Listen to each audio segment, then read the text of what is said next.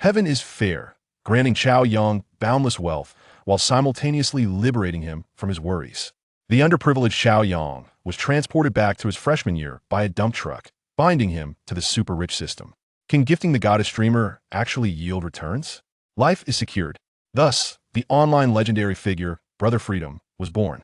The alluring goddess streamer exclaimed, "Thank you, Brother Freedom, for the 100 super rockets. Brother Freedom, you are magnificent." Ding.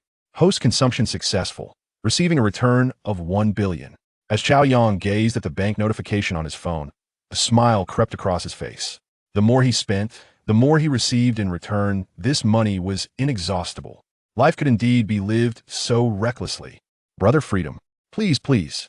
Brother Freedom, you are the best. Heaven is fair, granting Cao Yang boundless wealth while simultaneously liberating him from his worries. The underprivileged Cao Yang was transported back to his freshman year by a dump truck, binding him to the super-rich system. Can gifting the goddess streamer actually yield returns? Life is secured. Thus, the online legendary figure, Brother Freedom, was born. The alluring goddess streamer exclaimed, "Thank you, Brother Freedom, for the 100 super rockets. Brother Freedom, you are magnificent." Ding. Host consumption successful, receiving a return of 1 billion. As Cao Yang gazed at the bank notification on his phone, a smile crept across his face. The more he spent, the more he received in return. This money was inexhaustible. Life could indeed be lived so recklessly. Chapter 1. The Capitalist's Downfall. In midair, Cao Yang's eyes widened. He watched his phone, resembling a parabolic trajectory, fall. He tried to reach out to catch it, but it was too late. What to do? The unsavory content in his phone had yet to be deleted. It was over. His reputation was utterly ruined. Well, it didn't matter as a loser. Who would even care about his image? He had no idea who would come to claim his body. Or right, if he truly died, who would be there to collect his remains? In that fleeting moment of existential reflection, Cao Yang fell silent. It seemed there was no one. The realization pierced his heart like a knife. His life had been lived in vain. So many soft and delicate young girls, alluring mature women, enchanting housewives, and even twin sisters. None of them had anything to do with him. Living was worse than a dog. Perhaps this was a form of liberation. Farewell to the wretched life he had endured. With a thud, darkness enveloped him, and he lost consciousness. Yet he faintly heard a mechanical voice. Ding. Suitable host detected. System binding initiated. Beep, beep, beep. Alert. Host has lost life signs. System auto repair function activated. Beep, beep, beep. Severe bodily damage detected. Unable to repair. Emergency protocol triggered. Reincarnation in progress. Ding. Host's reincarnation is complete. What the hell? That dump truck can run red lights just because it has connections? Bastard. As if awakening from a bad dream, Cao Yang suddenly opened his eyes, greedily inhaling the air. Upon seeing his surroundings, he was taken aback. An old house filled with the marks of time, historical furniture, and peeling yellowed walls. Everything was so familiar. Beneath him was a hard wooden chair, and on the dilapidated writing desk in front of him lay an old smartphone, while a flamboyant female streamer posed enticingly on a second-hand laptop. Beside the laptop was a pristine university admission notice. This scene instantly evoked the deepest memories within Cao Yang. After receiving the admission notice from the prestigious university, he had treated himself to a second-hand laptop from a market as a reward. Though it was a used item, it was truly a bargain with outstanding specifications, perfectly capable of handling games, videos, and live streams. Originally, he had intended to use it primarily for gaming, but to enhance his skills, he downloaded a streaming app. After exhausting himself watching gaming masters, he casually explored the platform, inadvertently stumbling into the Star Channel's live stream, which shifted his interests entirely. In this day and age, if you haven't encountered the charms of a streaming girl, you wouldn't realize how alluring women can be. Similarly, if you haven't experienced a girl's live streaming, you wouldn't grasp how wild they can be. The 18-year-old Cao Yang was instantly captivated, profoundly understanding the truth of a saying. Once you enter the depths of live streaming, your principles become a mere passerby, staring blankly at everything before him. Cao Yang could not help but laugh. He had been reborn. It was indeed true. Oh, heavenly fate, how I adore you. Wait, could it be that this entire situation is the system's doing? I confess, system, you're my one true love in this life. As soon as this thought crossed his mind, a faint blue screen materialized before him. As a seasoned web novel enthusiast in his past life, Cao Yang felt no panic instead. He was filled with exhilaration. Here it comes, the arrival of a life of luxury. Basic information. System level. Level 1. Host, Cao Yang. Age, 18 years. Height, 182 centimeters. Weight, 74 kilograms. Basic attributes. Note, scored out of 100, the passing line for normal individuals is 60 attributes, can be improved later.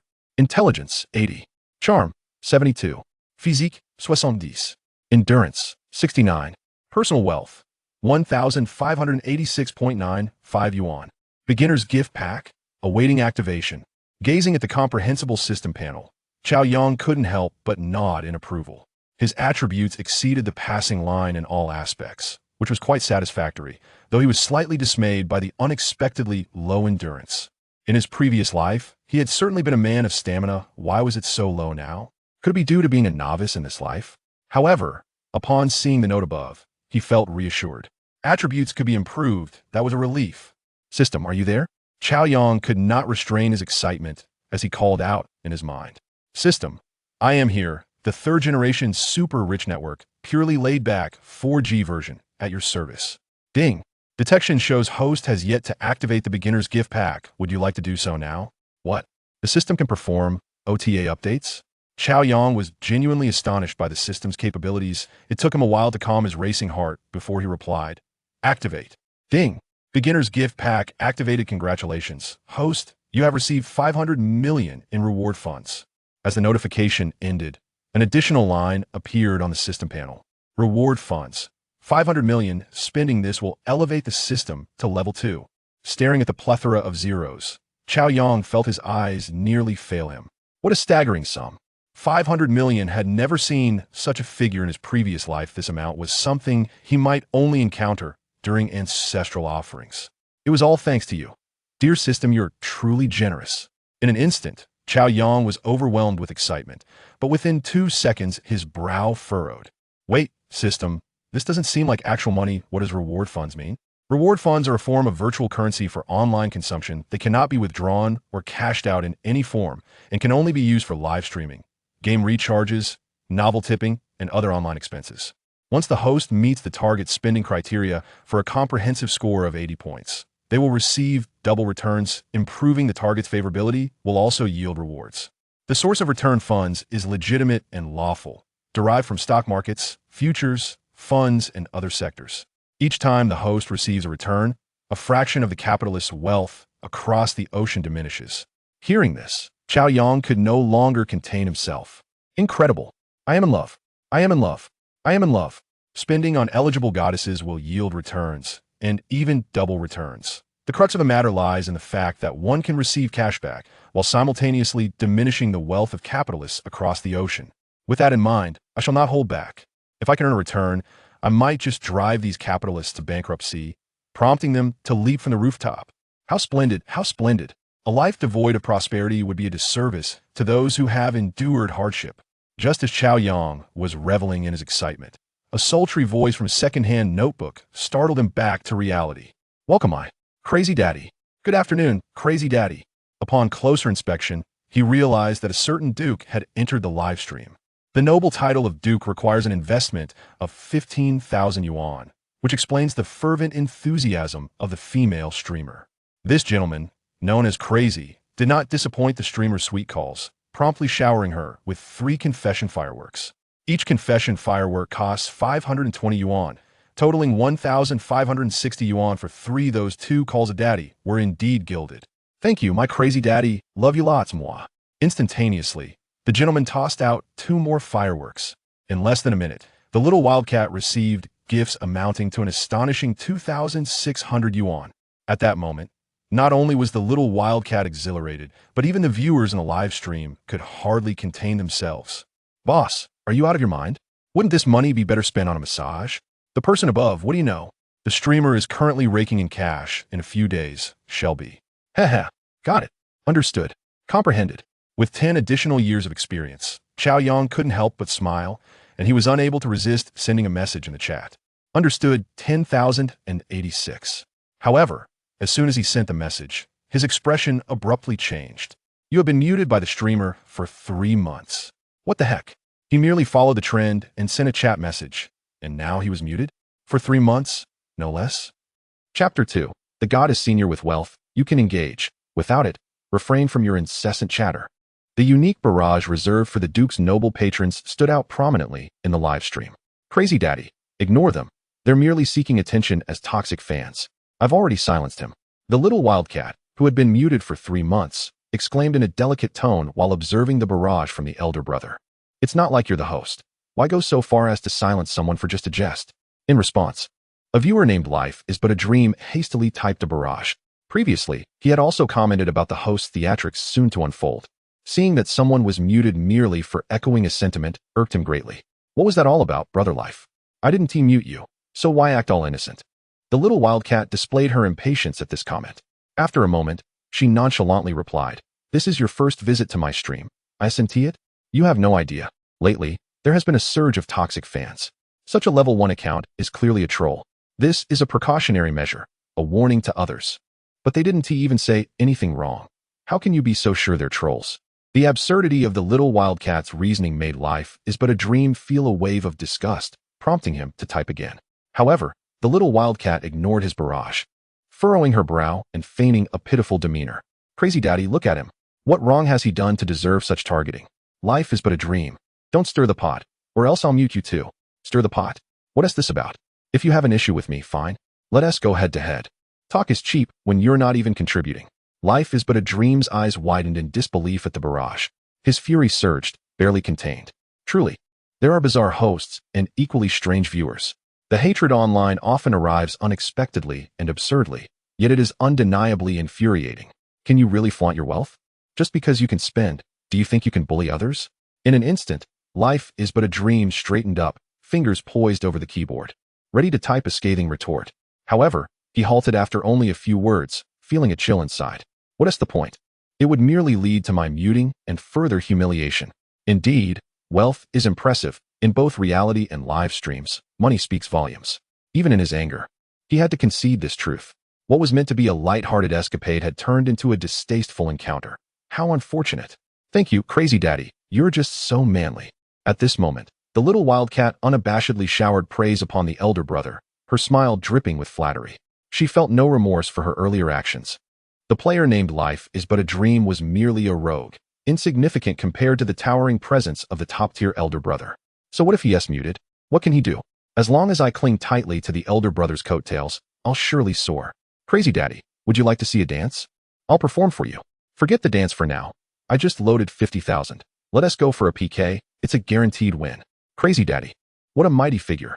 As she beheld the elder brother's extravagant barrage, the little wildcat's eyes sparkled with excitement. At this juncture, Life is but a dream. Initially intending to leave the live stream, found himself momentarily pausing, instead choosing to stay. Good luck with your big streamer. May you produce something worthwhile. Despite suppressing his frustration and avoiding further conflict, his anger remained unabated, as he continuously cursed in his mind, longing to witness the other party's downfall. His rage was palpable, yet even more so for Cao Yang. Observers could hardly tolerate the spectacle. How much worse for him, the one directly involved.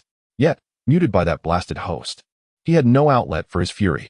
In a previous life, faced with such repugnant situations, he would have chosen to let it slide. Having been worn down by the harshness of reality. Once a spirited young man, he had entered the workforce with high hopes, yet found no leniency from his employer. The end result was unemployment. Struggling between work and joblessness, he gradually became more pragmatic, learning to endure unfairness quietly, a version of himself that he found intolerable. He ultimately decided to quit his seemingly glamorous job, choosing instead a life of freedom. However, after less than 6 months of delivering takeout, he met an unfortunate end, only to be reborn at 18. In his previous life, he had reached his limit. In this life, would he continue to endure such indignities? Reborn with an extraordinary advantage. Starting with a 500 million reward. This time, no one would dare to look down on him, not even his own progeny. What? Youthful exuberance? Isn't that what being young is all about? At this moment, upon hearing the pair's intent to engage in a PK, Cao Yang could not suppress a grin. Guaranteed win? Under my watch, you think you can triumph? I'd rather cut my throat than allow that. Not disappointing anyone. The little wildcat swiftly clicked for a random PK and soon matched with the host. The live stream split into 2 halves, revealing a stunning beauty on the right. However, This beautiful host rested her chin on her hand, her eyes reflecting a deep sorrow as she appeared lost in thought. Mississippi. Hey, miss, how shall we play? The little wildcat, filled with envy, casually inquired. Oh, my apologies. Just being casual. I'm home alone. The beautiful host broke free from her stupor, offering a faint smile.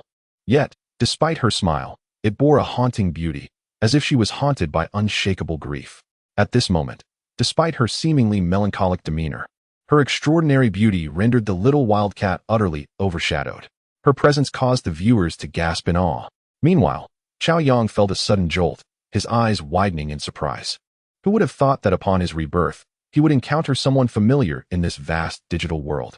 Though he had yet to officially enter university, his memories from his past life were intact. Wasn't he this the school goddess from the previous year?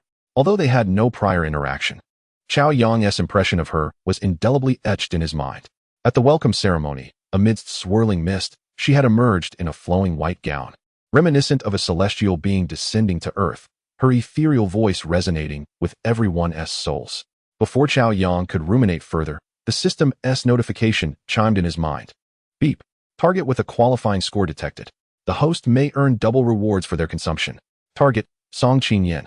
Age, 19 years. Height, 168 centimeters. Weight, 49 kilograms. Attractiveness, 94 points. Figure, 89 points. Drivers, 0. Favorability, 0. Gazing at the soft blue screen displaying information about senior Song Qingyan, Cao Yang was momentarily taken aback. As one of the 4 renowned campus beauties at Magic City University, it was hardly surprising to see such high ratings for her beauty and figure. What delighted him most was that her driving score was still 0. This implied she was still. In his memory, rumors about this aloof senior had never ceased. Even as a freshman, Cao Yang had heard many tales, which now clearly appeared to be malicious slander. This revelation instantly brightened Cao Yang's mood. What a twist of fate. As long as he spent in the senior's live stream, not only would he undermine those 2 toxic individuals, but he would also receive double rewards. Simply put, it was exhilarating. Chapter 3 Duke? What a ridiculous notion. Honestly, why broadcast when no one is watching? It merely diminishes one's dignity. Humph, what does it matter if one is beautiful? They are still just a mediocre streamer. The little wildcat scoffed internally, pursed her lips, and promptly muted her microphone, initiating a vote rally, fearful that uttering another word would tarnish her status. Suddenly, the previously empty live stream of Song Qingyan was graced by the presence of over a dozen viewers, all having migrated from the little wildcat's stream. Goodness, the streamer's beauty and aura are extraordinary. How had I not noticed such a stunning host on Feiyu before? This beauty undoubtedly deserves a spot among the top 5. Welcome, everyone, to Qingyan's live stream. Thank you for joining, Song Qingyan said, mustering her spirits as she faced the influx of new viewers. Not a single person in your stream. Huh. Floated the comment from Floating Life Like a Dream, who had also joined the chat. His eyes widened in disbelief as he scanned the sparse audience. Unlike others who were drawn by the streamer's beauty, he was eagerly anticipating the downfall of the little wildcat and that despicable madman. Initially, he thought Song Qingyan was merely being modest when she claimed her stream was empty, but upon arriving, he realized it was indeed desolate. At that moment, Cao Yang entered the scene and was equally bewildered. In terms of beauty, the senior was undoubtedly one of the 4 campus goddesses at Magic City University. As for talent, she consistently stole the show at various school performances. How could a goddess with both beauty and talent be struggling as a streamer? Surely, she should not be devoid of an audience.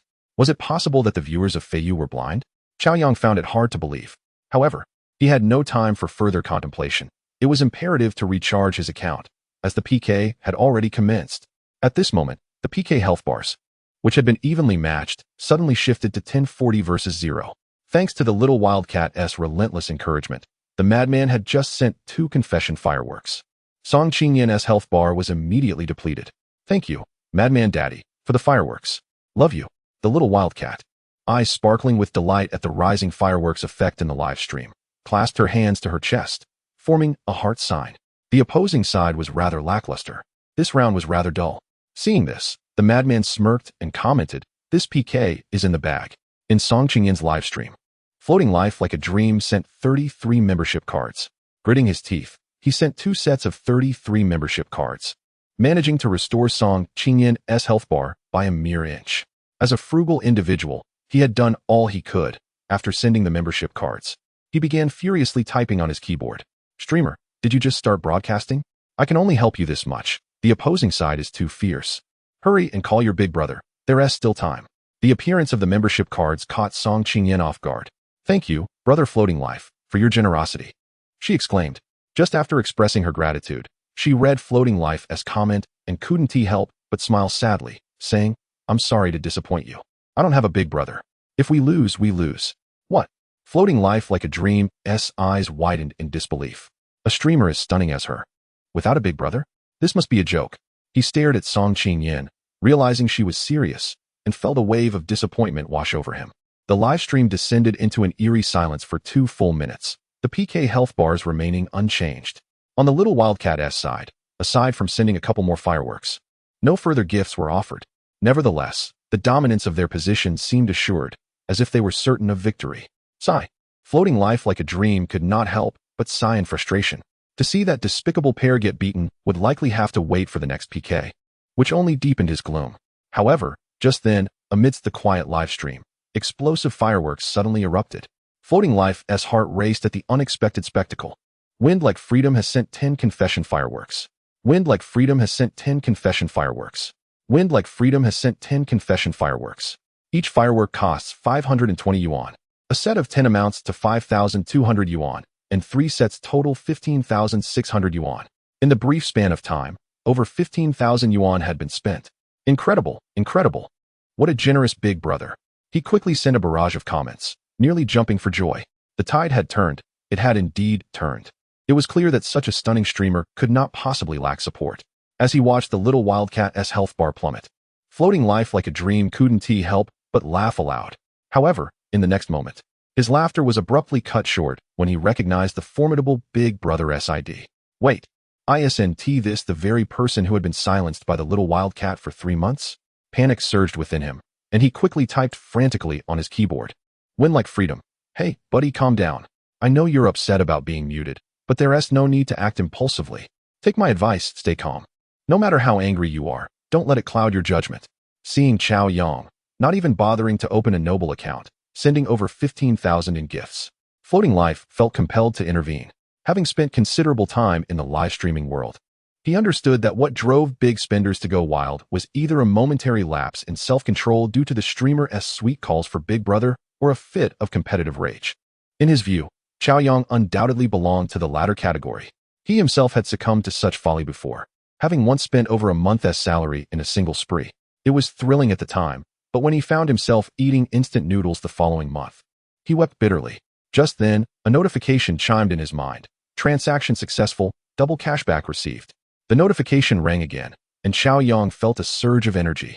Just as he was about to showcase his skills, he caught sight of Floating Life like a dream's comment, and couldn't help but chuckle. To be fair, he had a decent impression of this brother. In the little Wildcat's stream, he had stood up for him, and now he was advising him against reckless spending, which warmed Cao Yang's heart. However, he realized he had misunderstood the situation. Cao Yang silently told himself, Brother, you just don't understand. Not spending is not an option. How can I get cash back without spending? Not only must I spend, but from now on, I must spend extravagantly. Who understands the pain of never losing? Rest assured, I know what I'm doing. Cao Yang smiled and replied with a comment, then clicked on the gift menu, officially beginning his spending spree. What nonsense about dukes. I shall show you what true power is. Chapter 4. What? The opposing side is starting to fight back.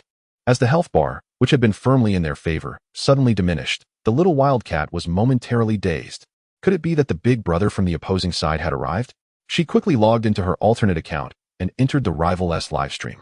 But upon seeing the big brother sending gifts, she widened her eyes in disbelief. For a moment, she thought she was seeing things, rubbing her eyes and looking again. She finally confirmed it. This was the very small account that she had just muted.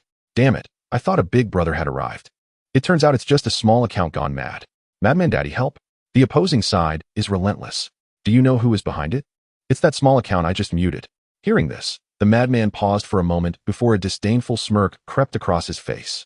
He had just assumed that the big brother on the opposite side was about to confront him, only to realize it was a counterattack from a mere novice. Huh. Did he think he could wager his entire fortune against my pocket money? How naive. The madman sent out 10 confession fireworks. The madman sent out 10 confession fireworks. The madman sent out 10 confession fireworks. Grateful for the madman's generosity, The excitement erupted in the live stream as the little wildcat cheered, her hands forming a heart shape over her chest. The novice had the audacity to suppress the Duke? Dream on. Watching the health bar bounce back, the madman chuckled nonchalantly, even lighting a cigarette to enjoy a puff. However, as soon as he exhaled the smoke, his expression changed dramatically. To his dismay, the opponent had struck back again. A mere novice was still bouncing around. I'll show you how to jump. With a cigarette dangling from his mouth, the madman immediately resumed his frenzy of gifting. The madman sent out 10 confession fireworks. The madman sent out 10 confession fireworks. The madman sent out 10 confession fireworks. Another 10,000 worth of gifts flew out. And he grinned with pride, his total votes combined with some scattered ones soaring to 32,000, far ahead of the opponent. But there was no time to even take a drag from his cigarette, as he watched the opponent's dwindling vote count rapidly catch up and surpass them once more. Damn it! The madman bit down on the cigarette, but in frustration. Did they really think they could trample over me? How foolish. Today, I had charged 50,000. That could rival the salary of an ordinary white-collar worker for half a year. Challenging me. With a face like thunder, the madman began to click gifts frantically. It wasn't until he clicked so much that no more gifts appeared that he realized he had exhausted the 50,000. That wasn't the main issue.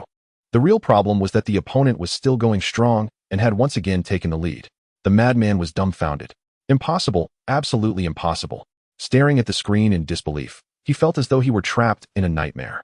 After spending 50,000, he couldn't even take down a novice? At that moment, he was on the brink of madness. A sudden searing pain in his thigh made him jump. He realized the cigarette had fallen into his lap without him noticing, nearly burning him. Ouch, it was blistering. This was no dream. Ding. The hostess spending was successful, and he received a system double cashback. Ding. The hostess spending was successful, and he received a system double cashback. Ding.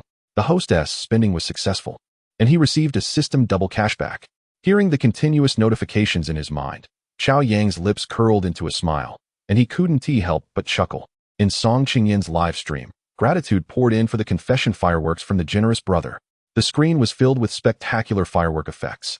And even in her heavy-hearted and despondent state, Song Qinyin felt a surge of excitement, her dim eyes suddenly sparkling. Ding. Song Qingyin's favorability increased by 10. Ding. Song Qingyin's favorability increased by 10. Ding. Song Qingyin's favorability increased by 20. However, after a brief moment of exhilaration, the haunting memories of the relentless oppression over the past 2 months wrapped around her like a nightmare. Her eyes dimmed instantly, and the sparkle vanished. Ding. Song Qingyin's favorability increased by 2. At this moment, the little wildcat's score had stagnated, while this side's score had exceeded 60,000 and continued to rise. The live stream was flooded with viewers eager to witness the spectacle, most of whom had jumped over from the little wildcat stream. Watching the unceasing effects in the live stream, their eyes nearly bulged out. What was happening? The Duke's account had run dry, yet this novice was still gifting. In the blink of an eye, the score soared to 70,000, and he showed no signs of stopping. Amazing. This brother truly was impressive. What the hell? How could a novice outdo a Duke? Brother, you've made us common players proud. This was truly exhilarating. The viewers, who had been freeloading, felt their blood boil. Witnessing a novice retaliate against the Duke, the immersion was incredibly intense. It was even more thrilling than watching 2 wealthy patrons clash. Of course, this didn't include floating life like a dream. Upon seeing the score reach 80,000, Cao Yang showed no intention of stopping, prompting his friend to anxiously pound his thigh. Brother, you're being reckless. Enough is enough. The opponent barely surpassed 50,000. It's a sure win. Watching Cao Yang remain silent and focused on gifting, he sighed repeatedly. It's over. It's over. This brother has lost all sense. It wasn't until he had spent a full 100,000 that Cao Yang finally stopped, though it wasn't by choice. His account was drained. The system was great, but it hadn't credited the 500 million reward yet. When he recharged earlier, the system had thoughtfully linked his account to a virtual card. But as a new account, it had limits and a short time frame, forcing him to hurriedly charge just 100,000. There was nothing to be done. The connection had faltered at a critical moment. This would have to suffice. Cao Yang grimaced, pondering in silence. At this moment, floating life like a dream was also speechless. 100,000. He had impulsively spent that much. His entire annual salary didn't even reach that. Was he out of his mind? Was life no longer worth living? With a heavy sigh, floating life like a dream quickly sent a message. Brother, I'm not saying you should listen to me, but is it worth it just to vent your frustrations? Sigh. Dragon Country Bank. Your account ending in 9966 has received a deposit of 10,400 yuan. Current balance, 11,986.95 yuan. Dragon Country Bank. Your account ending in 9966 has received a deposit of 10,400 yuan. Current balance. Looking at the string of bank notifications on his phone, a smile stretched across Cao Yang's face, one that could rival an AK-47. In such a short time, he had made 200,000 yuan. He was on the verge of prosperity, but he still felt it was too little, merely a drop in the bucket. There was a long way to go. Glancing at the live stream, he noticed Floating Life Like a Dream's messages and couldn't help but chuckle. This guy had good intentions, but was utterly clueless. While others spent gifts purely at a loss, he was genuinely profiting. No worries. If it weren't for the time constraint, he would have wanted to gift even more. Never mind, the thrill was all that mattered. Let us see if those two fools can still put on airs. Upon reading Cao Yang's comments, Floating Life Like a Dream was taken aback, glancing at the PK bar, where their score completely overwhelmed the opponents with nearly double the advantage, causing his heart to skip a beat. It must be said, regardless of anything else, this was truly exhilarating. He eagerly anticipated the madman's reaction at this moment. A sure win? Huh. Chapter 5. Both sides go offline as the countdown reached 0.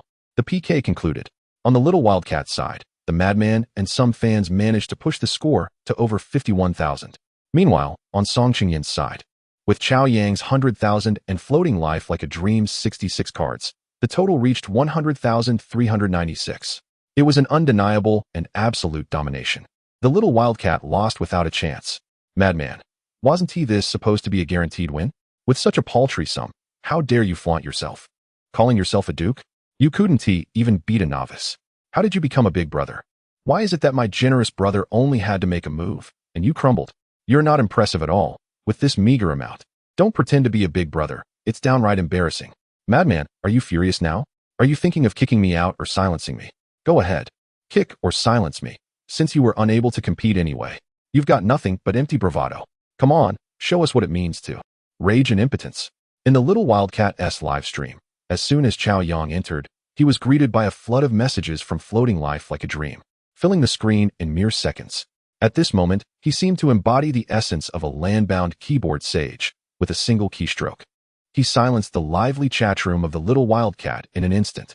Such speed, if not found in a novel penned by a tomato, would be a lamentable waste. You foolish one, a vanquished ranger dares to prance before me. Even at my lowest, I am still a duke. Who the hell granted you such audacity, Zhang Jinglei? The madman, his face flushed, glared with bloodshot eyes, panting with a mix of shame and anger as he sent a barrage of comments. You are mistaken. It is not Zhang Jinglei, but Brother Freedom. What are you going to do about it? If you have the skill, strike back. With a faint smile, Floating Life as a Dream began typing furiously again. This fellow still boasts of being a duke. It's laughable to lose to a novice duke. How ridiculous. My goodness. Terrifying indeed. A lofty duke reduced to nothing.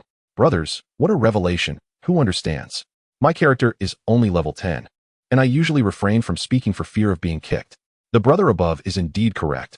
Brother Freedom is here to support the novice, 666. In the Little Wildcat's chat room, with over 200 viewers, the genuine fans number merely 20 or 30, while most, like Floating Life as a Dream, are merely here to spectate, and a portion have been drawn in by the previous PK. Unable to contain themselves, they began to voice their opinions. As public outrage surged, the Little Wildcat's followers, aware of their untenable position, refrained from speaking, while the Little Wildcat herself turned pale before the camera, gazing at the screen filled with negative comments. She dared not silence them any longer. Little did she expect that silencing just one level 1 novice would escalate to such an unbelievable situation. After finally attracting a duke, she thought she could soar, only to crash before takeoff. My goodness, even a duke cannot best a novice. This utterly shatters her understanding.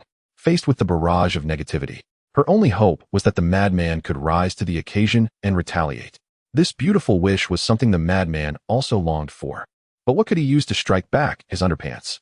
Today he had just charged 50,000, money meant for laborers' wages, now spent on his character, hoping to elevate himself. Who would have thought he would kick a steel plate? In the realm of live streaming, isn't reputation everything? Yet, at this moment, the madman felt as if he had been slapped hard, the sting far more painful than a real slap, causing him to feel a surge of rage, nearly spitting blood. He truly wished to kick this bunch out, but that would only reveal his impotent fury. Nursing the burn on his thigh, he glared at the screen, gritting his teeth for what felt like an eternity. In a fit of anger, he clicked the exit button. Damn it! With a loud crack, he smashed his mouse to pieces. Look, the great Duke has logged off. Can you believe it? A novice has actually driven a Duke offline. Incredible, Brother Freedom, 666. Observing the transformation of the chatroom, the little wildcat quickly opened the Duke's profile and confirmed he had indeed logged off. In that moment, she resembled a forsaken bride. Her face ashen. She had seen streamers fawning over big brothers before, but this was a rare display of arrogance. The streamer revealed her true colors. I am merely a critic. Go ahead, mute me. Yes, come on, streamer, please silence me. Silence 1. Silence 10,086. You all. I. The little wildcat stared at the chat, unable to utter a word. With the Duke having fled, her confidence evaporated. Trembling, she abruptly ended the stream. In Song Qingyan's streaming room, a sense of satisfaction washed over her as she jubilantly typed a comment about the two despicable individuals being driven offline. Seeing this, Cao Yang couldn't help but chuckle. Indeed, it was quite gratifying to witness the events in the little wildcat stream. Floating life as a dream. That was truly satisfying. 666. Cao Yang, approachable as ever, sent a comment. All right, this fellow is worth keeping. If there's an issue, he will indeed step in. This comment made floating life as a dream blush. In the face of prior injustices, he ultimately chose to retreat. Unbeknownst to him, he had grown accustomed to living in subservience. At some point, he had morphed into a compliant individual. At some point, he had learned to bend his back. Damn this society. Once upon a time, he had forgotten that he, too, harbored a passionate spirit. Once upon a time, he had forgotten that he could be full of vigor. At this moment, floating life as a dream was suddenly overwhelmed with an urge to cry, casting aside impulsive emotions. The wind-like freedom he yearned for, the defiance, the courage, the boldness, all of it stirred his soul. Is life not about maintaining one's dignity, treating life and death with indifference, and taking on challenges without submission? Wind-like freedom, please, do not mock me. I am embarrassed. I have not truly submitted to anyone in years, but now I yield to you, Brother Freedom. I may not be able to give gifts, but with a speed of over 300 lines of code a minute, I have never lost a verbal spar. In the future, if you need anything, Brother Freedom, just speak. Indeed, Brother Freedom is impressive. $10,000 spent without hesitation. Such audacity commands my respect. Does the big brother need a little brother? Shy JPG, Big Brother is amazing, truly a source of pride for novices. As he observed the incessant stream of praise flooding the chatroom, Cao Yang found it difficult to discern sincerity from pretense. Ultimately, it was meaningless. Yet, he could not deny that being at the absolute center of attention felt rather exhilarating. Is this not the joy of being a big brother? Cao Yang seemed to grasp a fragment of it. In both reality and the digital realm, it is undeniable that wealth equates to power. Money is a man's courage, a hero's blade. With wealth comes privilege, and with privilege comes the confidence to stand tall. Once a mere impoverished soul in his past life, he now felt a surge of bravado. Streamer, do you not understand? Brother Freedom has gifted 10,000. How could you not properly thank him? A sudden comment pierced through Cao Yang's thoughts. At this moment, the school beauty, his senior, appeared to be weighed down by her thoughts. This should not be. Having received $10,000 in gifts, she ought to be elated. Chapter 6. Mysterious rewards seated before the camera. Song Qingyan silently observed the bustling chatroom, resembling more of a spectator than a streamer.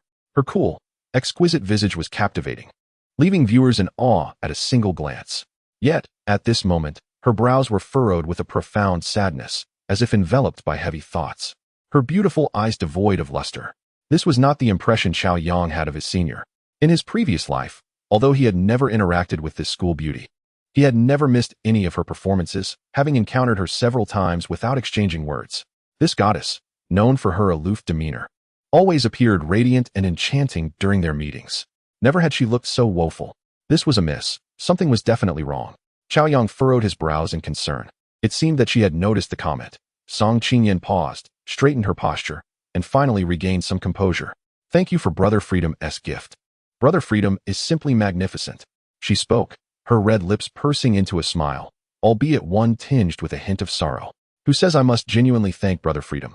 Not only for his generous gifts, but also for bringing in such a crowd? I am truly grateful. Otherwise, I might have been left here alone until the stream ended. Haha, speaking of which, today is my birthday. Upon hearing this, Cao Yang froze. Today is, in fact, the school beauty's birthday? How could it be so cold in the chat room on her birthday? One of the 4 school beauties, struggling in a live stream? Cao Yang could hardly believe it. There must be something more to this. Suppressing his doubts for the moment, Cao Yang sent a comment. It turns out today is the streamer's birthday. What a coincidence. Happy birthday. Brothers, let us give her a wave. At this moment, there were dozens of people in the room. A portion of them remained captivated by Song Qingyan's striking beauty, but an even greater number were enchanted by Cao Yang's fervent barrage of gifts. Witnessing the flurry of supportive messages from Cao Yang felt akin to a rallying cry, instantly allowing him to relish the prestige of being a revered figure. In mere seconds, a cascade of happy birthday messages flooded the screen like a waterfall, with some even sending small cake emojis. Observing this scene, Song Qingyan's downcast eyes sparkled momentarily. Thank you all for the delightful cakes and the overwhelming blessings. And a special thanks to Brother Freedom for your support, she exclaimed, her voice trembling with emotion as her eyes glistened with unshed tears. She never anticipated such a heartwarming experience on the final day of her livestream. Had this occurred 2 months prior, she would have been elated. Yet now, she had resolved to leave Feiyu the very next day. Her hopes for the platform had been utterly extinguished. That wealthy patron had mercilessly suppressed her for 2 months, looming over her like an immovable mountain, leaving her devoid of hope. Perhaps in the future, she might rise again on another platform, but it would undoubtedly not be Feiyu. Heartbreak, resentment, and sorrow mingled within her, yet she felt utterly helpless. After all, this was the first platform she had chosen, the place where her dreams began. Regrettably, after 2 months of perseverance, she could no longer continue. The rise and fall of her journey were encapsulated in the unwavering resolve of a super-rich patron, which had rendered her unable to persist any longer. Nonetheless, despite her despair, the unexpected warmth brought by Cao Yang at that moment still warmed her heart. Ding! Song Qingyan's favorability increased by 10. Beep beep beep. System notification. When the target's favorability reaches a certain level, the host will receive mysterious rewards. Favorability of 50 will trigger the first-tier relationship, friendship. Favorability of 60 will trigger the second-tier relationship, affection. Favorability of 70 will trigger the third-tier relationship, romantic intent. Favorability of 80 will trigger the fourth-tier relationship, freedom to choose. Favorability of 90 will trigger the fifth-tier relationship, solely yours. Favorability of 100 will trigger the sixth-tier relationship, life and death together. Ding! Song Qingyan's current favorability is 52, triggering the first-tier relationship of friendship. Congratulations to the host for obtaining a mysterious reward. Would you like to activate it? In his mind, a series of system prompts echoed, causing Cao Yang to shudder with excitement. As long as he raised favorability, he could receive such rewards. Truly a remarkable and powerful tool. He was pleasantly surprised that the senior's favorability had swiftly surpassed 50, considering they had previously been mere strangers. However, after some contemplation, he found solace in the fact that this favorability of over 50 merely indicated friendship. It meant that the campus belle regarded him as a friend. This first stage of the relationship was likely the easiest to achieve. As for the subsequent stages, Cao Yang felt confident they would not pose a challenge. After all, armed with the aura of financial prowess, he felt invincible, whether dealing with aloof beauties or virtuous women. Undoubtedly, financial capability could resolve 99 of the world's issues, with the remaining 1 left to the system. In a life of privilege, it was impossible not to rise to greatness. With these thoughts, Cao Yang smiled. System, activate the mysterious reward. Ding! Activated. Congratulations to the host for receiving the reward. 1 free attribute point. Free attribute points can enhance physical attributes. This is indeed a valuable asset. Moments later, a knowing smile crept across Cao Yang's lips. In the live stream, happy birthday messages continued to flood the screen for 2 minutes, and Cao Yang gradually calmed down from the exhilaration of his newfound power. Host, what happened? Why was your live stream so quiet before? As Cao Yang regained his composure, he curiously typed a message to the still troubled campus belle. Upon seeing Cao Yang's message, Song Qingyan hesitated, her lips parting as if to speak. Yet ultimately, she shook her head in silence. Observing this, Cao Yang quickly typed another message. What's wrong? Is there something you cannot share? Perhaps I can help. After all, she was his first target for investment, and he relied on her for returns. He couldn't afford to be indifferent. Ding! Song Qingyan's favorability increased by 5. Although he received the system notification, he saw Song Qingyan forcing a smile as she said, "It doesn't really matter anymore, Brother Freedom. I want to be streaming tomorrow." Cao Yang's eyes widened in disbelief. What do you mean, you want to be streaming? He still needed to gift her for returns. Her departure would be disastrous. Hastily, He placed his hands back on the keyboard, eager to understand what was happening. Just then, a brilliant light flashed in the live stream, and an imposing emperor title appeared. An emperor-level patron had entered the room. Wow, so many people, quite lively. The patron, known as Hao Min Ba Yi, immediately sent a dazzling message that caught everyone's attention. The golden text commanded the viewers' astonishment. They were momentarily bewildered. None had anticipated the presence of an emperor-level patron in this modest live stream. It must be said that the prestige associated with the emperor title was extraordinarily high. In a time when a single dollar could buy 4 buns, it symbolized undeniable power. Not to mention, the cost of obtaining such a title amounted to 180,000, equivalent to several years' salary for an average person. In a county, it could cover the down payment for a 3-bedroom apartment. Across the entire platform, including the guild leaders, the number of emperors was exceedingly limited, and without a doubt, each emperor account belonged to a well-known tycoon on the leaderboard. Even in the rooms of second-tier streamers, it was rare to see an emperor, let alone in a previously lackluster live stream. It was no wonder the audience was astonished. Some players who usually frequented smaller streamers were witnessing such a notable figure for the first time. Wow, this streamer is going to soar. If I can get close to the emperor, I'll surely thrive, they thought, eager to extend a warm welcome. However, contrary to their expectations, Song Qingyan's beautiful eyes dimmed, her delicate brows furrowing in distress. In an instant, the atmosphere shifted to an eerie silence. Is it that unwelcoming? Not even a greeting? Observing this, the emperor patron quickly sent another message. Did you see that? Even the top-tier patron isn't welcomed here. This streamer is a complete ingrate. I advise you all to leave. This live stream is not worth your time. Watching the emperor's message, the audience felt even more perplexed. They were seasoned players accustomed to drama, but they could faintly sense a scandal brewing. Their eyes widened in interest. Song Qingyan's face turned pale. Despite biting her lip, she couldn't suppress a bitter smile. Yi, you truly have your ear to the ground. Just as someone entered my live stream, you come to chase them away. After 2 months, you've truly worked hard. Huh, you're just here to stir the pot. Go compete against your rivals elsewhere. My fans have all been scared away by you, and every newcomer you chase off, you have to scheme and plot to get rid of. Big brother, I just want to ask you, do you find this amusing? Is it satisfying? Do you feel accomplished? Upon hearing this, the expression of the emperor patron, already grim, darkened even further. How dare you speak to me like that? After 2 months, you still retain such arrogance. Fine, you're impressive. Let us see how long you can last. You're a streamer now, why act so pure? Have I treated you poorly? Do you remember how much I supported you? I poured nearly 2 million into your streams. Without my backing, how could a newcomer like you rise to the second tier in just 3 months? For you, do you know how many other streamers I turned away? I was blind to have favored such an ungrateful ingrate like you. What is it that you find so unappealing about me? In the live stream, the audience was completely absorbed in the unfolding drama. Their fingers paused as they witnessed a shocking revelation. The chat was flooded with accusatory messages from a prominent figure. Clearly upset, it seemed evident that this was a classic scenario of a streamer clashing with a wealthy benefactor. Such affluent patrons were rare gems that many streamers desperately sought. To offend one was nothing short of foolishness. It was no wonder the stream had been so quiet before.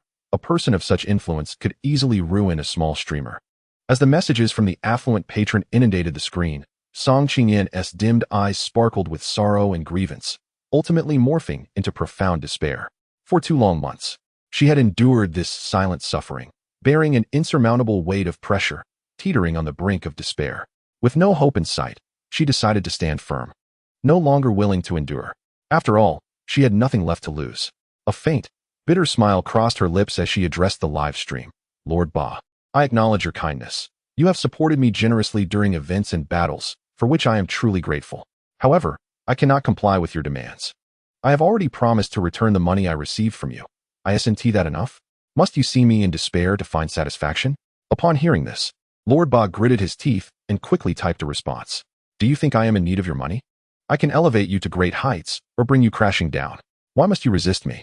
You could simply agree, and I promise to treat you as before. Song Qingyan paused, collecting herself before replying with calm resolve. That's impossible.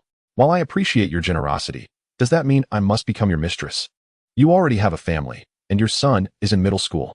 The audience, initially sympathetic to the affluent patron for his gifts, erupted in disbelief at the implication of his demands. Isn't it a matter of mutual consent? They wondered. To force someone into such a role is utterly shameless. At that moment, Cao Yang finally understood the situation's intricacies. realizing why the illustrious school beauty's stream had been so deserted. Anger surged within him. What an outrageous bully. He typed furiously. Lord Ba, what kind of fool are you? Get out. You've disgraced manhood. As the tension escalated, Lord Ba, having previously ignored the stream, couldn't contain his rage. You think you're someone important just because you've spent 100,000? How ridiculous. This amount wouldn't even cover a royal title. You think you can stand up for her? How amusing. Cao Yang's resolve only strengthened, and he retorted, you're nothing more than an arrogant fool. I'll teach you what it means to support someone. I'm not afraid of your wealth. Just as he was about to press send, Song Qingyan stood sharply, her expression freezing the air. You need not heed the barking of a dog, she declared, before softening her demeanor with a radiant smile that illuminated the entire stream. Your support has been remarkable, and I am grateful. The audience gasped in exhilaration. The unexpected sweetness in her tone captivated everyone, sending shivers through the viewers. Such a voice could enchant the soul, they exclaimed. When will we ever be addressed so affectionately? However, Lord Ba seethed in anger, unable to bear the humiliation. How could she, who owed him so much, speak so casually? The thought that a mere 100,000 could elevate someone to such heights while he received none of the same affection was infuriating. Feeling the heat of jealousy, he struck back. You're a tough one, aren't you? If you want to make this easy for me, I'll make sure you regret it. The beauty's laughter was not for him, and in that moment, Lord Ba's fury peaked. Meanwhile, Cao Yang, feeling triumphant from the school beauty's acknowledgement, set his sights firmly on her. This goddess is mine to protect, he vowed, unwilling to let anyone else encroach on what he now deemed his treasure. With the situation intensifying, Lord Ba made his exit, leaving behind a flurry of emotions and a complex web of alliances in the wake of the confrontation. Clutching her bountiful bosom, she bowed deeply, and upon rising, bit her crimson lip, her voice turning cold and melancholic as she expressed her gratitude. Thank you, Freedom Brother, for your support just now. I must sign off now, and you should leave quickly as well, or else he will really come over with his streamers. I feel fortunate to encounter Freedom Brother on my last day of broadcasting, but alas, I want to be streaming tomorrow, and I am truly sorry. If you find it disappointing, feel free to leave your contact information, and once I receive my salary, I can return that amount to you. Freedom Brother? Why are you calling him brother again? Upon hearing this, Cao Yang couldn't help but send a teasing message. Haha, I was merely trying to provoke Lord Ba. Please don't take it seriously. Seeing Cao Yang's comment, Song Qingyan's delicate face involuntarily blushed, instantly resembling a ripe apple, and she awkwardly explained. However, deep down, she sighed, realizing she could not be as liberated as other streamers, feeling even shy to utter a verbal benefit. Perhaps this was the reason her fans fled at the slightest provocation. She hoped to overcome this in her future streams. Upon hearing senior sister Song Qingyan's words, Cao Yang couldn't help but smile. I don't care. I take this seriously. I have decided you are my eldest daughter, so sit tight. If he comes over, it's just the perfect opportunity for you to vent your frustrations. With Daddy around, how could my eldest daughter be bullied by anyone? Looking at Cao Yang's message, Song Qingyan's flushed cheeks widened in surprise, exclaiming, You really intend to confront him? He is an emperor, and even 10 dukes wouldn't be enough to contend with him. Knowing the opponent was a super powerful figure, to still confront him was madness. At this moment, even the audience in the live stream felt waves of astonishment. No way, Freedom Brother. Are you really going to confront that emperor just now? This is bewildering, Freedom Brother. When the emperor strikes, it's not something that can be dealt with for a mere 100 or 200,000. Even the previously silent floating dream quickly sent a message. Freedom Brother, we mean no offense, we are merely speaking the truth. To engage in a serious fight, one would need at least 1 or 2 million to stand a chance. Moreover, I just checked the wealth leaderboard, and this big shot is ranked 30th. Having spent at least 6 or 7 million. He is undoubtedly a super wealthy individual. As the messages flew across the screen, Cao Yang fell silent. What nonsense is this? Being 30th on the wealth leaderboard and having only spent 6 or 7 million is too weak. It's nothing. Unable to suppress his thoughts, Cao Yang's hands instinctively moved to the keyboard, typing furiously. Thank you, brothers, for your kindness. Life and death are trivial. If you're not satisfied, let us go for it. It's just about spending money. Come on. Brothers, keep an eye on this silly girl. Don't let her sign off. I need to recharge quickly. Damn, there's a limit. So frustrating. Is it just about spending money? Do you even hear what you're saying? The moment Cao Yang sent that message, the live stream fell into a sudden silence. Even Song Qingyan was left speechless. Such bold claims could only be made by either an absolute tycoon or a complete lunatic. At this moment, everyone couldn't help but harbor such speculations.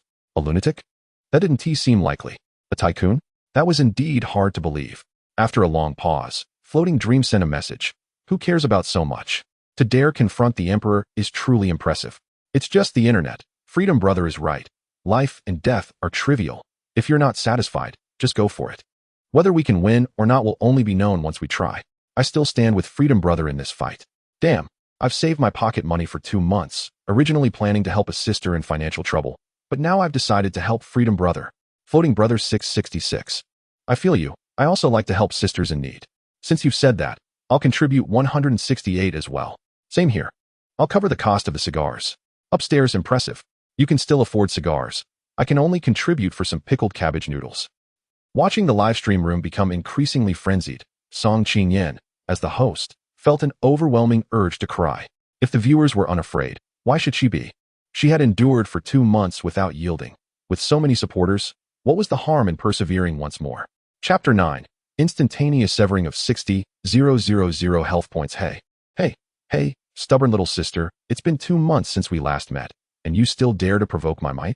I heard another big shot came to your house. He spent 100,000. Impressive. But surely, you don't think he can protect you, do you? No way, I'm laughing so hard. The heavily made up, sharp-faced streamer giggled while covering her mouth. Little sister, I must thank you.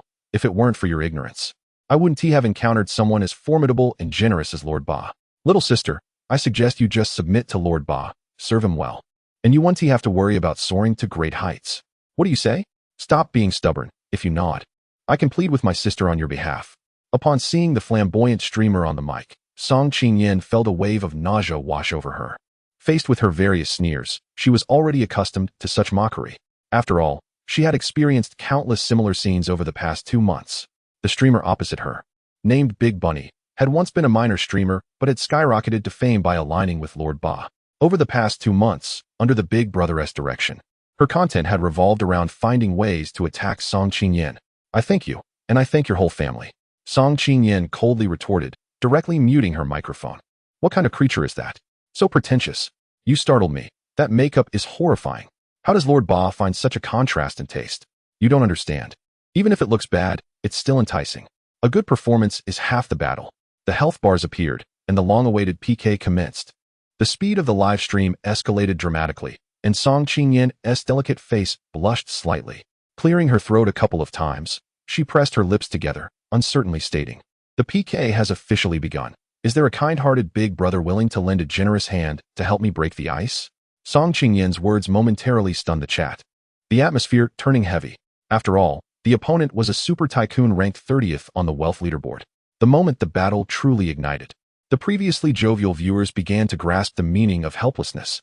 Such a big shot felt like an insurmountable mountain, and just the thought of it was daunting. The pain of being broke was all the more profound at this moment. Floating Dream gritted his teeth and quickly sent a message. What is there to fear? If you're willing to risk everything, you might just pull the emperor down a notch. I have a feeling Freedom Brother 1T let us down. Brothers, trust Freedom Brother and let us unite to take down the opponent. I'll make the first contribution as a show of respect. Floating Dream, sent out a card 33. Floating Dream, sent out a card 33. Floating Dream, sent out a card 33. Floating Brother is right. They all look down on us little accounts. Damn, if we can knock down the emperor, we'll have something to brag about for a year. This business is worth it. I'm in. 666, no issues here. What is there to fear? Let us all go. Fly fish male god, send out a plain 1. My life is over. Call my soul, send out power for love 3. Watching the various gifts pouring in like bamboo shoots after rain, Song Qingyan was suddenly filled with emotion. It had been over a month since such a scene had graced her livestream. It made her feel as if she were in a dream. At that moment, she realized that through 2 months of oppression, her perseverance stemmed from her reluctance to part with fly fish. After all, this was where her dreams had begun. Although the gifts in question are not particularly expensive, with the most extravagant being merely an aircraft and the rest consisting of small tokens worth only a few coins. It is remarkable that her votes swiftly surged past the milestone of 1,000. She expresses her gratitude for the generous support of her audience, acknowledging the hard work of her brothers. The camaraderie displayed by her viewers brings an involuntary smile to Song Qingyan's lips. Regardless of the outcome, she feels a deep sense of satisfaction witnessing such a scene after enduring a period of neglect. In the live streaming room of Big Rabbit, despite the depletion of her health bar, she remains unfazed. The presence of affluent supporters instills in her an unwavering confidence. Over the past 2 months, she has basked in an unblemished record, which has somewhat inflated her ego. She believes that as long as her brothers lend their support, she can effortlessly compete against top-tier streamers, let alone the lesser-known ones. With a hint of disdain, she remarks, "It took them half a day to garner just over 1,000 votes. What a joke." However, she sweetly adds, "Eighth Master, look. They dare to strike first without knowing their place. They are simply disrespecting you." Her few loyal fans, stirred by her words, echo her sentiments. "Eighth Master, this is a challenge to your authority. We must crush them." As the barrage of comments escalates, a golden message flashes across the screen. Humph. Like an ant shaking a tree, they dare to flaunt their skills before the master. Almost simultaneously, the spectacular effects of a super rocket detonated within the live stream. Wealthy Eighth Master sends 10 super rockets. The value of a super rocket far surpasses that of mere fireworks. While a single firework may cost around 520 yuan, one super rocket is equivalent to 4 of them, amounting to an astounding value of 2,000 yuan. In a mere moment, this affluent supporter has showered the stream with gifts totaling an impressive 60,000 yuan, an amount that could sustain an ordinary person for an entire year. The audience erupts with gratitude for their eighth master, rallying behind him with fervor. The atmosphere in the live stream becomes electric, and Big Rabbit, invigorated by the excitement, switches to an exhilarating battle anthem, exclaiming, 666, "It's all thanks to Eighth Master, powerful and succinct." As the health bar of their opponent crumbles before their eyes, laughter fills the room, and the ambience transforms into one of jubilation, with small gifts fluttering across the screen. However, just as the viewers anticipated an easy victory, a sudden shock silences the room. Big Rabbit stares in disbelief as an astonishing health bar, boasting over 60,000 points, is obliterated in an instant. Chapter 10, Insanity. The whitelisted emperor at precisely 4 in the afternoon, the once tranquil Feiyu platform erupted with excitement. An incessant stream of superfire announcements flooded the site, captivating the bored audience of various streams. Typically, even during peak evening hours, such extravagant gifts are a rarity, especially considering their hefty price tag. Yet, at this moment, the superfire announcements surged forth as if they were free, igniting the viewer's curiosity. With no scheduled events or competitions, seasoned players quickly deduced that a formidable figure was at play, unleashing a torrent of gifts akin to a grand finale. The excitement was palpable, drawing throngs of onlookers to the 2 competing streams. In Big Rabbit's live stream, the atmosphere was electric, with passionate music and dazzling effects captivating the audience. The influx of curious spectators transformed the viewer count from a mere 100 to an astonishing 30,000. As they witnessed the overwhelming display of superfire effects, their excitement reached a fever pitch. Yet, amidst the fervor, many began to take note of the health bar, their expressions shifting to astonishment. How could a fully leveled emperor, with all the support of small gifts, be so thoroughly dominated? Who was this extraordinary opponent? As the realization of this shocking truth dawned upon the crowd, curiosity propelled them to investigate further. Meanwhile, in Song Qingyan's live stream, the atmosphere was starkly different. The absence of vibrant music and a flurry of small gifts was replaced by a relentless barrage of superfire effects. In a short span, the number of viewers surged to 30,000, captivated by the extraordinary spectacle before them. As the audience processed the astonishing flow of superfire gifts, their reactions ranged from disbelief to exhilaration. "Congratulations, Wind Like Freedom, for leveling up to 28. The notifications continued to cascade, leaving the viewers in awe. "Unbelievable. This newcomer is a force to be reckoned with." The spectators, once calm, were now swept up in the thrill of the moment, fervently discussing the unprecedented display of generosity and skill. Though the mechanics of the platform and the sudden appearance of this mysterious figure remained a mystery, it did not hinder the audience's excitement. The barrage of super rockets and the electrifying atmosphere turned the live stream into a spectacle of epic proportions. In front of the camera, Song Qingyan stood in stunned silence, her wide eyes reflecting the dazzling effects and endless stream of comments. Could this possibly be real? The sheer magnitude of super rockets, viewers, and comments left her in a state of disbelief, as if she were caught in a dream. Laughter erupted as viewers exclaimed in delight, urging others to witness the host's bewilderment. "Hey, what are you doing? You should be thanking the benefactor," they exclaimed. The atmosphere in the chat room shifted dramatically, filled with playful jibes aimed at the host. At that moment, Song Qingyan's heart raced wildly, her trembling hand pinching her thigh. A sharp intake of breath escaped her. This was no dream. She felt as if her chair were embedded with nails, prompting her to leap up suddenly. This was real. Undeniably real. Tears welled in her eyes as she realized the truth of her situation. For 2 months, she had endured a torturous existence, despairing of her circumstances. She had contemplated switching platforms, hoping for a gradual recovery, but never imagined that what began as a farewell broadcast would propel her into the stratosphere. The streaming world had its proverbial saying about sudden windfalls, and now, it was manifesting before her eyes. Even the typically composed Song Qingyan felt her blood surge with excitement. Unable to contain her emotion as she shouted, "Long live the benefactor!" The contrasts of despair and elation in the streaming world unfolded unexpectedly. In that moment, Song Qingyan realized she had encountered a true benefactor.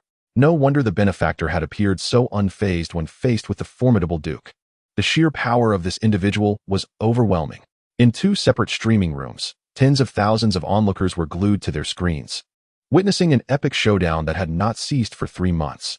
Within mere moments, the scores began to soar. 600,000, 800,000, 1 million. In just 2 minutes, both benefactors had each contributed $1 million. Yet, the excitement was far from over. 120,000, 150,000. Everyone held their breath, their hearts pounding like drums as both scores surged past the staggering 2 million mark. The Duke stared at the live scoreboard, veins bulging on his forehead as he struggled to comprehend the situation. How could this be? I've spent $2.5 million and still cannot catch up? At that moment, he felt an immense pressure weighing down on him, cold sweat trickling down his brow. He knew his own account well. He had deposited $3 million. And now, even if he spent 50,000 more, victory seemed elusive. The situation felt hopeless as he realized the opponent's resources appeared inexhaustible. What kind of monster is this? He thought, his heart sinking further into despair. Chapter 11. Unmercifully brutal 3 million. My goodness, it's over 3 million. The bunny, flushed with excitement, gazed at her soaring score. Her heart racing. An ordinary PK had escalated to such heights. It was impossible for her to remain calm. Though she had enjoyed the support of the Duke over the past 2 months, the gifts accumulated during that time paled in comparison to this single PK battle. Being signed with a guild, she understood that after deductions from the platform and taxes, her earnings would still amount to a substantial sum. I've struck gold, she thought, elated. With her eyes sparkling, the bunny leapt from her chair, excitement rendering her almost unable to contain herself. Unbeknownst to her, the audience was glued to the PK scoreboard, their expressions filled with anxiety. Suddenly, the rapidly increasing scores came to a halt. Hey, what's going on? The other side has surpassed us by 50,000. The Duke's supporters cried out in desperation. Come on, Duke, don't hesitate. Just go for it. Frustrated, the Duke seethed. If only I had the funds to keep this up. His face flushed with anger. He felt like a pig roasting over an open flame, the heat intensifying with every passing moment. Am I really going to lose? The thought was unbearable for someone ranked 30 on the platform. This is just a measly account. How can it possibly compete with me? The pressure was overwhelming.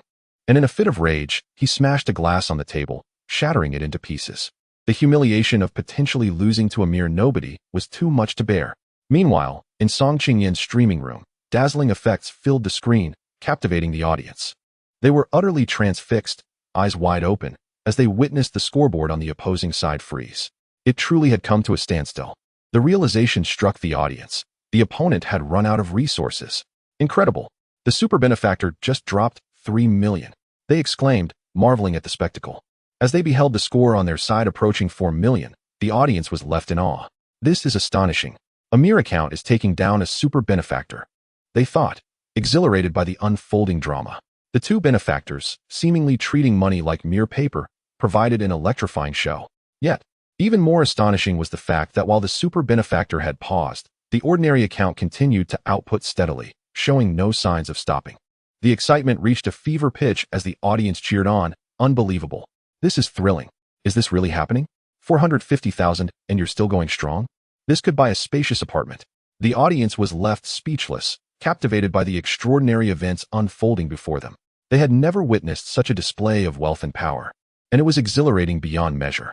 Haha, indeed, Brother Free is determined to utterly overwhelm the opposition. What nonsense about some so-called god of wealth with 30 million. He is no different from a duke, easily crushed beneath Brother Free's might. As the barrage of comments suddenly erupted, the other viewers in the live stream were left stunned, as if struck by lightning. What? Not only did he win, but the big shot also seeks to double the annihilation. This is absolutely akin to desecration. Brother Free is simply too formidable. Everyone couldn't help but widen their eyes, fixating intently on the PK score. Even Song Qingyan, whose hands were tightly clenched in anxiety and whose mind had come to a standstill, was no exception. 4,600,000. 4,800,000. 5 million. The score in the live stream effortlessly surpassed the 5 million mark without a hitch. Moreover, just as everyone had anticipated, it continued to surge wildly without pause. 5,300,000. 5,500,000. 5,800,000. 6 million. 6 million. It truly is a double annihilation. Haha. What of the Emperor? Is he not being ground into the dust beneath a commoner's heel? In the entire realm of live streaming, this felt almost miraculous. Everyone witnessing this moment was electrified with excitement. Yet, the momentum of the rising score showed no signs of abating. Observing this scene, everyone could not help but gawk in disbelief, their jaws nearly dropping. What the hell? How is the big shot still racking up points? Ding. Host consumption successful. Receiving system double cashback. Ding. Host consumption successful. Receiving system double cashback. Ding. Host consumption successful. Receiving system double cashback. The continuous sound of notifications echoed in his mind, resembling a beautiful melody. At this moment, Cao Yang was completely immersed in the ecstasy of his reckless spending. He couldn't stop, not even if he wanted to. The feeling of effortlessly acquiring wealth with a mere flick of his fingers was simply intoxicating. I adore this. Chapter 12. Boundless Wealth. This is madness. The score on the health bar finally ceased its ascent, yet the explosive special effects in the live stream continued unabated. It seemed likely that it would not end for another 20 minutes due to the sheer volume of spending. Gazing at the leaderboard showcasing Cao Yang's contributions, everyone felt their scalps tingle, their heads buzzing. 10 million. A mere PK, and the illustrious Free had amassed a staggering 10 million. Now, looking across to the other side, the 3 million of the God of Wealth was nothing but a joke, reduced to mere rubble. At this moment, Cao Yang's account had soared to the maximum level without activating any noble privileges, as none were necessary to bolster his status. With this singular battle, his name would surely resonate throughout the entire realm of Feiyu. Brother Free, 3 simple words encapsulating his prowess. What? You are an emperor? I'm sorry. But Brother Free treats emperors as if they were mere dogs. All spectators were profoundly shaken and utterly captivated. The previous figure, a grandiose overlord, was none other than the Prince Brother, renowned as the year's supreme God of Wealth, who single-handedly battled an entire guild, extravagantly spending 18 million, leaving the whole of Feiyu in awe. However, that was during the pinnacle of the annual championship. He had never spent so much in a regular PK. This was an entire 10 million, an amount that would take an ordinary person several lifetimes to earn, yet was effortlessly spent by the big shot. Truly terrifying. One could say that at this moment, Brother Free not only gained fame in a single battle, but also set the record for the most extravagant ordinary PK. As the onlookers regained their composure, they could no longer contain their excitement and began flooding the comments section, igniting the atmosphere in the live stream to a fever pitch. Brother Free, a wealth beyond measure. Brother Free, a wealth beyond measure. Brother Free, a wealth beyond measure. The comments flowed like a relentless tide, washing over the live stream repeatedly. Staring blankly at all of this, Song Qingyan's mind remained in a haze, utterly dazed by the terrifyingly high total value of the gifts, amounting to millions. In the realm of absurdity, nothing is more ludicrous than a pie falling from the sky. And now, she found herself confronted with something even more outrageous than falling pies, a veritable gold brick descending upon her. Among the myriad of live streamers in Feiyu, how could such fortune strike her alone? Upon entering the live streaming industry, Song Qingyan always believed she was quite fortunate, having encountered the favor of a super wealthy patron within less than a month of starting. In this brief period, she had risen above her peers. And in just over 2 months, thanks to her esteemed benefactor, she had gained the prowess to compete with seasoned streamers. The speed at which her career took off was nothing short of miraculous. In 3 months, she not only garnered a substantial following, but, more importantly, amassed a fortune that left many of her peers green with envy. Just from her top supporter, the God of Wealth, she had received nearly 2 million in gifts. As she had entered the industry with a trial mindset and had not signed with a guild, she enjoyed a far greater share of the gifts than most streamers, netting her an astonishing 70,000 solely from the contributions of her benefactor. At one point, it made her feel as though she had reached the pinnacle of her life. Yet, in a twist of fate, the esteemed benefactor she had held in such high regard suddenly made an outrageous request that left her utterly devastated. She resolutely refused, and the consequence was a swift descent from paradise to hell. The heights she had soared to were now matched by the depths of her fall. Over the span of 2 months, she faced a complete lockdown from the irate god of wealth, rendering her live stream desolate and neglected. In her moments of despair, she had often thought that perhaps she had been so fortunate that even the heavens were envious, thus punishing her. And just when she had all but given up, she decided to host one final stream to bid farewell to the place where her dreams had begun. However, she never anticipated that a windfall would come crashing down upon her. This was truly a windfall, a wealth that sent shivers through her very soul. Oh heavens! Had she perhaps saved the galaxy in a past life? At this moment, Song Qingyan was not only in shock, but her entire perception had been irrevocably altered. Initially, encountering the god of wealth had made her feel like a favored child of destiny. Now, looking back, it seemed almost laughable. Was that truly luck? Previously, upon meeting the god of wealth, she believed she had witnessed the extravagance of the wealthy. Now, it seemed trivial in comparison.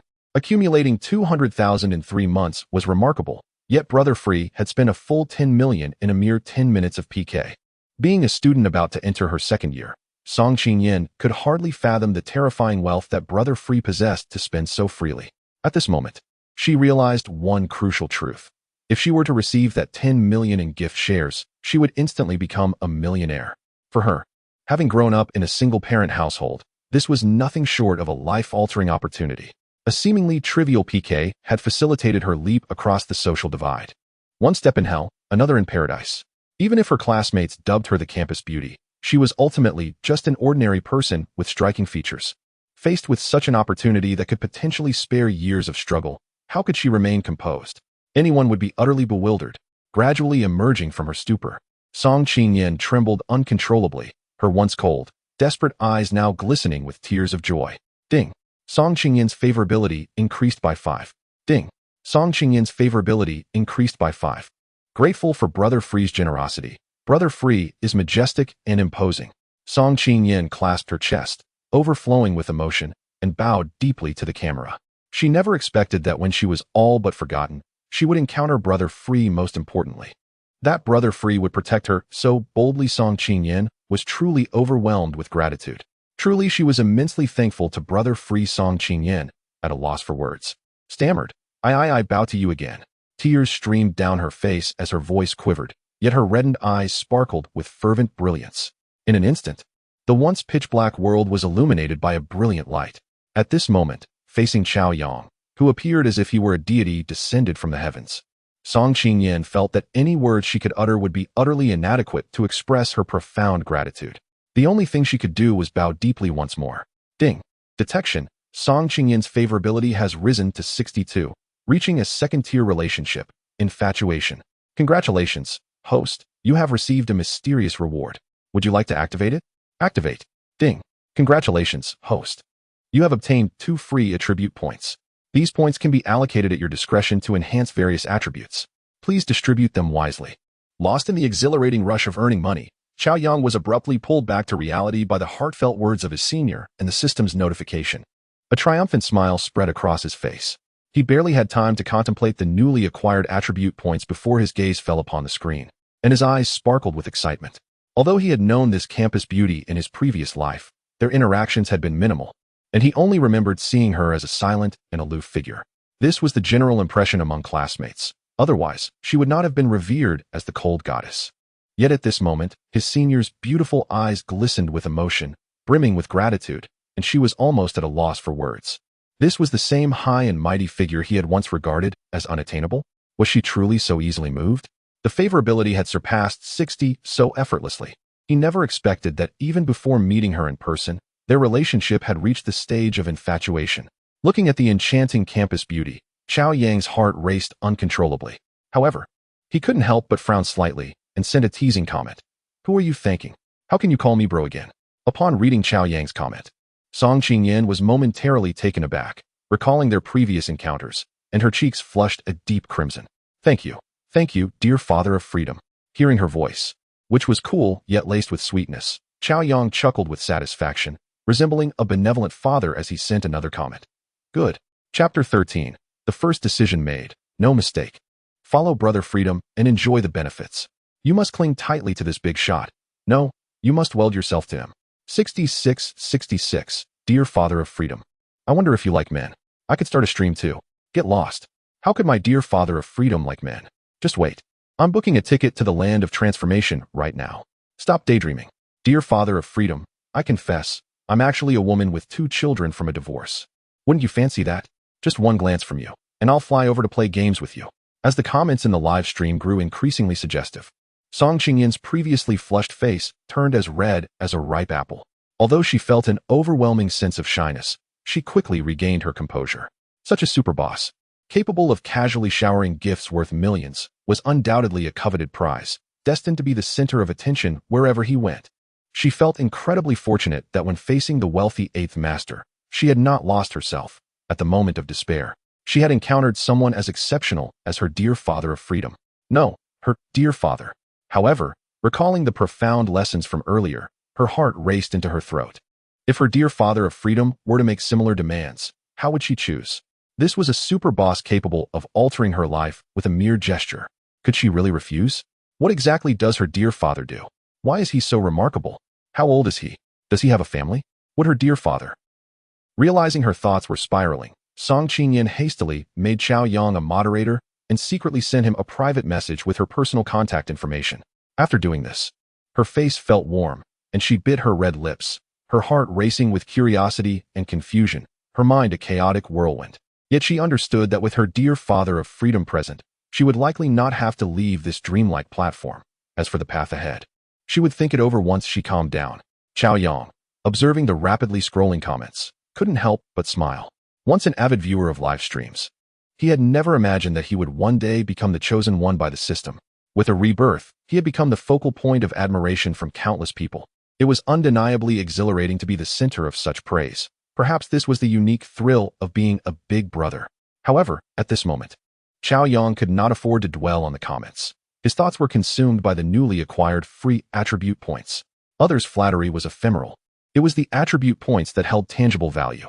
After finishing all this, Cao Yang chuckled and turned his gaze back to the senior's live stream. Just then, a golden message appeared, indicating the entrance of a user with an emperor's title into the live stream. Win like freedom. Come out. Damn it, playing the fool, huh? Winning or losing aside, do you think this is commendable? Startled by the golden comment directed at him, Cao Yang was momentarily stunned, but upon recognizing the user, he was instantly filled with rage. 8th Master, wasn't this the trash he had just stepped on?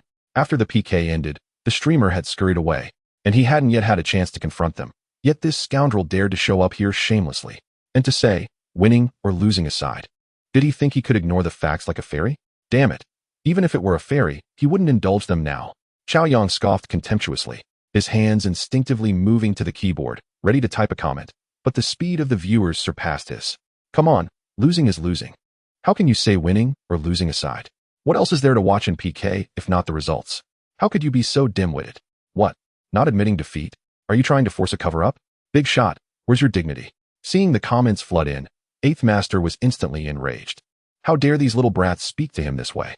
If it weren't for him playing the fool and letting his guard down, would he have lost? At that moment, as 8th Master typed another comment, everyone in the live stream widened their eyes in disbelief. Damn it, losing is losing. Why does it feel like his intelligence has taken a hit? Is this a big shot? Is this like the stories of wealthy elites I read? Have they really forced their intelligence down? I've gained so much insight today. No wonder authors write like this. Art indeed reflects life. Haha, what the commenter above said is right. Sometimes, reality is more absurd than fiction. At this point, Cao Yang could no longer contain himself and quickly typed a comment. How dare you bark again? Is there truly someone this shameless in the world? If you can't produce results, do you blame the earth for not having enough gravity? Upon reading Cao Yang's comment, 8th Master instinctively narrowed his eyes, but he soon gritted his teeth in anger. He had not lost. He had merely been careless. Yes, that was it. What if he spent 10 million? His savings were 20 million. It wasn't as if he couldn't afford it. Wind like freedom. If you hadn't pretended to be a novice, I wouldn't have been careless.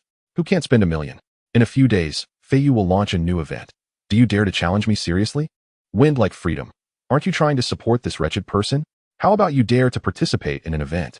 At that moment, the delayed notifications finally chimed in. Cao Yang quickly opened the message. Dragon Country Bank, your account ending in 9966 has received a deposit of 40,000 yuan. Current account balance, 241,586. 95 yuan. The Dragon Country Bank notified you that your account ending in 9966 has received a deposit of 40,000 yuan. Soon, after the final message concluded, Cao Yang beheld his account's ultimate balance, 20,201,586, 95 yuan, 20 million, a staggering increase of 20 million. In a single PK, he transformed into a millionaire. The speed of this financial windfall was swifter than a bank heist. It was all thanks to you, Tonggu. He must continue to capitalize on this opportunity. Cao Yang, now a millionaire, subdued his excitement and placed his phone down, fingers striking the keyboard with fervor. You audacious wretch, do you truly believe you merit this? Depart, for I shall strike you every time I lay eyes upon you. I will participate in the event, but I have no interest in squabbling with you. You are unworthy. My eldest daughter, whom I have painstakingly acknowledged, will be cherished without reservation. We have secured our victory. Not even the arrival of Jesus can thwart us. Mark my words. Meanwhile, unbeknownst to the world, across the vast ocean in a grand villa, Joseph was abruptly awakened by a phone call. Cursing under his breath, he answered, listening to his financial assistant's report, instantly dispelling any remnants of sleep. What? His assets had evaporated by $3 million in an instant. What the hell? Chapter 14. Wealth abounds in the Magic City, at the headquarters of the Flying Fish platform. An unexpected PK between two financial titans had ignited a frenzy within the operations department. Had it not been for the sudden appearance of Director Wang Xinmin, the atmosphere would have resembled a bustling marketplace. Nonetheless, the staff brimmed with excitement, despite being mere employees of the operations department. Such a thrilling and astonishing PK was a rare spectacle. Director, the online viewership for the singer Qingyin's live stream has surpassed 60,000, exclaimed Zhu Xiaoming, unable to contain his enthusiasm as he gazed at the computer screen. With the director's arrival, other employees hastily returned to their desks, yet they strained to hear the conversation, collectively inhaling sharply at the news. Incredible. This level of popularity was enough to humble even the platform's top-tier streamers. They were well aware that just hours prior, this streamer was scarcely known, barely even on the radar. Now, it was unequivocally clear, she was destined for a meteoric rise. In less than an hour, she had embarked on a path of resurgence, a true miracle in the realm of live streaming. The presence of a generous benefactor was indeed formidable. With 1 million being poured in, it was hard to imagine she could fail to take flight. Stay alert and ensure a smooth broadcast, if necessary. We'll increase the bandwidth. Director Wang Xinmin instructed, adjusting his glasses with a serious demeanor. Understood, Director. Zhu Xiaoming nodded fervently. The previous PK had nearly overwhelmed the server with the sheer number of extravagant gifts. The staggering total reached 5,000. Despite having worked in the Flying Fish operations department for 2.5 years, witnessing such a massive influx was a first for him. At that moment, Director Wang Xinmin remained rooted in place, still somewhat anxious. The sudden emergence of a new super-rich individual in the streaming industry demanded his attention.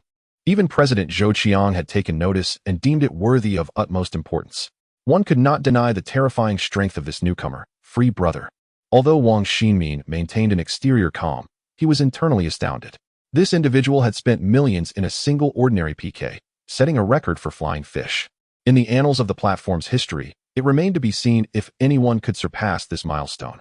However, Free Brother would undoubtedly be regarded as a pioneer. Among all the affluent patrons on the platform, none had ever displayed such fervor from the outset. Even last year's most illustrious patron, Prince Brother, took an entire week to exceed the 1 million mark. Such a powerhouse would be revered as a deity on any platform. Old Wang, how are things progressing? A commanding voice interrupted Wang Xinmin's reverie. A formidable middle-aged man approached, instantly silencing the operations department. The atmosphere so tense one could hear a pin drop. Zhu Xiaoming straightened his posture, and everyone regarded Free Brother with awe. The fact that President Zhou Qiang had personally visited the operations department was a monumental event. Everything is normal, President Zhou. Currently, the viewer count in Free Brother's streamer room is skyrocketing. I have instructed Xiaoming to monitor closely and address any unforeseen issues. Wang Xinmin replied respectfully. Thank you for your hard work. Ensure that users enjoy an exceptional experience in the live stream. Zhou Qiang said, patting Zhu Xiaoming on the shoulder. Certainly, President Zhou, you can rest assured. Zhu Xiaoming replied hurriedly, his heart racing in his chest. It was his first time being so close to the big boss in his 2.5 years of service. Old Wang, it appears we will be working overtime today. Please compile Free Brother's information promptly. We have a meeting in an hour. After assigning tasks, Zhou Qiang turned to leave, his eyes sparkling with ambition. The platform was on the cusp of its D-round financing. At this critical juncture, the unexpected arrival of this affluent individual added a substantial asset to the platform's portfolio. What a fortune! If such a benefactor could be retained and maintain consistent spending, it would have monumental implications for the success of forthcoming financing endeavors. Such importance could not be overstated. In Song Qingyan's livestream, facing tens of thousands of viewers, she felt a twinge of nervousness, reminiscent of her first performance on stage in school. Nevertheless, her voice remained steady and ethereal, captivating audiences with a harmonious melody that elicited a chorus of applause in the chat. Particularly poignant was her rendition of Thank You, which moved Cao Yang to tears. The chat was flooded with comments as the atmosphere reached a fever pitch.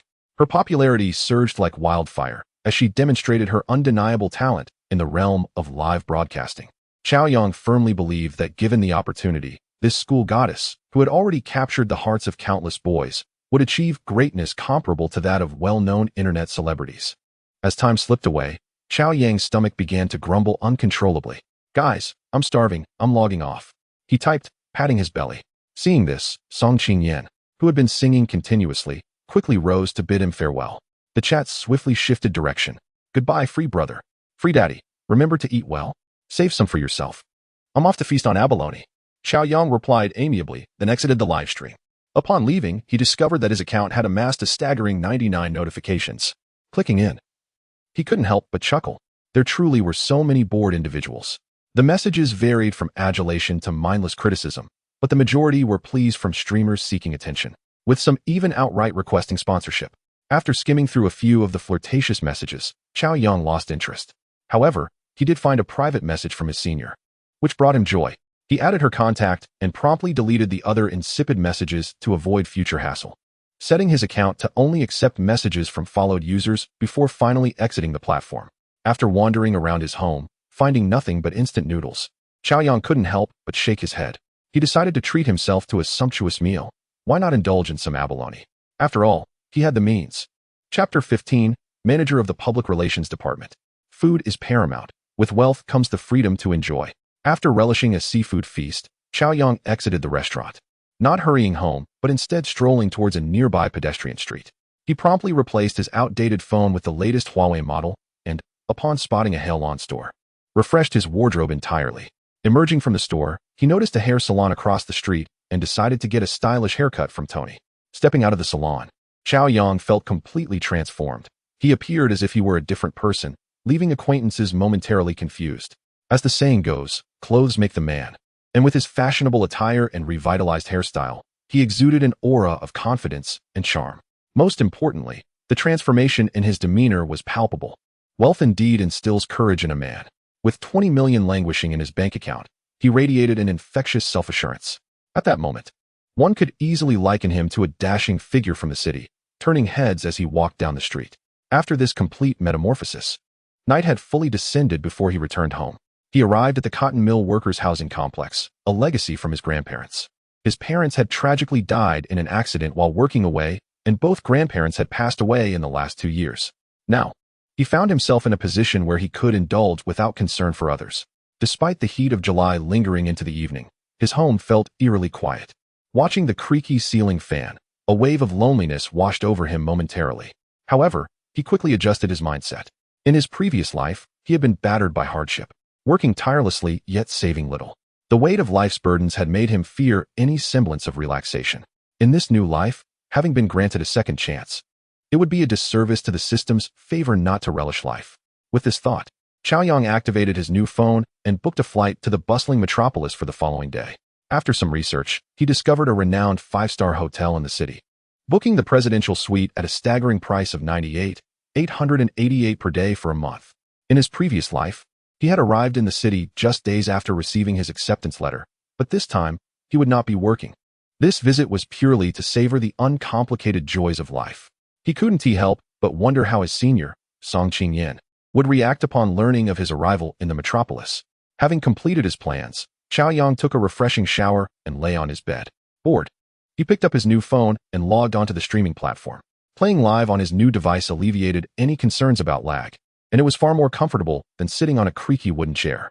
By the time he logged in, his senior, Song Qingyan, had already finished her stream, and the rewards had been exhausted. Rather than rush to watch other streamers, he decided to invest in some credits, figuring he had ample time to stock up for future needs. Meanwhile, at the headquarters of the streaming platform, a meeting was underway.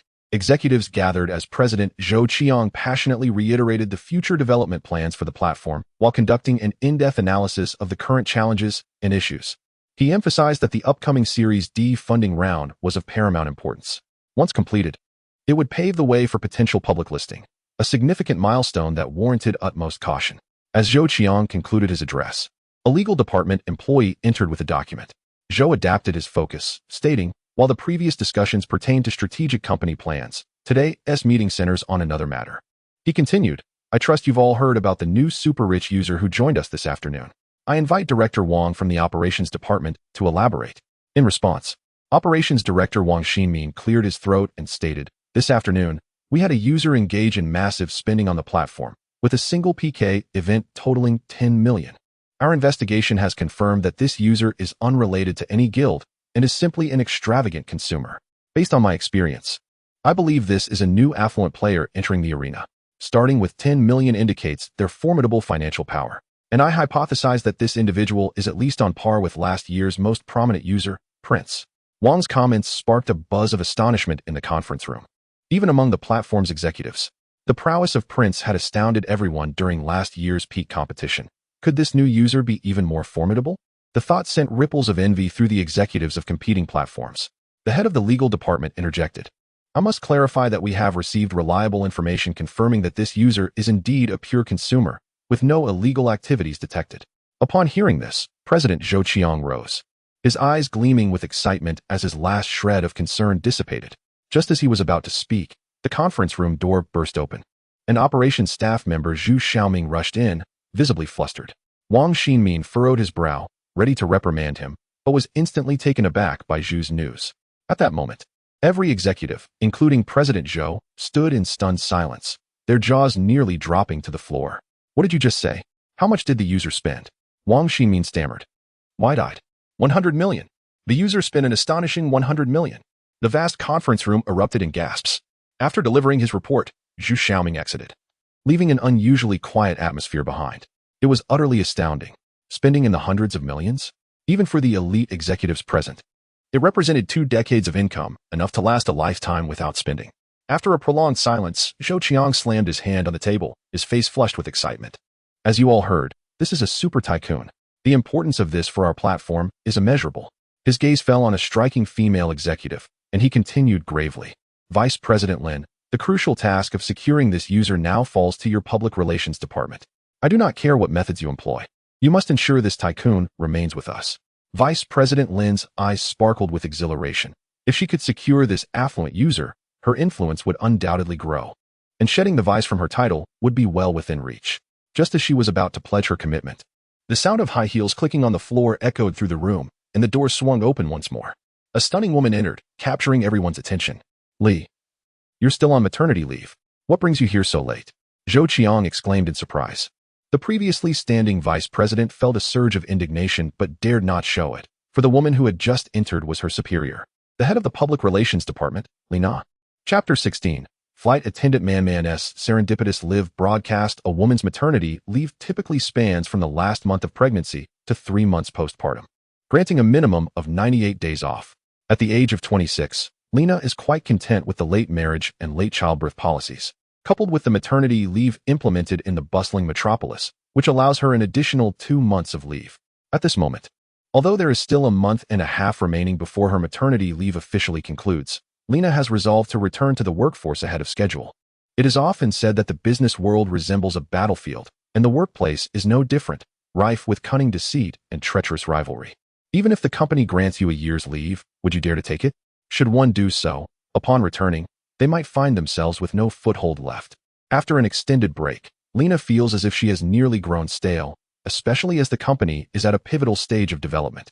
With a charming smile directed at Cao Yang, she requests, Mr. Zhou, may I resume my duties and contribute my modest efforts to the company? Is your health up to it? Coming back now, could it have repercussions? Cao Yang expressed his concern. You're overthinking it, Mr. Zhou. I have already been resting for 3 months after giving birth, and my body has adjusted well. I have gained quite a bit of weight while at home. Lina raised an eyebrow, slightly exasperated. Upon seeing her rosy complexion and vibrant spirit, she appeared even more radiant than before her pregnancy. Zhou Qiang decided against voicing further reservations. Very well. Let us welcome Ms. Lina back to her position. Her return will undoubtedly be a tremendous asset to the company. Under Zhou Qiang's encouragement, the other executives gazed at Lina as if magnetically drawn to her, unable to divert their eyes, and they began to applaud enthusiastically. As the head of the public relations department, Lina had always been recognized as one of the most beautiful women in the company. Surprisingly, after giving birth, her allure had not diminished. In fact, it seemed to have intensified. The gentle glow of motherhood enhanced her already captivating presence, making her even more enchanting. The charm of a mature woman radiated from her, fully realized. Astoundingly, her figure remained intact, subtly more voluptuous, which only amplified her allure rather than detracting from it. Her ample curves, snugly encased in her shirt, evoked a sense of apprehension that they might burst free from their constraints. The executives couldn't help but feel a pang of bitterness, recalling how their own wives had transformed post-birth. When Lina approached the female vice president of the public relations department, the room brightened even further. This vice president, Lin Yan, known for her beauty, suddenly appeared overshadowed in the presence of the authentic head of the department. Xiao Lin, you must have worked exceptionally hard during my absence. Lina acknowledged Lin Yan with a nod and a smile. If it weren't for her maternity leave, she might not have recognized the ambition lurking beneath the surface of her once compliant subordinate. Not at all. It was all for the company.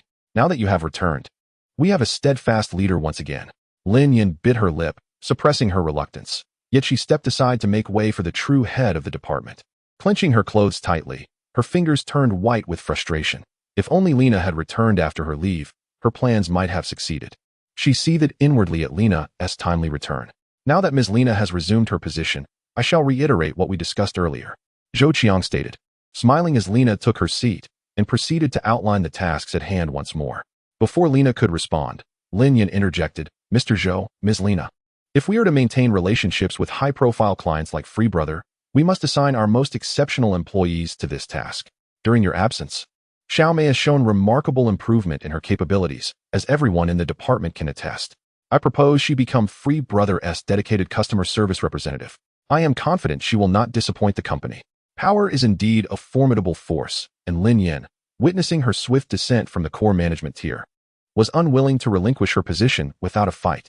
Xiao Mei was her trusted confidant. If she could secure this role for her, along with the resources she had cultivated over the past few months, she could easily undermine Lina's authority. So what if Lina had returned? Though she hadn't claimed the title of leader, she still wielded significant influence. Lina, upon hearing this, furrowed her brow momentarily before breaking into a smile. She was acutely aware of Lin Yan's ulterior motives. Did Lin Yan truly believe that while she was on leave, she was oblivious to the company's affairs? Lina had clawed her way to her current position, and her capabilities were not to be underestimated. Xiao Lin, you are indeed correct.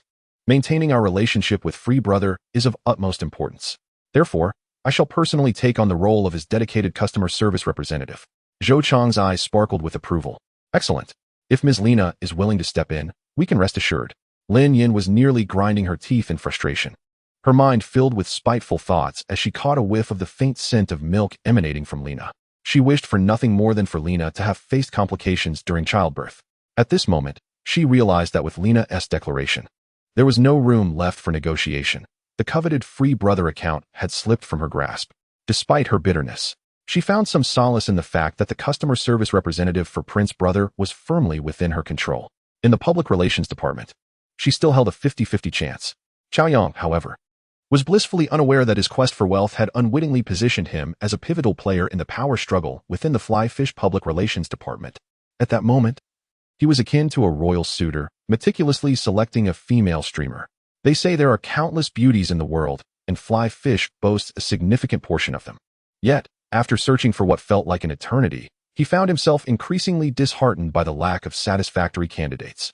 This wasn't to say that he hadn't encountered attractive streamers. On the contrary, several of those ranked highly had commendable looks, with the system validating their appeal. A number of them boasted overall scores exceeding 80, and a couple even surpassed 90. However, upon seeing the number of drivers registered under their profiles, Cao Yang lost interest. These were practically public buses. Some had even ridiculous numbers of drivers exceeding 20, signaling they were on the brink of obsolescence. Grateful for the system's oversight, He felt spared from becoming a lamenting fool. A public bus, no matter how attractive, was not to his taste. Who wouldn't prefer to drive a brand new supercar? Before he knew it, Cao Yang had nearly scrolled to the end of the recommendations, with the system's prompts growing increasingly rare. Even when he stumbled upon a visually pleasing beauty, the absence of system notifications indicated she was merely a product of technology and makeup. Investing money in such streamers would yield no return, and thus, he had little interest.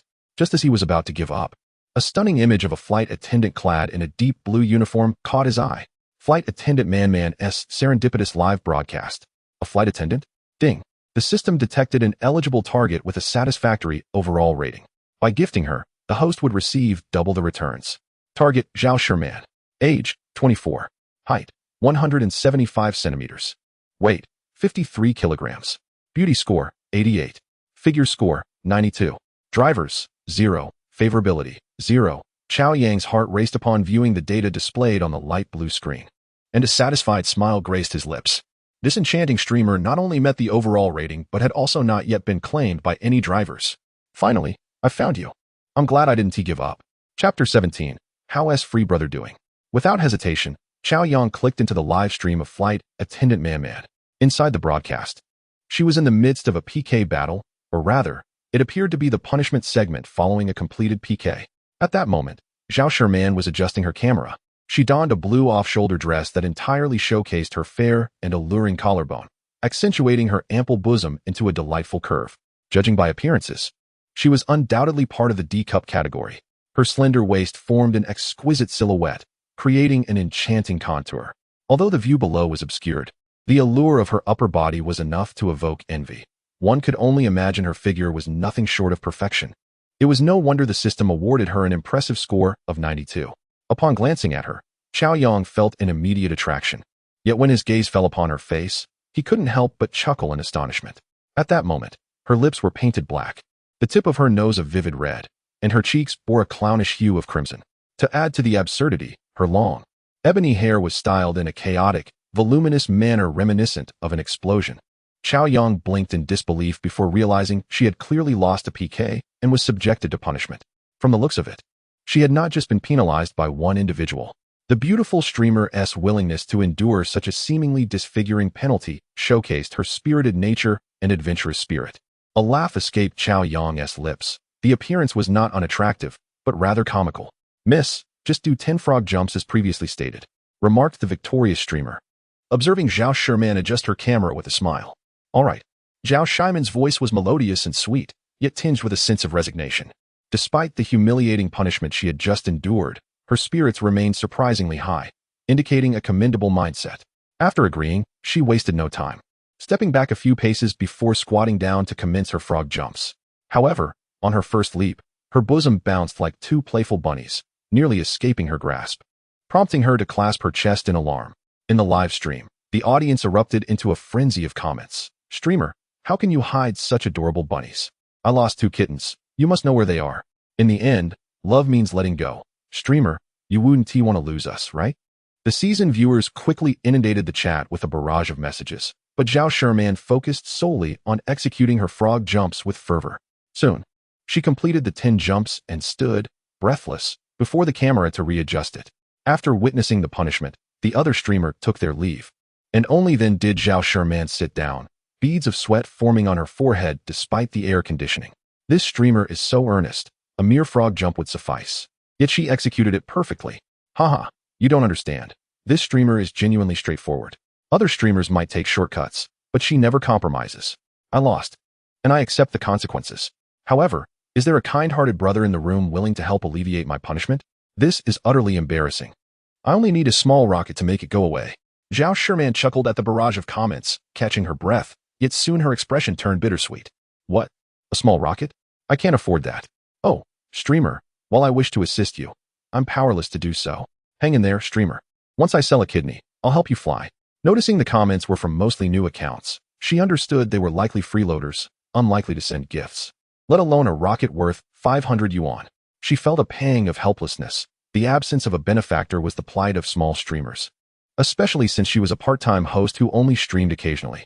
Her gaze drifted to the audience, hoping to spot someone with a bit of influence. Suddenly, her eyes widened in disbelief. Could it be that her frog jumps had made her vision blur? A fully leveled account? She rubbed her eyes and looked again. Indeed, a fully leveled viewer had appeared in her stream.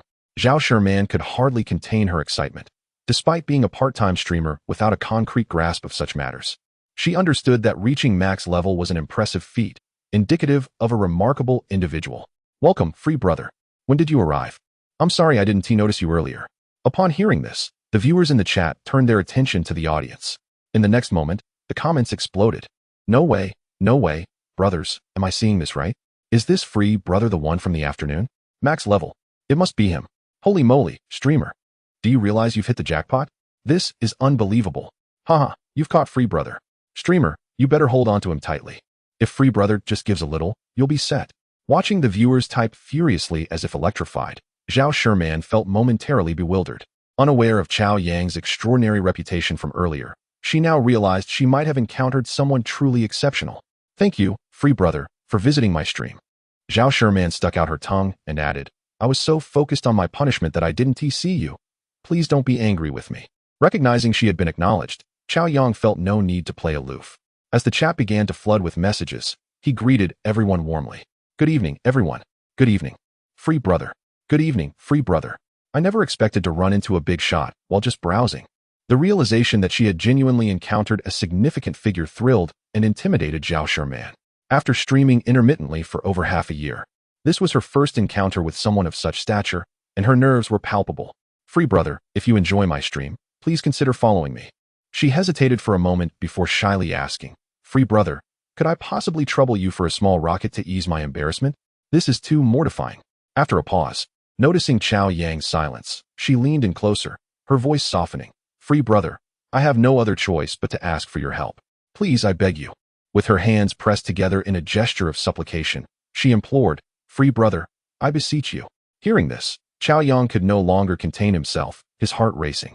Such a delicate voice seemed to lift his spirit. No wonder the big brothers showered her with gifts. Who could resist such charm? But thankfully, he was here to make money. There was no loss in this. Win like freedom sends 10 super rockets. In the live stream, the sudden explosion of special effects caused Zhao Sherman's eyes to widen in astonishment. This, oh my, super rockets. She had merely wished for a small rocket. Yet free brother had bestowed upon her 10 super rockets. How extravagant. Having streamed intermittently for over half a year, Zhao Sherman had treated it as more of a hobby since she was a working flight attendant. After discovering the joy of streaming, she embraced this form of leisure, being a true homebody at heart. In her spare time, she had unwittingly ventured into the realm of streaming, without a fixed schedule or dedicated fanbase. Her approach was entirely serendipitous. She hoped to earn enough to feel satisfied, and anything beyond that was merely a bonus. Initially, her streams consisted of casual chatting and singing. But as that garnered little attention, she gradually transitioned to PK battles. Though often on the losing end, her genuine and playful nature shone through, allowing her to meet her modest goals consistently, and thus she persevered. Although she occasionally indulged in dreams of personal success, she was acutely aware that such aspirations were mere fantasies. Countless full-time streamers were still grappling with significant challenges. Why should luck favor her? Receiving a small rocket felt like a festival, yet she never anticipated that one day she would receive a super rocket, let alone 10. Was she dreaming? As her concealed hand pinched her thigh beneath the table, the sharp pain jolted her up. Her heart raced like a drum. This was real. She expressed her gratitude for the 10 super rockets from Brother Freedom, her first encounter with such generosity. You were too kind, she exclaimed, overwhelmed with excitement. In that moment, she finally understood why viewers had mentioned her striking it rich. 10 super rockets meant a staggering 20,000 yuan. Brother Freedom truly lived up to his name. Astonishing. 666, hold on tight. You're about to soar. The barrage of comments flooded her screen, and she found herself lost in exhilaration. Over the past 6 months, she had only earned a little over 10,000 yuan, yet now, with just a few gestures, her income soared by 8,000. How could she not be thrilled? Brother Freedom, you are amazing, love you. Her hands instinctively clasped her chest as she repeatedly gestured a heart shape. Ding. Zhao Sherman's favorability increased by 20. Ding. Favorability rose by another 10. Hearing the system's alert in her mind, Cao Yang couldn't help but smile. The power of money was indeed effective. Just 10 super rockets had boosted her favorability to 30. Clearly, reaching 50 wouldn't be a daunting task. And the mysterious rewards were within grasp. Watching Zhao Sherman's earnest gestures, his heart raced a bit faster, This beautiful sister was truly impressive, perhaps even surpassing her senior. He couldn't wait for the chance to verify her sincerity. All right, enough thanks. You can get rid of the penalty now. It looks a bit awkward. Hee, okay. Just a moment. Zhao Sherman beamed, her excitement palpable as she hurried off to address the penalties. Soon, she returned to her computer, and the viewers were instantly captivated. Struck by her enchanting transformation. Her long, lustrous hair was styled into a bun, and after a refreshing wash, her face, resembling a delicate egg, radiated an ethereal beauty that was unforgettable. This pure and charming visage, paired with her alluring off-shoulder dress, made her the epitome of innocence and allure. Instantly, the seasoned viewers flooded the chat with admiration. However, Zhao Sherman was too preoccupied to pay attention. Encountering Brother Freedom was her stroke of fortune. Knowing his preferences, she thought, "Shall I sing a song for you?" As she spoke, she touched up her lipstick, the spark of excitement in her eyes unwavering. However, she mused, "But I'm no professional singer. If I sing poorly, Brother Freedom might laugh at me." Hearing this, Cao Yang chuckled. He wasn't here for a concert. Making money was the priority. No rush for singing. Let's engage in a PK. Upon seeing his comment, Zhao Sherman paused, genuinely expressing, Brother Freedom, you've already contributed so much. PKs can be costly.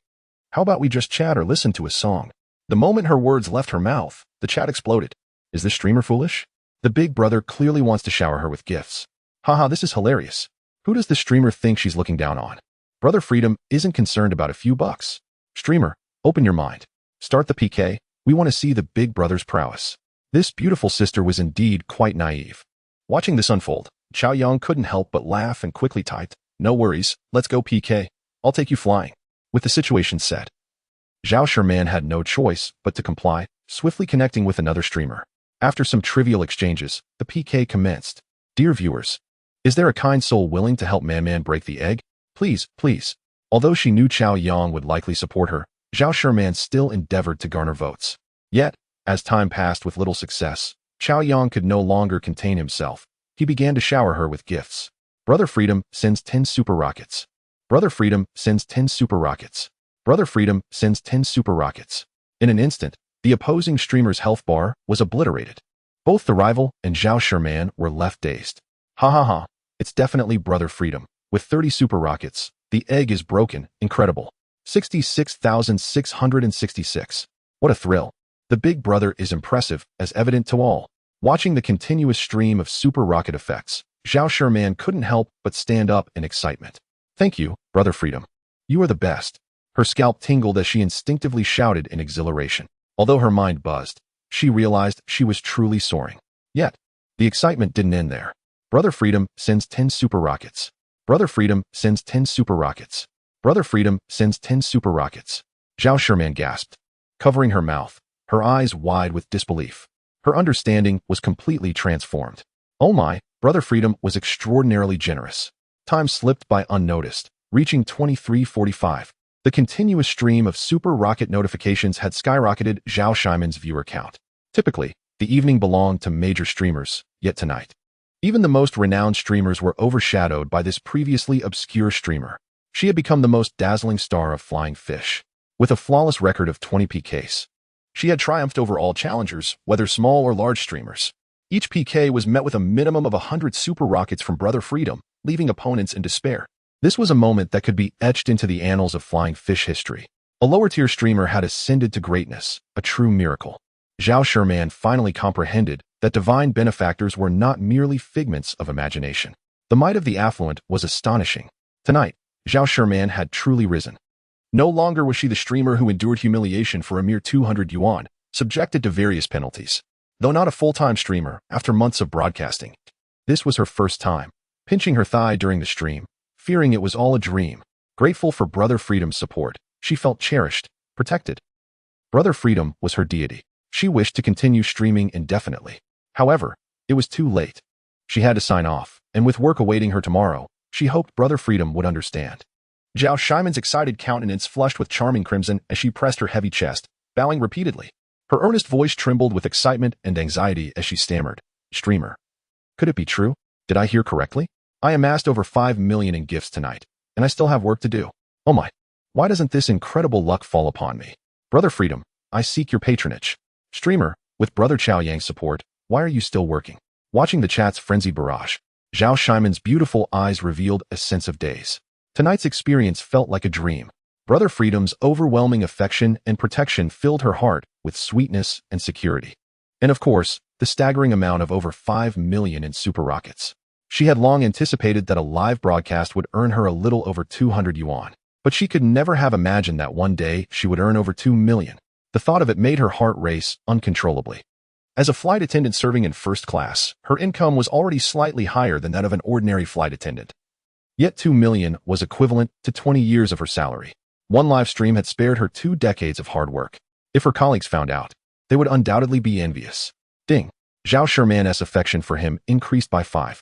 Hearing the system notification, Cao Yang couldn't help but smile. Zhao Shimon's affection for him had now reached 65. It was at the stage of infatuation and had even unlocked 2 mysterious rewards, albeit only granting 3 attribute points. This was 3 points higher than the affection from senior sister Song Qingyan.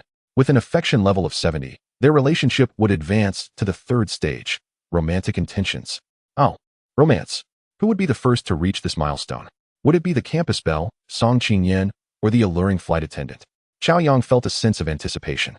At that moment, he also received the final bank notification, and upon seeing his balance swell by over 10 million, he grinned widely. In just one day, he had amassed 30 million. What a thrill. It was getting late, so he decided to wrap things up and take a break after the broadcast. Filled with satisfaction, he sent a barrage of comments. After Zhao Shimon ended her stream, Cao Yang exited the platform, feeling a bit fatigued. He set his phone down, took a refreshing shower, and then lay down to rest, preparing for sleep, as he had to fly to the Magic City the next day. However, the notification sound from the green bubble rang out. Upon opening it, he found a message from Zhao Shimon. Big brother, I'm going to sleep now. Good night, love you. Shy JPG, if you love me, kiss me. If you love me, hug me. Voice, good night, big brother Mua. At that moment, Zhao Shimon, who had also taken a quick shower, lay in bed, her cheeks flushed with a rosy hue, placing her phone aside, unable to suppress a silly smile. The tense nerves finally relaxed a bit. After a night of anxiety, sleepiness washed over her, and like a self-protective mechanism, she soon drifted into slumber. Although she never talked in her sleep, tonight, despite being fast asleep, she mumbled intermittently. Meanwhile, Cao Yang quickly fell asleep as well. However, one person was utterly unable to sleep. In a rented room far away in the Magic City, Song Qingyan lay in bed, staring blankly into the darkness. After finishing her stream in the afternoon, she had taken a brief nap. Upon waking, feeling bored, she opened the platform. As soon as she entered, she saw the highly popular announcement from Big Brother Freedom, and following that, she slipped into Zhao Shimon's live stream, having secretly observed for an entire evening. She had witnessed almost the entire process of Cao Yang assisting Zhao Shimon in the PK. Just that afternoon, he had spent 10 million, and by nightfall, he continued to lavish over 5 million. His terrifying financial prowess left her heart racing and her scalp tingling, yet a myriad of emotions tangled within her heart. It felt as if her own treasured gem had become someone else's prized possession. This brought her immense discomfort, a tinge of jealousy mixed with a more profound sense of unease. She feared that the brother who had given her boundless hope amid despair might vanish. She truly wished to go live immediately, to bring him into her stream and proclaim to everyone that Big Brother Freedom was hers. Yet, upon reflection, she hesitated. If her brother was happy, he was free to enjoy himself wherever he wished. Who was she to demand he stay solely for her? Nonetheless, she desperately longed for him to pay her a little more attention. Time and again, she contemplated sending him a message, only to draft and delete it repeatedly. Wrestling with herself all night, yet ultimately failing to send it. One reason was her reluctance to appear overly forward, another was the fear of misreading the situation. And while she excelled at singing and dancing, her naturally reserved demeanor made socializing challenging. Though it was merely a small message, it felt as daunting as a battle. The momentum dwindled with each hesitation, making it nearly impossible to press the send key. Watching the live stream helped distract her, but lying alone in bed, she found herself spiraling into self-doubt. Would Big Brother Freedom leave her? How could she keep him? He was so wonderful. Surely he wouldn't abandon her. What would she do if he left? The tumult of emotions gnawed at her heart throughout the night, rendering her unable to sleep. Ding. Zhao Shimon's affection increased by 5. Ding. Zhao Shimon's affection decreased by 5. Ding. Zhao Shimon's affection increased by 5. Ding. Zhao Shimon's affection decreased by 5. The incessant notification stirred Cao Yang from his slumber, and in his drowsy state, he listened to the notifications. Filled with frustration. What is going on, senior sister? It's the middle of the night. And you're playing with addition and subtraction? Chapter 20. Flight Attendant Man. Suitable for marriage and travel. Avoid starting a business or attending funerals. Glancing at the cheap, old-fashioned calendar, Cao Yang smiled. Today was a splendid day. He rose early, tidied up his old home, and set out with only essential documents, leaving behind even the second-hand notebook he once cherished. With his current wealth, choosing a new notebook was but a trivial matter. There was no need to burden himself any longer. After a light breakfast, he hailed a cab straight to the provincial airport. At the airport, in the VIP lounge, after completing the necessary procedures, Cao Yang chose a sofa to sit and await boarding. The lounge was not crowded, exuding a sense of tranquility that starkly contrasted with the bustling hall. The patrons were elegantly dressed, exuding an air of affluence, while a few women adorned themselves with luxury items, embodying the essence of high society. In comparison, Cao Yang's attire from Hylon home appeared somewhat ordinary, even understated. Nevertheless, as he enjoyed complimentary fruit and passed the time watching television, he felt a sense of tranquility, akin to watching flowers bloom and wither or clouds drift lazily across the sky. Having been reborn, he effortlessly transcended from a struggling individual to a millionaire, filling him with confidence for this new and beautiful life. A wealth of billions was merely a matter of time for someone like him. Undoubtedly, the courage and dignity of adulthood were directly proportional to wealth. With wealth, one could enjoy the privileges of the elite, and it also provided men the fortitude to confront everything. After waiting for over half an hour, a young flight attendant clad in a classic blue uniform approached him, slightly bowing and quietly reminding him that it was time to board. Cao Yang nodded and stood up. This beautiful flight attendant was strikingly attractive, tall, and graceful, with a warm and charming smile, exuding an air of poise and elegance. The perfectly tailored uniform enhanced her allure, making her appear as a goddess in the eyes of the public. Being in such close proximity to this stunning flight attendant, Cao Yang found himself irresistibly drawn to her, his heart racing uncontrollably. "Sir, please follow me." The beautiful flight attendant gestured with a smile, leading him toward the boarding gate. Following half a step behind, Cao Yang couldn't help but feel a rush of warmth as he admired her graceful figure. However, upon reading her information, he suddenly felt disenchanted. In that moment, a classic saying came to mind: a poor man's goddess is a rich man, as he felt fortunate to be reborn. Starting off in a realm unattainable to ordinary people despite a lifetime of struggle, it seemed that in any profession, those deemed beautiful lived in a world of hardship. A high-caliber beauty was as rare as a national treasure, a serendipitous encounter. Thinking of senior sister Song Qingyan and the beautiful flight attendant from last night, Cao Yang realized just how fortunate he truly was. A brand new life awaited him, and it was all coming his way. This made Cao Yang recall a renowned theory he had come across in his previous life, the Pareto principle, which posits that 20% of the population controls 80% of the resources and wealth. This principle is almost universally applicable across various facets of society. Everyone strives to ascend the social ladder, and undoubtedly, only those who belong to the select few at the top can claim the privilege of wielding enviable wealth and resources. One must concede that attractive individuals also constitute a high-end resource.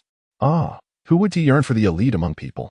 Guided by a flight attendant, Cao Yang smoothly boarded the airplane, taking his seat in first class by the window. The spacious surroundings comfortably accommodated his tall frame, making the exorbitant ticket price seem well worth it. Spending money is akin to purchasing enjoyment. Otherwise, one wouldn't garner the recognition of the affluent. After all, it is wealth, not illness. In his previous life, Cao Yang had flown a few times, but due to his impoverished circumstances, he could only afford economy class tickets, where he had to curl up in his seat. Sitting in first class for the first time, he found it quite novel, as many of the features were unfamiliar to him. While he was engrossed in exploring the functions, a melodious, sweet voice broke through his reverie. "Sir, do you require assistance?" The voice belonged to a flight attendant even more radiant than the one who had led him. Tall and elegantly attired, her uniform accentuated her curvaceous figure, and her long legs, clad in sheer black stockings, were strikingly alluring. She had her long hair styled in an elegant bun, her bright brows and pearly teeth complemented by a pair of sparkling eyes and a charming smile that enveloped him in warmth. Upon recognizing the flight attendant, Cao Yang was momentarily taken aback, soon realizing how small the world truly was. Her heart-shaped face, reminiscent of first love, was unforgettable, especially since he had seen her just the previous night. Wasn't she Zhao Sherman? As he boarded the plane, he had wondered if he might encounter her, and to his astonishment, here she was. In a world so vast, such coincidences were hard to overlook. Noticing Cao Yang's peculiar expression upon seeing her, Zhao Sherman was momentarily puzzled. Yet, Her professionalism prevented her from dwelling on it. She handed him a warm towel, her eyes sparkling as she smiled. "Sir, please use this towel to wipe your hands." At her words, Cao Yang snapped out of his daze and took the warm towel. He had to admit that Zhao Sherman appeared even more striking in reality than through the screen.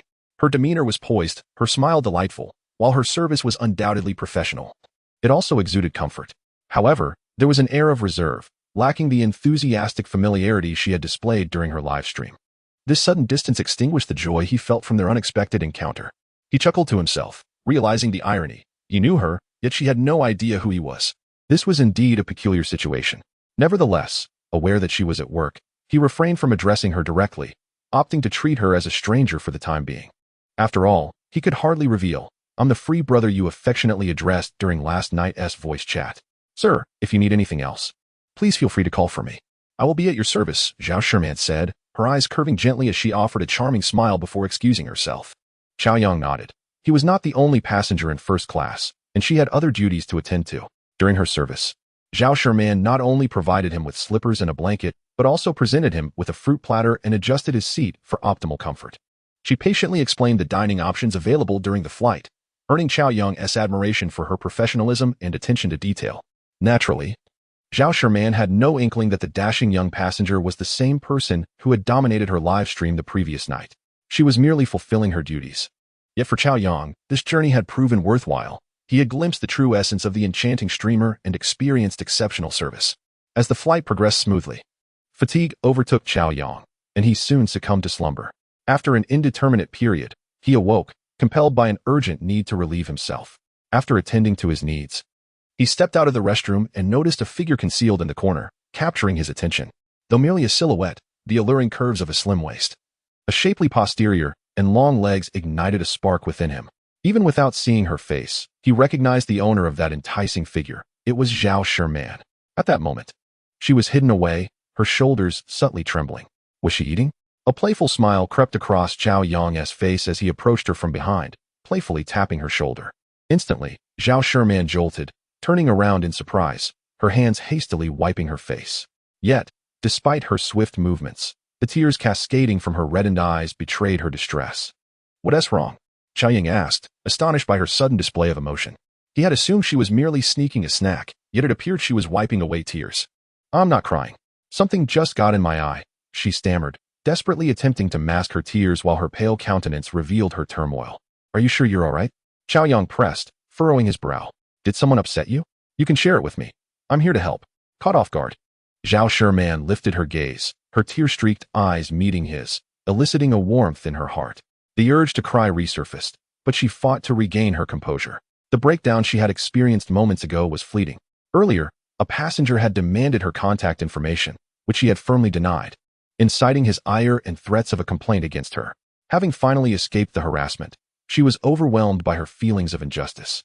Having already faced 5 complaints this month alone, despite her unwavering commitment to her job, she felt constantly beleaguered by unwarranted troubles. Why was it so difficult to simply perform her duties without facing criticism? Why did her adherence to principles and company policies lead to such repercussions? As a first-class flight attendant, her position was coveted and the pressure was immense. She had always worked diligently, but it seemed that misfortune continuously sought her out. The weight of her frustrations, compounded over time, had led her to contemplate resigning, feeling that perhaps it would be better to leave than to endure the relentless scrutiny. "What are you daydreaming about? Who's bothering you? Speak up, and I'll help you." Seeing Zhao Sherman lost in thought, Cao Yang couldn't help but lightly flick his finger on her smooth forehead. In an instant, Zhao Sherman's consciousness was pulled back to reality. Seemingly startled by Cao Yang's somewhat affectionate gesture, she gasped softly, covered her forehead, and quickly took a couple of steps back, her delicate face turning a shade of crimson. "No, it's fine, really. I'm okay." Glancing at the handsome young man who seemed eager to defend her, a fleeting look of gratitude appeared in Zhao Sherman's eyes, but it vanished just as quickly. "Thank you for your kindness, but I'm truly fine. The plane is in flight, so you should return to your seat promptly to avoid any mishaps," Zhao Sherman said with restraint, her gaze still holding a hint of wariness towards the stranger. Cao Yang was momentarily taken aback. How could she not accept his goodwill? However, with the situation as it was, he had no desire to press further and walked away with a mix of amusement and exasperation. Watching Cao Yang's departing figure, Zhao Sherman felt a sigh of relief. He appeared younger than her, and though his attire was understated, his presence in first class suggested he was likely a well-off young heir. Zhao Sherman had encountered many affluent young men in first class, yet they were often arrogant or aloof. It was rare to find someone as unpretentious and easygoing as Cao Yang. In truth, Zhao Sherman held a favorable impression of him. She was genuinely touched by his earlier kindness, but simply refused to accept it. Unbeknownst to anyone, Zhao Sherman's mind was filled with thoughts of a certain individual, her dear brother, who had fiercely protected and cherished her the previous night, leaving her both astonished and elated. His sudden appearance had fulfilled all her childhood fantasies of a hero. If only her dear brother were here now, he would never allow her to suffer any grievances. As her thoughts meandered, Zhao Sherman's mood lightened, and an almost infatuated smile graced her lips. Meanwhile, back in his seat, Cao Yang felt a tinge of disappointment. His intention was to interact as an ordinary person, yet he found himself met with distance. However, upon reflection, he couldn't help but chuckle at the situation. This flight attendant certainly had the ability to resist temptation. No wonder she had maintained her composure amidst the surroundings. The ability to withstand solitude and temptation was indeed a rare quality in women. Though it seemed to have pushed him away, unsure whether to laugh or cry, Cao Yang found himself in a quandary. Ding. Zhao Sherman's favorability has increased by 2. Ding. Zhao Sherman's favorability has increased by 2. The sudden notification from the system made Cao Yang's eyes widen in disbelief. How had her favorability increased despite her apparent wariness? Before he could ponder further, he noticed the overall favorability score, and his heart skipped a beat. 69. Just a hair's breadth away from reaching 70. Which would elevate their relationship to that of lovers. Chapter 22. The experienced housekeeper. The plane landed smoothly at the international airport in the bustling metropolis. First-class passengers were given priority to disembark. The flight attendants stood in a row, offering their final farewells. Zhao Sherman was among them. And despite being surrounded by an array of beautiful flight attendants, she stood out like a crane among chickens. Cao Yang spotted her immediately, his gaze lingering momentarily on her exquisite oval face. Her current favorability still sat at 69, seemingly stuck, which left Cao Yang feeling a twinge of disappointment, as he longed to experience the delightful surprises of a budding romance.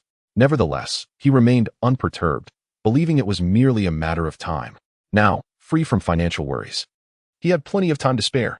He smiled faintly, walking with an air of calm confidence toward the airport exit. Upon stepping outside, he saw a man holding a sign with his name written on it, waiting for his arrival. Cao Yang walked straight up to the man and introduced himself. "Hello. I'm Cao Yang." Upon hearing this, the well-dressed man, donning white gloves, lowered the sign and respectfully bowed. "Hello, Mr. Cao, I am Zhang Kuan, the driver from the Waldorf Hotel. You may call me Xiao Zhang." Cao Yang couldn't help but smile inwardly.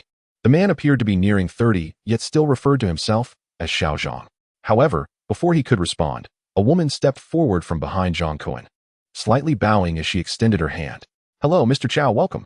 I am Kai Yaji, your personal housekeeper at the Waldorf Hotel." Zhao Sherman had almost been obscured by the tall Zhang Kuan, and her emergence caught Cao Yang off guard for a moment.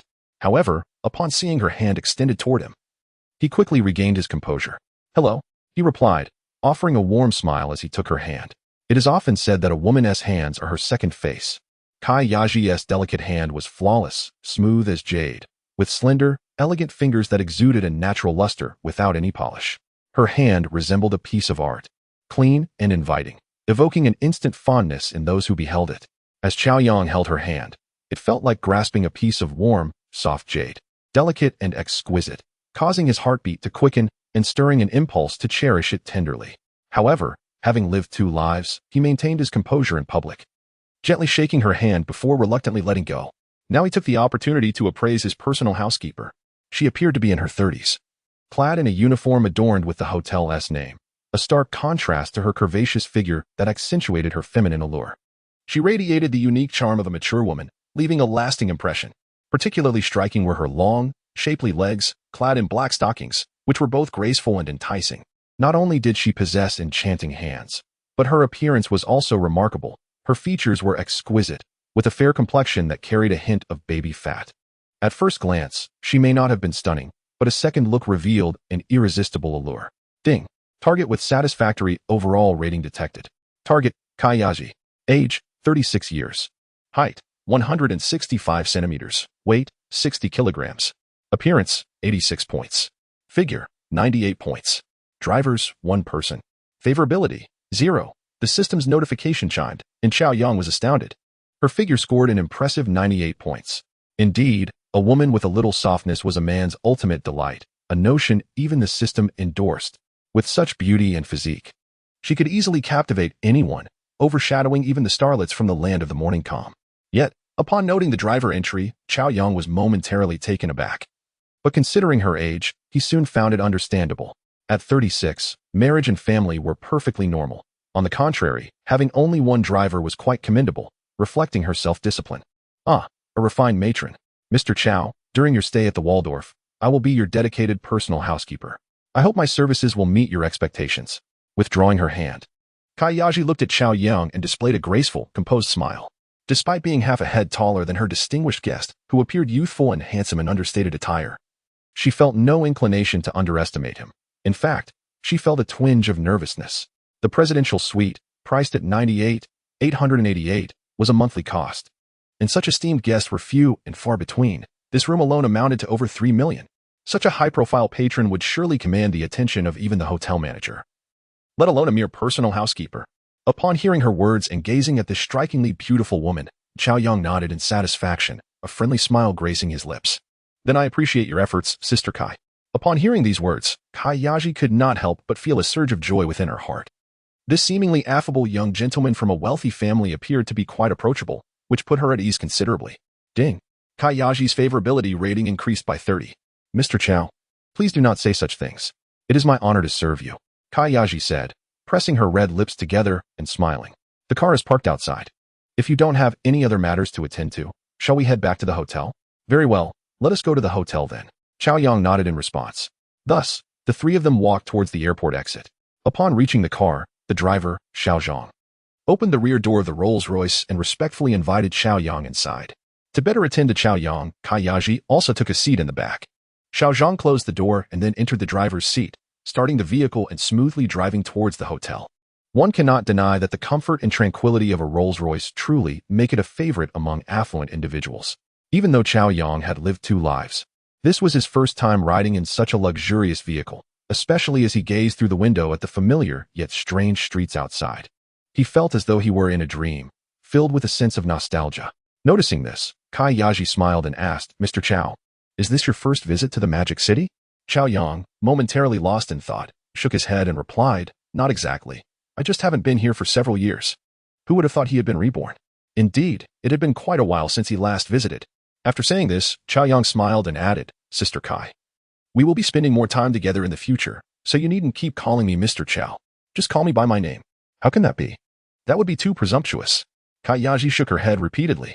Seeing this, Cao Yang couldn't help but smile, looking at the exquisite mature woman before him, whom he felt an irresistible urge to befriend. It's fine. Trust me, you calling me Mr. Cao feels quite foreign to me. Ding. Kayaji's favorability rating increased by 10. Observing Cao Yang's serious expression, Kayaji hesitated for a moment before her cheeks flushed slightly as she said, then, I shall call you Yang in private. Cao Yang nodded, about to respond, when his phone rang. Checking the caller ID, he saw an unfamiliar number, yet he answered nonetheless. The moment he picked up, a respectful and gentle female voice came through. Hello, may I speak with Mr. Cao? This is Cao Yang. Who is this? Cao Yang inquired, gazing at the comfortable seat of the Rolls-Royce and the retreating scenery outside. Hello, Mr. Cao. I sincerely apologize for taking up your precious time. I am Lina, the manager of the Public Relations Department at Feiyu Platform. Mr. Cao, you have recently made substantial expenditures on our platform, qualifying you for our supreme VIP status. As our most esteemed client, you are entitled to a one-on-one exclusive customer service experience. Feiyu, exclusive customer service? Cao Yang was slightly taken aback, but quickly smiled. Spending over 10 million in a single day and depositing 100 million, though it merely represented his investment in generating income, was nonetheless substantial in the eyes of Feiyu. Such a lavish patron would undoubtedly provoke envy among any live streaming platform. Wealth truly equates to power, or rather, wealth equates to reverence. As long as the executives had their wits about them, they would undoubtedly vie for his favor, considering the immense benefits he could bring to the platform. It must be said that Feiyu, being one of the top platforms, acted swiftly. Mr. Cao, after careful consideration, I have been assigned to be your customer service representative. I hope you find this satisfactory. Although he could not see her, the voice on the phone was genuinely pleasant. Unlike the typical high-pitched tones of regular customer service, her voice was mature, elegant, and gentle, bringing a sense of enjoyment to the ears. Cao Yang raised an eyebrow and replied, "All right, I have no objections." In response, Li Na's tone brightened with delight. "Thank you, Mr. Cao, for your recognition, and even more so for your generous support of our platform. Should you encounter any issues on the platform, please feel free to reach out to me at any time. I will be at your service 24 hours a day." Cao Yang replied nonchalantly, "Good, understood. May I inquire if you are currently satisfied with our platform? If you have any suggestions or feedback, please feel free to share. The company will take them seriously and work towards improvement." Upon hearing this, Cao Yang, who had initially been indifferent, suddenly recalled something and became quite agitated. He spoke in a deep voice. "Now that you mention it, I must express my dissatisfaction with your platform." Upon hearing this, there was a moment of silence on the other end. Then Li Na's voice came through, tinged with apprehension. "Mr. Cao, may I ask what you are dissatisfied with? Please allow us the opportunity to make the necessary corrections." Cao Yang could not help but vent his grievances. "I am quite displeased with the recharge limits on your platform.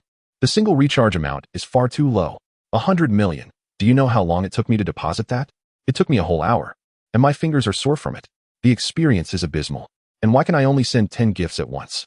I can only recharge 20,000 at a time, which means to send 1,000,000, I have to do it 500 times. It's both time-consuming and laborious. Your platform is far too stingy." Why? Before he could finish his complaint, a violent coughing fit interrupted him, as if something had gotten stuck in her throat. Unbeknownst to him, at Feiyu's headquarters. Within the office, Li Na's alluring face turned crimson, nearly choking on her breath. Her pristine white shirt was now drenched with water from her cup, leaving the outline of the purple lace distinctly visible. "Do you hear what you are saying? You're exhausted from recharging 100 million? It took you so much effort to send 1,000,000? Quickly gathering a few tissues to wipe her dampened chest. Even someone as high-ranking as Li Na could not help but smile wryly. Meanwhile, in the back seat of the Rolls-Royce, the mature housekeeper Cao Yang, who had not intended to overhear Cao Yang's private conversation, was now wide-eyed with astonishment.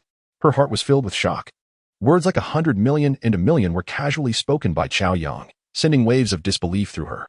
Originally, Cao Yang found it outrageous that Cao Yang spent 3 million on a month's hotel stay, and now she realized it was merely a drop in the ocean.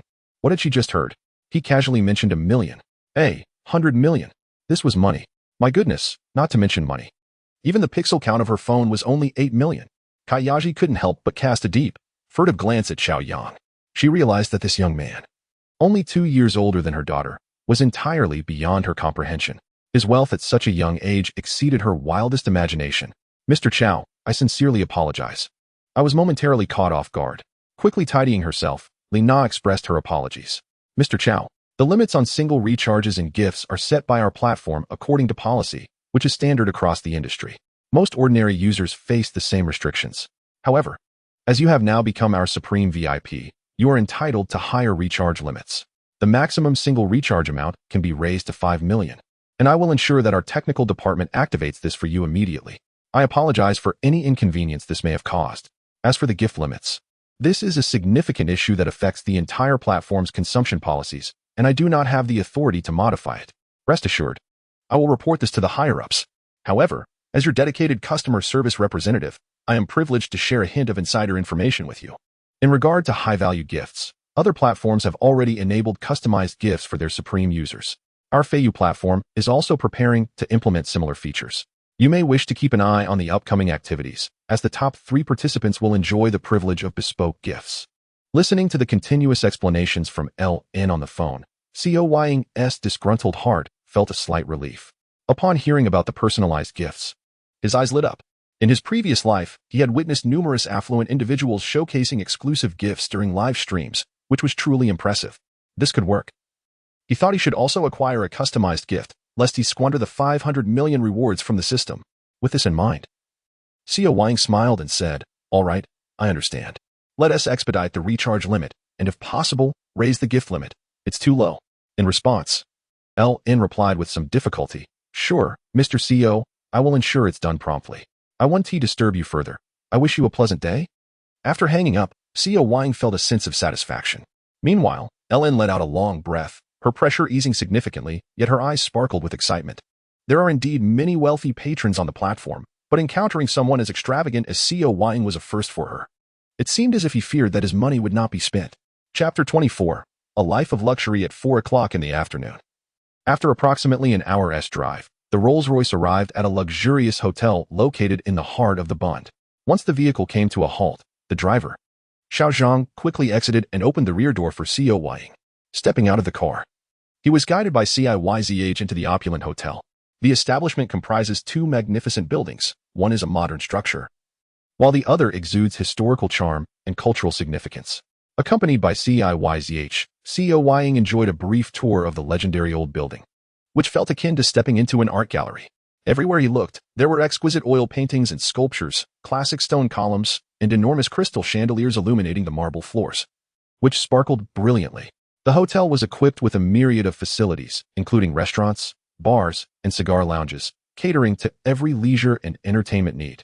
As he strolled along, listening to the mature housekeeper's detailed introductions, Cao Yang's horizons expanded significantly.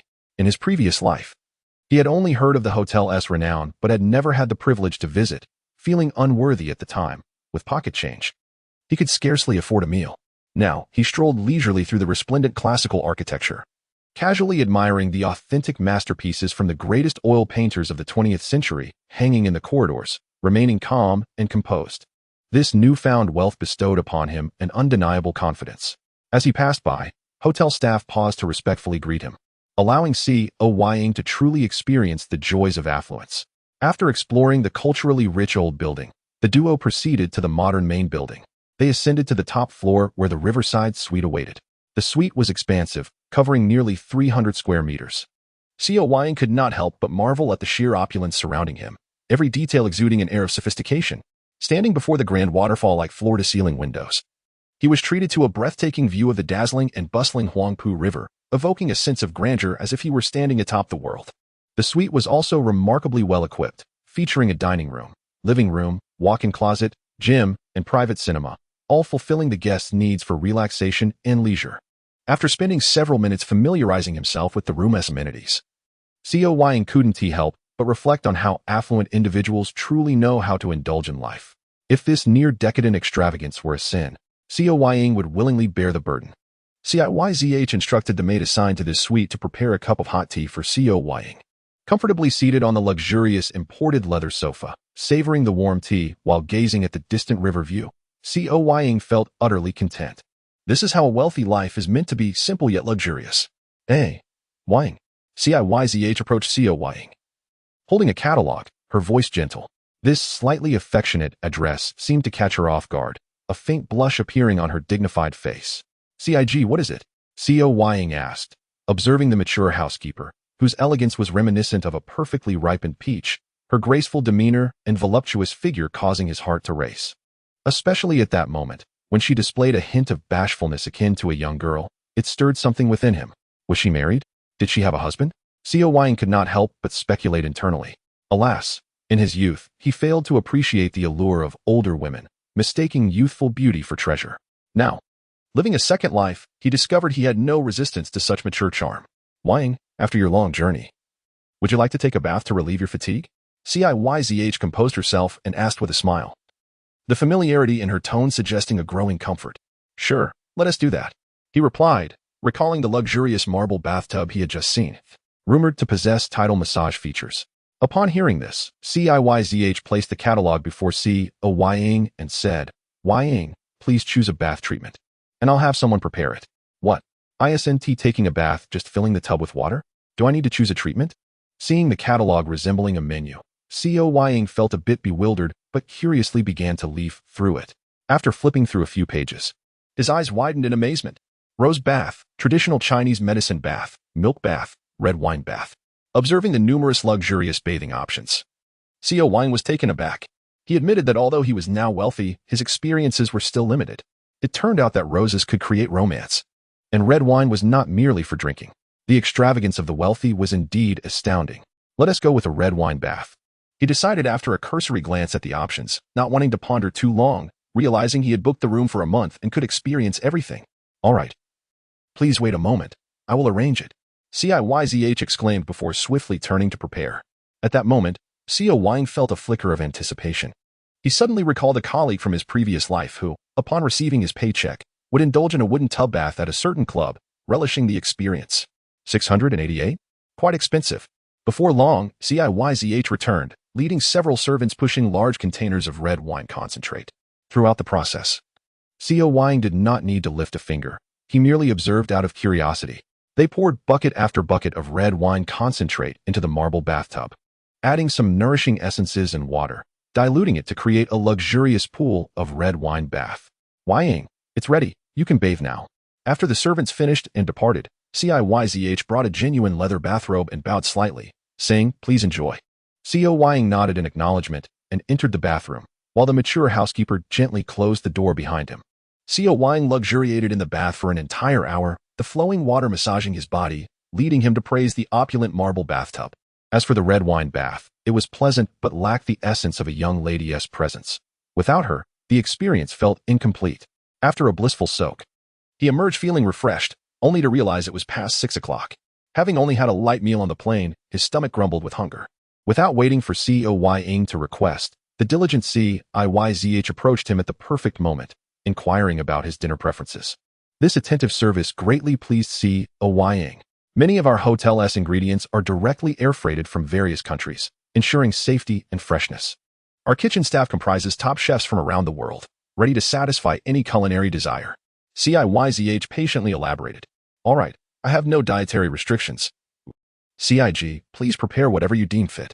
Faced with the dazzling array of dishes, Cao Yang was momentarily at a loss for what to choose. So he entrusted the arrangement to the capable housekeeper. True to her expertise, she soon presented him with a nutritious and sumptuous dinner. Yang, do give this dish a try. Garlic steamed abalone, prepared with fresh abalone air-freighted from Australia, complemented by a secret broth that is both nutritious and delectable. Do taste it. Chapter 25, The Intentions of Zhao Sherman's Lover. After serving Cao Yang his dinner and tidying up, Ciyzh took her leave. In the private cinema of over 20 square meters, a newly released blockbuster was unfolding on the massive silver screen. The precise audio positioning and top-notch surround sound provided Cao Yang with an immersive cinematic experience. Just as the plot thickened, a notification ping from Green Bubble interrupted him. Upon checking his phone, he discovered a message from the beautiful flight attendant, Zhao Sherman. A picture. Shy JPG free brother, how do I look? Cao Yang was momentarily taken aback by the photo Zhao Sherman had sent, unable to resist zooming in for a closer look. It was a selfie of her in her flight attendant uniform, striking a pose that accentuated her perfect S-curve, with long legs and a figure that was simply tantalizing. Her rosy, oval face exuded both innocence and allure. Even though he had seen her in person on the plane earlier, the image left him utterly astonished. Recalling how she had previously shyly rejected his kindness, it was quite amusing to receive such a private photo from her. Just as he was marveling at the picture, Zhao Sherman sent another message. Even if I don't look good, free brother, you mustn't tease me. Nervous, JPG.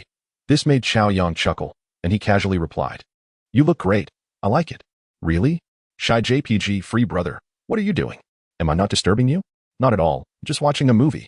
At that moment, the film was showcasing an explosive fight scene. After replying, he set his phone aside and returned his focus to the film. However, after the gripping segment concluded, he noticed a flurry of messages from Zhao Sherman. Free brother, I just got home from the airport. I'm so tired and feeling quite upset. Sad JPG, free brother. I'm feeling so down. I really want to cry. Wrong JPG, today has been terrible. A greasy old man insisted on getting my number, and when I refused, he threatened to file a complaint against me. Wrong JPG, I'm absolutely devastated. I couldn't help but shed a few tears, and a young man saw me. How embarrassing. The young man seemed to want to help me, but I rejected him too. Proud JPG, it's infuriating. Free brother, you have no idea. After disembarking, that middle-aged man actually filed a complaint about me. Crying JPG, it's so frustrating. Do you know that receiving complaints while working in first class is serious? I've been complained about 6 times this month alone. It's so hard. Why is working so challenging? I feel increasingly unsuitable for being a flight attendant, free brother. I want to resign. Free brother, what do you think about me quitting and becoming a full-time streamer? Would you support Sherman?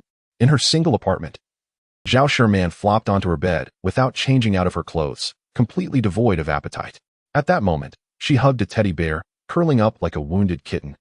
Her expression heavy with sorrow, her downcast eyes fixated on her phone. Ding. After a long wait, Green Bubble finally responded. I will. Zhao Sherman, whose mindset was teetering on the brink of collapse, felt a tremor run through her as she read the simple yet profound message. Her dim eyes suddenly sparkled, and a rush of warmth filled her as tears welled up, though her lips betrayed her with a radiant smile. She was too overwhelmed to type, so she sent a voice message instead. Free brother, is it true? Are you really willing to support Sherman? Yes, as long as you behave. I'll send you some gifts. After all, this business is a win-win. Laughter JPG. Upon reading the subsequent message from Green Bubble, Zhao Sherman couldn't contain her excitement and sat up straight. Was this a promise from Free Brother? While such a message might seem absurd to others, Zhao Sherman believed it wholeheartedly. Remembering how Free Brother had fiercely protected and cherished her that night, her heart brimmed with happiness.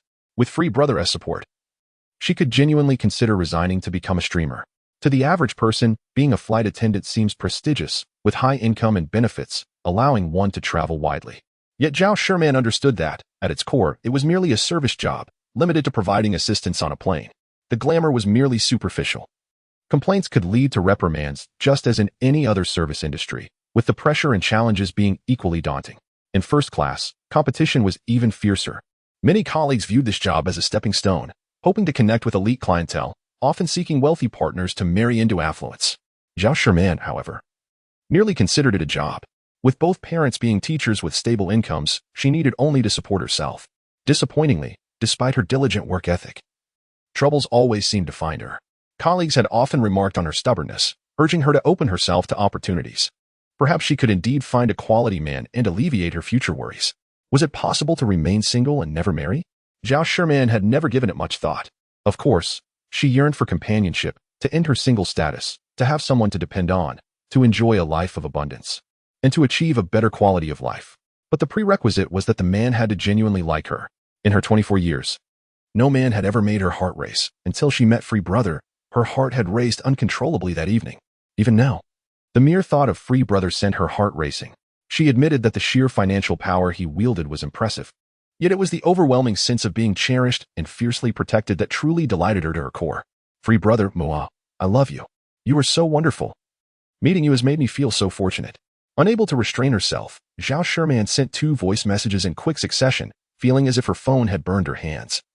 Tossing it aside, she quickly covered her flushed cheeks with her hands, berating herself.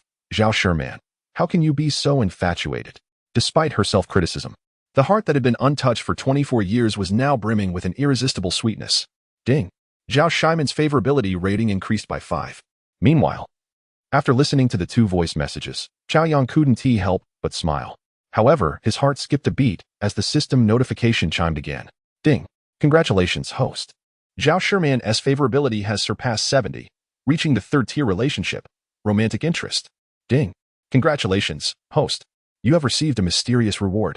Would you like to activate it? Chapter 26. The Goddess's Insecurities. Zhao Sherman's favorability rating increased at a pace even swifter than that of her senior, Song Qingyan, quickly reaching the status of romantic interest, which genuinely surprised Cao Yang. During their brief interaction on the plane, he sensed that this exceptional flight attendant was not the type to be frivolous. He couldn't help but speculate that perhaps this sister had a touch of romantic infatuation, or perhaps the allure of his financial prowess was indeed extraordinary. Regardless, as their relationship evolved into something more romantic, Cao Yang felt an overwhelming sense of joy, particularly upon hearing about the mysterious reward, which made him smile uncontrollably.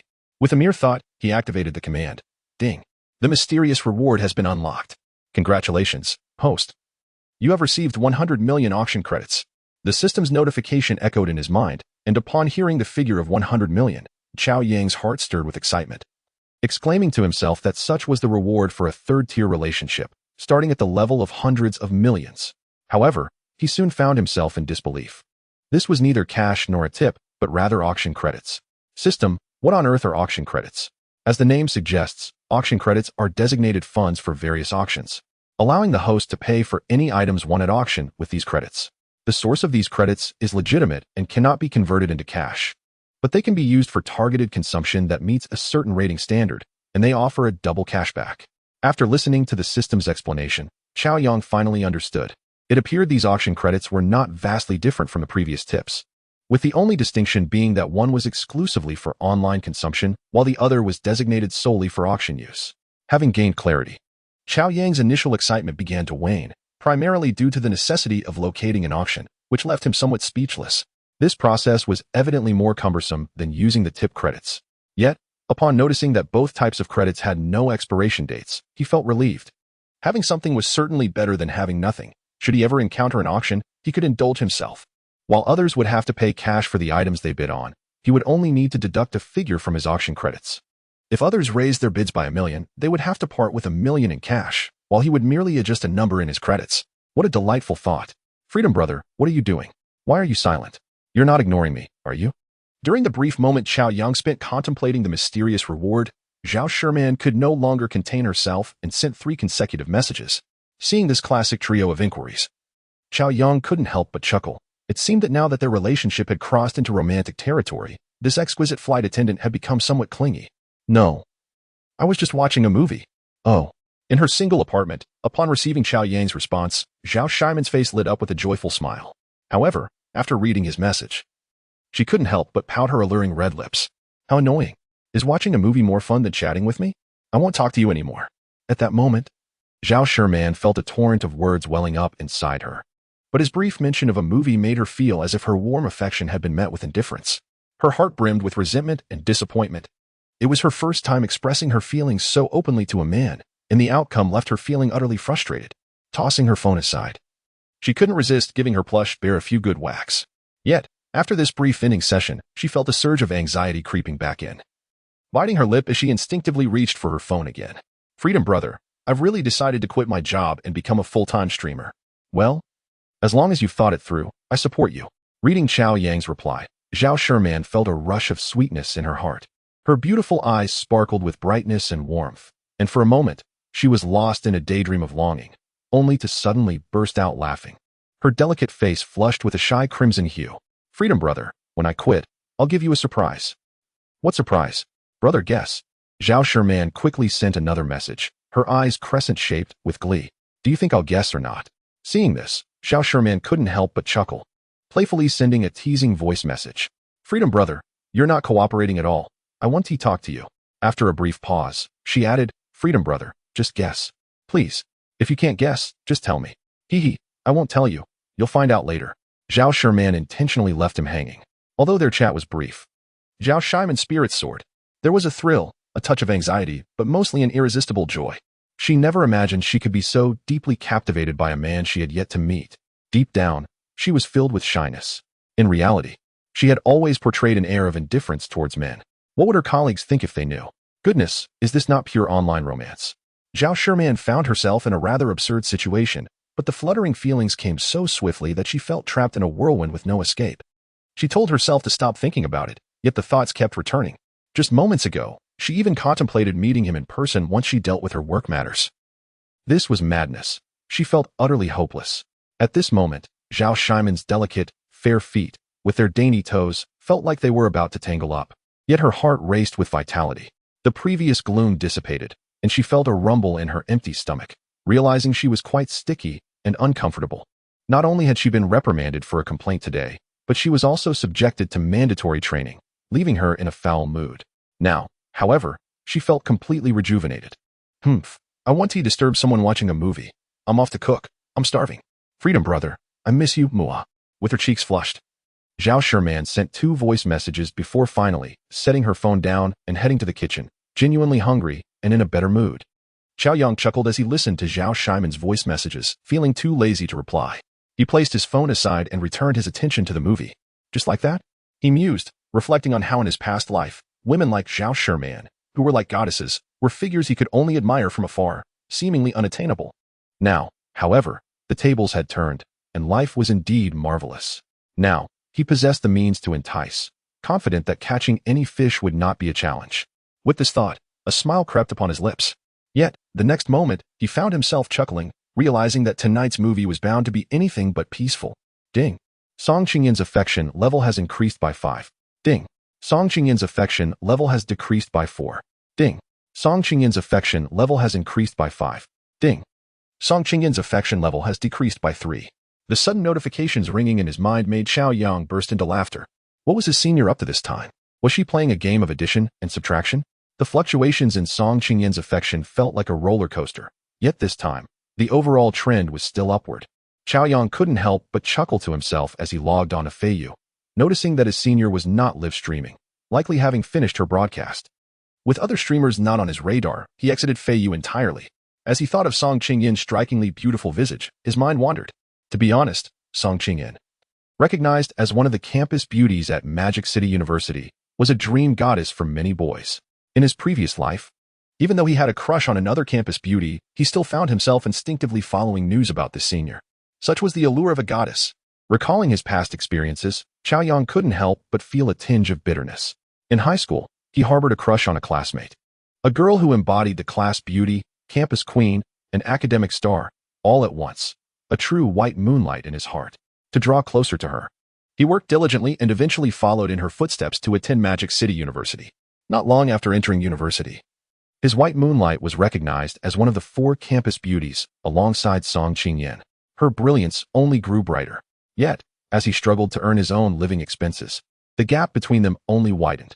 University was a microcosm of society, and it forced Cao Yang to confront the reality of his situation. How could he be worthy of her when he was still grappling with financial woes?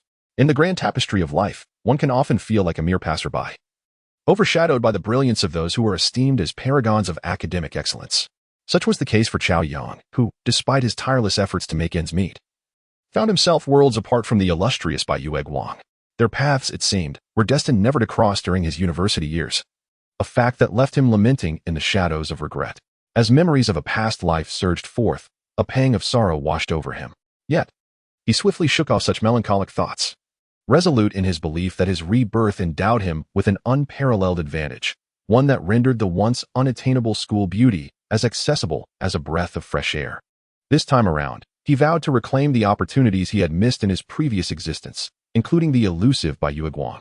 With newfound confidence, he opened a chat with Song Qingyan, a fellow school beauty who mirrored the qualities he admired in Bai Yueguang.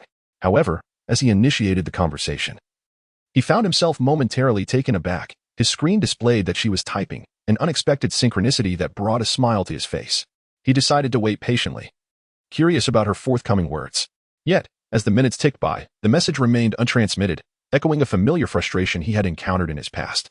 Memories of hesitating to express his feelings to women resurfaced, reminding him of the anxiety that plagued him, fearful that a poorly chosen word might lead to rejection. Amused by the irony of it all, he chuckled softly, recognizing that even the esteemed school beauty was caught in the throes of uncertainty. Meanwhile, in a modest apartment near the university, Song Qingyan hesitated at the brink of sending her message. Her usually composed demeanor was replaced by a tumult of anxiety and indecision. Streaming her show that day had attracted an impressive audience, surpassing even the support she had received from her benefactor, Freedom Daddy. Yet, the absence of his presence weighed heavily on her heart, igniting a spiral of self-doubt. Was he preoccupied, or had he simply lost interest in her? As memories of his fervent support during her previous live stream echoed in her mind, she grappled with the notion that perhaps she had inadvertently offended him. Regret gnawed at her, especially for not having engaged him more intimately after her last broadcast. She knew that maintaining relationships with influential figures in her field was crucial, and her decision to reject the advances of another benefactor had left her feeling isolated. Despite her inner turmoil, she resolved to express her gratitude for his unwavering support. She swiftly composed a message, acknowledging her appreciation. As she hit send, her heart raced with anticipation, only to be met with his immediate reply, asking how she wished to express her gratitude. In a flurry of excitement and nervousness, she suggested a dinner invitation, which he accepted with surprising enthusiasm. The prospect of meeting him in person ignited a whirlwind of emotions within her, for she never anticipated that Freedom Daddy would reside in the same city. As she confirmed their meeting, she felt a surge of determination. This was an opportunity she could not afford to squander. Meanwhile, Cao Yang awoke to a newfound sense of purpose. Free from the burdens of his past, his days of discontent were behind him. As he prepared to venture out, he was greeted by the poised and graceful housekeeper, Kai Yaji, who inquired about his breakfast preferences. Although he had little appetite, she still presented him with a warm glass of milk. As he donned his attire, Kai Yaji presented him with an invitation to a lavish hotel celebration, featuring performances by renowned celebrities. Intrigued, Cao Yang accepted the offer, eager to witness the spectacle and perhaps share the experience with Song Qingyan. With a sense of anticipation brewing within him, he was ready to embrace the unfolding opportunities that awaited. After a brief interval, Cao Yang settled into the luxurious Rolls-Royce, heading directly towards the address provided by his senior, Song Qingyan. In her modest and aging rented apartment, Song Qingyan anxiously adjusted her hair in front of a simple vanity mirror, feeling a wave of restlessness. The thought of meeting the extravagant free dad, who had spent tens of millions in a single PK, filled her with anxiety. She never anticipated that she would meet him so soon in reality, and she realized she knew nothing about him. His identity, his profession, his age, everything was shrouded in mystery. Having never dined alone with male classmates, the prospect of facing a man she could scarcely consider familiar was daunting. It was only natural to feel nervous. She even entertained fleeting thoughts of fleeing. Yet, she understood that there was no turning back. She could only proceed step by step. She had prepared a simple yet exquisite makeup look early on, but now she found herself checking her appearance repeatedly. Ding dong. The notification from the green bubble startled her. "I've arrived. Please come out." As she read Cao Yang's message, her heart raced uncontrollably. Rubbing her slightly stiff face from nervousness, she forced a smile, only to find it felt utterly unnatural, causing her distress. In her daily life, she was accustomed to maintaining a cool demeanor, and such pretenses were hard to change in an instant. Perhaps she could only hope that the free dad would not misinterpret her behavior as disdain. Taking a deep breath, she stepped out of the door, her heart fluttering with trepidation. The sun shone brightly, and the temperature was already sweltering as it approached 11 o'clock. As she neared the entrance, she spotted a pristine car parked at the curb, gleaming in the sunlight. Even with her limited knowledge of automobiles, she could discern that it was a luxury vehicle of considerable worth.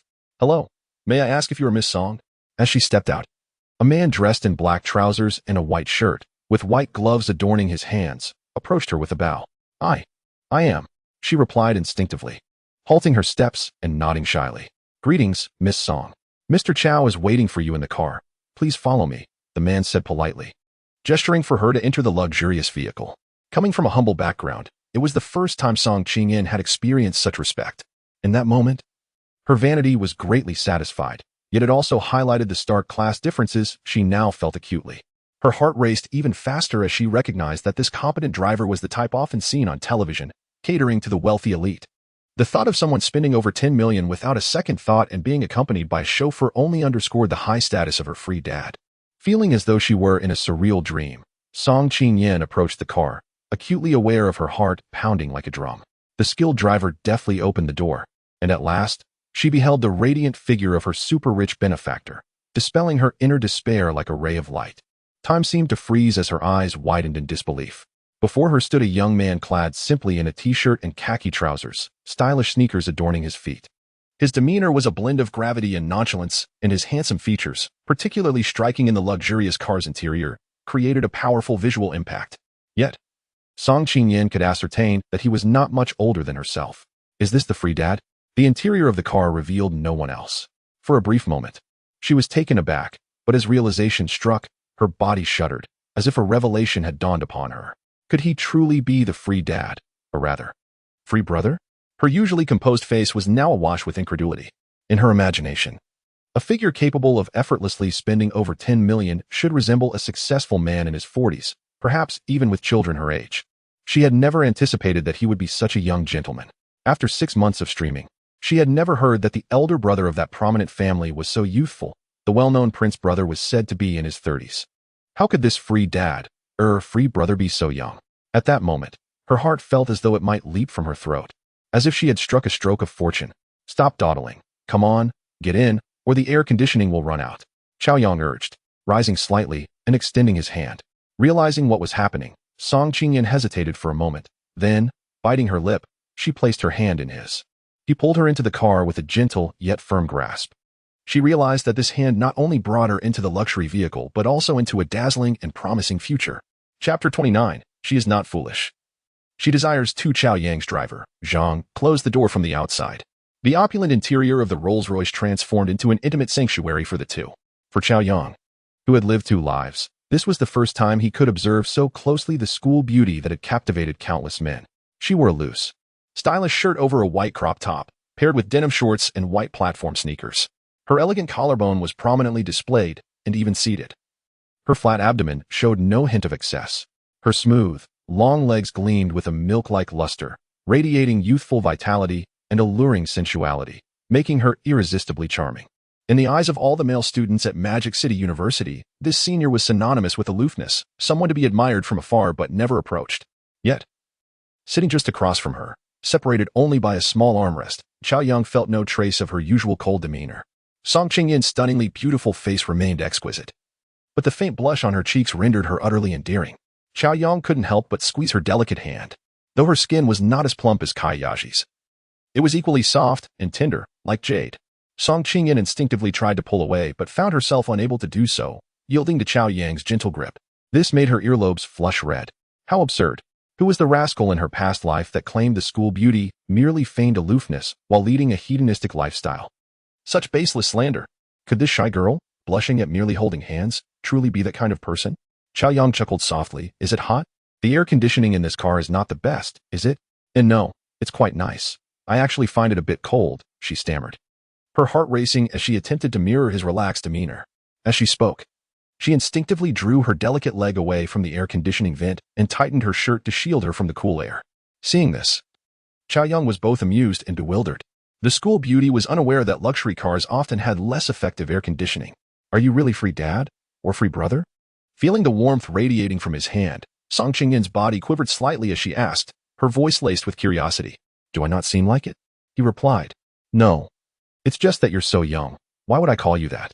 The realization that the person she had been calling free dad was nearly her age left Song Qingyan feeling utterly embarrassed. Well, you were the one who addressed me first. Should I take the blame? Cao Yang teased. You did it on purpose. Why didn't you tell me your age? Song Qingyan mustered the courage to glare at him playfully. You didn't ask. Cao Yang replied innocently. Then, how old are you? 18. What? You're a year younger than me. Upon hearing Cao Yang's age, Song Qingyan was utterly astonished. She had envisioned individuals in their 50s or 60s. Yet she never imagined that this remarkable and affluent young man was, in fact, a year younger than herself. So, you. Realizing Cao Yang's age left Song Qingyan momentarily speechless. Just call me Cao Yang. Feel free to address me by name. Caressing the soft hand of his senior, Cao Yang was reluctant to let go, winking and smiling. Song Qingyan's face flushed crimson as she cast a furtive glance at Cao Yang, unable to help but lower her head. Although this was their first encounter, their interaction was remarkably harmonious. They refrained from incessant chatter, yet whenever silence enveloped them, the senior would invariably find a topic to break the quiet. In his previous life, Cao Yang had perceived the senior as an aloof goddess. Yet this newfound connection bore no resemblance to that notion, prompting a knowing smile from him. Perhaps there truly are no cold-hearted women, if they appear distant. It might simply be due to a mismatch in communication. During their sporadic conversations, the car halted in front of a renowned local restaurant. Once the vehicle was parked, Xiao Zhang opened the door, and the two alighted. Mr. Cao, I shall not intrude upon your meal. I will be nearby. Should you require anything, just give me a call. Closing the door, Xiao Zhang bowed and took his leave. Thank you for your hard work. Cao Yang acknowledged with a nod. Cao Yang, are we dining here? After Xiao Zhang drove away, Song Qingyan gazed at the impressive restaurant before her, unable to suppress her astonishment. Indeed, this is the place. It is authentic local cuisine, and the flavors are delightful. Cao Yang smiled at Song Qingyan, only to notice her expression filled with apprehension. What's wrong? Is this cuisine not to your liking? He inquired, puzzled. Upon hearing this, Song Qingyan's expression became even more flustered. Biting her lip, she finally spoke in a barely audible voice. No, it's just that the expense here is evidently high, and I cannot afford it. Perhaps we should choose another place. Having streamed for half a year, Song Qingyan had earned some money while supported by the eighth master, but since their fallout, she had returned most of her earnings to him. The other gifts had yielded little profit, and her remaining funds were scant. Although Cao Yang had gifted her 10 million, she wouldn't receive her share until the following month, leaving her truly short on cash at present. Dining in such an upscale establishment would likely leave her financially destitute in the future. At this, Cao Yang couldn't help but chuckle. Silly girl, put your mind at ease. Dine boldly. The room is already reserved. Rest assured, I shall treat you. He playfully pinched her delicate nose, smiling fondly at the flustered senior. In public, such an affectionate gesture made Song Qingyan freeze momentarily, her heart racing anew. All right, stop standing there like a statue. Let us head inside. Cao Yang's hand rested gently on Song Qingyan's alluring waist as he spoke, guiding her toward the restaurant. The interior of the restaurant was even more grandiose, exuding opulence at every turn. For an ordinary individual, a single visit to such a venue could consume an entire month's salary. Outside, it appeared intimidating, yet upon entering, Song Qingyan felt a thrill of trepidation. Had she not encountered Cao Yang, she believed she might never have set foot in such a place. At this moment, ensconced in Cao Yang's embrace, her eyes brimmed with gratitude. In their fleeting encounter, he had already lavished her with such generosity. At this instant, Song Qingyan was profoundly moved, even feeling a flutter of affection. He was so wealthy, so youthful, so handsome, a veritable Prince Charming. Among the multitude of women in the world, with countless choices, he chose to treat her so well. This stirred a sense of unprecedented sweetness within her, sending ripples of emotion coursing through her heart. A woman adorns herself for the one she cherishes. She could not suppress the intense yearning that surged forth. A man of such excellence was precisely the kind of man every woman dreams of possessing, and she was no fool. She desired him too. Ding. Song Qingyan's affection level increased by 2. Ding. Song Qingyan's affection level increased by 5. Ding. Congratulations, host. Song Qingyan's affection level has surpassed 70. Ascending to the 3rd level of relationship. Romantic intentions. Ding. Congratulations, host. You have received a mysterious reward. Would you like to activate it? Within the spacious, luxurious private room, an array of exquisite dishes was served by waitresses clad in kipayos. Regardless of the flavors, the presentation alone was enough to make one salivate. A white radish garnish to resemble a lifelike lotus flower left Song Qingyan utterly astounded. These dishes resembled works of art, and witnessing such culinary masterpieces in person, which she had only seen on television, expanded her horizons immensely. Is this the refinement associated with the wealthy? She never anticipated that one day an ordinary person like herself could experience such high-end indulgence. Even she, who often presented herself as aloof, felt an exhilarating thrill within her. It was as if she had transformed from an ugly duckling into a swan, a sensation that electrified her senses. Yet, she recognized that her current fortune was the result of this man's kindness, and she could not help but gaze deeply at Cao Yang. Her eyes igniting with warmth, admiration and reverence mingled with an uncontrollable affection, wild and free like blooming wildflowers. At this moment, Cao Yang too was filled with exhilaration, thrilled that Song Qingyan's affection had swiftly surpassed 70. Romantic intentions. The once cold water lily was destined to blossom radiantly in his pond. His spirit soared. As the system announced the mysterious reward, Cao Yang, brimming with anticipation, commanded, activate. Ding. Mysterious reward activated. Congratulations, host. You have acquired intermediate driving skills, along with a driver's license. Upon seeing this reward, Cao Yang was momentarily taken aback, his composure shaken. No way. This must be a mistake. Is it really just driving? In my previous life, I was an expert driver. He had mastered the art of driving with such finesse that passengers would rave about the exhilarating experience. What good is this skill? It seemed rather trivial, and Cao Yang felt a wave of discontent wash over him. However, upon reflection, he realized that while his driving skills were impeccable, they were honed only after obtaining a license post-university. Considering his current rebirth, he had not yet even taken the driving test. In this light, the reward was indeed timely and considerate. With this newfound skill, he could avoid the hassle of obtaining a license, instantly becoming a legally sanctioned driver. Instantly, he felt a profound comprehension of driving techniques and a surge of confidence. Guys, hop in. We're hitting the highway, smooth sailing ahead. You, what are you laughing at? Do not make fun of me. Hearing Cao Yang suddenly burst into laughter. Song Qingyan, engrossed in capturing the artistic dishes on her phone, felt her strikingly beautiful face flush with embarrassment. Upon noticing her reaction, Cao Yang couldn't help but grin. The meal was not merely about eating, but also about capturing memories. He had not anticipated that such a goddess would share this interest. The meal was filled with laughter and conversation, lasting over an hour, during which they grew increasingly familiar with one another. 8 dishes were consumed, though the portions were modest. The focus was on flavor. Most of it had found its way to Cao Yang's stomach, while Song Qingyan merely sampled each dish, yet her small appetite was still satisfied. Are you full? You barely ate, like a little cat. Cao Yang teased, stroking her silky hair. I'm full. If I eat more, I'll burst. I usually can't handle this much. Feeling the affectionate concern from Cao Yang, Song Qingyan's heart fluttered like a startled fawn, causing her to lower her gaze. In a somewhat unladylike manner, she shyly touched her slightly protruding belly and said, All right, once we're full, let's head out. With that, Cao Yang stood up first, leading Song Qingyan out of the opulent private room. However, when it came time to settle the bill, Song Qingyan was taken aback to discover that their meal had cost a staggering 100,000 yuan. While she was aware that the establishment was pricey, she had not anticipated such an exorbitant sum. The dishes were indeed expensive, but the primary contributor to the bill was the bottle of red wine that Cao Yang had casually ordered, which alone was worth 88,000 yuan. At that moment, upon hearing the price, Song Qingyan was utterly stunned. Oh dear, how could a single bottle of wine be so costly? We hardly drank it all. Goodness, over 80,000.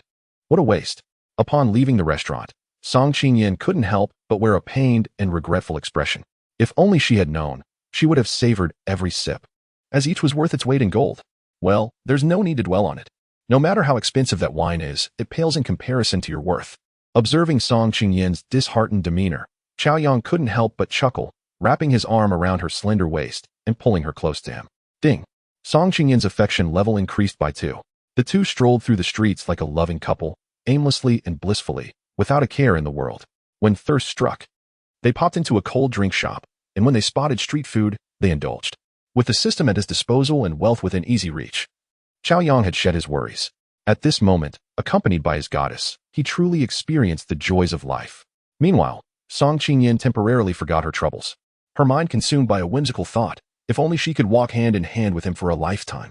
It wasn't until the mature housekeeper, Kai Yaji, called to remind Cao Yang that the VIP box for the performance had been reserved and that they should enter early, that he realized several hours had slipped by unnoticed. After calculating the time, the two quickly grabbed a bite to eat before hurrying to the opera house, excited to hear that a celebrity was performing. Song Qingyan was filled with enthusiasm. As the clock struck 6, the opera house was bustling with activity, alive with the sounds of traffic and chatter. The parking lot was filled with luxury cars, rivaling that of an auto show, with distinguished socialites stepping out of their vehicles, accompanied by elegantly dressed ladies. Cao Yang guided the somewhat awkward Song Qingyan to the entrance, where a welcoming committee from the event organizers and hotel awaited them. After verifying Cao Yang's identity, a representative respectfully led them through a private entrance to the VIP box on the second floor. The Waldorf's 60th anniversary celebration was nothing short of grand. Having booked a concert hall that could accommodate nearly 10,000 guests and inviting over 30 celebrities to perform, a significant investment indeed. This gala was not open to the public. Only esteemed guests of the hotel were invited. And to secure a spot on the second floor was a privilege reserved for the elite among the elite. Each attendee was a figure of high status, regarded as a prominent leader in their respective fields. Although Cao Yang had only recently begun patronizing the Waldorf, his initial expenditure of 300,000 yuan ensured that he was treated with utmost reverence. The private room, while not excessively large, exuded an air of sophistication, offering a splendid view, with an array of snacks, fruits, pastries, and beverages meticulously prepared, showcasing the hotel's attention to detail. Although Cao Yang and Song Qingyan arrived neither early nor late, the venue was already bustling with guests, and more were steadily trickling in. As they waited, the time felt long yet not tedious. Cao Yang casually leaned back on the sofa, munching on an apple. In contrast, Song Qingyan felt a tinge of nervousness.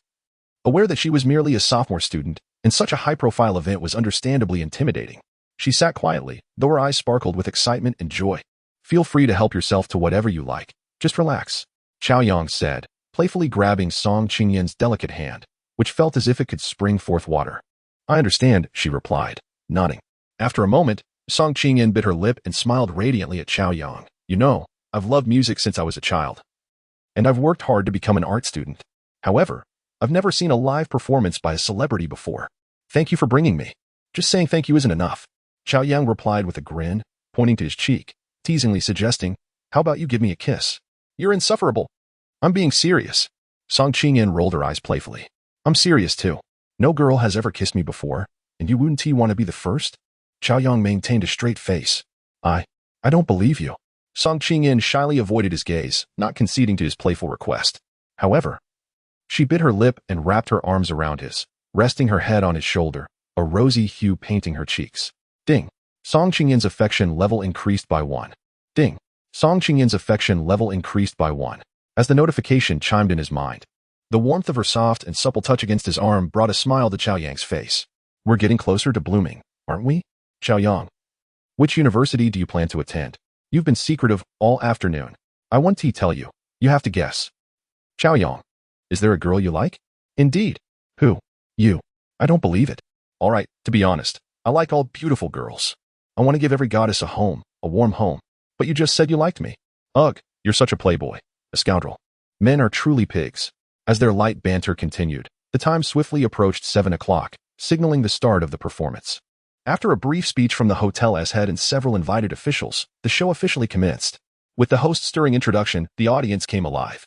Song Qingyan instinctively sat up straight. The first performer was a veteran singer whose passionate rock song transported the audience back to the 90s, igniting a fervent atmosphere within the concert hall. After the performance, the crowd erupted in applause, fulfilling everyone's expectations. Experiencing a live performance was undeniably more exhilarating than watching it on a screen. Even Cao Yang couldn't help but sway along. The second performer was a lesser-known female singer, singing a lyrical piece with a beautiful voice, captivatingly immersed in her performance. However, Song Qingyan was somewhat unimpressed. What's wrong? Don't you find it enjoyable? It sounds nice, but she's lip-syncing. Song Qingyan whispered into Cao Yang's ear. Cao Yang was left momentarily speechless. A singer lip-syncing? He couldn't discern it. But since Song Qingyan had caught it, he believed her, considering she was a music major with exceptional skills. I envy her so much, Song Qingyan confessed, her eyes reflecting deep admiration. Did you know? She started as a streamer but gradually ascended to this grand stage, becoming a star. She is the epitome of success for internet celebrities. Song Qingyan exclaimed with excitement and envy. Cao Yang chuckled. Why the envy? Do you aspire to be a star as well? At his words, Song Qingyan's cheeks flushed slightly. Yet, she replied candidly, of course. Don't laugh at me. But my biggest dream as a child was to become a singer and stand on stage, letting everyone hear my voice. She paused for a moment and, with a bitter smile, remarked, now that I have grown up, I realize how difficult this is. It can only remain a dream, entirely unrealistic. It was entirely natural for her, who had loved singing since childhood, to harbor dreams of becoming a star. Cao Yang chuckled and replied, how can it be unrealistic? As long as you don't give up, success will eventually come.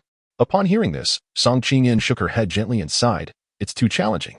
There are so many people studying music each year, and how many actually succeed? It's not that simple. Without money, connections, or assistance, there are simply no opportunities to shine. Forget about being a star. Even becoming a popular streamer is incredibly tough. How can you say no one is helping? Am I not here for you? Cao Yang's words struck Song Qingyan like thunder, causing her to tremble in surprise. Money was not an issue for her. She had plenty of it. With wealth, building connections was not insurmountable, and if one has a dream, one should pursue it. I support you. Cao Yang could not help but affectionately stroke Song Qingyan's hair. In disbelief, Song Qingyan gazed at Cao Yang, her eyes wide with astonishment. She did not doubt his abilities. Rather, she could hardly believe that such fortune could repeatedly fall upon her. After all, she was just an ordinary girl. Cao Yang, we are mere acquaintances. Why are you being so kind to me? What do you gain from helping me? Her voice trembled with uncertainty. I simply see your worth, Cao Yang replied earnestly, caressing her long hair. You are exceptional, and helping you is a pleasure, much like the joy of loving someone without reason. Upon hearing this, Song Qingyan's eyes turned red, and tears cascaded down her cheeks. Silly girl, why are you crying? Cao Yang exclaimed, reaching out to wipe her tears, only to find them flowing more freely. Suddenly, Song Qingyan threw herself into his arms, tightly embracing his neck. In the next moment, her soft lips pressed against his. Ding. Song Qingyan's affection level increased by 5. Ding. Congratulations, host. Song Qingyan's affection level has surpassed 80, ascending to a 4-tier relationship. Yours to claim. Chapter 32. Can we listen to music first? Overcome by emotion, Song Qingyan, for the first time in her life, expressed her pent-up feelings with such fervor. Cao Yang was taken aback. The usually aloof senior had initiated a kiss. If the male students at school witnessed this, they would surely be left astounded and consumed by jealousy. The affection level had soared past 80, entering a new stage, which thrilled Cao Yang, yet he had no time to dwell on it. The mysterious rewards were the least of his concerns. He longed to savor the sweetness of the moment. The kiss was inexperienced yet filled with fervor, an exquisite intertwining of souls. After a long moment, the senior could not resist reaching out her delicate hand to caress Cao Yang's handsome face, her misty eyes brimming with emotion and bliss. After planting a soft kiss on his cheek, Song Qingyan choked on her words. I cannot fathom why fate has allowed me to meet someone as wonderful as you. In that moment, Song Qingyan truly felt like the luckiest and happiest woman in the world. She had no doubt about the authenticity of Cao Yang's words. How could someone capable of effortlessly amassing 15 million deceive her? There was no need. She could not comprehend what made her worthy of his deception. Was it her feelings? Her body? That was trivial compared to 1 million. With just 2 million, he could have any woman he desired. How fortunate she was to have encountered such a benefactor. One who could alter the course of her life. Countless individuals toiled for meager wages, living monotonous lives, while many girls sold themselves for fleeting pleasures. This was a man who could change her destiny. How could she remain unmoved? Perhaps, in some way, we have all saved the galaxy. Embracing the graceful figure of the senior, Cao Yang pondered the fortune of having been chosen by the system. Who could rival his luck? Others might earn modest gains, but he would never suffer losses. At that moment, Song Qingyan clung tightly to Cao Yang, as if she wished to merge into him. Resting her head against his broad chest, feeling sweetness blossom within her heart, as if she had found her refuge for life. Though blessed with striking beauty, she was still just an ordinary girl, hailing from a less-than-average background. Her father had passed away when she was young, and it was her strong mother who raised her and her younger sister alone. Growing up in a single-parent household, she endured the curious gazes of others and often faced bullying. Yet, maturing faster than her peers, she inherited her mother's strength and independence. Gradually, she donned a cold facade, not only to shield herself from harm but also to protect her younger sister. With an exterior that screamed stay away. Her classmates kept their distance, which safeguarded her but also left her without companions. Music became her closest friend. Her mother, whom she considered the most remarkable person in the world, supported her wholeheartedly, nurturing her passion. As she matured, she began to truly appreciate her mother's sacrifices and sought ways to alleviate her burdens. Songs had touched her lonely soul countless times, and she yearned to stand on stage one day, moving others with her voice. However, upon entering university in the arts department, she realized that her dreams were merely wishful thinking. A chance encounter with live streaming opened her eyes to a new world. Observing streamers earn substantial rewards simply by singing, dancing, or chatting online, she was profoundly inspired. If she couldn't become a star, perhaps being a streamer would suffice. She could showcase her talents and earn money, alleviating her mother's struggles and helping her sister as she approached college. Thus, Cao Yang boldly stepped into the world of live streaming. She experienced moments of hope and joy, but despair soon followed. Then, fortune smiled upon her in the form of a man who illuminated her streaming room, granting her wealth that ordinary people might toil for a lifetime to achieve. Now, she felt as if her entire life was being brightened. Her heart raced, shedding the cold guise of self-protection. She was simply a woman yearning for love and affection. Faced with such an exceptional man willing to treat her so kindly, it would be disingenuous not to feel moved. She was determined to reciprocate his kindness with fervor. What are you thinking about? Gazing at the senior nestled in his arms like a cat, Cao Yang's heart swelled. This was the goddess he had only admired from afar in his past life. Nothing, he replied. I just feel incredibly fortunate. Listening to the heartfelt performance of a renowned singer on stage, Cao Yang nestled closer, her face flushed with emotion. Cao Yang, I feel so happy, she whispered, her voice barely above a murmur. Cao Yang was immediately filled with gratitude, thanking the system for granting him such an enviable life. Suddenly remembering the mysterious reward he had yet to unveil, he couldn't help but smile. System, activate the mysterious reward. Ding. Reward activated. Congratulations, host. You have received a tenfold cashback card. Cao Yang was taken aback. Previously, the rewards and auction profits only offered a double cashback, but now, a tenfold cashback card had appeared. How extraordinary. Tonggu, how do I use this tenfold cashback card? Cao Yang eagerly inquired. Ding. The tenfold cashback card is a one-time consumable. Valid for use within 3 days. It becomes void after that. When the host makes a cash purchase and uses the tenfold cashback card, the amount spent will yield a one-time tenfold cashback. Upon hearing this, Cao Yang couldn't help but furrow his brow. So, it could only offer a single cashback opportunity? And with a deadline. For a moment, his excitement waned, but then he quickly reassured himself. After all, it was a gift. What more could one ask for? If he could spend 10 million at once, he would receive a staggering 100 million in return. A young man should not aim too high. He should set a modest goal first. Let us aim for 100 million. How splendid. A smile crept onto Cao Yang's face. At this moment, the senior sister in his arms couldn't help but squirm slightly. Please not here cough with a flushed face. Cao Yang dared not even breathe too deeply. Her voice soft and pleading. Cao Yang, could we listen to music first and not touch? Chapter 33. A milk bath awaits. If you suddenly sneeze, it must be because I am thinking of you. I enjoy frolicking in your embrace. Your world is a castle. I wish to accompany you for more than just a day. Grant me a little more of your willingness. I love you. As the sweet voice of the Sugar Queen resonated, a 2.5-hour star-studded performance concluded splendidly. Immersed in the warmth of the moment, Cao Yang reluctantly sat up. At the star-studded concert, while he played basketball instead of enjoying the music, the anxious referee issued him a yellow card warning. Feeling dejected, Cao Yang could only rest his head on the soft, alluring thighs of the senior sister, nursing his wounds. Cao Yang, who had never even been a driver, was inherently shy and reserved. She couldn't fully let go in such a setting, a sentiment that Cao Yang understood well. And he made no effort to put her in a difficult position. As they exited the venue, it was nearly 10 o'clock, and the weather had turned refreshingly cool with a gentle breeze. It's so late, Cao Yang said, brushing the wind-tossed strands of hair from her face. Her gaze fixed on the ground. Indeed, it's late. We should head back to the hotel. Cao Yang chuckled softly, taking her seemingly lost little hand in his. Cao Yang shivered involuntarily, her heart racing uncontrollably as she glanced at the ground, her eyes brimming with shyness. She understood what being taken to the hotel implied, yet she did not pull her hand away. At this moment, she did not wish to make things difficult for Cao Yang. She had her principles but never boasted of her nobility. Faced with a man who could elevate her from her current station and transform her life, Her heart had completely surrendered. He was young, commanding a terrifying wealth, tall and handsome, with a gentle temperament. Was he the epitome of the man that countless women sought? She would give herself to him without regret. Half an hour later, they arrived at the hotel. As they entered the grand lobby, Song Qingyan had prepared herself mentally. But witnessing the opulence of the palace-like structure left her profoundly astonished. The extravagant decor, exuding artistic flair, overwhelmed her senses, causing her to feel a bit uneasy. In her 19 years, she had never even entered an ordinary hotel, let alone this top-tier 5-star establishment.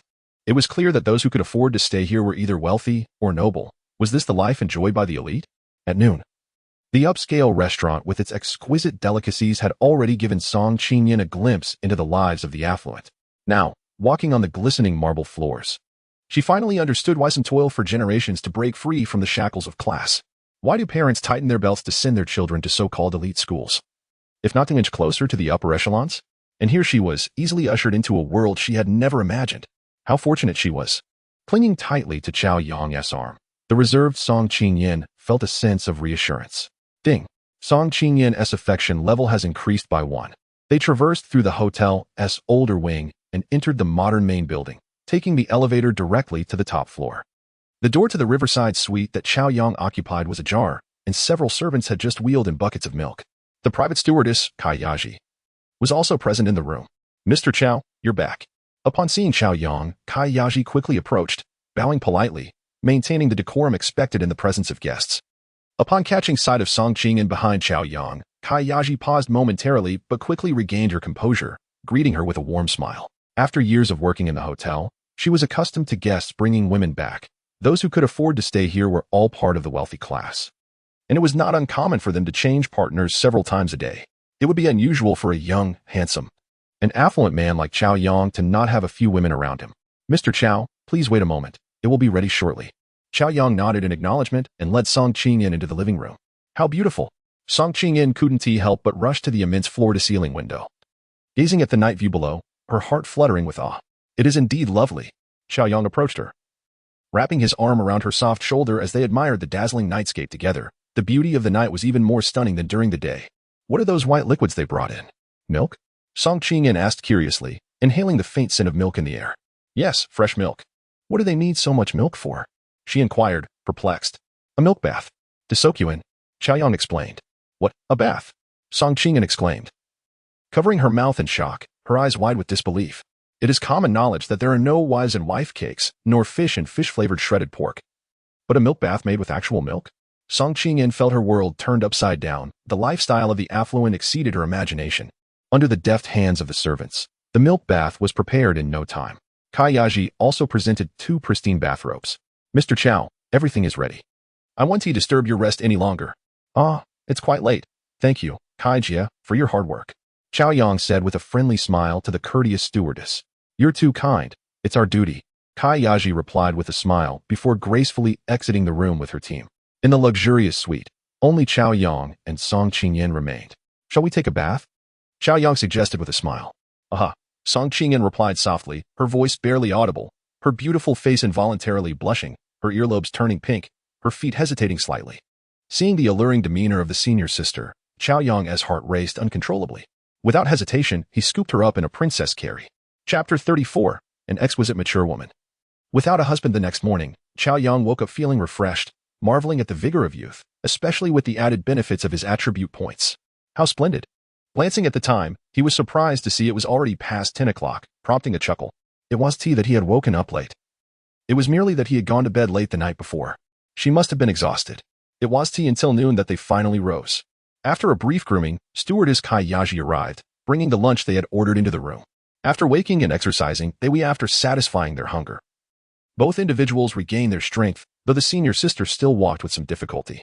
Cao Yang couldn't resist making a few playful remarks, which earned him a light-hearted punch. "Cao Yang, while I appreciate your help, I must also put in my own effort. I want to return to my live stream." Sitting on the luxurious sofa, Song Qingyan, her cheeks flushed, clung to Cao Yang's arm, her beautiful eyes filled with reluctance, yet her voice was resolute. Taken aback, Cao Yang raised an eyebrow and asked, "Are you sure your body can handle it? A few days of rest wouldn't hurt? It's fine to sing while sitting. Besides, the activities of Fei Yu have been announced. And there's a major event mid-year. This is an opportunity one don't want to miss. All right, since you have your own considerations, I support you." Wait a moment, and I'll call the driver to take you back, Cao Yang said affectionately, stroking Song Qingyin's delicate face. With such ambition and understanding, not overly clingy. It was hard for Cao Yang not to like her. Cao Yang, you're too good to me. Song Qingyin couldn't help but wrap her arms around Cao Yang's neck and press her tender lips against his cheek.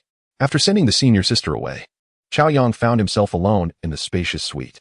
At this moment, the mature housekeeper, Kai Yaji, entered and respectfully inquired, Yang, do you have any plans for tonight?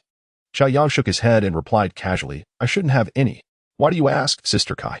Well, there's a VIP appreciation ball for esteemed clients at the hotel tonight. I was wondering if you would like to attend? Feeling a bit bored. Cao Yang became intrigued and asked, Oh, what does this ball entail? Is there anything fun? Kai Yaji smiled and patiently explained, tonight's gathering primarily invites the hotel's major clients. And there will be performances by celebrities. It serves as a platform for free interaction and relationship building. Such a high-end ball is an excellent opportunity for networking. And to avoid it being dull, the hotel has even invited an auction house to hold a small auction. Upon hearing about the auction, Cao Yang's interest piqued instantly. He suddenly remembered the 100 million he had received from the auction, and he had been wondering how to spend it. What a coincidence, just when he was drowsy. An opportunity presented itself. All right, I will attend the ball, Cao Yang declared with enthusiasm. Kai Yaji hesitated and then said, such a high-end ball usually requires formal attire. Yang, will you need to wear a suit? Before Kai Yaji could finish, Cao Yang frowned. That's a bit of a hassle. I still need to buy one. Kai Yaji recalled that Cao Yang had arrived without even a suitcase, so he likely had no clothes. No worries. Many high-end clothing flagship stores have open personal customization services at the hotel, which are favored by numerous esteemed guests. If you don't mind, I can contact them to come over. They offer both custom-made and ready-made options, very convenient. Heard this, Cao Yang smiled, pleased by the idea. He was too lazy to shop alone. Now that he had money, it was time to order a few proper outfits, as comfort and elegance were essential. After all, flaunting wealth by wearing cheap clothes was an absurd game Cao Yang had no interest in playing. Clothes are not an issue. Kai Yaji looked at Cao Yang and added. However, for attending the ball, you must bring a lady as a dance partner. You need to contact someone in advance to avoid any last-minute scheduling conflicts. A dance partner? Cao Yang was momentarily taken aback. He had hardly met many women, and given the current state of the senior sister, it would not be suitable. This dilemma left him troubled, until his gaze fell upon Kai Yaji. Suddenly, an idea struck him. How about you, Sister Kai? Would you be my dance partner tonight? Looking at the mature and alluring woman before him, Cao Yang couldn't help but smile. Me? Kai Yaji was taken aback, but quickly shook her head. No. That wouldn't be appropriate. After a pause, she hurriedly explained, in such a high-end setting, it wouldn't be suitable for me to accompany you. It would bring you embarrassment. You should invite a socialite, someone worthy of your status. Upon hearing her words, Cao Yang, observing her voluptuous and graceful figure, replied, Sister Kai. What are you saying? In my eyes, you are far more beautiful than any so-called socialite. That is too exaggerated. I'm already 36. I've aged. Cao Yang's remark made Kai Yaji cover her mouth and chuckle, yet her gaze flickered. For the first time, the typically composed and elegant woman displayed a blush akin to that of a young girl. What? Sister Kai? You're 36? You look no older than 23 or 24. With such looks, figure, and charm, who would believe you were over 30? At that moment, Cao Yang felt like an Oscar-winning actor, seizing Kai Yaji's delicate hand and asserting. Sister Kai, stop kidding. Just look at your hand, so fair and soft, like a piece of exquisite jade. I refuse to believe this is the hand of someone over 30. As he played with Kai Yaji's smooth, jade-like hand, he spoke with conviction. Pulling her hand away, she realized it was impossible to escape, and the mature woman began to feel flustered, her face turning crimson. You really know how to flatter. It's obvious you've charmed many girls. The still waters of her heart suddenly stirred, causing Kai Yaji to instinctively lower her gaze. Honestly, I'm this old. And yet you're trying to flirt with me, little rascal. Biting her red lips, Kai Yaji timidly replied, what I said is true. It wouldn't be appropriate for me to accompany you. Are you afraid that if you go with me, your husband will get jealous? Cao Yang teased. Kai Yaji paused, her expression suddenly becoming a bit awkward. You're joking. I'm single. Where would my husband come from? But my daughter is almost your age. So it really isn't appropriate. A stunning mature woman with a daughter, yet no husband. What more could be said? Cao Yang was even more resolute, insisting, Sister Kai, no. You must accompany me. It's settled. Seeing Cao Yang with a determined expression, as if he wouldn't let go until she agreed, Kai Yaji's heart raced. And her ears flushed. With so many young and beautiful girls, why did he have to choose her? Her mind was in turmoil. Yet she couldn't resist, and eventually nodded. Ding. Cao Yang's favorability rating increased by 10. Chapter 35. Truly the free-spirited father. Ding. Congratulations, the host. Cao Yang's favorability has surpassed 50, rising to a first-tier relationship. Friendship. Ding. Congratulations, the host has received a mysterious reward. Would you like to activate it? Start. Hearing the system's notification, Cao Yang gleefully issued the command. Ding. Reward activated. Congratulations, the host has gained 1 centimeter in any part of the body. I love it. Cao Yang contacted 2 luxury flagship stores, 1 LV and 1 Gucci, and within half an hour, representatives from both arrived. Thoughtful Cao Yang had already provided the consultants with Cao Yang's height and body shape, and both brought 2 sets of famous attire for him to try. After a fitting, he was satisfied and decided to keep them, additionally ordering 5 sets from each store, totaling summer and winter outfits. The 2 consultants provided excellent service, meticulously measuring various parts of Cao Yang's body and offering samples and information regarding fabrics, designers, and design styles for him to choose from. After an hour of deliberation, everything was finalized, and Cao Yang spent over 2 million. Mr. Cao, please be patient. The clothing will surely meet your expectations and will be delivered to you as soon as it's ready. Thank you for your trust. Please rest assured. Both consultants repeatedly assured him, their faces beaming with smiles. After spending over 2 million, Cao Yang felt as if he had transcended from a mere mortal to an esteemed ancestor. After the 2 departed, Cao Yang couldn't help but furrow his brow. The hotel expenses had already reached 3 million, and with over 2 million now gone, that totaled more than 5 million. At this rate, the previously acquired cashback of over 30 million would soon be depleted, although Cao Yang remembered he possessed a tenfold cashback card. Spending 2 million would only yield a mere 20,000 in return, which felt like a significant loss, purely wasteful. No, he could not afford to squander his resources. He needed to continue earning money. Sensing a twinge of urgency, Cao Yang quickly pulled out his phone and opened Feiyu. Noticing that his senior, Song Qingyan, was already live streaming, he promptly clicked in. Inside the live stream, his senior was singing, her voice melodious and ethereal, captivating listeners, rivaling even the performances of renowned female singers from the previous night. At that moment, she sat before the camera, exuding vitality, showing no signs of distress. As soon as Cao Yang entered the live stream, he was immediately recognized by attentive viewers. A fervent PK battle saw millions being spent, followed by a subsequent win streak of 20 consecutive matches for another streamer, totaling over 5 million spent. The illustrious reputation of the extravagant Freedom Brother echoed throughout Feiyu overnight. His formidable financial prowess and flamboyant style capturing the attention of countless fans. As soon as Cao Yang's presence was detected, viewers excitedly flooded the chat with messages. Look! Freedom Brother has arrived. Welcome, my Freedom Brother. Seeing the ID of one enthusiastic viewer, Cao Yang was astonished. Freedom Brother's little follower, he thought. Surprised to learn he had garnered a follower without even realizing it.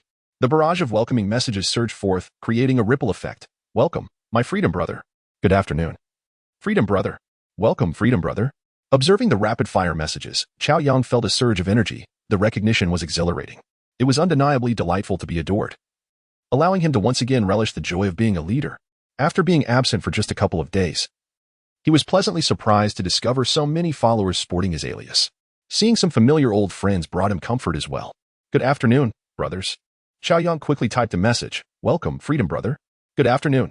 At that moment, the singing senior paused, beaming with joy as she welcomed him, though a hint of bashfulness flickered in her beautiful eyes. Continue singing. Don't mind me. Cao Yang smiled knowingly and sent another message. While the atmosphere in the live stream was vibrant, the online audience numbered just over 500, an impressive improvement from earlier, but still a far cry from the larger streamers. This wouldn't do. His woman must not be inferior to others. Cao Yang frowned, promptly browsing through the gifts. Supporting his woman was an unquestionable duty, so he decided to splurge and earn. However, rather than sending gifts directly, he focused on the red envelopes. Players could send red envelopes that all online viewers could snatch up. Although streamers usually received no commission from them, they were undeniably more effective in attracting attention. Moreover, the multitude of viewers were quite generous, and Cao Yang didn't mind playing the benevolent benefactor. He opened the red envelope feature, unhesitatingly selecting the maximum amount, and sent it out.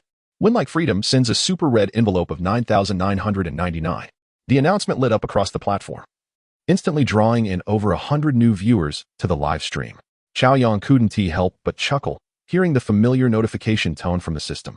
Ding. Host consumption successful, double cashback granted. 3 red envelopes were dispatched, and in a flash, they were all snatched up. The live stream erupted in excitement. I got it. I got $20. Thank you, Freedom Brother. You're amazing. Wow, I snagged 50. The boss is generous. Oh, I see why this brother is so extravagant. Turns out he has the Freedom Boss 666. Damn it, I didn't get a single one. You guys are too quick. I've been single for years. The chat overflowed with jubilant messages from those who received red envelopes, while those who missed out lamented their misfortune. Some rejoiced while others despaired. Yet, in the next moment, everyone's eyes widened, fingers flying across the screen with unprecedented speed. No one expected this flurry to continue for several minutes. When Like Freedom sends a super red envelope of 9,999. Within 5 minutes, the number of viewers in the live stream skyrocketed from just over 500 to 50,000. The entire chat exploded with activity, messages cascading like a torrent. The atmosphere boiling with excitement. Everyone could hardly contain their exhilaration. Damn, my fingers are about to break. Freedom Brother, you're so impressive I might just kneel. This is what a true big brother looks like. Look at Freedom Brother. This is the epitome of a great leader. Brothers, does anyone know how many red envelopes this big shot has sent? My eyes are spinning. 3 million. A whole 3 million. Father, Freedom Dad. You are my long-lost father. I'm crying. I snagged over 1,000. From now on, I'm your loyal follower. Anyone who dares to touch you will have to go through me first. Damn it, I declare that no one in Feiyu can rival Freedom Dad. Let us all flood the chat with praise. Just as Song Qingyan's live stream reached its peak of excitement, in a group chat of over 100, someone began sharing screenshots, followed by a message. Look, Chapter 36. The aristocracy strikes, leaving no grass behind. Several screenshots caused the previously quiet chat to come alive. Haomen Liangqing. Wow, those red envelopes are impressive. Whose underling is this? Haomen La Shou Shui Hua. Is it too late to join in? I want to grab some too. Haha, I've been broke lately. Haomen Jian Dan. Society S hotshot. And you're still crying poor? I saw you spend nearly 100,000 yesterday. Haomen can dang. Ha! ISNT this the white account that slapped 8 Master in the face. 8 Master. Can you tolerate this? At that moment, 8 Master, who had been feeling quite good, suddenly felt as though he had swallowed something foul upon reading the messages in the group. As a top-tier tycoon ranked 5th in the group, he had always held considerable prestige. However, since being publicly humiliated by the rising white account, his reputation had taken a nosedive, turning him into a laughingstock among his peers. He had refrained from participating in the chat for the past few days, with veins bulging on his forehead and his teeth nearly grinding to dust. 8 Master finally couldn't restrain himself and sent a message to the group. Damn it, what is with the arrogance? If this continues, even if he has resources, he'll run out. A novice streamer inevitably wants to showcase their prowess, so their initial spending sprees are quite normal. There are many who bask in glory for a time, yet throughout the streaming realm, no one can sustain such extravagant spending indefinitely. In the past few days, 8 Master, having calmed down, acknowledged that this up-and-coming tycoon, Freedom Brother, was indeed formidable, even more so than the prince when he first began streaming. However, 8 Master firmly believed that such reckless spending would only lead to a quicker downfall. Damn it, you can be impressive, but don't use me as a stepping stone. Even with a calm demeanor, the deep humiliation he felt lingered, gnawing at his insides like a swarm of ants. Unable to contain my disdain for Cao Yang any longer. Haha, the 8th Master has finally resurfaced. So, when will you seek revenge? I'll cheer you on. Have you lost your mind? That person is incredibly formidable. How could one possibly retaliate unless prepared with millions? I sympathize with the 8th Master, who has been treated as a mere stepping stone. A clear-headed brother in the realm also sent a message. This guy looks like he's on top of the world. If he doesn't invite me to feast in a month, just hold on for a bit. It's only a month of humiliation. Surely, there will be a chance for revenge. Upon reading these messages, the 8th Master felt not a shred of relief, but rather an overwhelming sense of humiliation. Forget waiting a month. I'm nearly going insane. I've never endured such indignity in reality. To be trampled upon while live streaming, I've lost all face. This resentment is simply unbearable. Brothers, it seems everyone has forgotten our motto. Just as the 8th Master was silently fuming, a message from all members suddenly jolted him. And upon recognizing the ID, his heart leapt with joy. The judge of the aristocracy, a true core member of the group, ranks 12th on the Feiyu Super Rich list, with total expenditures exceeding 30 million. The moment the judge appeared, everyone rushed to greet him. Greetings, everyone. Old 8 also mentioned privately, brothers. Have you forgotten why we joined this group? We are a family. He has been slapped in the face. Do you think this brings us glory? It has been a long time since we engaged in battle. Damn it, it seems the recent Feiyu has forgotten our power. Brothers, we must reclaim our territory. The judge's words rendered everyone speechless, yet they stirred something deep within their hearts. Since we all enjoy live streaming, we ought to do it with passion and fervor. Those who challenge the aristocracy, do they think we are pushovers? Old 8. How do you intend to regain our honor? Speak up. Upon hearing the judge's words, the 8th master felt invigorated and quickly replied, the Feiyu event announcement has been released. I trust you have all seen it. This is a grand mid-year event, offering not only substantial online rewards, but also hosting a magnificent offline gala, a veritable mini-festival. When the 8th master mentioned the event, everyone felt a jolt of excitement. The Glory Star Anchor Competition. Indeed, the announcement reveals that this event is being organized on a grand scale by the official team, rivaling the annual festivities. Those who earn a ranking will not only receive substantial promotional resources but also participate in an opulent offline cruise gala, truly a dual reward of fame and fortune. Not only are the rewards for anchors remarkable, but the official team has also invested heavily for the brothers, with numerous rewards available, including access to the luxurious cruise gala. Undoubtedly, the most dazzling reward is that the top few on the consumption leaderboard will receive exclusive vehicles and custom gifts, a first in Feiyu. However, with generous rewards come increased challenges. After all, the official team never loses out. The announcement has already stated that following the version update, many gift limits have been raised, marking this as the most significant change on the Feiyu platform. The most eye-catching alteration is undoubtedly the adjustment to the super rocket limit, which has increased from 10 to 20. This means that previously, one could max out at 20,000. Now, one can reach up to 40,000. This change is profoundly significant. For the event, it signifies greater excitement, increased difficulty, and greater unpredictability in outcomes, not to mention higher costs. With such a high-profile event, the stakes will undoubtedly be raised. I have resolved to take him down during the event, to thoroughly diminish his spirit. Damn it, I am not to be trifled with. The 8th master seethed as he sent this message. Seeing this, the judge of the aristocracy quickly replied, good, old 8 has guts. As long as you can make it to the finals, we brothers will assist you in confronting him. Even if he is a fierce tiger, we believe he cannot withstand the pack of wolves.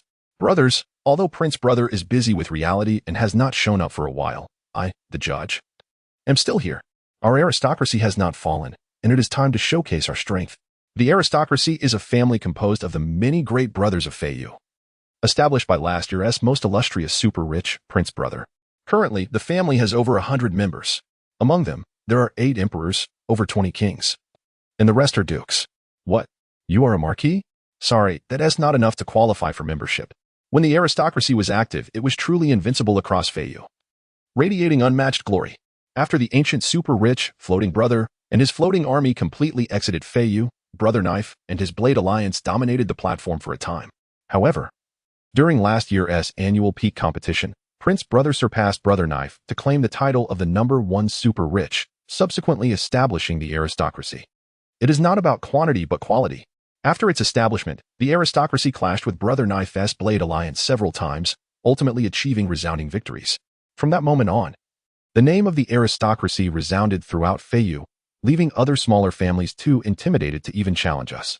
The aristocracy is undoubtedly the leading family in Feiyu.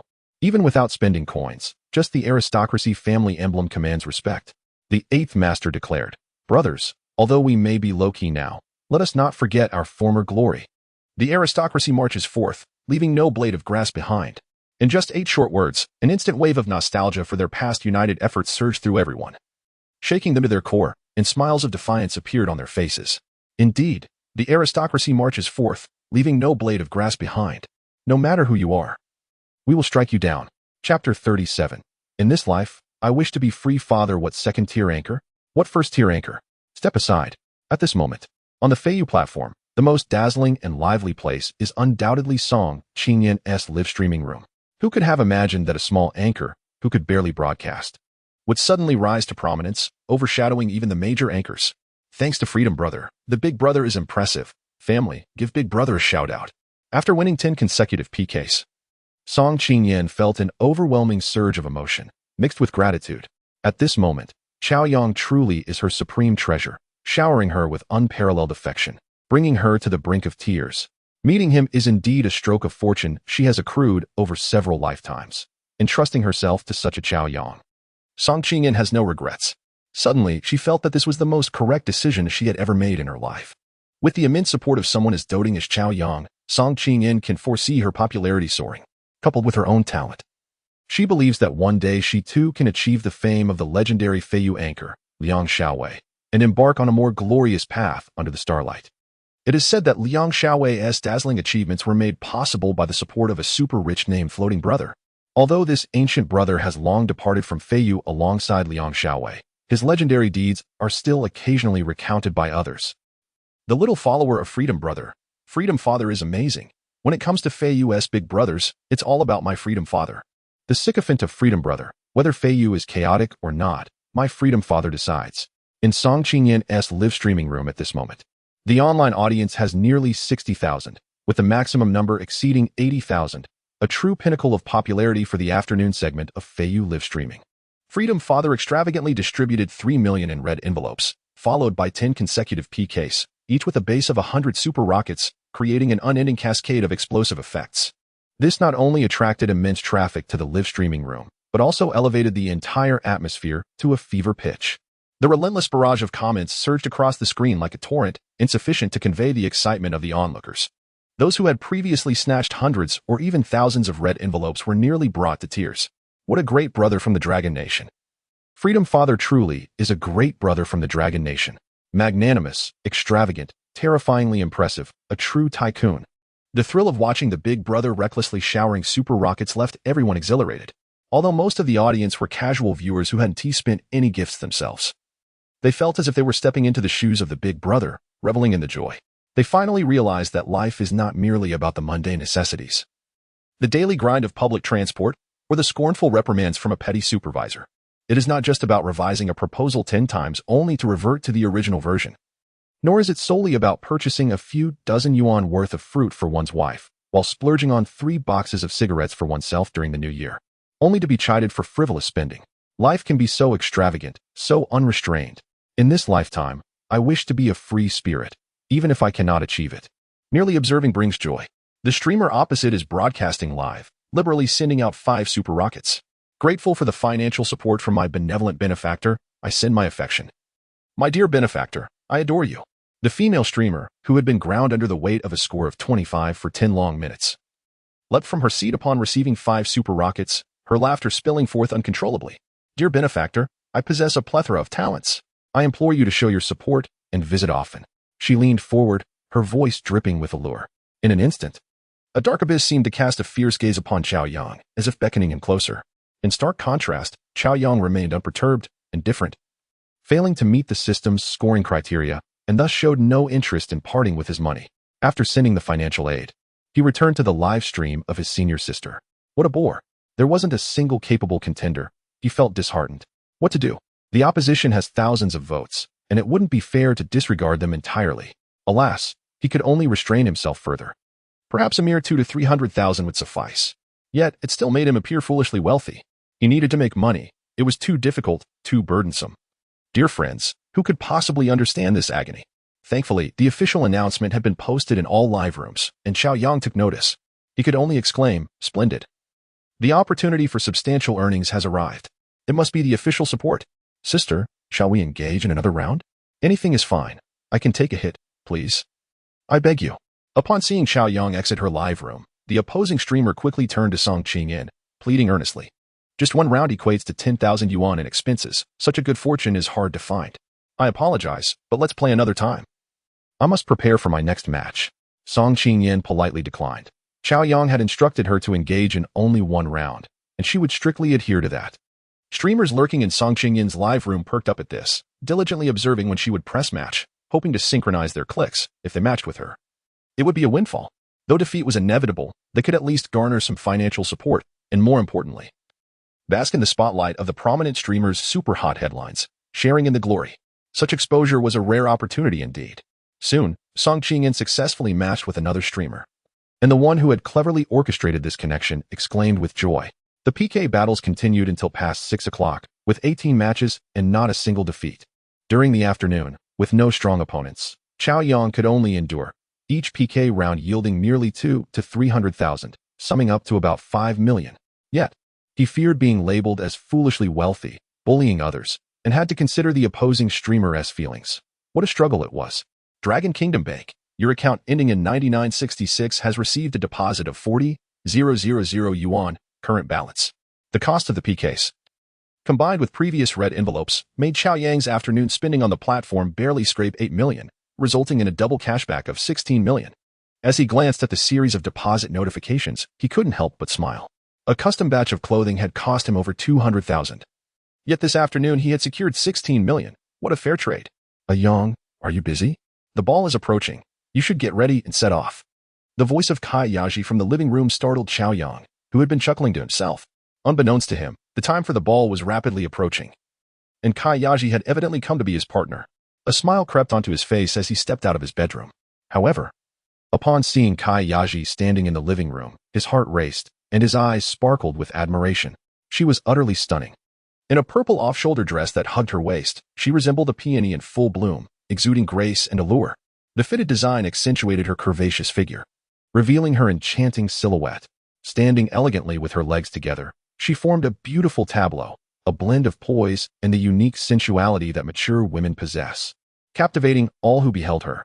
At that moment, Cao Yang was drawn to this charming and mature beauty, his heart racing uncontrollably. After days of seeing Cao Yang in professional attire, this sudden transformation was breathtaking. Not only was her outfit striking, but her hairstyle had also been meticulously styled. Previously simply tied up, it now cascaded in alluring waves, adding an extra touch of charm. The ruffled one-shoulder dress showcased her creamy shoulders and exposed collarbone, embodying a fullness that was both alluring and not at all cumbersome. A phrase involuntarily surfaced in Cao Yang's mind. Round and smooth. Yes, that unique allure possessed solely by a ripe woman, utterly captivating. Though he had yet to encounter any so-called socialites, he was certain that this enchanting woman before him was unparalleled. Yang, what is it? Am I not presentable? Noticing Cao Yang's unabashed gaze, Cao Yang's cheeks flushed, and she felt a wave of self-consciousness wash over her. She had grown accustomed to her daily routine, forgetting how long it had been since she had dressed with such care. Even in her finest attire, she lacked confidence, feeling a pang of anxiety in her heart. Cao Yang, keenly observing her delicate foot peeking from the crystal high heels, could not suppress a chuckle.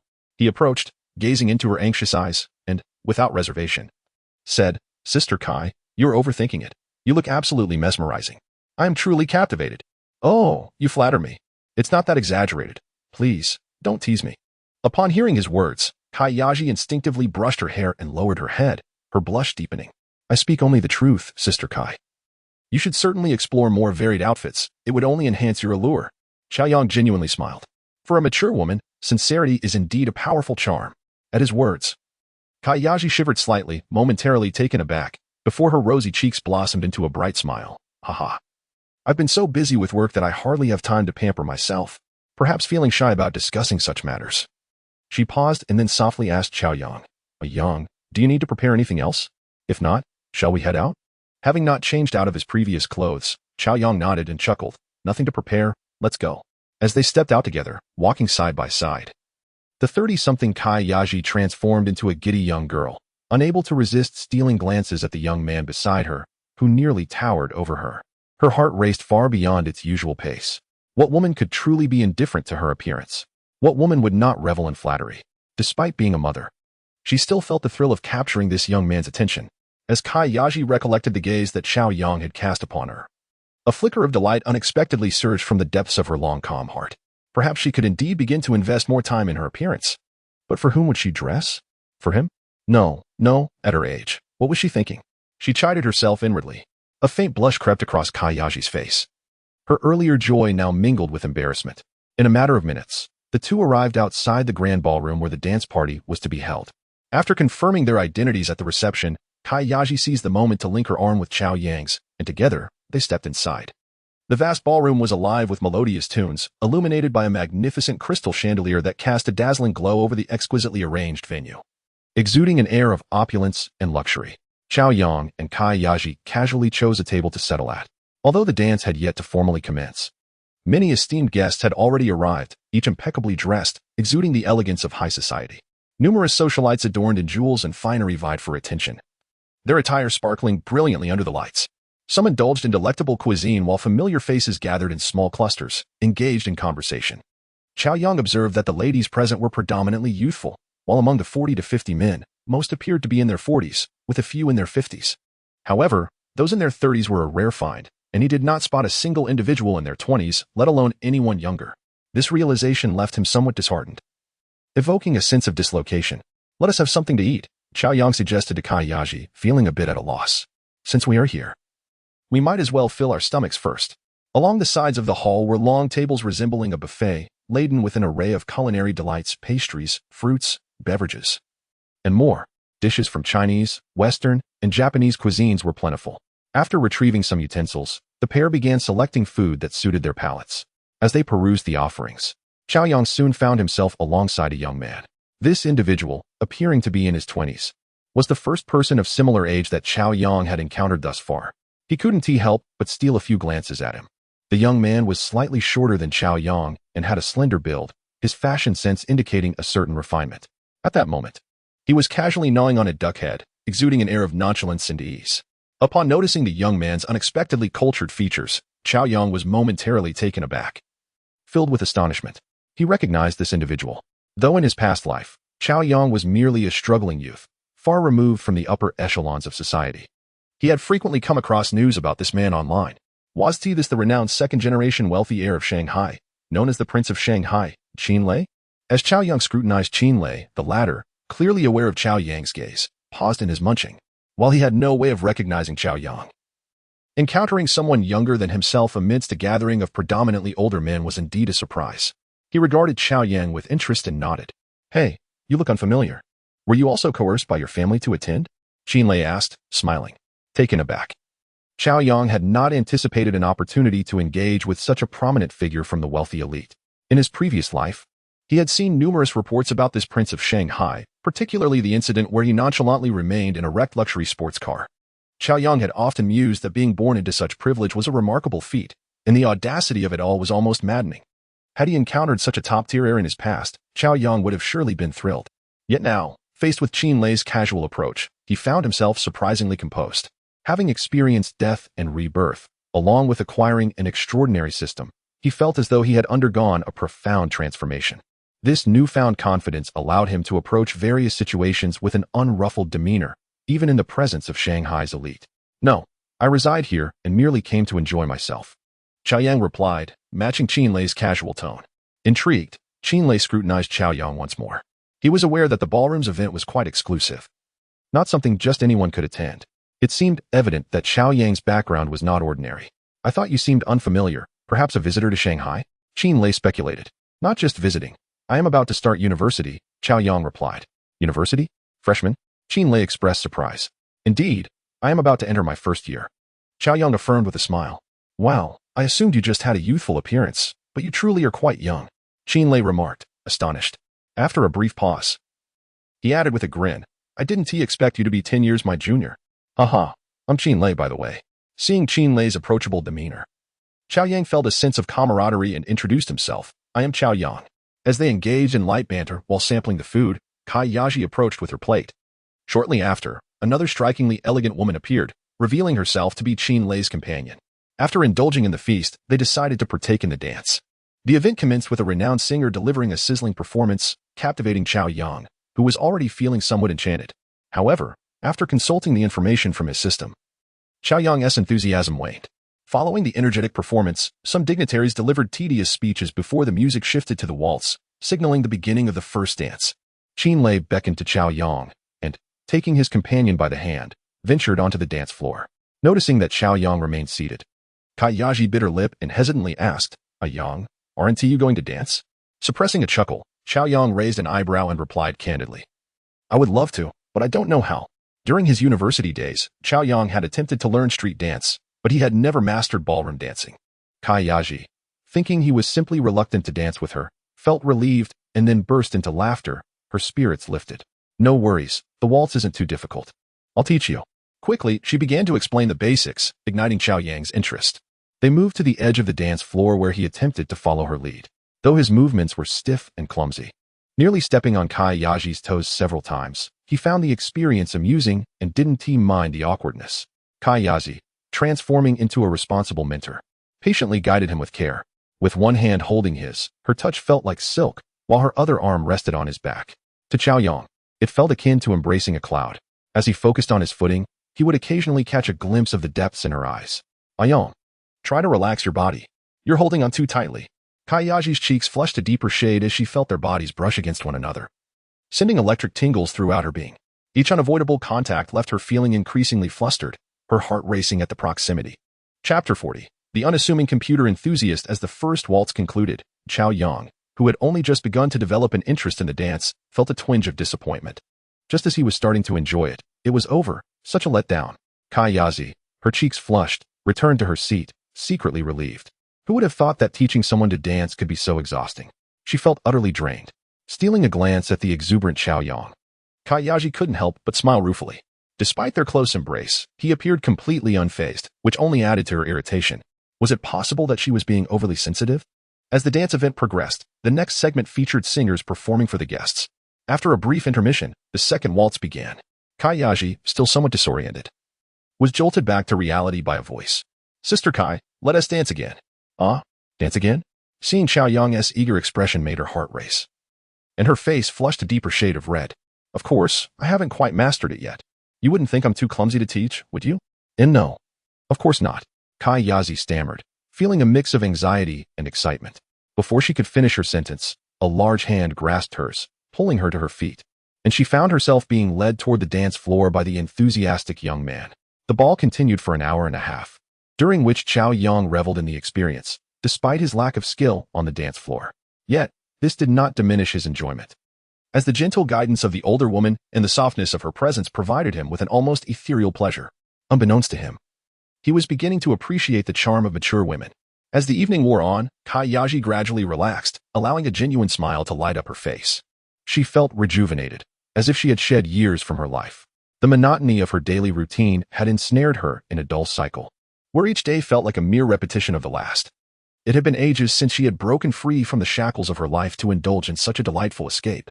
Although Cao Yang's dancing was clumsy and childlike, and though she had stepped on his feet several times, the experience was liberating and enjoyable, making her worries seem to dissipate. With time and energy waning, the initial enthusiasm of the guests began to fade, leading the event to its next exciting phase, the auction. The wealthy attendees seemed intrigued, and as Cao Yang received his bidding paddle, excitement bubbled within him. Having just enjoyed the dance, he was still grounded in reality, after all. Acquiring wealth was the ultimate pursuit. Though he had achieved a level of financial independence, his savings paled in comparison to those of the truly affluent. The journey to wealth was long and arduous. This auction house is among the finest in the city. "It seems you are quite interested, Brother Cao. What are you thinking of bidding on?" Qin Lei inquired, observing Cao Yang's eager demeanor. "Just here to have some fun, no specific items in mind. To be honest, this is my first auction," Cao Yang replied, raising an eyebrow, clearly unpretentious. "Auctions can be thrilling. The items are guaranteed to be of quality, but the bidding can be fierce and the prices steep." Qin Lei chuckled, recalling his own youthful experiences when his monthly allowance barely covered his expenses. Cao Yang nodded in agreement, reveling in the idea of spending money. After all, how else would one spend $1 billion on auction items? Soon, the staff completed the arrangements, and the auction commenced. The auctioneer passionately introduced the first item, a landscape painting, which failed to capture Cao Yang's interest. However, the older attendees were keen, and after several rounds of bidding, the painting sold for $7 million. Following this, the auctioneer introduced the second item, a pair of imperial green jade bangles. The mere mention of them ignited excitement among the socialites present, including Kayazi, who found herself captivated. It was evident that jewelry possessed an unparalleled allure for women. Cao Yang, also intrigued, thought this was an excellent opportunity to acquire wealth. The starting bid was $650,000, with increments of no less than $20,000. The wealthy guests quickly began to bid, and soon the price soared to over $10 million. As the bidding intensified, fewer bidders remained, until one elegant lady, confident of securing the bangles, declared a bid of $10,040,000. Just as she believed victory was hers, Cao Yang raised his paddle, calmly announcing, $11 million. The room fell silent, eyes wide with astonishment at the sight of such a young man bidding so liberally. Kayaji, seated beside him, was equally stunned. While she knew he could afford luxury, she had never imagined him capable of such extravagance. The once confident lady, now disheartened, upped her bid to $11,500,000, only to be swiftly countered by Cao Yang at $12 million. With that, she reluctantly withdrew, and the jade bangles became his. The crowd erupted in whispers, not out of disbelief at the amount, but in admiration for the young man's boldness. Such opulence was rare at his age. As the auction proceeded to other items, Cao Yang's interest was piqued by the fifth item, a renowned watch by Patek Philippe, a brand celebrated as the king of timepieces. In his past life, Cao Yang had been an impoverished enthusiast with no luxury vehicles or watches to speak of, only a computer to pass the time. Now, with wealth within reach, He was determined to indulge in all the luxuries he'd previously denied himself. Meanwhile, Lei, who had been disinterested since the auction began, suddenly found his gaze fixed on the exquisite watch, his eyes ablaze with desire. Chapter 41. The Prodigal Son, indeed the Patek Philippe 5040. Its dial, crafted from pure gold, is adorned with intricately hand-etched twist patterns, complemented by a black leather strap featuring a carbon fiber motif, epitomizing opulence. This timepiece is powered by the CHR 2770Q movement, with every aspect of its production and design originating from the Patek Philippe factory, comprising 407 individual components. Not only does it boast a sophisticated and intricate double chronograph mechanism, but it is also equipped with an elegant and refined perpetual calendar function. Under the fervent narration of the auctioneer, the affluent audience, including Lei, exhibited a palpable interest in this auction piece hailing from the king of watches. The starting bid was set at 14 million, with a minimum increment of 500,000 for each subsequent bid. The auctioneer's announcement was met with a brief silence. However, the room was filled with distinguished wealthy individuals, and after a momentary lapse in focus, they were undeterred. 15 million. Came the first bid, igniting the atmosphere into a lively exchange of offers. 15. 5 million. 15. 5 million. The bidding escalated rapidly, soon surpassing the 20 million mark. As the bid reached 20 million, the number of bidders visibly dwindled, and the frequency of bids became hesitant. 21 million. 21. 5 million. 22 million. At this juncture, after each bid, the next bidder took a moment to contemplate before deciding to raise their offer, seemingly reaching their limits. 23 million. Just then, observing that nearly all had relinquished their aspirations, the young Master Qin spoke up. He boldly raised his bid by 1 million, exuding an air of determination that drew everyone's attention. Many affluent individuals recognized the scion of Shanghai's elite, their expressions revealing a mix of surprise and realization. At this moment, the previous bidder at 22 million displayed uncertainty. Before he could voice his hesitation, the bidding resumed, this time from Cao Yang. 24 million. Cao Yang, too, raised his bid by 1 million, leaving the audience astonished. The onlookers exchanged knowing smiles, recognizing that one was a top-tier heir from Shanghai, while the other, though they could not recall his lineage, clearly exuded the presence of a wealthy scion. It seemed that a rivalry was brewing, and the excitement escalated. Cao, do you desire this watch as well? Lei, caught off guard by the tenacity displayed after the initial bid of 12 million, expressed his astonishment. Apologies, but I, too, am quite taken with this timepiece. Cao Yang shrugged, replying with a smile, no worries, since we both fancy it, let us see who possesses the greater means. After all, auctions are about the highest bid. I won't hold back. Lei smiled nonchalantly and raised his paddle again. 25 million. Observing this, Cao Yang matched him without hesitation. 26 million. Upon hearing this, Lei clenched his teeth and raised his bid by 2 million. 28 million. This amount had doubled from the base price, prompting murmurs among the wealthy spectators, who were astounded by the sheer scale of the bids. Amidst the atmosphere of escalating stakes, Kayaji, who had been captivated by the unfolding drama, nervously watched Cao Yang, feeling a wave of anxiety on his behalf. Yet, Cao Yang calmly raised his paddle once more. 31 million. His audacious increase of 3 million sent shockwaves through the room. At this moment, Lei's eyes widened in disbelief, his mind racing with exclamations of astonishment. He had never encountered someone younger who was as audacious as himself. Raising his hand, Lei gestured towards Cao Yang, giving him a thumbs up. Impressive, my friend. Truly impressive. This watch is yours. A grimacing Lei expressed his discontent, feeling a twinge of envy as he regarded Cao Yang's calm demeanor after such exorbitant bids. Without a doubt, the Patek Philippe masterpiece was effortlessly secured by Cao Yang. The exhilaration of having successfully acquired it filled him with joy. As the auction continued, a new peak was reached with the bidding of a stunning necklace named Heart of Deep Space, crafted from 108 natural diamonds and featuring a stunning pigeon egg-sized sapphire that captivated every lady present. With a staggering starting bid of 20 million, it eclipsed even the luxury watch. Cao Yang, intrigued, couldn't help but express his interest. Let the bidding commence, with increments of no less than 500,000. The auctioneer's voice echoed as numerous glamorous women displayed eager anticipation, ready to claim the exquisite piece. Before they could make a move, Cao Yang boldly declared, 23 million. He had no interest in the slow incremental bids, opting instead to raise his offer by 3 million, determined to secure the necklace. Seated beside Cao Yang, Kayaji nearly gasped at the audacity of his bid. My goodness, does he intend to bid again? Lei, equally astonished, couldn't help but marvel at Cao Yang's financial prowess. It was shocking to witness someone so young wielding such wealth. The atmosphere turned tense as Cao Yang's bid made him the target of envy from the affluent women present, who regarded him with fierce determination. The necklace, initially priced at 20 million, escalated to a staggering 50 million before ultimately falling into Cao Yang's hands. Having secured 3 items, Cao Yang calculated that he had nearly expended $1 billion in auction funds, leading him to lose interest in the remaining lots. Rising from his seat, he appeared composed.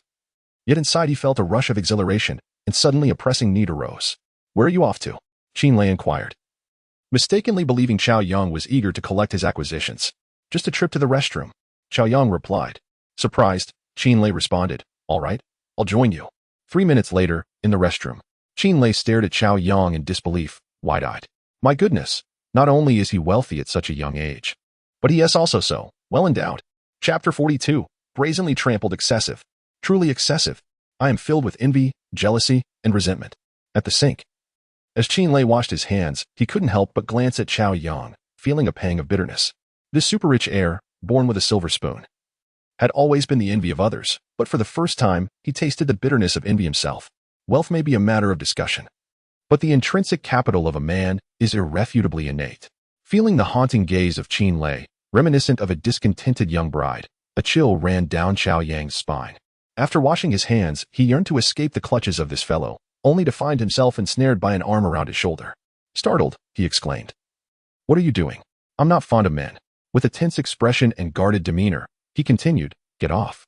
Your words imply I have an inclination towards men when, in truth, I only fancy young ladies." Qin grimaced in mock pain, then grinned and insisted, "Come on, brother, let us go admire that watch you bid on." Having no intention of pursuing other items, Cao Yang nodded in agreement, and the two proceeded to the temporary office of the auction house located behind the banquet hall. After confirming Cao Yang's credentials, the notary presented 3 certificates and similar documents. Following a flurry of signatures, the transfer of funds was executed smoothly. The auction proceeds were deposited into a virtual account provided by the system, alleviating any concerns regarding limits. Observing the 3 exquisite treasures acquired with his winnings, Cao Yang felt elated. Qin eagerly opened the Patek Philippe box, retrieving the luxurious timepiece and handling it with delight. Unlike some affluent individuals who purchase such renowned watches merely for collection, Cao Yang intended to wear it. Amidst Qin's exaggerated size, Cao Yang slipped the watch onto his wrist. Their delay did not go unnoticed, as several wealthy patrons began to enter, revealing that the auction had concluded. The new arrivals, upon spotting Cao Yang and Qin, approached them to engage in trivial conversation. However, as more guests gathered, the pair decided to take their leave. With the auction over, the ballroom was officially vacated, and most of the esteemed guests had departed.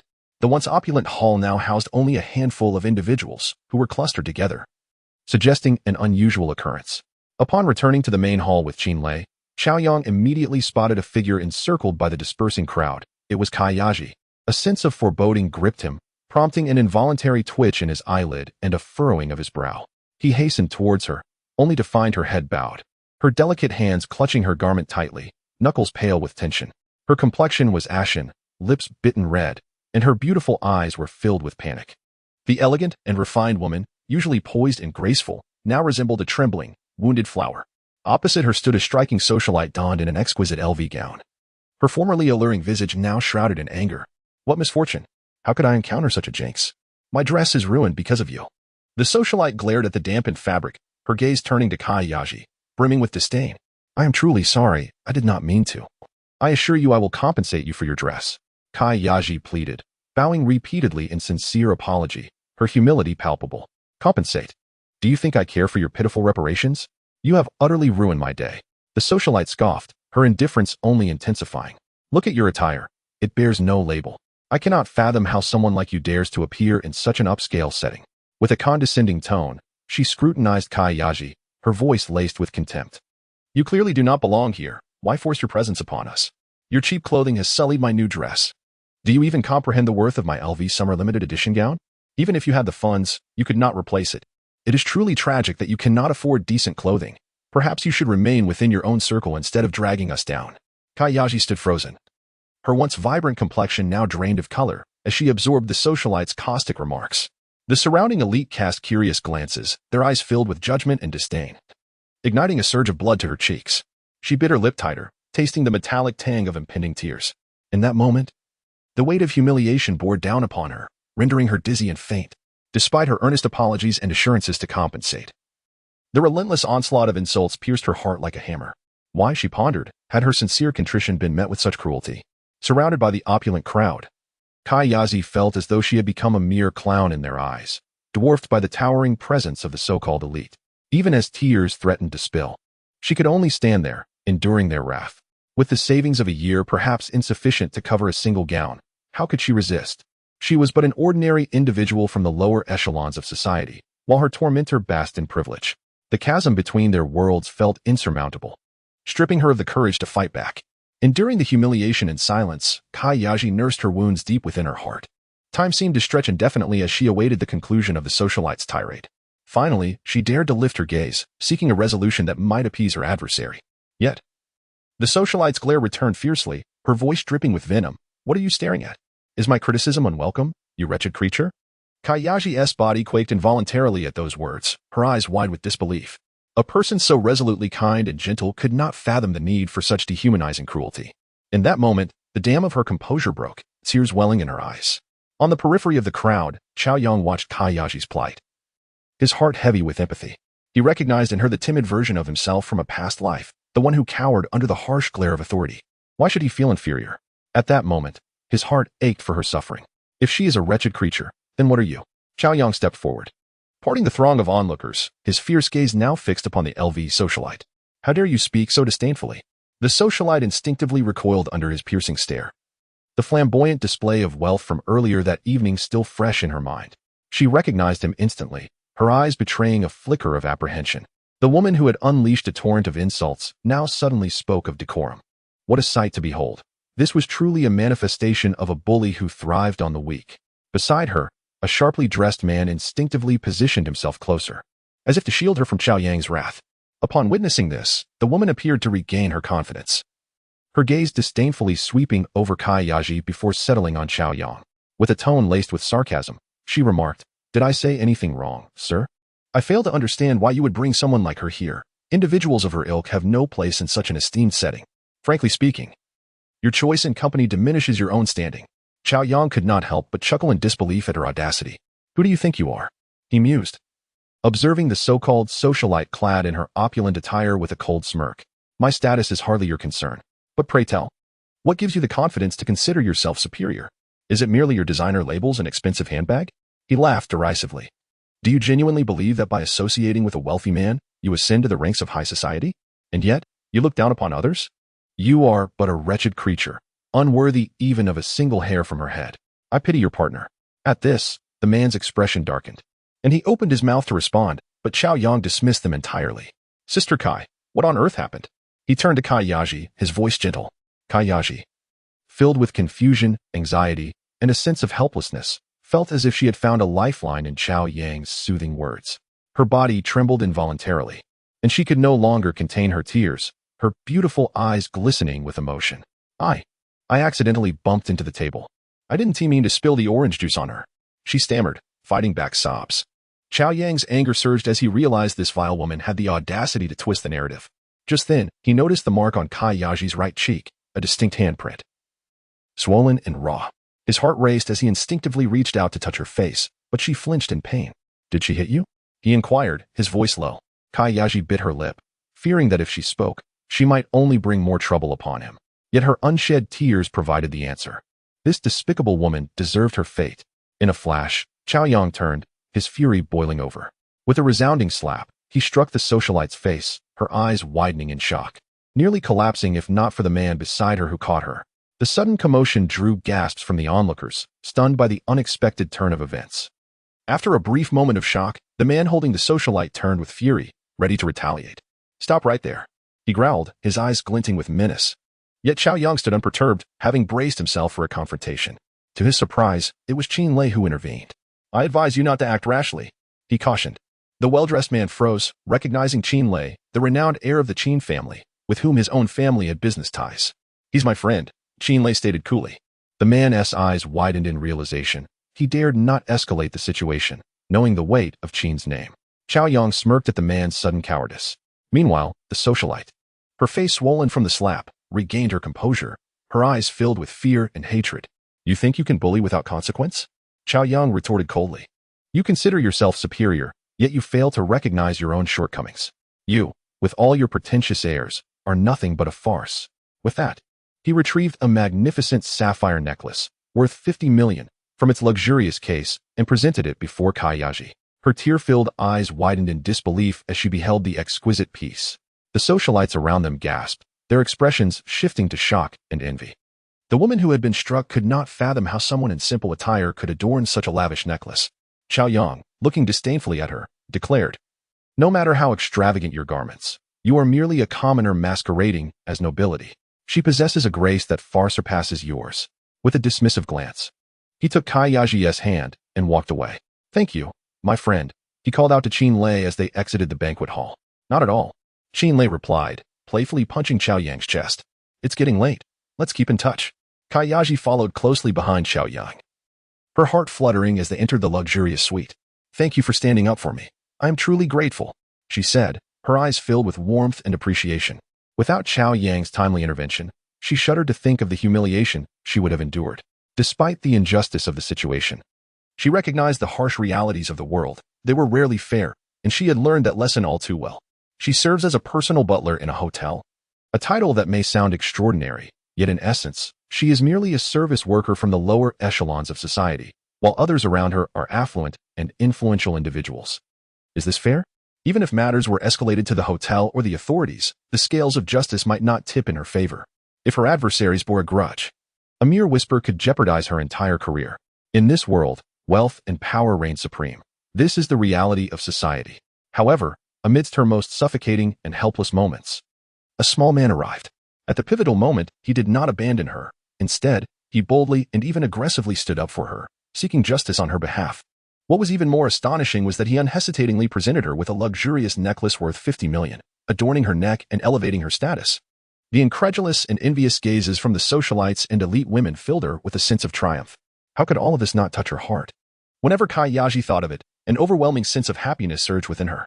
Cao Yang gazed at her, who resembled a ripe peach, fragrant and enchanting, and offered a faint smile. In his previous life, he adhered to the principle of kindness, even in similar situations, opting for avoidance and retreating for the sake of peace. Living with such clarity and openness? Nonsense. It was merely a form of compromise and submission. Now, having been reborn with a second chance, if he did not dare to fight back or protect those he wished to shield, then he might as well have been struck down. There was no need for pretense. "Sister Kai, you are my person, and no one shall bully you." Although Cao Yang's voice was soft, his tone carried an undeniable authority, instilling a sudden warmth in Cao Yang's heart, causing a blush to rise to her cheeks. Had she truly been regarded as his person? Such ambiguous words made her heart race inexplicably. Ding. Cao Yang's favorability increased by 2. After casting a deep glance at Cao Yang, her heart fluttering with sweetness, she ultimately chose to say nothing more, feeling that no words could adequately express her gratitude. Instead, she resolved to repay this small man with even better service in the future. Steeling herself, Cao Yang cautiously reached behind her stiff neck, feeling a twinge of anxiety. Fearing that a moment's carelessness might damage the exquisite gemstone necklace that captivated the elite women. Goodness, 50 million, what a staggering sum. She could not fathom earning such an amount in 3 lifetimes, even if she were to be reduced to mere fragments of herself. Just moments ago, donning it had granted her immense pride, and now it was time for the necklace to be returned. Noticing her actions, Cao Yang's expression changed, and he exclaimed, "Sister Kai, what are you doing?" "Yang, I am taking it off to return it to you," Cao Yang hurriedly explained, pausing before adding awkwardly, "Yang, could you come over and help me? I'm afraid of damaging it." What a joke, 50 million. If she couldn't unfasten it, she would rather not touch it at all. Forget unfastening it. Just wear it. Jewelry complements beauty. Consider it a gift. Cao Yang raised an eyebrow and spoke earnestly. Hearing this, Cao Yang was momentarily stunned before she smiled demurely, her face flushed. "Yang, you jest. I am no beauty. I am merely the mother of a beauty. Besides, I cannot accept something so valuable. It is too. Do not decline. I'm not joking. It is merely a necklace.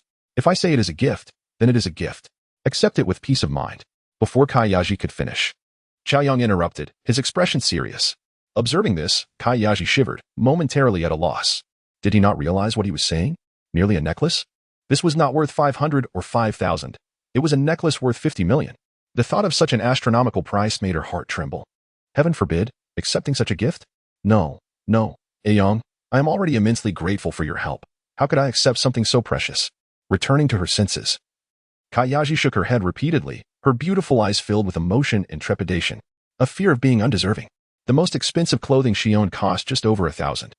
How could she be worthy of a necklace worth 50 million? Cao Yang was left dumbfounded by her refusal. A necklace of such value, and she was turning it down? This simply could not stand. He had plans to gain from this. Was this not merely hindering his ability to earn money? What nonsense about unworthiness? Sister Kai, in my eyes, you are 1,000 times nobler than those so-called socialites. Do not belittle yourself. Upon hearing such earnest words, Kayaji felt a surge of joy. Casting her gaze downward to avoid Cao Yang's piercing, disconcerting stare, her cheeks flushed. Yet, she still insisted, Yang, I am truly happy that you see me this way, but it is far too precious. Seeing her continue to refuse, Cao Yang grew increasingly frustrated. Was it truly this difficult to give a gift? And what woman could remain unmoved by a priceless gemstone necklace? He felt he might be scolded by readers for being a sycophant, and yet she persisted in her refusal. Frustrated to the utmost, he demanded, Can you not simply accept it? I am giving it to you. Kayaji, taken aback by the sudden intensity in his demeanor, was left speechless, her mouth agape, unable to utter further refusals. However, with her head bowed, her ears flushed with embarrassment. Ding. Congratulations to the host for successful consumption, earning a double cashback reward. Nice. It seems that to win over a woman, one must also be formidable. Dragon Country Bank, your account ending in 9966 has received a deposit of 100,000 yuan. Upon seeing the notification, Cao Yang couldn't help but smile. Goodness, with this, he had stepped into the ranks of billionaires. Kayaji could not recall how she exited the hotel, stopped a taxi, or settled into the vehicle. All she remembered was carefully removing the sapphire necklace, placing it into her inexpensive bag, and clutching it tightly to her chest. In that moment, she felt as if she were in a daze. Her body present in the car, yet her soul had been whisked away by the small man in the hotel. As the saying goes, couples are like birds of the same feather. When disaster strikes, they may fly apart. In times of trouble, even those who have shared years together may not rely on one another. Yet today, that small man had unhesitatingly stood up for her. He had been so bold in defending her. In such high-stakes situations, any network of acquaintances could yield significant benefits. His actions undoubtedly offended many, yet he remained unfazed. A necklace of immeasurable worth, and he had genuinely gifted it to her. What merit did she possess to deserve such honor? Kayaji's heart trembled incessantly. Why are you so good to me? Covering her mouth, tears streamed silently down her cheeks. The mistress bore the master. Yet the master has grown old before the mistress. I am so much older than you. My daughter is already this big. How am I to thank you for this? Ma'am, are you all right? We've arrived. Her mind was filled with the image of the small man's commanding presence. And gazing out at the desolate night through the car window, her heart raced wildly, and suddenly, a reckless desire surged forth like wild grass. Driver. Take me back.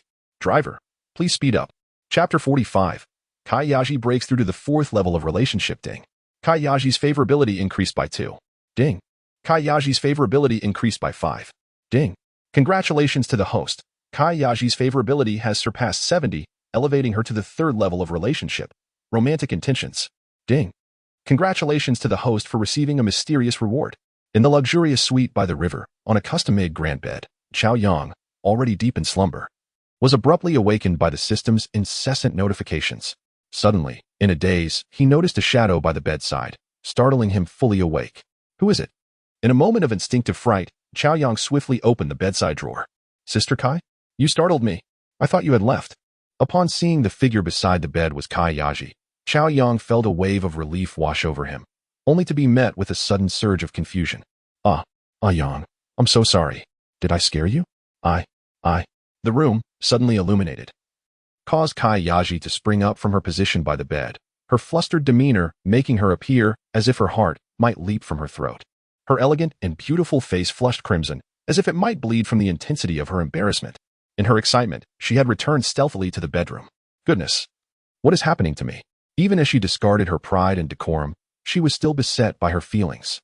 Cao Yang could not help but rise and grasp Kayaji's delicate hand, only to find it burning with fever. Sister Kai, you have a fever? He looked at her in astonishment, then smiled. The next day, the sun hung high in the sky. What are you doing? Rubbing his sleep-laden eyes. Cao Yang was greeted by the sight of Kayaji, prompting a smile to break upon his face. Oh, it's nothing. I have to go to work.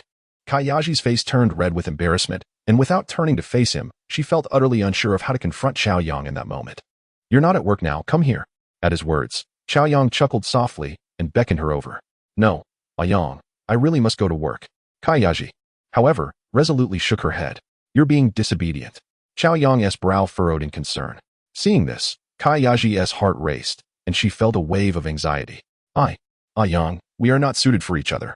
Everything from the previous night had been so beautiful, yet Kayaji could not ignore the chasm between them. She could disregard her own reputation, having long been accustomed to disdainful glances, but she could not allow the young man's name to suffer along with hers. Last night was simply her way of repaying his kindness. But should she continue down a path she knew to be wrong? Cao Yang, sensing something amiss in Kayaji, stood and approached her. Observing the woman who was turning her head away, he furrowed his brows and fixed her with a piercing gaze. "Yaji, what do you mean?" Hearing her name spoken so affectionately by Cao Yang made Kayaji's heart tremble, filling her with a pain akin to a knife twist. "Yang, I cannot allow you to be the subject of gossip." "Gossip? Nonsense." Cao Yang laughed incredulously at the mature woman before him. "Gossip?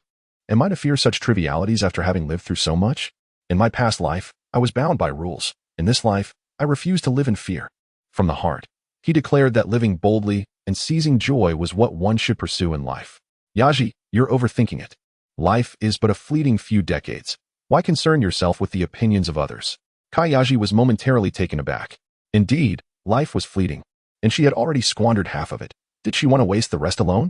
Faced with such an exceptional man, one who would stand up for her and provide her with security, her heart could no longer remain calm, nor could she be indifferent.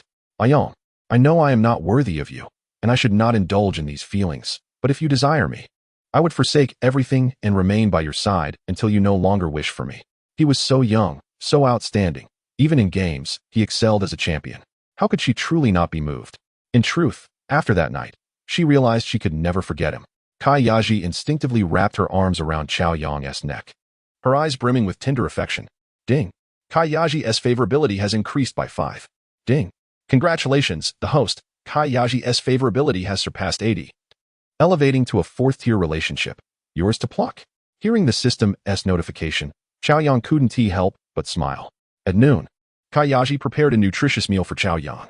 After sharing lunch, she felt her body and soul finally reunited. Yang, promise me we will still present ourselves as colleagues, okay? Kayashi looked down at Cao Yang, who rested his head on her lap, unable to resist caressing his handsome, youthful face, her eyes filled with warmth.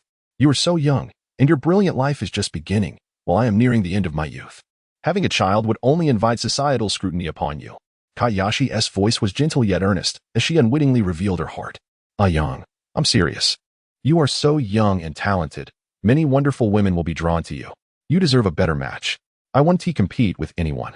As long as you hold me in your heart and can spare a little time for me when you're free, that would be enough. Will you do that for me, Yang?" As she gazed at him, Kayashi, this mature woman, displayed a longing and infatuation that was captivating.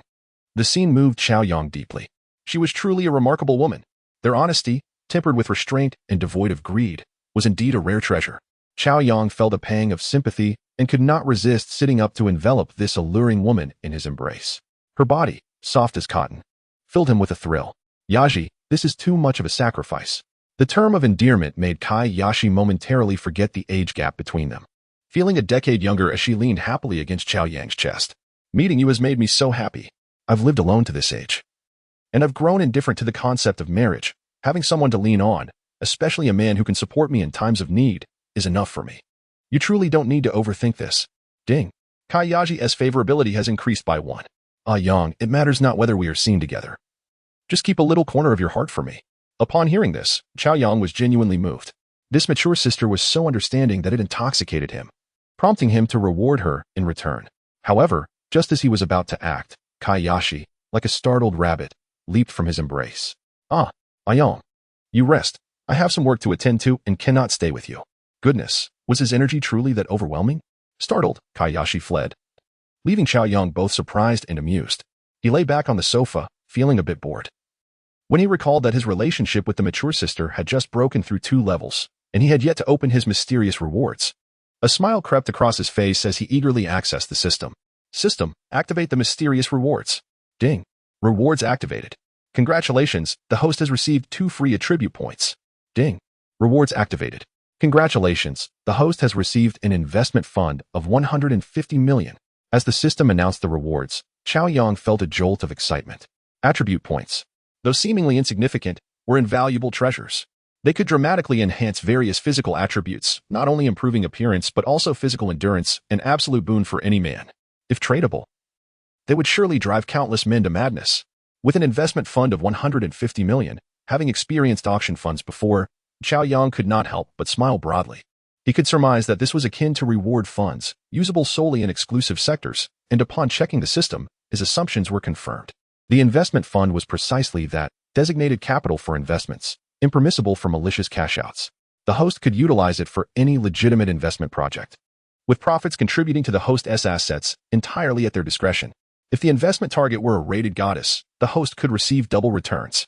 Listening to the system's explanation, Cao Yang felt quite pleased. 150 million was no small amount. If he invested in a woman who truly satisfied him, he could potentially receive double the return. Ignoring the continuous benefits of the investment for now, just the cashback alone could amount to 3 billion. What a delightful prospect. It was time to set a modest goal, to secure that 3 billion. But where could he find a woman who was both approved by the system and to his liking for investment? This question plunged Cao Yang into contemplation. Yet he could not think of a suitable candidate, so he decided to let it go. After all, he had already amassed over 100 million in savings in such a short span of time. He was not in immediate need of money. Life was long, and there was no rush. Ding dong. At that moment, the notification sound of a green bubble message rang out.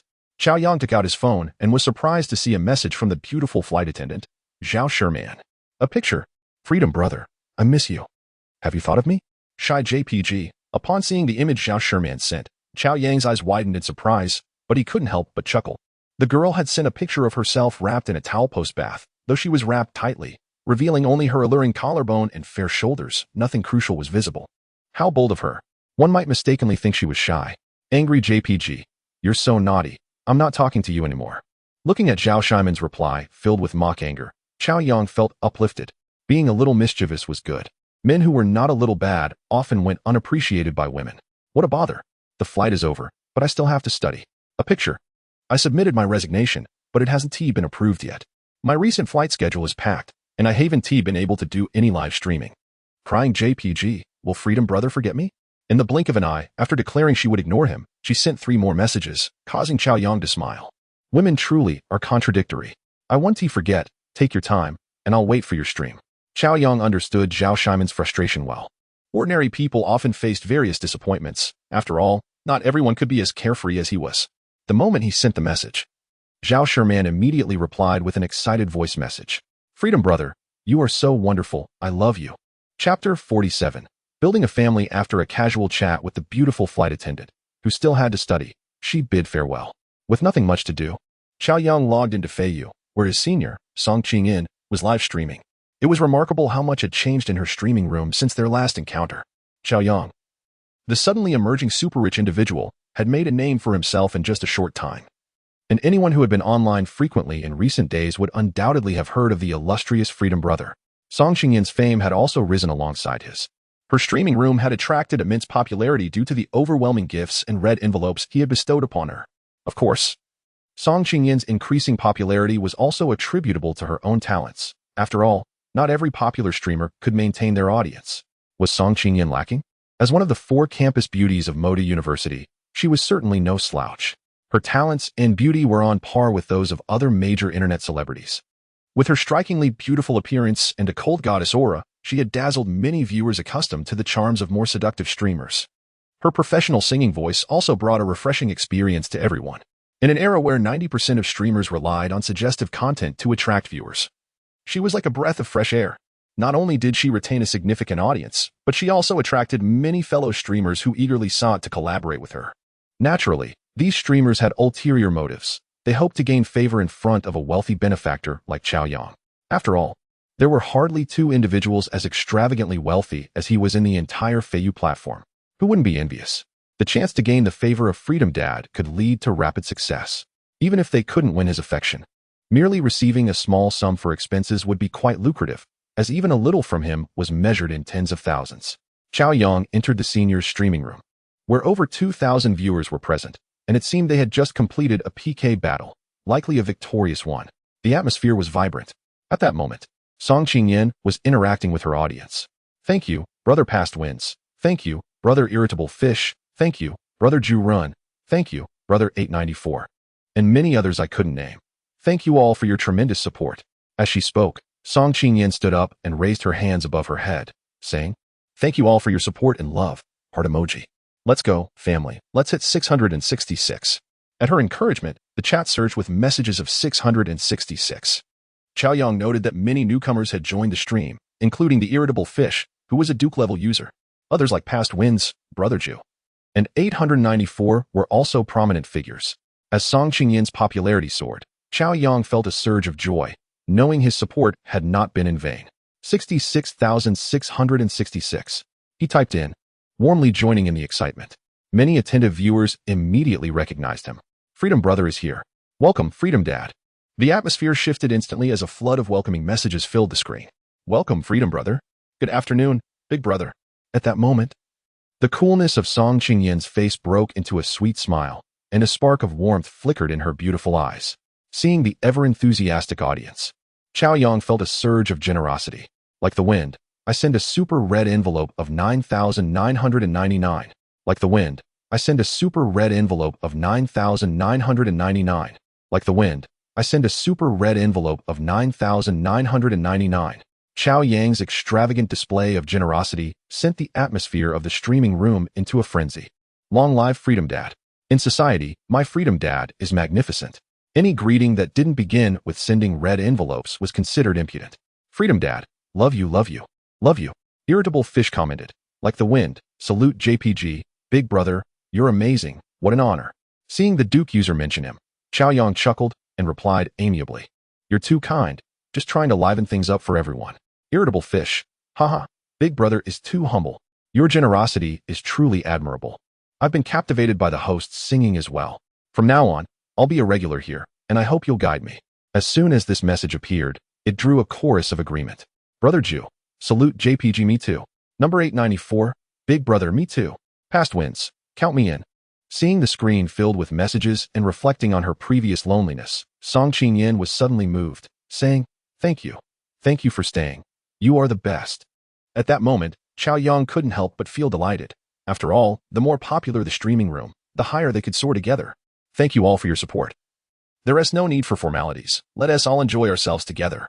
When a woman is moved, she may shed tears. Yet, in the social realm, Freedom Dad, as the most adored Big Brother on Feiyu, expresses his emotions through generosity. After all, spending money is akin to making money. So he showered the room with red envelopes worth millions. This sent the viewers into a frenzy again. And those who managed to grab a red envelope would likely be dreaming of thanking Freedom Dad that night. After the excitement subsided, Irritable Fish's comment suddenly piqued Cao Yang's interest. Freedom Brother is indeed generous. It's hard not to be impressed. I've played for so many years. And while I've seen many big spenders, none are as extravagant as Freedom Brother in all of Feiyu. Freedom Brother is no less than Dao Brother or Prince Brother. They both have their alliances and families, and their accounts are quite impressive. Freedom Brother, why not build a family too? So the brothers can share in the glory and have a bit of prestige? I, Old Fish, would be the first to join. As he gazed at the fervent barrage of comments from the excited viewers, a glimmer of inspiration ignited in Cao Yang's eyes. Having dabbled in live streaming during his previous life, he was well aware of the formidable influence a powerful family could wield. Stepping outside, one would find a throng of supporters, an ambience not only lively but also brimming with collective strength. For a streamer, the backing of a family could elevate even a modest player into prominence. Cao Yang recalled the illustrious Floating Tide Legion, a family that had swept across all popular platforms, ultimately securing a permanent presence on the Douyin platform. Even within the ranks of Douyin, the titan of live streaming, the Floating Tide Legion's prowess remained unparalleled. Their leader, known as I Am the Floating Tide, was a legendary figure in the streaming community, having started his journey on the Flying Fish platform, thus earning the title of its ancient patriarch. Lost in thoughts of the intriguing tales from the streaming world, Cao Yang couldn't help but chuckle. Why not establish a family? I relish the excitement, and we can play together whenever time permits.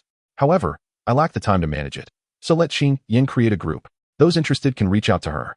At this proclamation, the live chat erupted with enthusiasm. Me. Free father, you may not have much time, but I am free as a bird. I'm looking forward to applying for the administrator position. Chapter 48. Social Freedom Father, the great brother of flying fish. Oh, esteemed leader, may I join? What are the requirements for joining the family? Can I be a part of it? Me. And me too. Do you accept those who contribute 1,000? Free father, just a humble inquiry. Do you accept those who contribute only a dime? Seriously, why are you even here? Penny pincher. Just enjoy the show. Seeing that Free Father was about to establish a family, the atmosphere in the live stream reached a fever pitch. The excitement was palpable, especially among the battle-hardened veteran players who were invigorated and eager to participate. Their dedication to live streaming stemmed from the opportunity to encounter a myriad of enchanting women, witness captivating entertainment, and lose themselves in the revelry, momentarily escaping their worries and the passage of time. Ultimately, it was a remedy for the loneliness that plagued them. The desire to observe the spectacle was a universal trait. After all, even the most independent individuals cannot escape the social nature of humanity. Being a spectator is less fulfilling than being an active participant. When discussing families, many veterans inevitably recalled the formidable clans of flying fish, the aristocrats and the Blade Alliance. The aristocrats, founded by the illustrious Tycoon Prince last year, engaged in fierce confrontations with the established Tycoon Blade. The initial months of the year were marked by unparalleled excitement on Flying Fish, where one could feast on countless juicy dramas and exhilarating PK battles that sent adrenaline racing through the veins of countless spectators. This tumultuous period reverberated throughout the Flying Fish platform until the Blade Alliance was ultimately subdued, leading to the aristocrats ascending as the dominant family. Consequently, the reputation and prestige of the Super Tycoon Prince soared, eclipsing that of Blade, making him a household name on Flying Fish. However, as Prince faded into the background following his triumphant rise, the aristocrats adopted a more subdued approach, allowing the platform to return to a state of calm. Yet, tranquility often breeds tedium, and the ensuing months lacked any thrilling spectacles, with events becoming mere trifles, devoid of excitement. During that period, the media's publications failed to capture any engaging stories that could rekindle interest. This monotony persisted until the emergence of the Super Tycoon Free Father, who shattered the stillness and reintroduced vibrancy and amusement to the platform. Reflecting on the passionate and exhilarating clan battles, the grand displays that shook the platform, the blood of the combatants surged with fervor. The experience was distinctly different from the routine gift-giving during streamer PKs. Clan battles exuded an air of authority and prestige. Clan confrontations ignited a sense of passion, belonging, and honor that surpassed mere gaming skirmishes. Honor. Yes, that very concept might seem absurd to outsiders. Who would think that one could find honor in live streaming? Yet, who among us can claim to be an outsider? Life is fleeting, and finding joy and happiness is what truly matters. Many combatants lamented their inability to partake in such grand battles, not due to lack of desire, but because they were not welcomed. Families, large or small, had their own criteria for inclusion. One could not simply join at will. At that moment, the live stream of Song Ching Yin was inundated with comments, flowing like a river across the screen. Countless viewers, both anxious and excited, yearned to associate with such a formidable figure as Free Father, believing it would surely be thrilling. But would such a prominent leader even consider them? As the flood of inquiries regarding membership requirements surged, Cao Yang paused, realizing he hadn't contemplated any specific criteria. His lavish spending was merely for fun. More people gathered meant more enjoyment, alleviating his boredom. Anyone eager to join could do so, and as for expenditure conditions, there were no rigid stipulations. The family's goal was to ensure everyone had a delightful time. Reflecting on his past life as a freeloader, unable to afford gifts and ignored by streamers, he recognized the societal barriers that pervaded reality. Yet, in the realm of online interactions, the distinctions seemed stark. Some arrogant tycoons looked down upon lower-tier players, indifferent to their plight.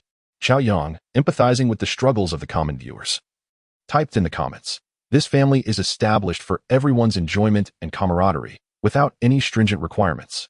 He urged everyone to engage in games, be it for fun or competition, but to do so with moderation, encapsulated in 4 guiding principles. Spend as one wishes. Consume rationally. Gifts should be given freely. Join or leave at one's discretion. As the viewers from all corners of the world read Cao Yang's comments, regardless of their status, they widened their eyes in astonishment. Some freeloader viewers felt a twinge of embarrassment at the thought of joining, questioning how such a prominent figure could possibly consider them. In that moment, they could hardly fathom that this super tycoon, known for extravagant spending, would utter such humble and uplifting words. What is perspective? This is perspective. Despite being tycoons, the disparity among them was staggering. No wonder Free Father was destined for great fortune. Many emotional viewers found themselves on the brink of tears, moved by Free Father's grand vision. They had longed to join elite families, such as Blade's Alliance or Prince's Aristocrats, but were consistently overlooked. Blade's Alliance required noble status, while Prince's Aristocrats demanded players of at least Duke rank, with monthly expenditures soaring to tens of thousands. What? You're merely a marquis? You're not worthy of joining us. If one couldn't afford to be a duke, how could they aspire to the aristocrats? It was a moment for self-reflection. Had they been diligent in their work? Had their salaries increased? Why hadn't they achieved wealth? The comparisons were stark. After a moment of astonishment, the viewers in the live stream were stirred, their spirits ignited by the fervent emotions. Goodness, brothers, I'm on the verge of tears. Free Father's vision, who else in Flying Fish can compare? Tears welled in their eyes truly. Tears of admiration. I am utterly captivated by you, Free Father. I am your devoted fan. Such a vision. I would proclaim Free Father as the strongest in Flying Fish. Who agrees? Who disagrees? Disagree? I shall have words with you. In the realm of societal freedom. The illustrious brother of Flying Fish, Cao Yang's family began to expand amidst the emotional and excited responses of numerous fans. 3 groups of 1,000 members each filled the capacity within half an hour. Thus, a family dedicated to freedom was officially established, marking the birth of yet another vivid legend in the realm of live streaming. Chapter 49, the dazzling debut of the Freedom family within less than an hour. The audience in Song Qingyan's live streaming room experienced a dramatic transformation. The names adorned with Freedom, Freedom Fish, Freedom Breeze, Freedom Scholar, Freedom 894, Freedom Cool City, Freedom Dimming Light, Freedom Floating Life, Freedom Follower, Freedom Lackey, lined up neatly in the chat, some familiar, others strange, rendering the mouse unable to scroll to the end. As her enchanting gaze swept across the screen, Song Qingyan's heart raced with exhilaration, filled with disbelief. This was the allure of a super-rich individual, whose extravagant generosity had captivated the Flying Fish community overnight. Only someone of such magnetic charm could wield such terrifying influence. The atmosphere buzzed with excitement, vibrant and bustling, as she sat at her computer, observing the overwhelming scene. Even as the goddess of countless boys at Magic City University, she felt a deep admiration swelling within her. A smile blossomed on her lips, uncontainable. Such an extraordinary titan was her man. At this moment, she felt immensely proud. Ding. Song Qingyan's favorability increased by 2. With a flurry of super red envelopes worth 99.99 sent by Wind Like Freedom, the already vibrant live room erupted into a frenzy of joy. The notion of enjoying alone paled in comparison to the delight of sharing joy. Even the most impressive individual would find it lacking. At this moment, Cao Yang was also in high spirits. Life resembled a drama, where everyone aspired to be the protagonist, yet most ended up as mere supporting characters, or worse, as nameless bystanders. In his previous life, Cao Yang was an unnoticed figure, overlooked wherever he went. Fortuitously, he was granted a second chance, and in this life, he had undeniably become the indisputable leading man. Even online, he was the center of attention. One must admit, the joy derived from this was exhilarating, explaining why so many titans of the business world found themselves enthralled in a humble live room. Brother Freedom, let us indulge in something entertaining, shall we? After a lively session in the Senior S live room, the majority of the members had adopted their family aliases, and the brothers, adorned in matching Freedom outfits, were eager to showcase themselves. All right, let us venture out and find a suitable live room. Cao Yang readily agreed to the brothers' proposal. It was all about enjoyment and revelry. After all, in his previous life, he had never witnessed those prominent streamers or popular figures parachuting into other live rooms with their fans, creating a scene filled with joy and enthusiasm. With the establishment of the family as the leader, he would lead his thousands of followers into a certain streamer-s live room, promising an experience that would be even more entertaining and striking, sure to captivate the streamer's attention. A family, once established, should shine brilliantly. What do those big knife alliances and noble families mean in the face of his Freedom family? Why hide one's brilliance? Cao Yang thought boldly, filled with confidence. While others burned money, he was generating wealth. Soon, everyone settled on a room number. And with a command from Cao Yang, they all swiftly transitioned to the new live room. Sister Wanzi was a third-tier dance streamer, and at that moment, her room had only 500 or 600 viewers. However, she was not dancing. Instead, she wore a distressed expression, pleading for gifts. Dear brothers in the live room, no one is requesting a dance. A small rocket can prompt 2 dances. It's quite a bargain. Don't you want to see Wanzi dance?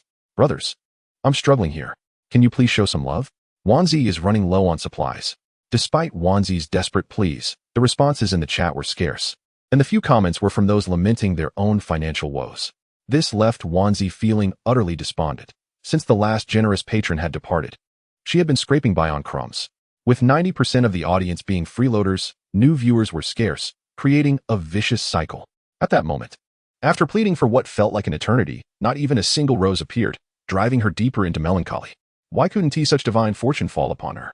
Just as she was engulfed in despair, her eyes widened in disbelief as she witnessed an astonishing surge of thousands of newcomers flooding into her live room. My goodness, what just happened? Look at the streamer. She's stunned. Wake up, streamer, the guests have arrived. With the thunderous sound of arrival, the Freedom family made their grand entrance. Streamer, don't just stare. Welcome them.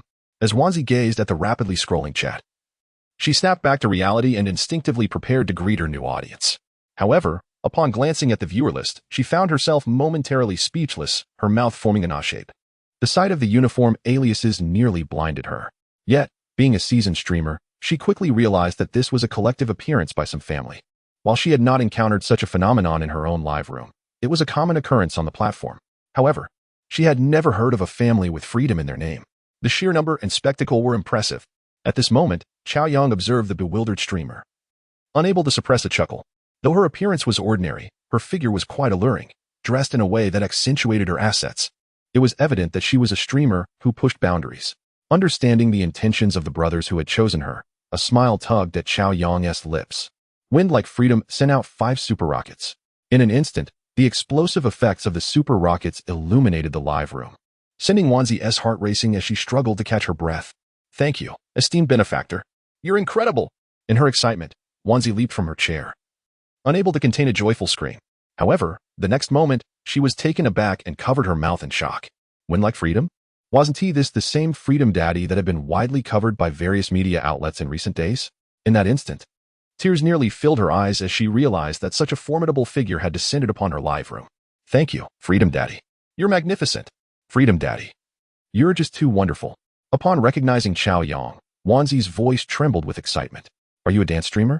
I'll bring my brothers to join in. If they enjoy it, there will be substantial rewards. Ha ha ha, Freedom Daddy is indeed a brother who understands us. Streamer, the opportunity is yours. Whether you can seize it depends on your skills.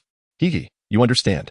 Chapter 50. The twin sisters Cao Yang's 10,000 yuan super rocket, combined with the brothers' scattered gifts, sent Wanzi into ecstatic rapture. She was determined to put on a spectacular show, though her looks may not have been exceptionally striking. Her sultry gaze was filled with beguiling charm. Indeed, the term temptation had never been more aptly demonstrated. The host, Wanzi, captivated the audience with her incredibly fiery and alluring dance, igniting a fervor among the viewers in the live stream. The previously quiet chat room was suddenly inundated with an avalanche of comments, creating an electrifying atmosphere. Wanzi, overwhelmed by the exuberance of such a vibrant scene, felt her excitement bubbling over as she amplified her offerings. How do you like my dance, esteemed patrons? After completing an extended swinging routine, she was breathless, her cheeks flushed with a delicate hue, clearly having poured her heart into the performance. At that moment, as she adjusted the camera, she spoke respectfully, her expression brimming with barely contained excitement. A recently emerged super wealthy patron had arrived in her live stream, accompanied by a legion of his family members. How could she remain composed in the presence of such grandeur? The way she adjusted the camera without restraint was truly audacious.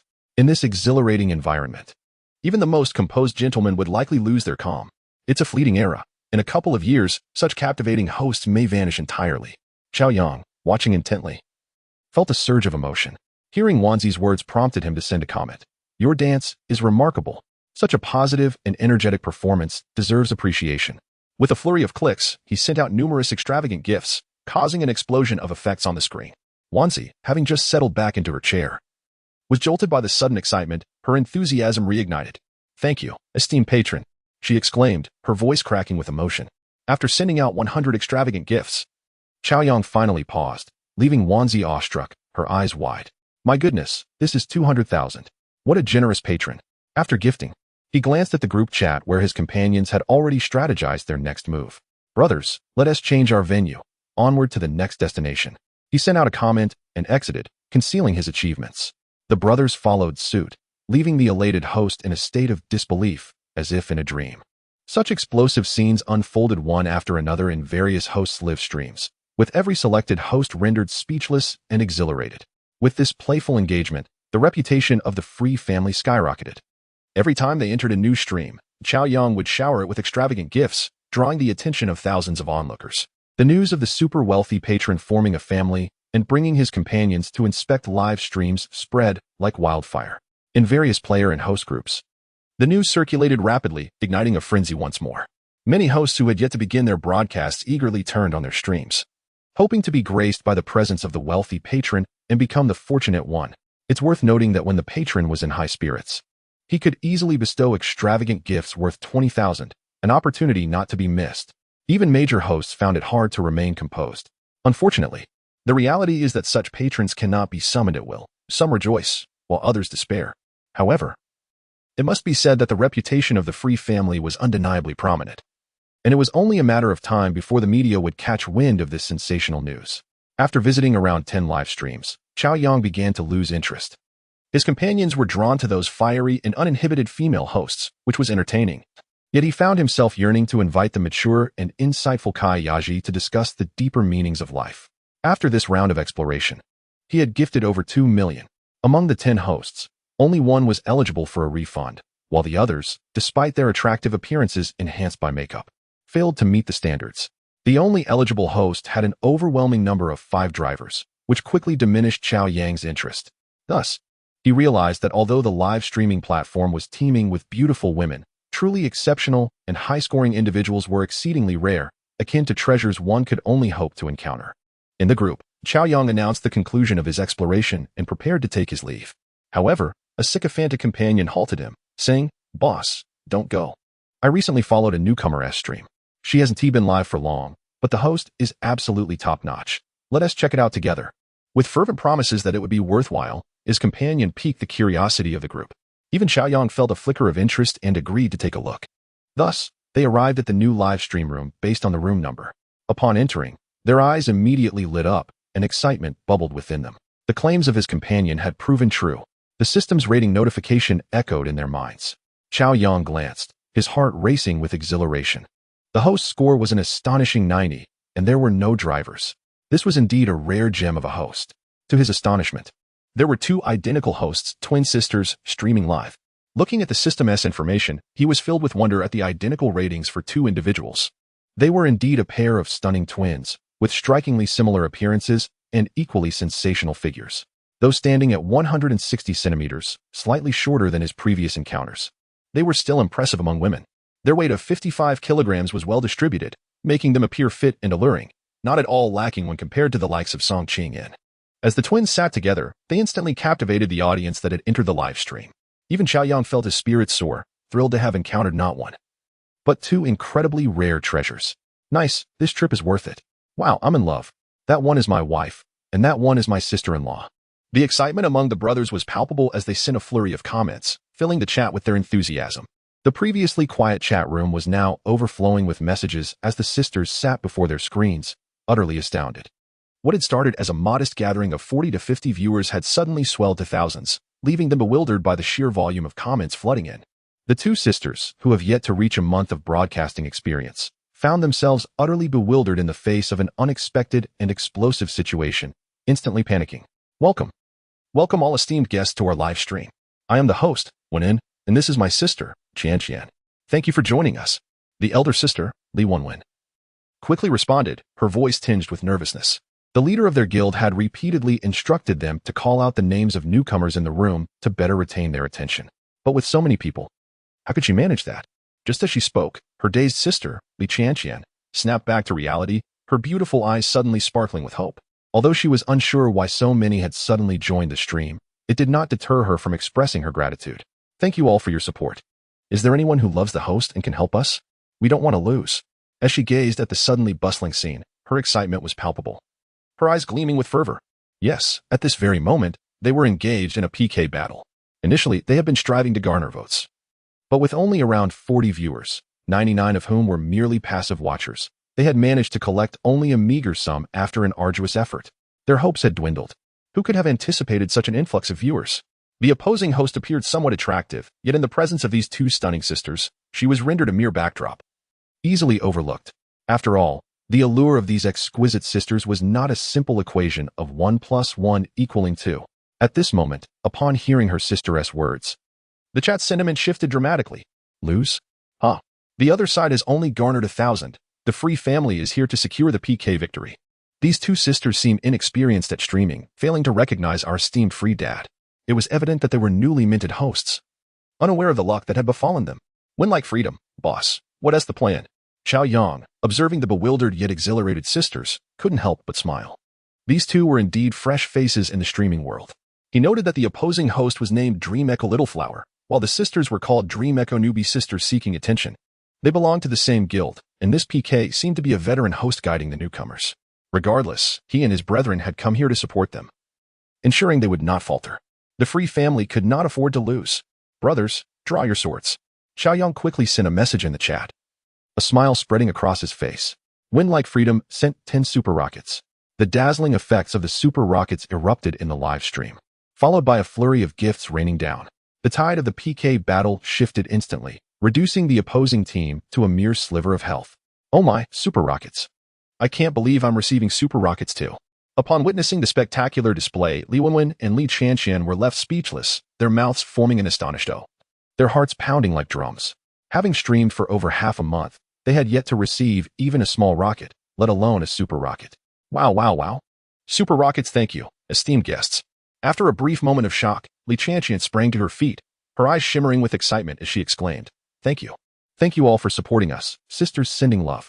Startled by her sister's enthusiastic shout, Li Wenwen hurriedly stood up as well, having barely learned how to express gratitude. Her mind was a blank from the overwhelming shock, leaving her at a loss for words. She could only pull her sister closer, and together, they raised their arms, one with a right hand, the other with a left, forming a heart shape. Fortunately, they had practiced this gesture countless times in private. At this moment, it was not just the sisters who were dazed. Even the opposing host was taken aback. This PK was meant to promote her own guild's new hosts, with no personal benefit to her, and there was a risk of losing fans. She had been reluctant to accept this task. But the guild leader had issued a firm order. Previously, with their fans pooling together for 1,000 in votes, Little Flower had felt secure, focusing instead on discussing the news of the illustrious Free Dad visiting her stream. Never did she expect that, in just a short while, her side would be obliterated. She was left incredulous, her eyes wide open in disbelief. She understood the capabilities of these new hosts all too well. How could they have pulled in over 20,000 votes? Little Flower, not pausing to ponder, immediately switched to a secondary account and entered the sister stream. Her gaze fell upon the top of the leaderboard. Win like freedom. Wasn't this the illustrious Free Dad they had just been discussing in her live stream? My goodness. Free Dad had descended upon the live stream of these new sisters. In the Dream Echo Guild, the once tranquil group of hosts erupted into excitement. The guild leader, known as Sister Hua, could not resist opening the group chat. 3 seconds later, she leaned closer to the screen, her eyes widening in astonishment as she stared at the enlarged screenshot. Free Dad had arrived in her host's live stream. This news utterly stunned her, and a single thought flashed through her mind. They had struck gold. They were about to prosper. Her modest guild now had a chance to soar like a golden phoenix. She had to ensure that Free Dad remained. No, she couldn't let this opportunity slip away. Chapter 52. Embracing Free Dad is embracing the future. Sister Hua swiftly hopped onto Feiyu and arrived at the sisters' live stream. Win like freedom sent 10 super rockets. Win like freedom sent 10 super rockets. The screen was ablaze with dazzling super rocket effects, and the chat flooded with messages, creating an electrifying atmosphere reminiscent of a top-tier host stream. Those unaware would surely think they had entered the realm of a leading star. Yet, in truth, this was merely the live stream of newcomers who had only begun half a month ago. Upon witnessing such an explosive scene, even Sister Hua, as the guild leader, could not help but feel her heart race in disbelief. The power of a super VIP was indeed terrifying. The family that Free Dad had swiftly gathered was nothing short of extraordinary. The prowess of this mogul surpassed all rumors, exceeding expectations. Sister Hua's eyes sparkled as if illuminated by electric light. After 3 years of struggling with her guild, she had only managed to reach a third-rate level. With her pillar host, Little Flower, merely a second-tier streamer, her guild was teetering on the brink of survival, and she had indeed struck gold. The long-awaited breakthrough had finally arrived. If she could keep Free Dad, a rare super VIP, across the platform, her twin sisters would surely rise, and her guild would ascend alongside them. At this moment, in the live stream, Li Wenwen and Li Qianqian were dancing. Unlike other dance hosts who relied on split-screen effects, these sisters, perfectly mirrored in appearance, created an astonishingly captivating performance. Their fiery bodies and the sultry K-pop dance complemented each other beautifully, leaving viewers yearning for more. Nevertheless, in front of such a vast audience, they appeared somewhat reserved. Yet, as the saying goes, unintended efforts yield unexpected results. And their performance not only held its own, but enhanced their appeal significantly. With a blend of sensuality and modesty, they radiated an enchanting purity. Witnessing this scene, Sister Hua couldn't help but nod approvingly. These girls had not been nurtured in vain. Their rapid progress in dance was a testament to their dedication. She had not erred in prioritizing their development as hosts. With their stunning looks and figures, each could outshine the existing hosts in the guild. And the rarity of twins made them even more exceptional. Sister Hua had recognized their potential the moment she had first seen them. I truly believe that I have stumbled upon a treasure. It is essential to nurture this potential diligently, as it is bound to flourish. I am fortunate that the two sisters possess years of foundational dance training, which will undoubtedly facilitate their journey to becoming dance streamers. Little did I expect that these sisters would be so extraordinarily lucky. Merely half a month into their broadcast, they have already captured the attention of a super-rich patron. Truly, it feels as though the heavens themselves are showering them with fortune. Unable to restrain my curiosity, I checked the contribution leaderboard, where the affluent benefactor soared far above the rest, their total approaching 2 million. Sister Huahua's eyes sparkled with joy, almost forming crow's feet with her delighted smile. However, upon noticing that this benefactor's account was devoid of any management personnel, a pallor washed over Sister Huahua's face, and she felt a surge of urgency. These girls are still too inexperienced. They hadn't even assigned a manager to the benefactor. What kind of dance are they performing?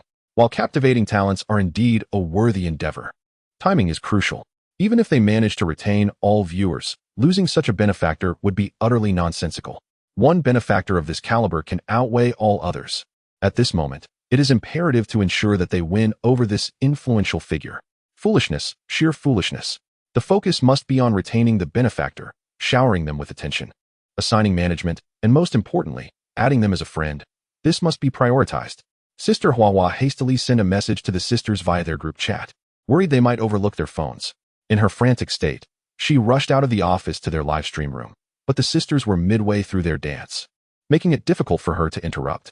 Standing outside the door, her anxiety was palpable. These two newcomers must be oblivious to the extraordinary opportunity that has befallen them. They appear rather naive. After what felt like an eternity, they finally finished their dance. Sister Huahua quickly knocked on the door, urgently signaling them to check their phones. Only when they picked up their devices did she breathe a sigh of relief. Had it not been for the fear of leaving a bad impression on the benefactor, she might have been tempted to take the stage herself.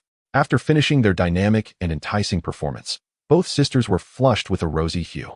Sitting down, they stared at their phones, looking adorably bewildered. In terms of live streaming skills and atmosphere management, the sisters clearly had a significant distance to cover before maturing into seasoned streamers. Being newcomers, this is understandable. Nevertheless, their dance was indeed tantalizing, their chemistry remarkable, evoking the saying two heads are better than one.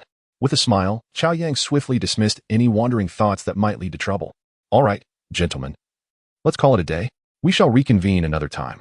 After giving this treasure duo a follow, Cao Yang prepared to log off. It was time for dinner, and he couldn't bear to continue gazing at such alluring visuals. Is the benefactor logging off? Wait. As he set his phone down, he looked up to see Cao Yang's comment, prompting Li Wenwen to exclaim in surprise. Overwhelmed with thoughts, she hurriedly followed suit, adding him as a friend and frantically typing away on her keyboard. What is going on? Cao Yang queried through the chat. Nothing. Just remember to check your private messages. Lu Qianqian playfully winked and added with utmost seriousness. Oh my, are you really private messaging the benefactor right in front of us? The streamers protested. We also want to private message him. Lu Qianqian's comment resulted in a flurry of teasing remarks in the chat. The sisters, unable to withstand the embarrassment, turned crimson. Ding. Lu Wenwen's favorability increased by 30. Ding. Lu Qianqian's favorability increased by 40. Listening to the system notifications, Cao Yang smiled faintly and exited the live stream. Upon opening his private messages, he discovered that the sisters had sent their contact information. Adding them to his chat, a smile crept upon his lips. Such rare and exceptional sisters would surely stir desires in any man. In life, Cao Yang's principle is to never associate with gambling and drugs. His pursuit lies in living freely and contentedly. With the departure of the benefactor, the audience dwindled considerably within a minute, yet the follower count surged by over 5,000. Along with an abundance of gifts, everything felt like a surreal dream. The sisters exchanged glances, a silent understanding passing between them, filled with anxiety, confusion, astonishment, and a hint of excitement. Did we truly receive so many gifts? Are we about to strike it rich? During those brief 20 minutes of streaming, the sisters were left in a daze, their minds blank, as if caught in a dream. Observing the now quiet live stream room, they bid farewell and logged off. swiftly checking their phones to accept the friend request from the benefactor.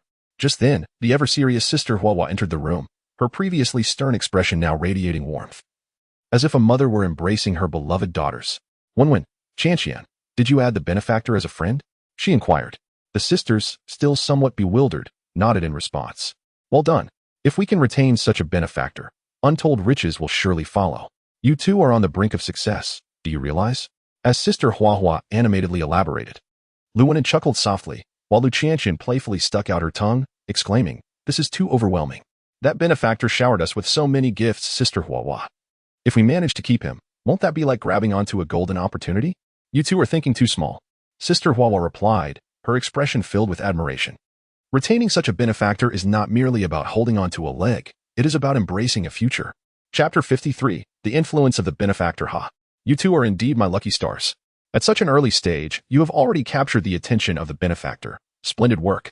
At this moment, Sister Huahua, brimming with excitement, clasped the hands of Li Wenwen and Lu Qianqian, gazing at the stunning duo whose beauty and grace were truly exceptional, her exhilaration mounting.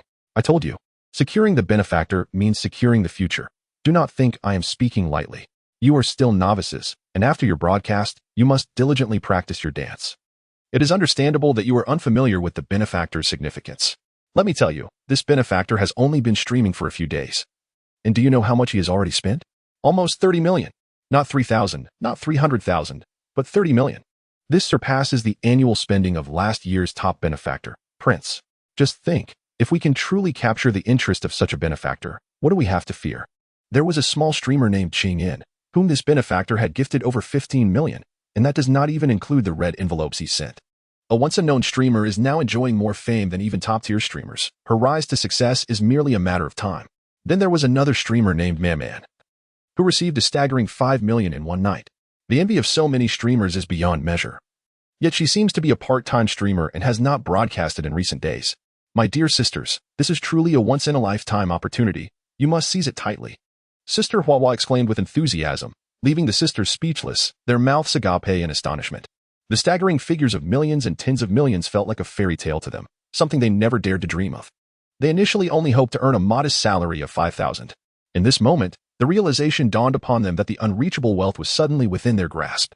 Just the thought of such vast riches, now seemingly attainable, made their hearts race with exhilaration. However, can such a fantastical stroke of luck, akin to winning the lottery, truly befall my sisters? Wenwen and Qianqian, I hold high hopes for both of you. Therefore, tomorrow I shall draft a new contract, elevating your agreements to the status of first-tier anchors. It is settled. Suppressing her inner excitement, Sister Huahua revealed a warm smile and spoke earnestly. As a leader, she understood the importance of timely investment. Waiting until this duo truly flourished before currying favor would be too late. Upon hearing this, the sisters were momentarily stunned, their eyes widening in disbelief. Just because that prominent figure had engaged in a little fun in the live stream, their contracts had been upgraded several tiers. This was simply astonishing. Just as the sisters were processing this unexpected turn of events, the door to the live stream room was suddenly flung open. A figure burst in with exuberance. Oh, Wenwen, Qianqian. I absolutely adore you both. With a melodious laugh, the newcomer embraced the two sisters, practically bouncing with excitement. The sisters were taken aback. The visitor was none other than the anchor Zai Wakai, who had previously pitted them against each other, as the leading figure of the Dream Echo Guild. She had often worked with the duo but had never before displayed such warmth. In fact, she had always maintained a somewhat aloof demeanor towards them. They had never received such enthusiastic attention. Hee, my two little sisters have achieved something remarkable, attracting the attention of the elusive Daddy Freedom. Impressive. From now on, I shall follow your lead. With that, Zai Wakai, who had previously charged Cao Yang a hefty sum for medical expenses, was now brimming with excitement. She knew that with her looks, gaining Daddy Freedom's favor was a mere fantasy, yet this pair of twins had a considerable chance. If they could truly keep Daddy Freedom close, forging a good relationship with them would ensure her own future prosperity. You treat us, exclaimed Zai Wakai. Wenwen and Qianqian have been with us long enough. I was just thinking of treating them to a meal. Upon hearing this, Sister Huahua's eyes lit up, eager to interject. At that moment, as mealtime approached, several other anchors concluded their streams and rushed into the sisters' room. Suddenly, the atmosphere was filled with lively chatter, as if they were all long-lost sisters reunited. Witnessing this, Sister Huahua realized that her plan to treat the sisters to a meal alone had been dashed. So she generously proposed a grand group dinner. As they made their way to the restaurant, Wenwen and Qianqian were overwhelmed with astonishment. As newcomers to the guild, they had always remained in the shadows, and Sister Huahua's intention to promote them had made the veteran anchors somewhat dismissive of them. To their utter surprise, they found themselves receiving such star-like treatment. That remarkable figure had merely visited their live stream, and yet had transformed their circumstances entirely. At that moment, having entered society for over a year, the sisters finally grasped the meaning of pride and experienced an immense satisfaction of vanity. Ding. Wenwen's favorability increased by 20. Ding. Qianqian's favorability increased by 30.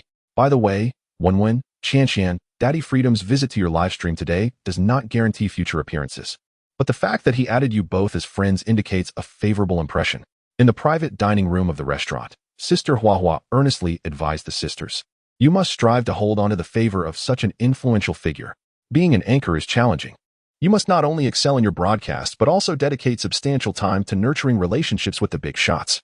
You need to cater to their preferences to capture their hearts. Otherwise, with countless anchors out there, why would they choose to support you?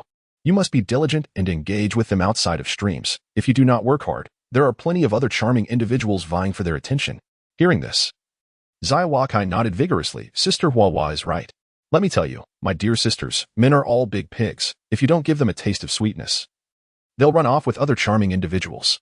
You must know how to maintain their interest. Share a few private photos now and then. For a rare super-rich figure like Daddy Freedom, sacrifices are necessary. I say, offering yourself up is worth it. If he is pleased, you will be set for life.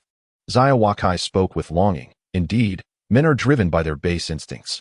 Offering oneself is the safest bet. It's just a matter of who you choose to give yourself to. Giving yourself to Daddy Freedom would undoubtedly be a profitable venture.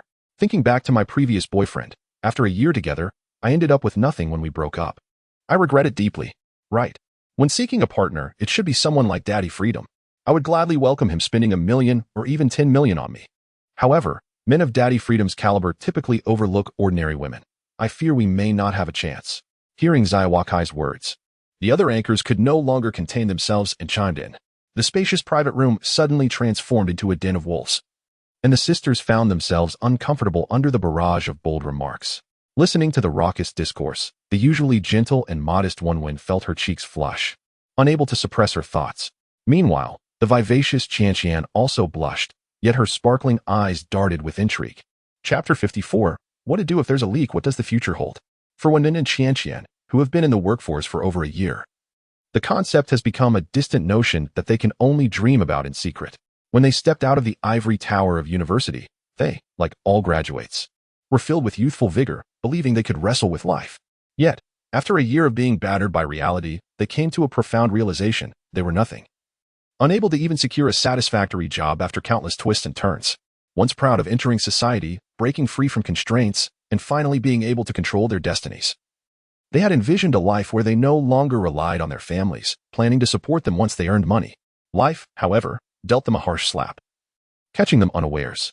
Half a year after stepping out of school, not only had their imagined life eluded them, but simply establishing a foothold seemed a luxury. Supporting their families? When the landlord came knocking for rent, their dire situation forced them to consider asking their families for money. All notions of pride and confidence shattered in that instant, leaving them on the brink of tears. Grand ambitions and lofty goals turned out to be mere illusions.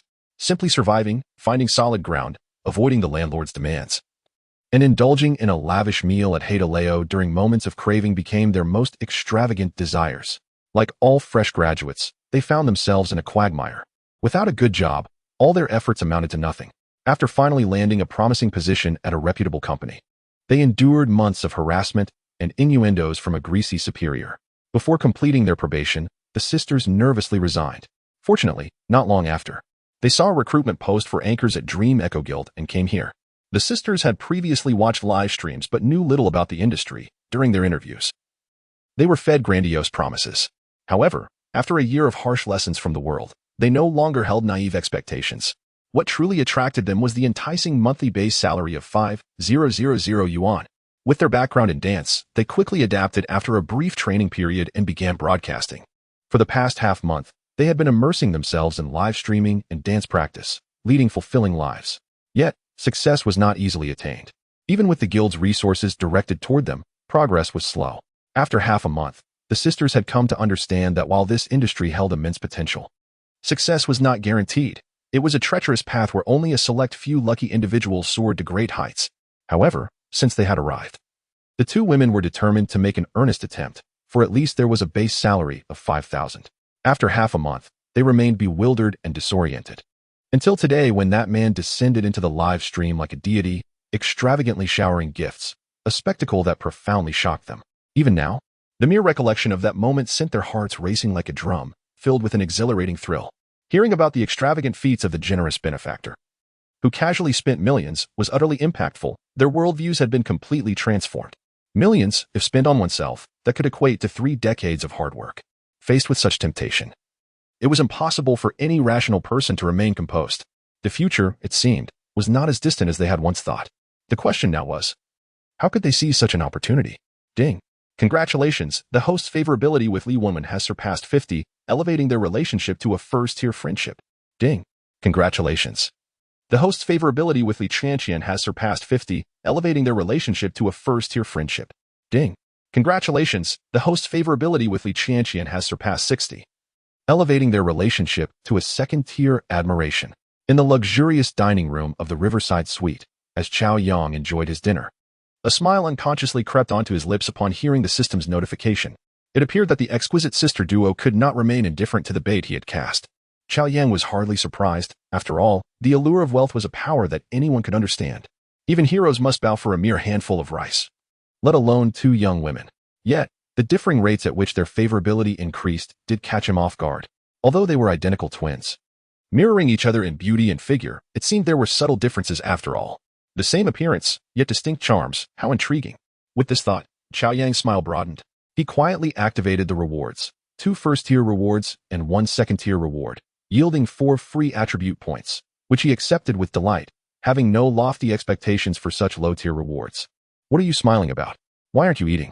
Kai Yaji teased, placing a peeled shrimp into Cao Yang's plate, observing his amused expression. Guess what? Cao Yang, coming back to reality, looked at the increasingly charming woman before him and playfully responded, I want to guess. You are clearly scheming something. Kai Yaji's cheeks flushed slightly.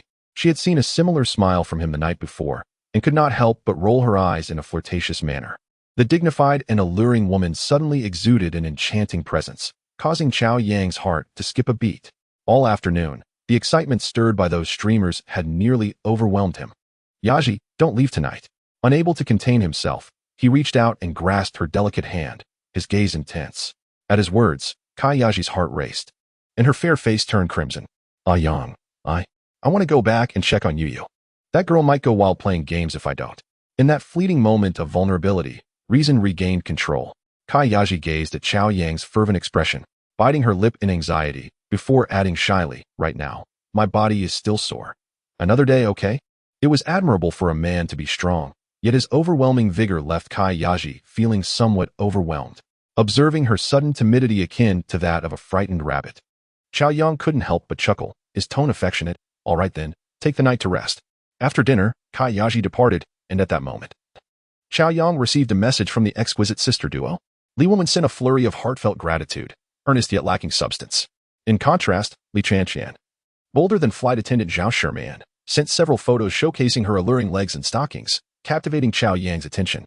Engaging in light-hearted conversation with both women, he gradually discerned that elder sister Li Wenwen was consistently modest and somewhat shy, while younger sister Li Chanqian was rather audacious and passionate. Despite their striking similarities, their personalities were remarkably distinct. During their chat, Cao Yang learned that the sisters were far away in the mountainous city, which left him feeling a profound sense of loneliness, prompting thoughts of Song Qingyan. How wonderful it would be to have her around to quench his thirst for companionship. Unable to resist, Cao Yang dialed Song Qingyan's number, only to be met with silence, leaving him slightly bewildered. Thankfully, 10 minutes later, she returned his call. What's wrong? Why didn't you answer? Cao Yang casually inquired, but was met with her anxious voice on the line. Cao Yang, my water pipe is leaking. It's flooded. What should I do? Chapter 55. The passionate senior in the opulent Riverside Suite. Though comfortable and pleasant, Cao Yang found himself feeling somewhat stifled. He hailed a cab to Song Qingyan's residence. Indeed, the senior's home was in disarray due to a leaking pipe. The old plumbing had burst, flooding the entire room. By the time Cao Yang arrived, the landlord had already shut off the water valve, halting further leakage. But repairs would have to wait until the following day. Song Qingyan was busy mopping up the remaining water when Cao Yang offered to help, but she adamantly refused, insisting he not lift a finger. To her, Cao Yang's wealth and status rendered his visit to her modest abode an act of great humility. How could she allow him to toil? Despite her repeated objections, Cao Yang relented, and fortunately, the bulk of the mess was already cleared. The apartment was old-fashioned yet complete, and adorned with the charming touches of a young woman, sitting on the neatly arranged bed, leaning against the headboard. The subtle fragrance enveloped him as he watched the beautiful figure bustling about, filling him with nostalgia. In his past life, he had inhabited a similar rundown dwelling, laboring tirelessly yet remaining impoverished. Not even a goddess like Song Qingyan would have looked his way back then. Who could have imagined that he would one day wield boundless wealth, able to astonish women who once seemed unattainable with the simplest gesture? What are you thinking? Are you thirsty? Shall I fetch you a bottle of water? All cleaned up? Song Qingyan's sweet voice interrupted his reverie, prompting him to sit up. Oh, sorry. Cao Yang, I must have embarrassed you, she said, tucking a few stray strands of hair behind her ear, her fair complexion tinged with a hint of rosy color. In her current disheveled state, she felt more like an awkward duckling, while he appeared as a prince from a fairy tale, and she couldn't help but feel unworthy. Hearing this, Cao Yang smiled warmly, patting his thigh, inviting her over. I think I'd rather not. I'm all sweaty and dirty. Upon hearing this, her face flushed deeper, and she lowered her gaze, nervous as she replied, I don't mind you. Cao Yang couldn't help but laugh heartily. And before she could react, he pulled the anxious senior into his embrace. In an instant, her body stiffened, yet her heart was filled with sweetness. A man as exceptional as he, not minding her flaws at that moment, Song Qingyan truly felt like the happiest woman in the world. At that instant, she wore no elaborate makeup or fancy attire, merely dressed in simple homeware, yet her natural beauty was still capable of captivating hearts. Cao Yang retrieved the bag he had brought and said, Here, I have a gift for you. He placed the bag into Song Qingyan's embrace, watching her with affectionate anticipation. What is this? She asked, astonished, recalling having seen him carrying it before. She had not expected it to be a gift for her. Open it and see. Cao Yang raised an eyebrow, casually encouraging her, having long been acquainted with Cao Yang's extravagant demeanor. Song Qingyan understood that whatever he offered was certainly not ordinary. In that instant, her heart swelled with a profound sense of being cherished. Unable to contain her curiosity, she carefully opened the bag and gingerly extracted a meticulously crafted wooden box adorned with gilded patterns and encrusted with a circle of pearls. Although she was unsure of its contents, the sheer elegance of the box left her utterly astonished. Unable to suppress her intrigue, she held her breath and cautiously opened the wooden box. Inside lay a pair of jade bracelets, their translucent, water-green hue shimmering under the light, exuding an ethereal glow devoid of any impurities. No woman could resist the allure of exquisite jewelry, and upon catching her first glimpse of the jade bangles, Song Qingyan's usually calm and cold eyes sparkled with delight. Cao Yang, these jade bracelets must have cost a fortune, she exclaimed, her voice trembling with excitement. Well, they're about 12 million, Cao Yang replied with a nonchalant smile, as though it were of little consequence. He was not trying to boast. He simply viewed it as a mere transaction, a string of virtual numbers devoid of sentiment. However, upon hearing his words, Song Qingyan felt as though her heart might leap from her throat. She froze in place, terrified of damaging the exquisite bangles. My heavens! 12 million for a pair of bangles, and they're a gift for me, she thought, overwhelmed with emotion yet riddled with trepidation. What have I done to deserve such precious jewelry? Cao Yang, no, this is too extravagant. I cannot accept it.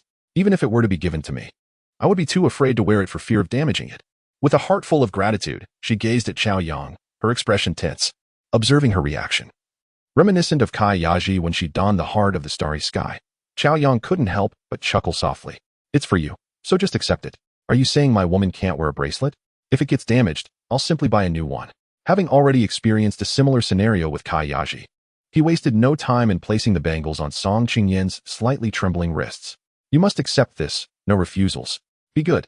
Once both bangles were on, he affectionately tousled her hair and declared possessively. Upon hearing his words, Song Qingyan shivered, lowering her gaze, ultimately yielding to his insistence. Just then, a notification chimed in his mind. Congratulations, host, successful purchase, double cashback received. A smile spread across Cao Yang's face as he realized he had just gained 24 million.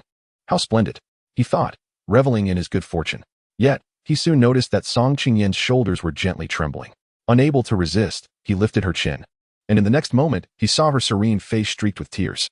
Why are you crying? He asked, bewildered. Cao Yang, You support me so wholeheartedly, spending so much on me, and now gifting me such an extravagant present. Even if I were sold, I wouldn't be worth that much. You don't have to treat me so well just because you want me." Tears streamed down Song Qingyan's flushed cheeks as she spoke, her voice choked with emotion. At that moment, she was utterly moved. "I don't know what to say. I'm so foolish, Cao Yang, with the way you spoil me. I can't even think of how to repay you."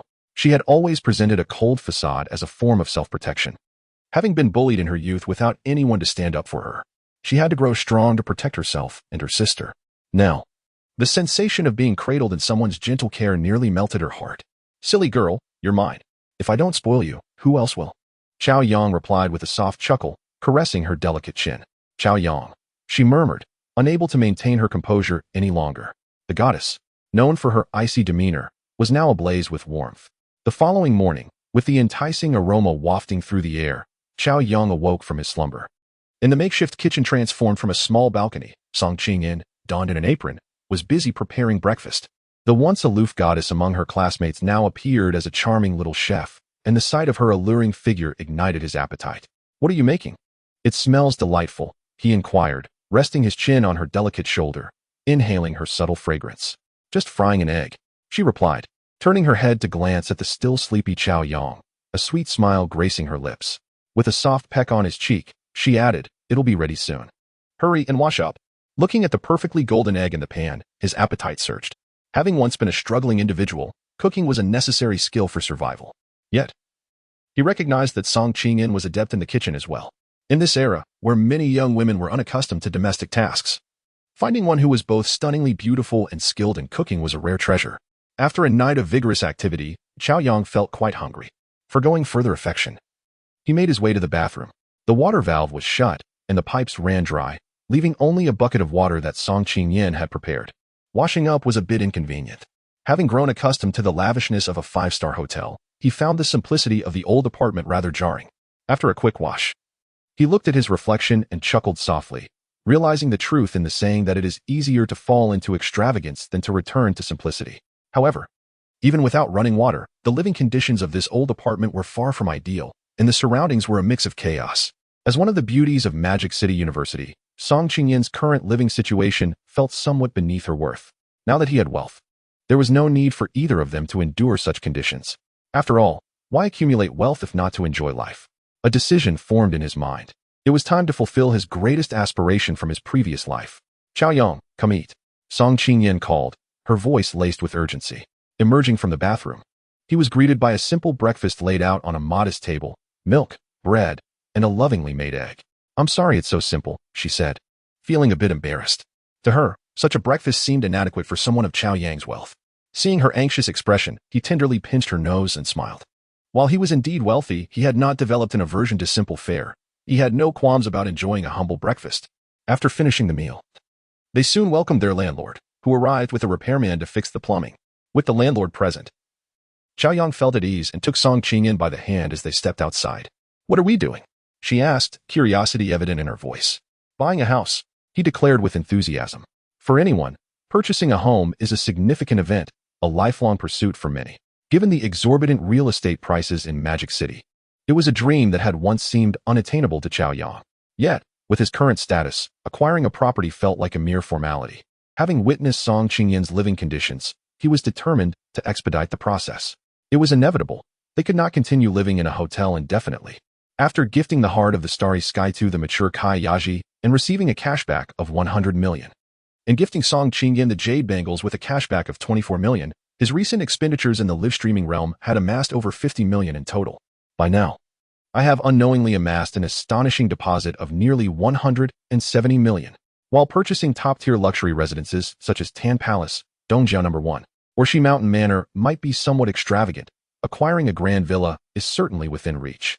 Cao Yang is aware that he possesses a tenfold cashback card, and it would be ideal to expend all his funds in one go to activate that card. Imagine receiving over 1 billion, plus a luxurious mansion. What a lucrative endeavor. The only source of discontent for Cao Yang is that his actual savings, even when used to elevate someone like his senior sister, would not yield any cashback, thereby diminishing his earning potential. However, reflecting on this, Cao Yang quickly reconciled himself to the notion that perfection is a rare commodity in this world. With a system as formidable as his, one mustn't be overly avaricious.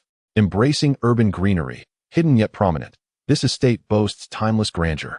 20 minutes later, Cao Yang, accompanied by Song Qingyan, entered a remarkably grand sales office, Guanlan Yujing. Although it may not rival the renowned luxury estates, it remains a sanctuary of opulence that many ordinary individuals could only dream of, highly favored by the elite. Upon deciding to purchase a home, Guanlan Yujing was the first place that came to Cao Yang's mind. Firstly, it is the closest luxury community to the school. Secondly, having passed by countless times in his previous life, he had long cherished the dream of owning a residence here. Tragically, he had never saved enough even to afford a restroom in this place. Now, it seemed he could finally fulfill that dream. As soon as they entered the sales office of Guanlan Yujing, a shrewd man in his 30s approached them promptly. The typical disdainful demeanor often encountered in such settings was absent. Despite Cao Yang's youth, his confident and carefree aura commanded respect. Moreover, the presence of a goddess-like companion further elevated his stature. It is often said that a man's taste can be gauged by the company he keeps. And this was no exception. Clearly, such a woman did not belong to the ranks of the mediocre. Furthermore, Cao Yang's attire exuded an air of distinction, and the attentive sales representative quickly noticed the luxury watch adorning his wrist. "Good morning, sir and madam. Welcome to Guanlan Yujing. I am Cao Yang, and it is my honor to assist you both." The sales representative smiled broadly, his demeanor respectful. In response, Cao Yang nodded and inquired, "Do you have any available properties? I am looking to purchase a villa." Indeed. Please follow me." The salesman's smile widened as he guided the two towards the central hall, showcasing a vast model of the estate. Chapter 57, The Stunning Goddess. Star Su Li Guanlan Yujing comprises 18 standalone villas, each unique in size and character, all being remarkable legacies. Any one of these homes would be a dream for the average person to aspire to. "Sir, over half of the villas have already been sold. But we still have villas number 5, 8, 12, 14, 15, and 18 available." Cao Yang pointed at the model with utmost respect. Cao Yang, intrigued, gazed at the lifelike model and pointed to villa number 8, which stood out like a jewel among stars, and remarked, "This one looks appealing. Could you provide more details?" "Sir, you truly have an eye for quality." The sales representative beamed, eager to flatter. "Villa number 8 is indeed our finest offering. Colloquially referred to as the king of buildings, the main villa occupies nearly 1,000 square meters and features a 300 square meter fountain garden, along with a 100 square meter outdoor swimming pool. The basement houses a garage and a wine cellar. The villa consists of 3 levels above ground, designed for a luxurious, noble lifestyle, complete with an opulent living room, dining area, and private bedrooms. The recreational amenities are exceptionally comprehensive, including an immersive private cinema, an esports room, a gym, a home bar, and much more." Cao Yang listened intently, albeit somewhat unimpressed, and after the sales representative concluded, he raised an eyebrow and asked, "Can we view villa number 8 now?" "Of course." The sales representative replied promptly. Soon after, he summoned a sightseeing vehicle to transport Cao Yang and Song Qingyan through the community. True to its reputation as a luxury estate that promotes urban greenery, the community was indeed lush, with tree-lined paths and fresh air that enhanced the picturesque scenery. As they drove, the sales representative continued to provide insights until they arrived at villa number 8. Upon disembarking, the trio did not rush inside, for a sightseeing vehicle was already parked in front, indicating that others were also viewing the property. It appeared that a female sales representative was escorting a couple out. Their voices faintly audible. "Xiaoli, what do you think of this villa?" asked a man, who appeared to be in his 40s. With a robust build and a successful demeanor. "Mr. Wang, such a luxurious villa is undoubtedly impressive. It is truly alluring," the man exclaimed enthusiastically. "Xiaoli, consider my earlier proposal. If you agree, not only will I invest in your script, but I could also gift you this villa." At this, the woman fell silent. Taking a few steps before replying, "Mr. Wang, you jest. I lack the merit to enjoy such opulence." The man's expression darkened, revealing his displeasure. At that moment, the three reached the villa's entrance, and Cao Yang caught a glimpse of the middle-aged man. However, his attention was swiftly captured by the woman beside him. Dressed elegantly in a simple white camisole and fitted casual trousers, complemented by a lightweight short coat, she emanated an air of noble grace. Her strikingly beautiful face, imbued with a commanding presence, was unforgettable, a true star. Cao Yang recognized her instantly. She was a renowned actress, having performed at a previous gala event, captivating the audience with her enchanting voice. Although he had not focused on her at the time, she left a lasting impression. Even without the performance, her reputation in the entertainment industry preceded her. She was celebrated as one of the most beautiful women in the realm of glamour.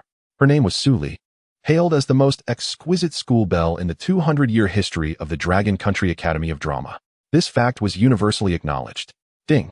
The system signaled the detection of a target meeting the comprehensive scoring criteria. The host could earn double cashback for consumption directed towards her. Target, Su Li. Age, 28 years. Height, 170 centimeters. Weight, 55 kilograms. Attractiveness, 98 points. Figure, 95 points. Previous relationships, 2. Favorability, 0. As Cao Yang gazed at her, the system chimed in with notifications. Unable to resist, he began to examine her data. With an attractiveness score of 98. It was no surprise she was deemed a rare beauty in 2 centuries. This was the highest rating he had encountered thus far. Her figure also scored an impressive 95. Second only to the voluptuous Kayaji. Despite having had 2 previous relationships, given her age and attributes, maintaining only 2 boyfriends was quite reasonable. One could even argue that she was rather discerning, especially as an actress navigating the complexities of the entertainment industry. Cao Yang recalled that during a previous outing with his senior sister to watch a celebrity performance, many actresses had boasted 7 or 8 past relationships, causing him to lose interest. Yet, upon seeing this stunning star with her remarkable statistics, he found himself pleasantly surprised, as Cao Yang found himself momentarily lost in thought. A female and a male salesperson exchanged greetings and led 2 individuals past him. However, the middle-aged man took a few steps before retreating.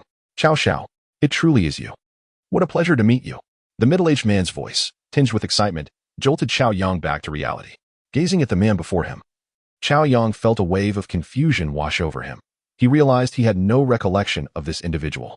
Haha, perhaps Cao Xiao didn't notice me. At the Waldorf Hotel's ball, your extravagant spending at the auction was quite the spectacle indeed. Observing Cao Yang's lack of recognition, the middle-aged man laughed heartily. Producing a gilded business card from his pocket, he extended it towards Cao Yang, stating, I am Wang Mingxian. What a coincidence to encounter you here, Cao Xiao. It must be fate. A pleasure to meet you. Cao Yang accepted the card and glanced at it. Hanhai Media Company, Limited, Chairman Wang Mingxian. He noted, I apologize, but I do not have a card. After receiving the card, he spoke coolly, forming a rather unfavorable impression of this Mr. Wang based on their earlier exchange. Xiao Xiao, are you also looking for a property?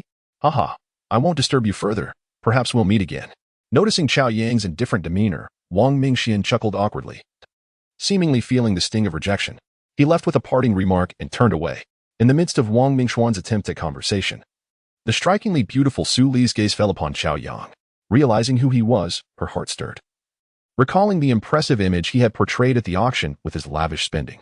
At this moment, Su Li, who previously appeared burdened by thoughts, found her eyes sparkling with newfound interest as she looked at Cao Yang. Please, gentlemen and ladies, come this way. After Wang Mingxian and Su Li boarded the sightseeing vehicle driven by the female salesperson, Han Xiaoyang guided Cao Yang and Song Qingyan towards the villa, his demeanor increasingly respectful. The name of Wang Mingxian, a renowned figure in the entertainment industry, had spread throughout their sales circle, making his reputation resonate like thunder. The female salesperson's connection to such a prominent figure naturally incited envy among her colleagues, Han Xiaoyang included. He had witnessed the respect Wang Mingxian showed towards Cao Yang. And in stark contrast, the young client remained composed and unperturbed, almost dismissive of the encounter. This juxtaposition left Han Xiaoyang astounded.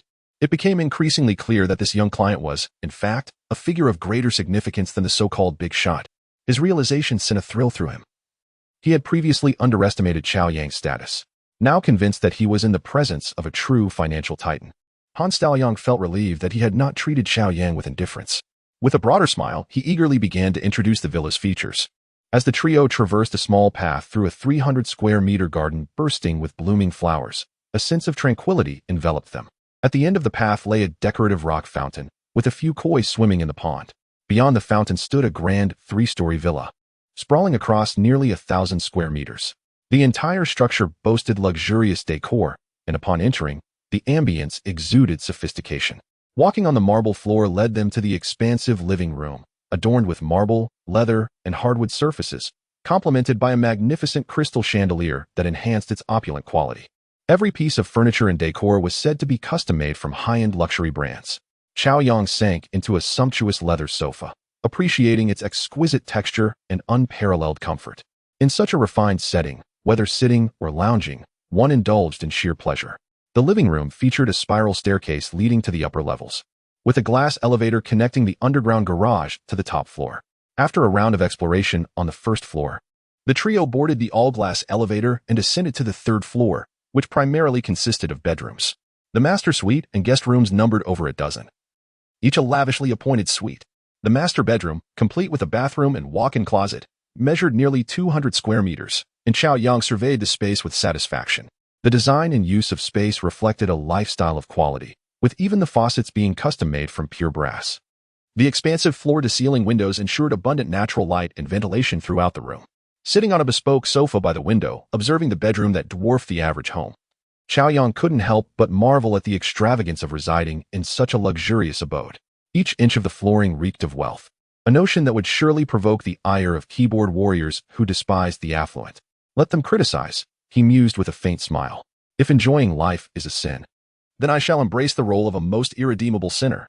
With a snap of his fingers, Cao Yang promptly approached. How much for this villa? In response, Cao Yang quickly retrieved a price sheet from his briefcase, grinning as he announced, Sir, the total price for this villa is 165 million. Cao Yang, satisfied with the directness of the response, nodded approvingly. Compared to other high-end properties, often priced in the hundreds of millions, this villa seemed relatively affordable. Very well. It's not expensive. I'll take it. I want it. Cao Yang, momentarily stunned, stared blankly. That's over 100 million. Did you just say it's not expensive? Are you sure you want to hear what you're saying? Had he not witnessed the deference shown by the entertainment mogul earlier, he would have assumed Cao Yang was boasting.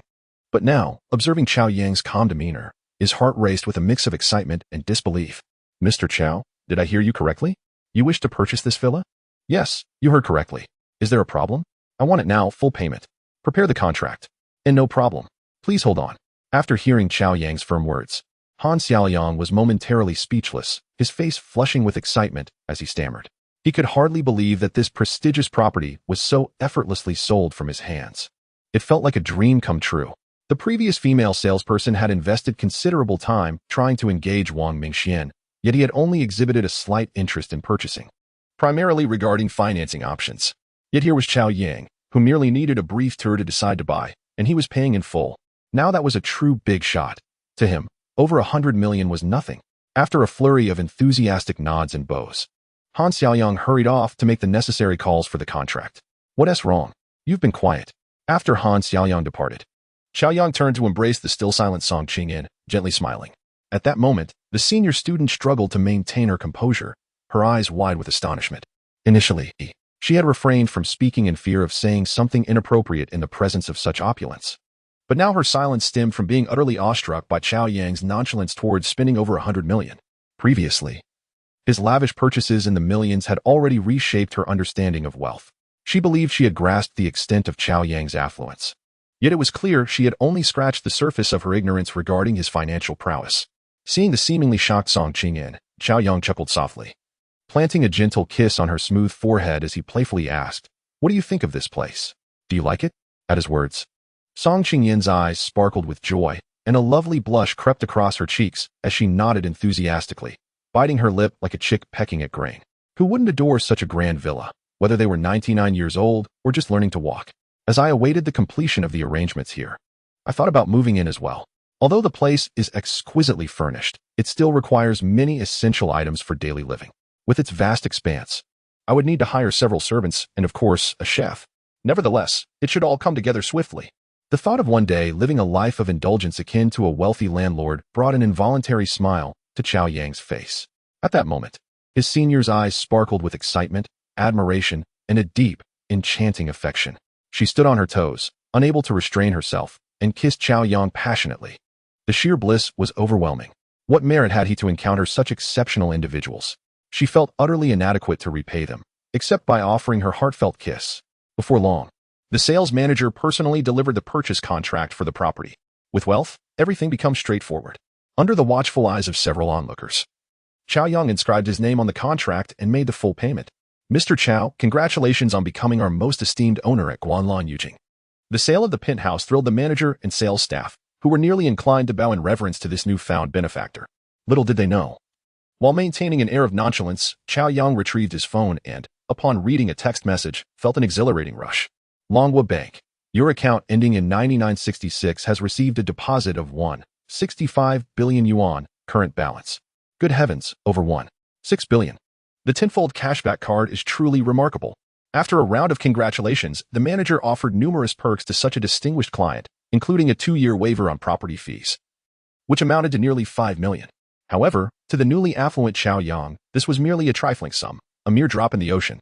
Once the manager and sales staff departed, his senior spun around in excitement within the villa, taking numerous photos until noon arrived, prompting their departure.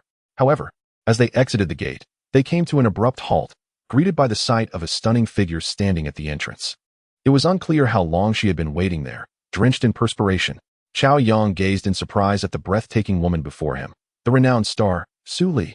Chapter 59, bringing the script to you tonight upon seeing Cao Yang and Song Qingyan emerge from the villa. A glimmer of light flickered in Su Li's enchanting eyes as she hastened toward him. Hello, Cao Yang. Standing before him, Su Li slightly raised her chin, revealing a radiant smile that captivated the heart. In that instant, she was simply exquisite. Even after days of encountering beautiful women, Cao Yang found himself momentarily entranced. Undeniably, the Drama Academy's acknowledged beauty was even more astonishing up close. Were you waiting for me? He asked, momentarily stunned by the sight of her flushed, radiant face glistening with sweat. Yes, Mr. Cao, I specifically waited for you, and I hope I haven't interrupted anything.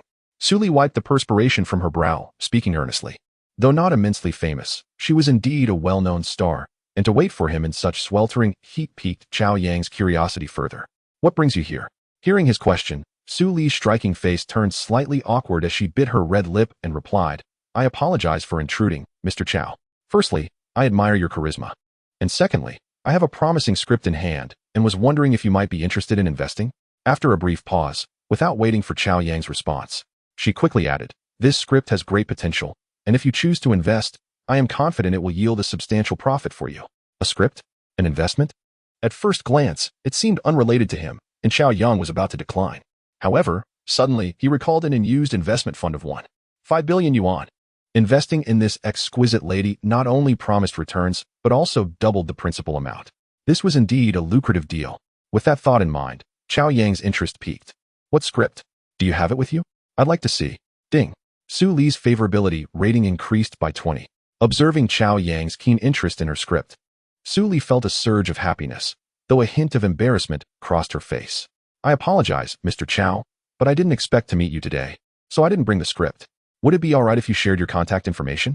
I can deliver the script to you when you have time. Sure. Let us exchange WeChat, Cao Yang responded with a friendly smile, pulling out his phone to display the QR code. Seeing this, Su Li hurriedly retrieved her phone and scanned it. I've added you. Please accept my request. Having previously witnessed Cao Yang's nonchalant demeanor even towards prominent figures like Mr. Wang, she had assumed he might be difficult to approach. However, she was pleasantly surprised by his amicable nature. Waiting outside in the sweltering heat was truly worth it. Ding. Su Li's favorability rating increased by another 20. With Cao Yang accepting her friend request, Su Li's smile grew even more enchanting. To prevent any delays, she couldn't resist pressing on. Mr. Cao, when would you be available today? I'd like to show you the script. Cao Yang raised an eyebrow at Su Li's exquisite visage and replied, in the evening. Upon hearing this, Su Li's body stiffened as if recalling something, and a complex expression crossed her face as her gaze fell upon Cao Yang's youthful and handsome features. Yet, witnessing his calm demeanor, her beautiful eyes revealed a hint of doubt. Feeling a flutter of anxiety and confusion, she eventually steeled herself and said, All right, Mr. Cao, I'll bring the script to you tonight. Cao Yang nodded and departed with his senior. Under the sweltering midday sun, he found little desire to engage in further conversation. Cao Yang, that lady was stunning. Song Qingyan remarked softly as they exited the community. Are you feeling jealous? Observing the slight melancholic expression on his senior's face, Cao Yang couldn't help but chuckle, gently grasping her delicate hand. Silly girl, you are beautiful too. Cao Yang, I'm not jealous, I'm just a bit anxious. Song Qingyan halted, her face a picture of sadness. I know with your dazzling qualities, many girls will surround you. Just like earlier, even if you don't seek them out, women will come to you. Cao Yang, I suddenly feel scared, afraid that you might turn away from me. Song Qingyan expressed her insecurity, as if fearing abandonment at any moment. Witnessing her vulnerable demeanor, Cao Yang could not help but feel a pang of emotion. In a previous life, he had observed her from afar countless times. She had always exuded an air of confidence and charm, despite the whispers that surrounded her, captivating many male classmates who regarded her as their dream girl. Never had she appeared so forlorn and anxious. This realization stirred deep reflections within Cao Yang. In truth, there are no unattainable goddesses. They are merely yet to be conquered by a man. Once you truly enter their hearts, they become just an insecure woman grappling with her feelings. Cao Yang gently lifted his senior's delicate chin, pressing fervently against her alluring red lips. A single kiss speaks volumes more than 100 sweet nothings.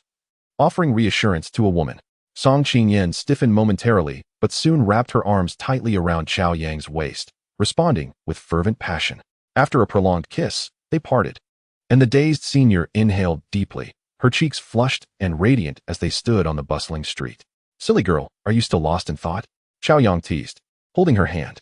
Upon hearing this, Song Qingyan lowered her head shyly. Yet, Cao Yang lifted her chin again, a smile playing on his lips. "Come on, give your daddy a smile, rascal." Despite her initial attempt to suppress a laugh, Song Qingyan burst into giggles, her embarrassment evident as she playfully punched Cao Yang's chest. Laughter and playful banter ensued, leaving the two drenched in sweat. Unable to resist any longer, they hurriedly sought out a nearby upscale restaurant and stepped inside.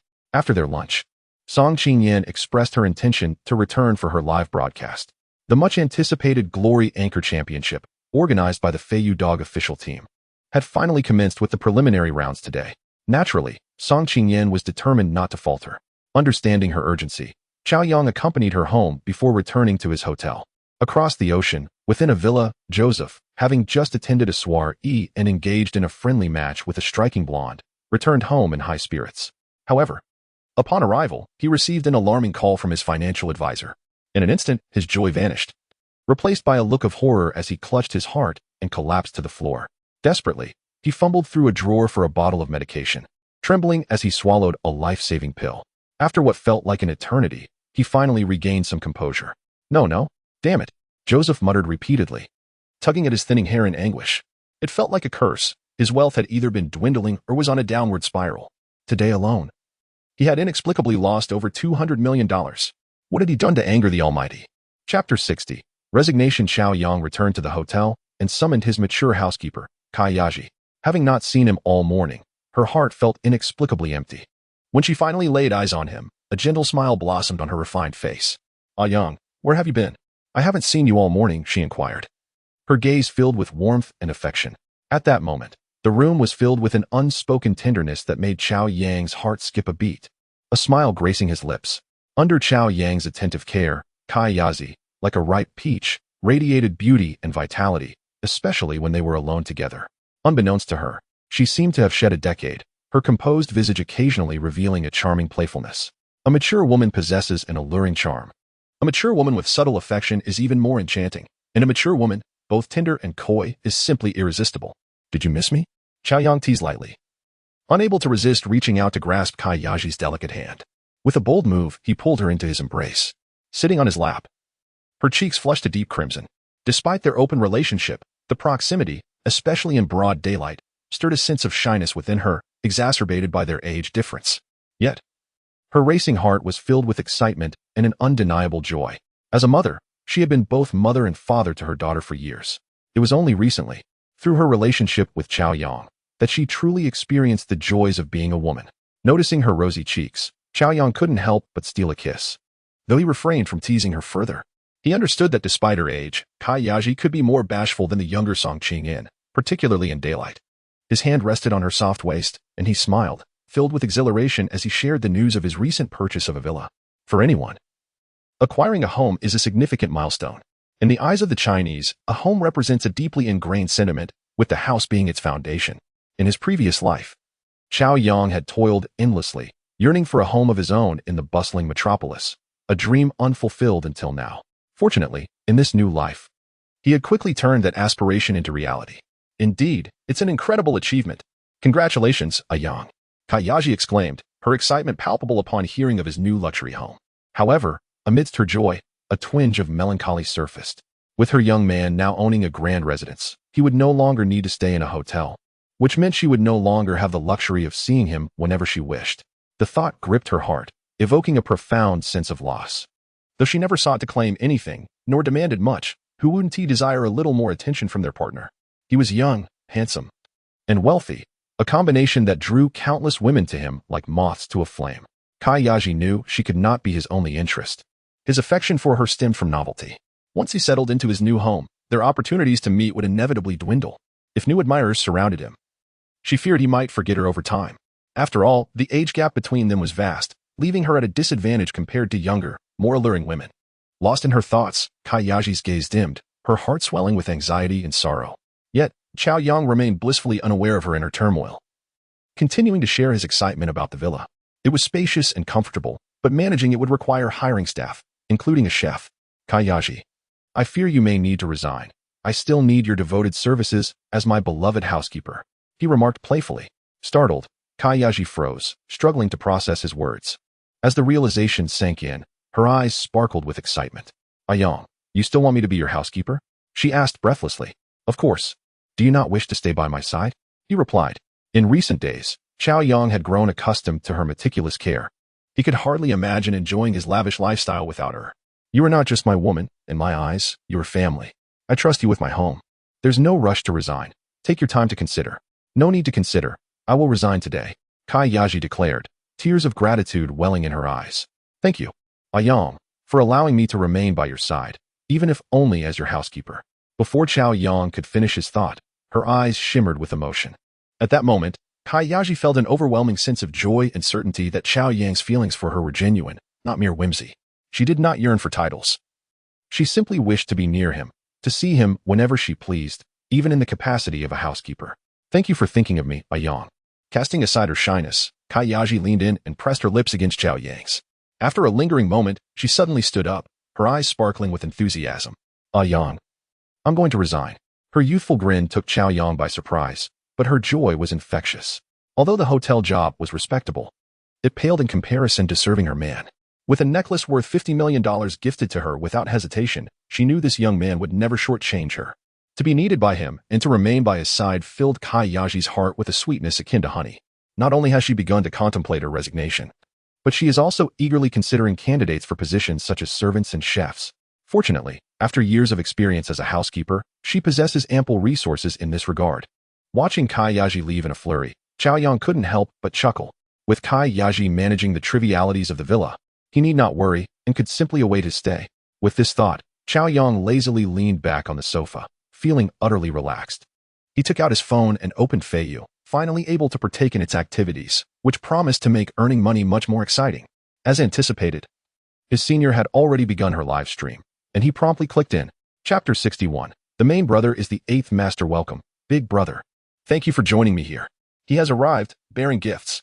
Oh, my brother, you're as formidable as the heavens and the earth. You can summon the winds and the rains. Upon entering the live stream, Cao Yang was greeted by an energetic and pulsating song. It turned out that his senior had noticed his arrival immediately and swiftly changed the music. Almost simultaneously, she stood up, welcoming him with a warm exuberance that filled the chat with lively comments. Her eyes sparkled with affection, yet her voice resonated with passion, startling Cao Yang momentarily. However, once he composed himself, he felt an overwhelming joy. It was evident that his senior had been diligently striving to improve herself and had not become complacent due to his support.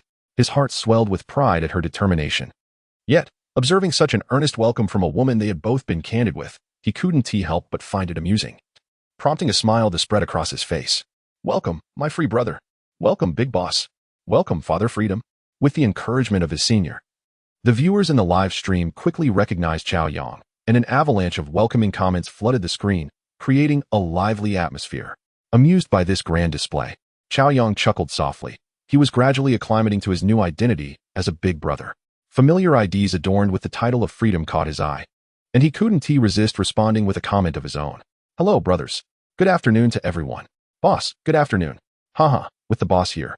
This competition is bound to be exciting. Father Freedom, a new activity has been released on the platform. What are your thoughts? Excited. Boss, are we fighting? Or are we fighting? Or are we fighting?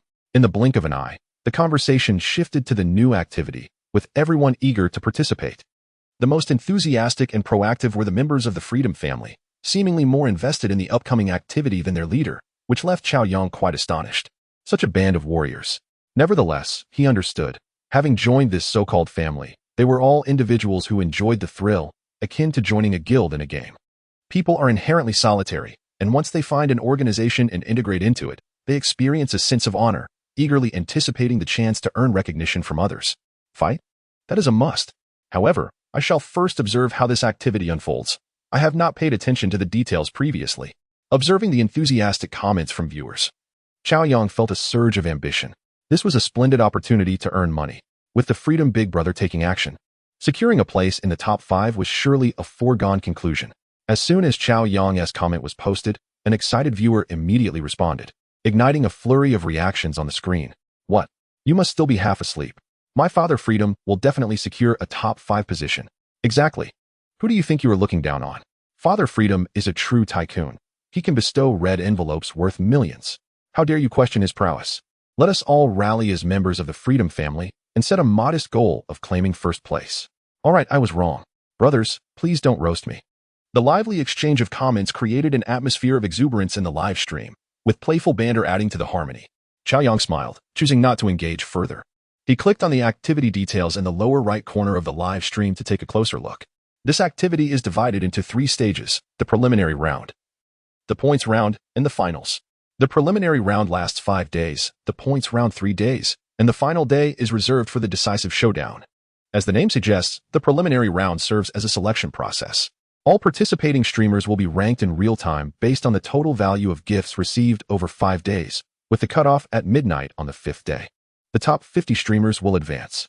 The second stage, the points round, will randomly match streamers for PK battles over 3 days.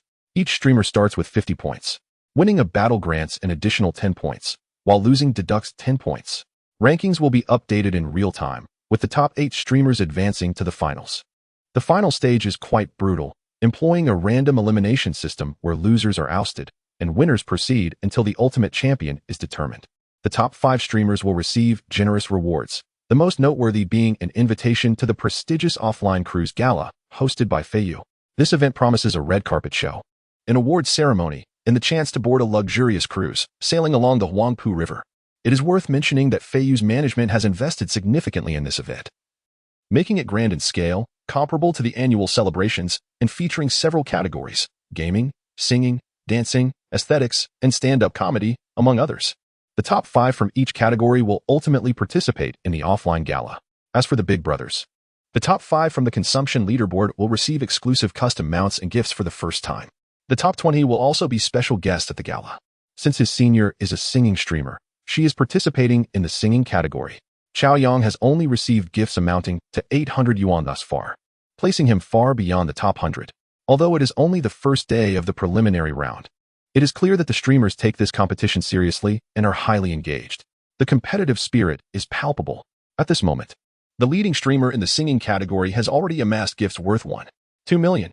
The second place follows closely, also surpassing 1 million. Even the bottom 10 have broken the 50,000 mark. The competition is indeed fierce. A little intensity is welcome. It makes the experience all the more enjoyable. Closing the activity details, a smile graced Cao Yang's face. The live stream buzzed with excitement as discussions about the prominent streamers unfolded, piquing Cao Yang's interest. Which streamer do you think has the most potential? Haha, as Father Freedom, I have the most authority to speak on this. I've done my reconnaissance. Knowing your enemy and yourself ensures victory in every battle. Upon reading Cao Yang's comment, the loyal follower couldn't help but praise him, reinforcing the bond among them as they even began discussing strategy. Father Freedom, despite the multitude of streamers in the singing category, the greatest threats are actually just 2. The first is the current top streamer, Qian Duo, widely recognized as the anchor of the formidable tycoon, Brother Dao, whose terrifying prowess reverberates throughout Feiyu. The second is the current second-place streamer, Xia Xinger, an exceptionally talented first-line anchor. However, the once ironclad streamers from her camp have diminished in number this year, leading to a reduction in overall strength, but even a withered camel is larger than a horse. Father Freedom, do you know who her current main big brother is? Who? It is the esteemed 8th Master. Chapter 62. Father Freedom, do not stop. Has the 8th Master also become the main big brother? Cao Yang couldn't help but feel a sense of disappointment and expressed it in a comment. Initially intrigued, his interest waned upon realizing it was the same lackluster individual he had previously bested with ease, with his maximum output barely reaching 18 million in gifts. It was hardly impressive. The wealthy supporter known as Brother Dao has also ventured into the realm of singing competitions, much to Cao Yang's delight. Cao Yang is aware that Brother Dao is one of the few established tycoons in the Feiyu community, having once dominated the wealth rankings at the 8th position. Over the past 2 years, while other affluent individuals have risen and fallen, This distinguished figure has consistently maintained his impressive prowess, demonstrating a terrifying level of financial capability. He founded the Big Knife Alliance, which, prior to the emergence of other powerful families, was the most formidable faction in Feiyu, remaining undefeated for over a year. It is said that during his prime, he even faced off against the legendary tycoon Fuchin, a match that, despite his defeat, was still a testament to his honor. Fuchin is a renowned figure across the internet, having left competitors in the dust on numerous streaming platforms, including Feiyu and others. Although Brother Dao faced a setback last year when he was surpassed by the rising star Prince, leading to a decline in the Big Knife Alliance's reputation. His strength in the Feiyu community remains unmatched by other wealthy individuals. However, after this disappointment, he has been in a semi-retired state for the past 6 months. His whereabouts unpredictable. If he were to return for this event, he would undoubtedly be a formidable opponent. Thinking of this, a faint smile of solitude graced Cao Yang's lips. Is it not fitting for the 30-year-old tycoon, 8 to be the main leader? Cao Yang's comment sent a wave of silence through the chat before erupting in excitement. Were such words to come from anyone else, they would surely face backlash. Yet spoken by the illustrious Freedom Father, they sparked enthusiasm among the viewers. The chat was flooded with affirmations, proclaiming the might of Freedom Father as they reveled in the moment. Cao Yang could not help but chuckle at the vibrant energy in the chat. The sensation of being revered and celebrated was undeniably exhilarating, making him feel as though he were at the center of the universe. Though he quickly reminded himself that now was not the time for complacency, his partner's ranking still lingered outside the top 100. While being admired was delightful, accumulating wealth was far more satisfying. Upon opening the gift section, he discovered that with the commencement of the event, several new gifts had been added, such as the Glorious Super Rocket and the Glorious Little Rocket.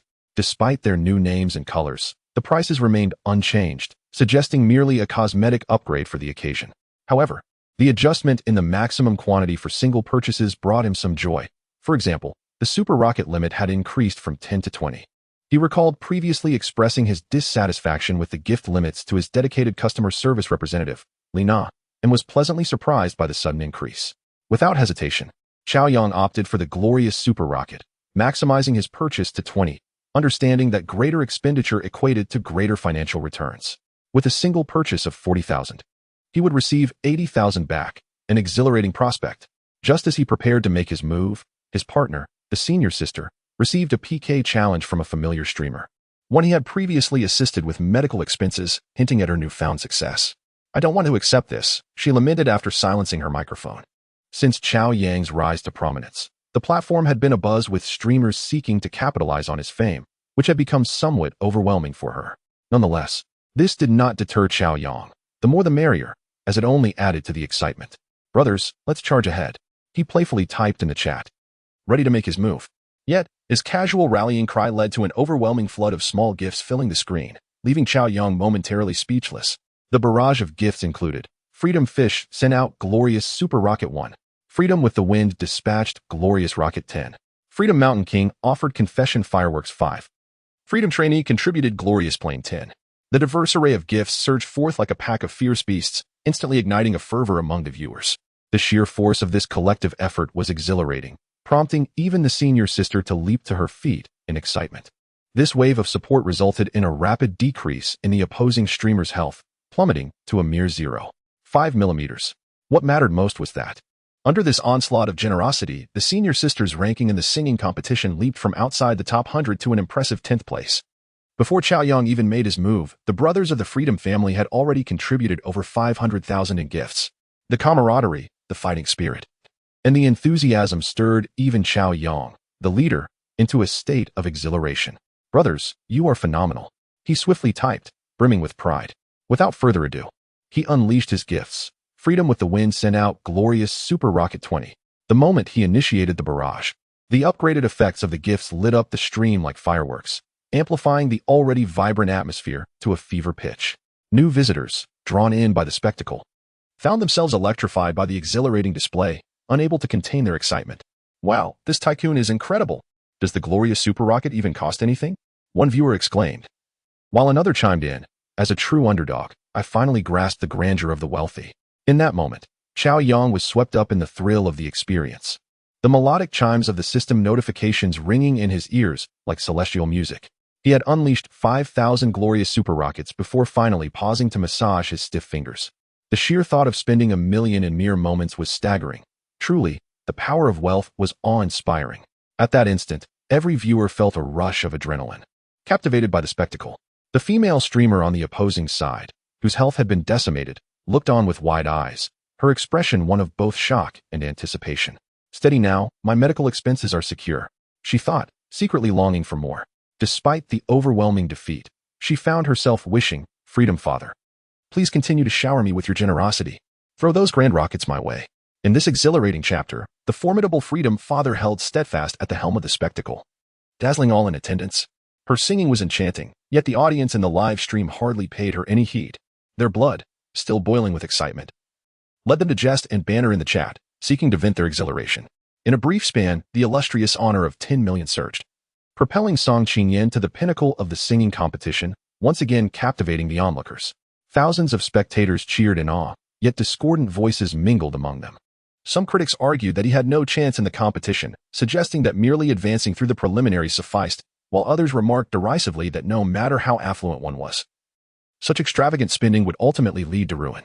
Observing the steady stream of bank notifications on his phone, Cao Yang could only respond with a sardonic chuckle. While others mocked his apparent madness, he found amusement in their inability to perceive the truth. In the live stream of Xia Xinger, she reassured her, "Don't worry. I am here for you. We've already amassed 1 million. Advancing is a certainty. I will keep a close watch, and if necessary, I shall supplement." He relished the attention, allowing others to create a spectacle. The competition was merely a preliminary round. Even if he amassed $1 billion, the championship would remain elusive. The more he spent, the more it favored us. He was effectively undermining his own power, thus enhancing our odds in the finals. With a sense of frustration akin to constipation, the affluent Ba Yi furiously typed in the chat, comforting Xia Xinger while simultaneously assuaging his own anxieties.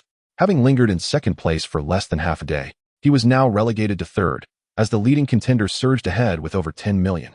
Xia Xinger wore a worried expression. The so-called super-rich individual, who had become the talk of all media outlets, was indeed formidable. She was well aware of Ba Ye's rivalry with this affluent figure. Could this defeated adversary truly assist her in clinching victory? Despite Ba Ye's fervent assurances, she remained skeptical. However, after losing 2 powerful allies in succession, she had no choice but to summon Ba Yi for assistance.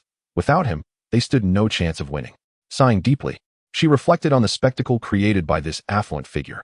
Yet, she too yearned for such a powerhouse, albeit someone from another's camp. Jealousy welled within her, but she feigned gratitude. "Ba Yi, thank you. It's reassuring to have you. I trust you won't disappoint me." "Absolutely, I promise." Seeing the redness in Xia Xinger's eyes and hearing her sweet voice sent a thrill through Ba Yi, causing his heart to race. The allure of the renowned and captivating Xia Xinger was undeniable. At that moment, Ba Yi smiled broadly, exuding an aura of confidence. He began to engage in the competition with fervor, setting his sights on Xia Xinger. Yet, despite ranking 30th on the wealthy leaderboard, his strength paled in comparison to Xia Xinger's numerous affluent supporters. The two above him overshadowed him completely, igniting a surge of jealousy that compelled him to leave Xia Xinger, only to soon encounter Song Qingyan, which led to a series of subsequent events. Now, with 2 affluent competitors having exited, he returned to Xia Xinger's side, filled with determination. Defeating Cao Yang and elevating Xia Xinger to champion would not only redeem his previous failures, but also win him the affection he desired, a double triumph. The mere thought filled him with delight. The judge had promised him that if he could reach the finals, the affluent brotherhood would rally behind him. Victory was assured. As Song Qingyan ascended to the top of the singing competition, Xia Xinger, now in third place, was consumed with worry, while the second-place powerhouse, Qian Duo, felt equally troubled. In the realm of live streaming, the keys to success varied. Some relied on talent, others on looks, some on relationships, and others still on sheer luck. Qian Duo was a unique breed of streamer. Her male admirers sought not romance or intimacy but camaraderie. She was the type of female streamer who transformed acquaintances into brothers. With a boisterous personality that belied her high emotional intelligence, she commanded a substantial audience as a top-tier streamer. Although Dao Gu had not appeared in a long time, the foundation of the Big Knife Alliance remained strong in her streams. Yet, faced with Song Qingyan's staggering gifts exceeding 10 million, she found it difficult to remain composed. She wasn't concerned about her own advancement. Rather, she sensed a signal that her opponent was also vying for the championship. She too aspired to claim the first place. Everyone knew the name of the world's highest peak, but few could name the second. Even if they did, no one would pay attention. Her desire for victory clashed with the overwhelming presence of the affluent competitor, whose lavish spending left her feeling uncertain of her chances.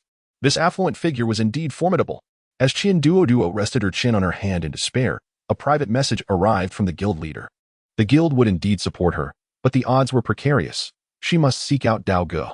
With a sigh, she realized that only by enlisting Dao Ge could she secure a certain victory. Unbeknownst to Cao Yang, his casual expenditure of 10 million had set many streamers on edge, prompting them to strategize for the future. At this moment, he recalled the exceptional twin streamers he had recently met. Spotting the sisters live streaming, he exited his senior S stream and joined theirs. Typically, the sisters' stream lacked viewers, and with the platform S event underway, many prominent streamers had engaged, leaving their audience dwindling to fewer than 40. Upon entering, the sisters immediately recognized him, their hearts racing with excitement. "Welcome, affluent daddy," exclaimed Li Qianqian, her eyes sparkling with enthusiasm. Li Wenwen, slightly slower to react, stood up as well, though her demeanor was calmer and more reserved. Her cheeks tinged with a delicate blush as she uttered the words daddy with a hint of shyness. Chapter 64. The Distressed Sisters after much anticipation. They had finally welcomed their affluent daddy. At that moment, the sisters' excitement was palpable. The vivacious younger sister, Li Qianqian, wore her joy openly, while the composed elder sister, Li Wenwen, struggled to maintain her poise, her heart pounding fiercely and her face radiating warmth. In crowded spaces, ignorance often breeds fearlessness, but true understanding evokes profound respect. When the affluent daddy first graced their live stream, the spectacle was truly awe-inspiring. The moment their stream was bombarded with 100 super gifts, they were filled with exhilaration. Yet, their unfamiliarity with this powerhouse left them merely thrilled, believing they had struck gold. However, the aftermath of that encounter profoundly impacted them. The typically stern guild leader, Sister Huahua, suddenly transformed into a figure more amiable than a mother. The once aloof guild queen, Xiaowakai, shed her haughty demeanor, embracing them warmly as if they were long-lost sisters. Other streamers flocked to them, eager to ingratiate themselves, their intentions unmistakable. All of this left the sisters, who had navigated the social landscape for a year with little recognition, deeply moved. The mere act of this affluent figure visiting their live stream and showering them with gifts had dramatically altered their standing within the guild. The influence of this magnate was indeed formidable. After some leisure time, they couldn't help but immerse themselves in all the news about the charismatic figure known as Freedom Dad. They found themselves sleepless, their minds racing with vivid fantasies throughout the night. Huahua's words were far from an exaggeration.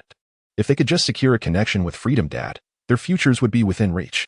This was a magnate capable of sparing them at least 30 years of hard work. Since the broadcast began, they had been closely monitoring Freedom Dad's updates, eagerly anticipating his return to their live stream. As fate would have it, he truly appeared. "Freedom Dad, we witnessed your match with Miss Qingyan. You were so impressive and majestic," Li Qianqian exclaimed, her eyes sparkling with admiration, imbued with a glimmer of hope. Having followed Cao Yang's account since the broadcast began, they noticed his extravagant gesture of gifting Song Qingyan a staggering 10 million in glory points. Their astonishment was palpable. Witnessing such a display was both thrilling and surreal. While ordinary people dream of winning a $5 million prize, they understood that such dreams were often unattainable.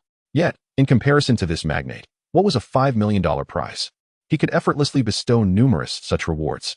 Lu Wenwen and Lu Qianqian had never imagined that they could be so close to a life-altering fortune, so near that a mere thought from him could transform their destinies. Ding. Li Qianqian's affinity increased by 5. Ding. Li Wenwen's affinity increased by 10. Ding. Congratulations, host.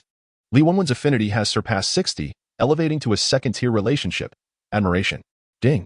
Congratulations, host. You've received a mysterious reward. Would you like to unlock it? Just as Cao Yang was about to respond to Li Qianqian's comment, a series of notification sounds flooded his mind, causing him to chuckle in astonishment. He had merely entered their live stream without uttering a word, and his affinity had already risen?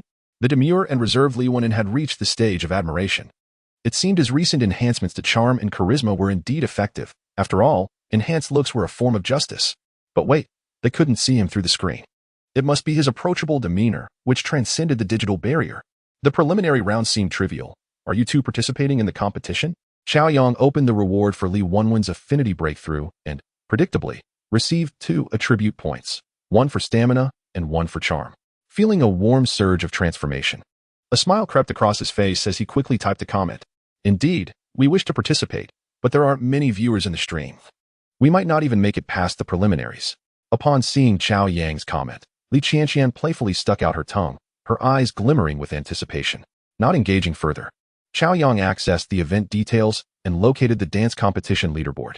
As newcomers, they weren't even ranked, merely showing a status of 500. He couldn't help but laugh. This was the reality for most streamers, an illusion of hope that often led to despair. Freedom Dad, do you want to see us dance? We'll put on a performance for you. With Cao Yang remaining silent, Li Wenwen quickly chimed in. All right, let us pick a dance. Closing the event details, Cao Yang sent another comment. What dance would you like to see, Freedom Dad? Train shake. The comment caused the composed Li Wenwen's cheeks to flush deeper. But she and her sister stood up to prepare for the performance. Freedom Dad, we're just starting to learn. Please don't laugh at us. With the camera and music set, Li Wenwen bit her lip, a hint of shyness in her voice, before they began to dance. As the pulsating music filled the air, Cao Yang's eyes lit up. Although the sisters were still a bit clumsy, their enthusiasm was palpable, showcasing their stunning figures and beauty. With their striking looks and impressive physiques, their allure was explosive. The fact that there were two of them, identical in appearance, only heightened the impact. At that moment, the once silent viewers in the live stream were suddenly animated. Cao Yang felt an uncontrollable urge to possess such exquisite beauty. Any man would find it hard to resist such captivating sisters. Wind of Freedom sent 20 glory superfire. Wind of Freedom sent 20 glory superfire. Wind of Freedom sent 20 glory superfire. Thank you, Freedom Dad, for the glory superfire. You are magnificent and powerful. We adore you.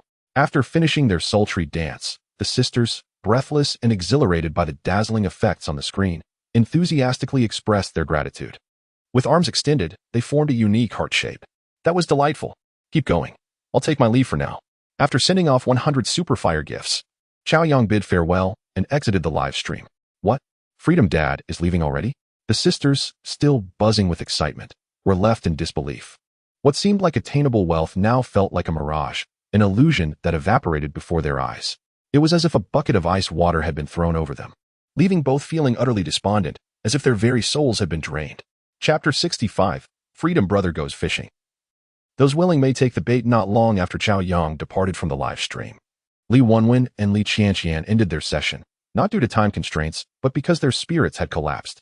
Although Freedom Dad had visited and showered them with 100 super rockets, propelling their ranking to 15th place, it was still far from what they had envisioned. When one is merely a spectator, they may remain indifferent to both people and things.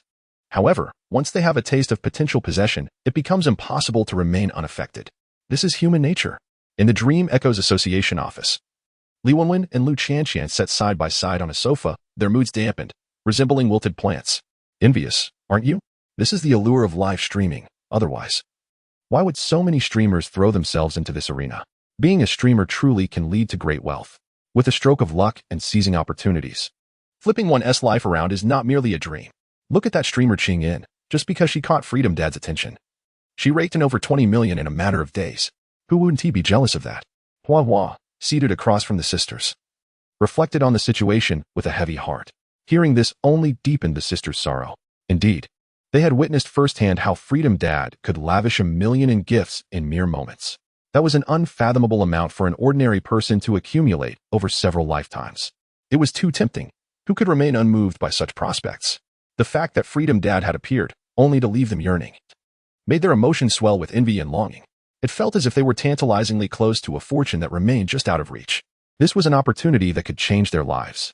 As girls from ordinary families, they had always been taught by their parents and teachers that diligence in studies could alter their fates, leading to a successful life through education. Yet, upon graduating from university, they realized that graduates were as common as weeds, and securing a decent job was a challenge. Filled with confusion and despair, they suddenly found themselves in the presence of a magnate who could transform their lives. The notion of unattainable dreams felt all too real. They yearned to garner the favor of such a powerful figure, just like that streamer. Actually, you need not feel disheartened. There are still opportunities ahead. The fact that Freedom Dad visited you today shows he still holds affection for you. At least you have caught the attention of the influential, which is a stroke of luck compared to 99% of streamers. Observing the despondent sisters, Sister Hua Hua could not help but let out a deep sigh. In this world, opportunities are not so easily obtained. Why should someone lavish gifts upon you when they have countless streamers to choose from? To speak frankly, everything comes at a cost. The more you wish to gain, the more you must be willing to invest. This is particularly true in the realm of live streaming. If you wish to capture the heart of a benefactor, sacrifices must be made. Otherwise, with so many streamers around, why would anyone choose to support you? As newcomers, it is wise not to overwhelm you with harsh truths for fear of discouraging you. Yet, opportunities can slip away in an instant. If you truly wish to win over a benefactor, as Xiaowakai said, it may well be worth offering yourself up. Alas, if I were as young and beautiful as you, I would have already made my move. After all, you have seen how a single gesture from a benefactor can alter the course of our lives. Such an opportunity is invaluable. Sister Huahua's words struck the sisters like a heavy hammer, causing them to tremble involuntarily. Having witnessed the benefactor's grandeur firsthand, they found themselves unable to refute her claims. In fact, they wholeheartedly agreed, for it was the truth. Now, lift your heads up. In the world of live streaming, there are countless setbacks with time. You will grow accustomed to them. Rejuvenate your spirits. It is not too late. Contemplate how to curry favor with the benefactor. If you can charm him in the coming days, he may very well support you during the event, bringing you closer to your aspirations. Upon hearing this, the sisters exchanged glances, both reflecting the complexity of their feelings. At that moment, Cao Yang was leisurely lounging on the sofa, engrossed in a film. In a short span of time, he had amassed a fortune of billions. And both his demeanor and mindset had transformed into a composed tranquility. This newfound wealth had endowed him with confidence. While the pursuit of riches is exhilarating, Cao Yang did not wish to become a slave to it. Wealth is not the entirety of life. Rather, it is the enjoyment of life that truly matters. Otherwise, how different would he be from his past self, consumed by the relentless chase for money? The alluring sisters clearly represented a prime opportunity for profit. Yet Cao Yang remained contemplative. At present, he was not as desperate for money as he once was, and there was no need for haste. He had once told the flight attendant Zhao Sherman, "As long as you behave, I will reward you generously." He was not a miser and did not mind bestowing wealth upon others while pursuing his own financial goals. However, generosity must be matched by appreciation. He did not wish to be seen as a foolish benefactor with deep pockets. In essence, the wealth was within reach.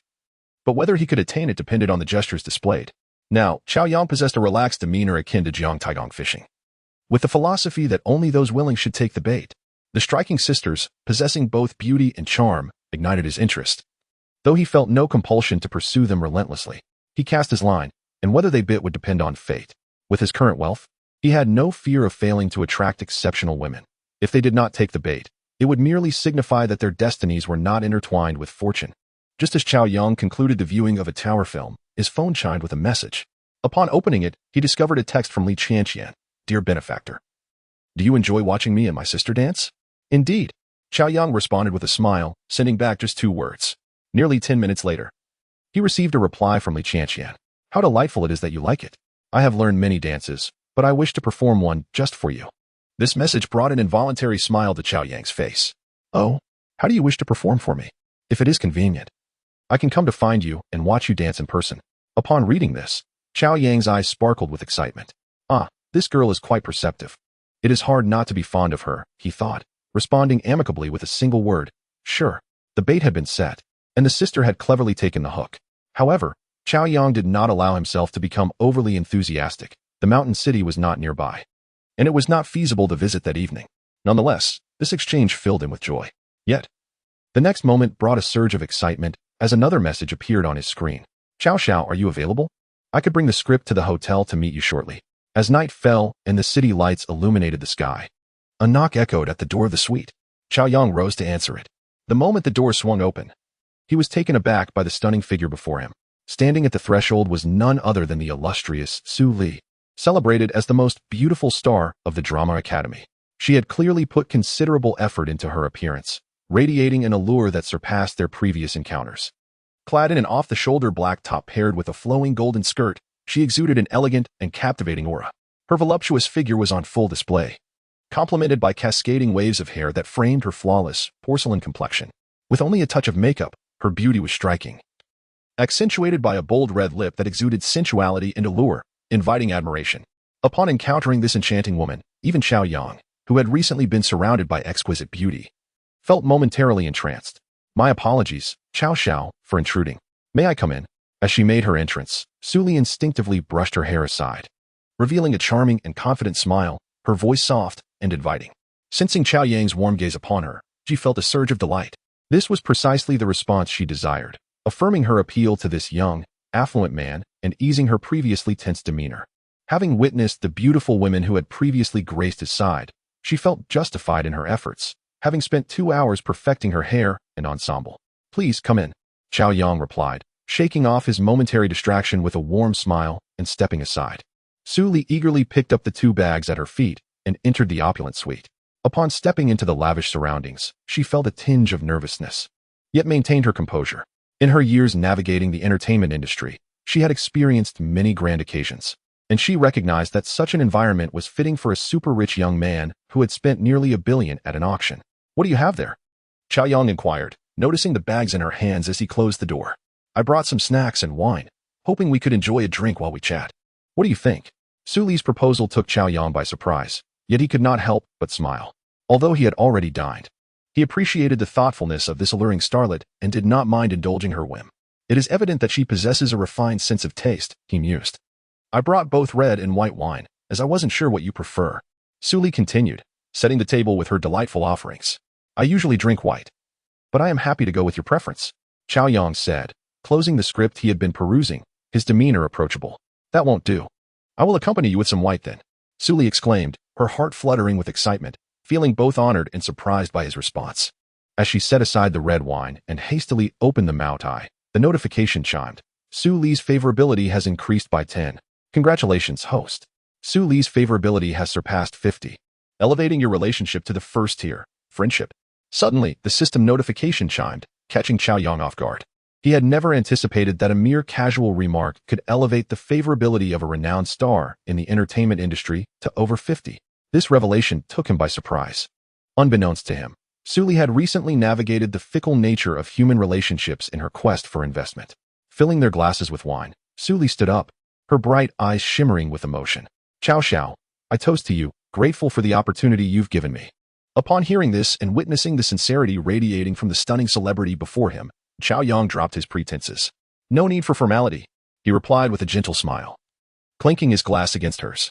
After they shared a drink, Su Li eagerly served him food. "Cao Xiao, please try this. I made all these dishes myself.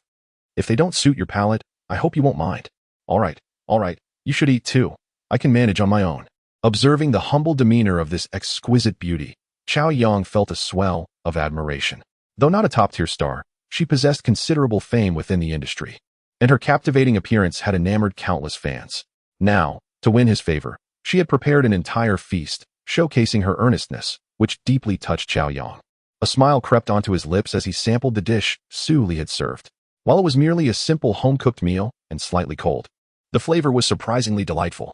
"This is delicious. I never expected a major star to possess such culinary skills. It's quite rare," he complimented without reserve. Su Li's beautiful eyes lit up with joy at his praise. "Cao Xiao, you're too kind. It's just home cooking," she said, covering her mouth with a radiant smile. After a brief pause, she added, "I hardly consider myself a star. My parents are workers, and I've been cooking since I was young. However, I don't do it often now, so I'm a bit out of practice. I hope you don't mind." With that, Su Li raised her glass again, and the two continued to converse while drinking. Before long, they had consumed half a bottle of white liquor, and Su Li's fair and exquisite face had taken on a charming rosy hue, her gaze becoming a touch hazy. "Cao Xiao, are you truly considering investing in my script?" she inquired, unable to suppress a hiccup, leading the conversation towards investment. "How much do you need?" Cao Yang asked, looking at the spirited woman before him with a nod and a smile.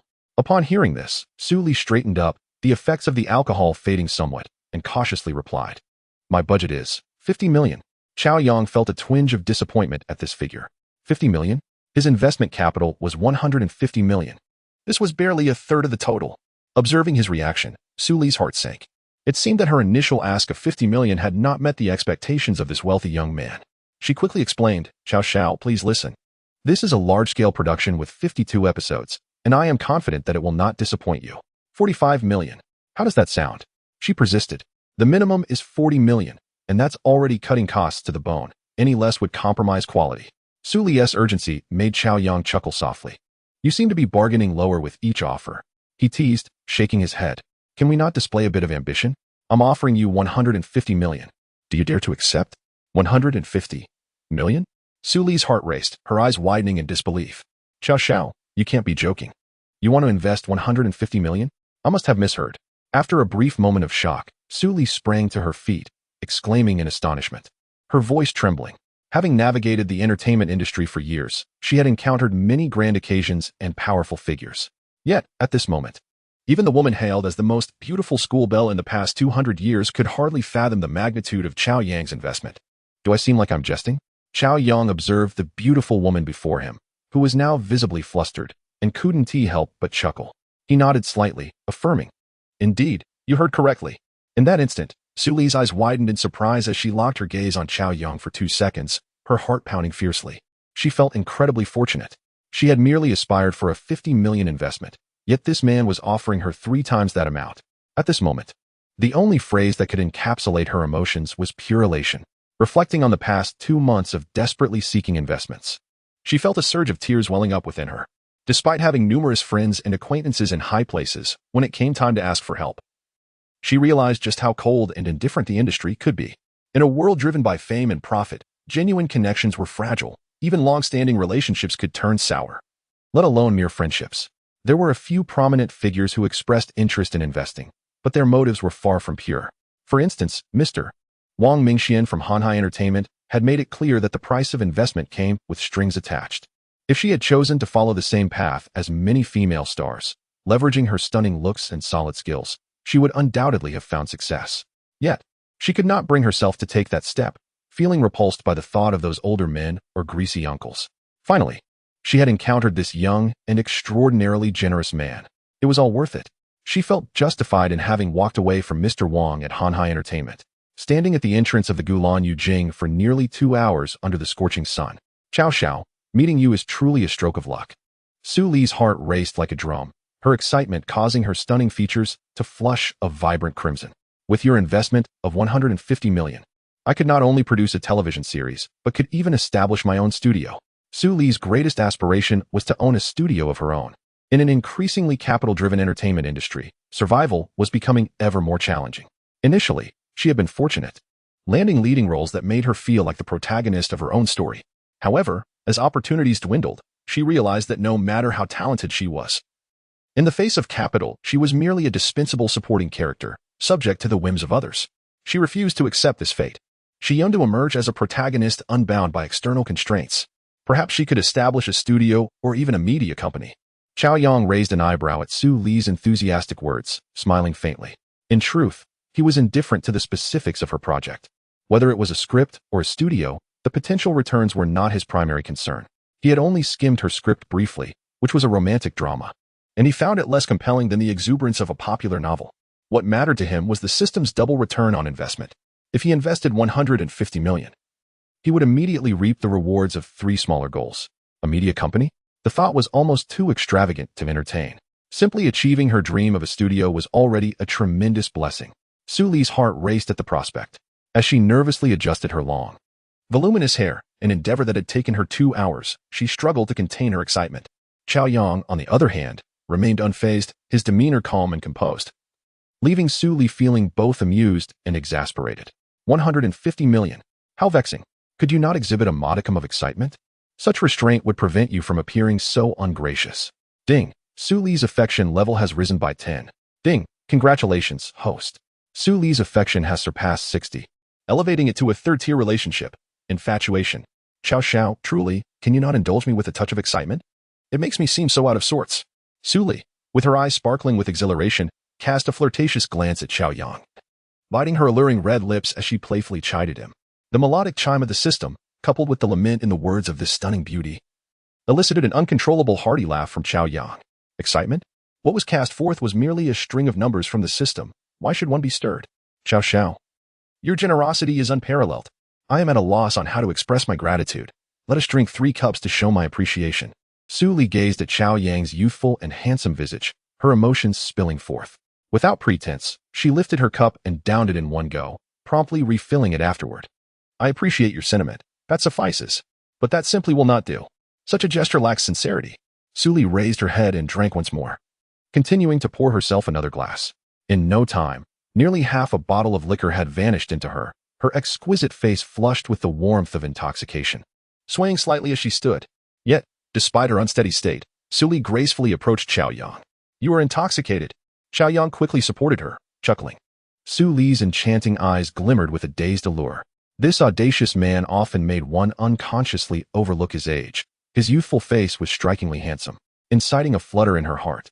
She had encountered numerous handsome men in the entertainment industry and knew a few affluent magnates, but a man so young, handsome, and wealthy was a rare find for her.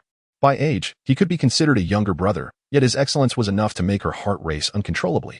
Thank the heavens. If her path in the entertainment realm was to mirror that of other female stars, Suli would gladly entrust herself to this young, handsome man. She would never settle for those portly, greasy uncles or the elderly men who cling to their youth. Do men not enjoy seeing women intoxicated? Does Cao Xiao not share this sentiment? Suli cast a flirtatious glance at Cao Yang, her laughter echoing with innocence. Hearing this, Cao Yang could not suppress a bemused smile. If that is your perspective, then I must indeed enjoy it. Who does not appreciate it? I would gladly jest with him. Cao Xiao, encountering you has been my fortune. Do you know? I have been so weary these years, truly weary. At her words, a smile crept across Cao Yang's lips. Alas, he could not bear to see such beauty suffer, always wishing to provide a refuge for all goddesses. Was there anything wrong with that? As the saying goes, with great power comes great responsibility. The burden is indeed heavy. Ding, Suli's affection level has risen by 10. Ding, congratulations, host. Suli's affection has surpassed 70. Advancing to a third-tier relationship, romantic interest. Chapter 68, The Heartless Man? The following day, Cao Yang awoke from his slumber, rubbing his sleepy eyes. After a brief moment, he became fully alert and instantly radiated vitality. Cao Yang, feeling somewhat restless, gazed at the ceiling, suddenly recalling that Su Li's relationship had ascended to the third stage, granting him 3 mysterious rewards, yet he had not yet claimed a single one. System, activate the rewards. Cao Yang issued the command with his mind. Ding, rewards activated. Congratulations, host. You have received 1 free attribute point. Here it comes, such extraordinary rewards have arrived. Cao Yang's eyes sparkled with excitement. How splendid. System, activate the next reward. Ding, rewards activated. Congratulations, host. You have received a 2nd free attribute point. Nice. Confirming his instincts. These were indeed treasures. Cao Yang recalled that he had already allocated 1 point to stamina and charm last time. This time, he would invest both points into endurance. System, activate the next reward. Ding, rewards activated. Congratulations, host. You have received an investment capital of 150 million. Upon hearing the system's notification, Cao Yang was momentarily taken aback. Another investment capital? He had yet to utilize the previous 150 million, and now another had appeared. However, upon reflection, he couldn't help but chuckle. After all, the investment target was right beside him, and she had already become his woman, whether it was 150 million or 300 million. It was all the same. He could simply invest it all in her. A return of 6 small targets in one go. Delicious. My dear, what makes you smile? My dear, having you is a true blessing. With your support, I shall undoubtedly create a splendid script. I can hardly contain my excitement, observing Su Li's eager demeanor. Cao Yang couldn't help but smile. My dear, when will the 150 million investment arrive? I wish to prepare as soon as possible. Caressing Cao Yang's handsome and youthful face, Su Li felt a sweetness akin to honey enveloping her heart. 150 million?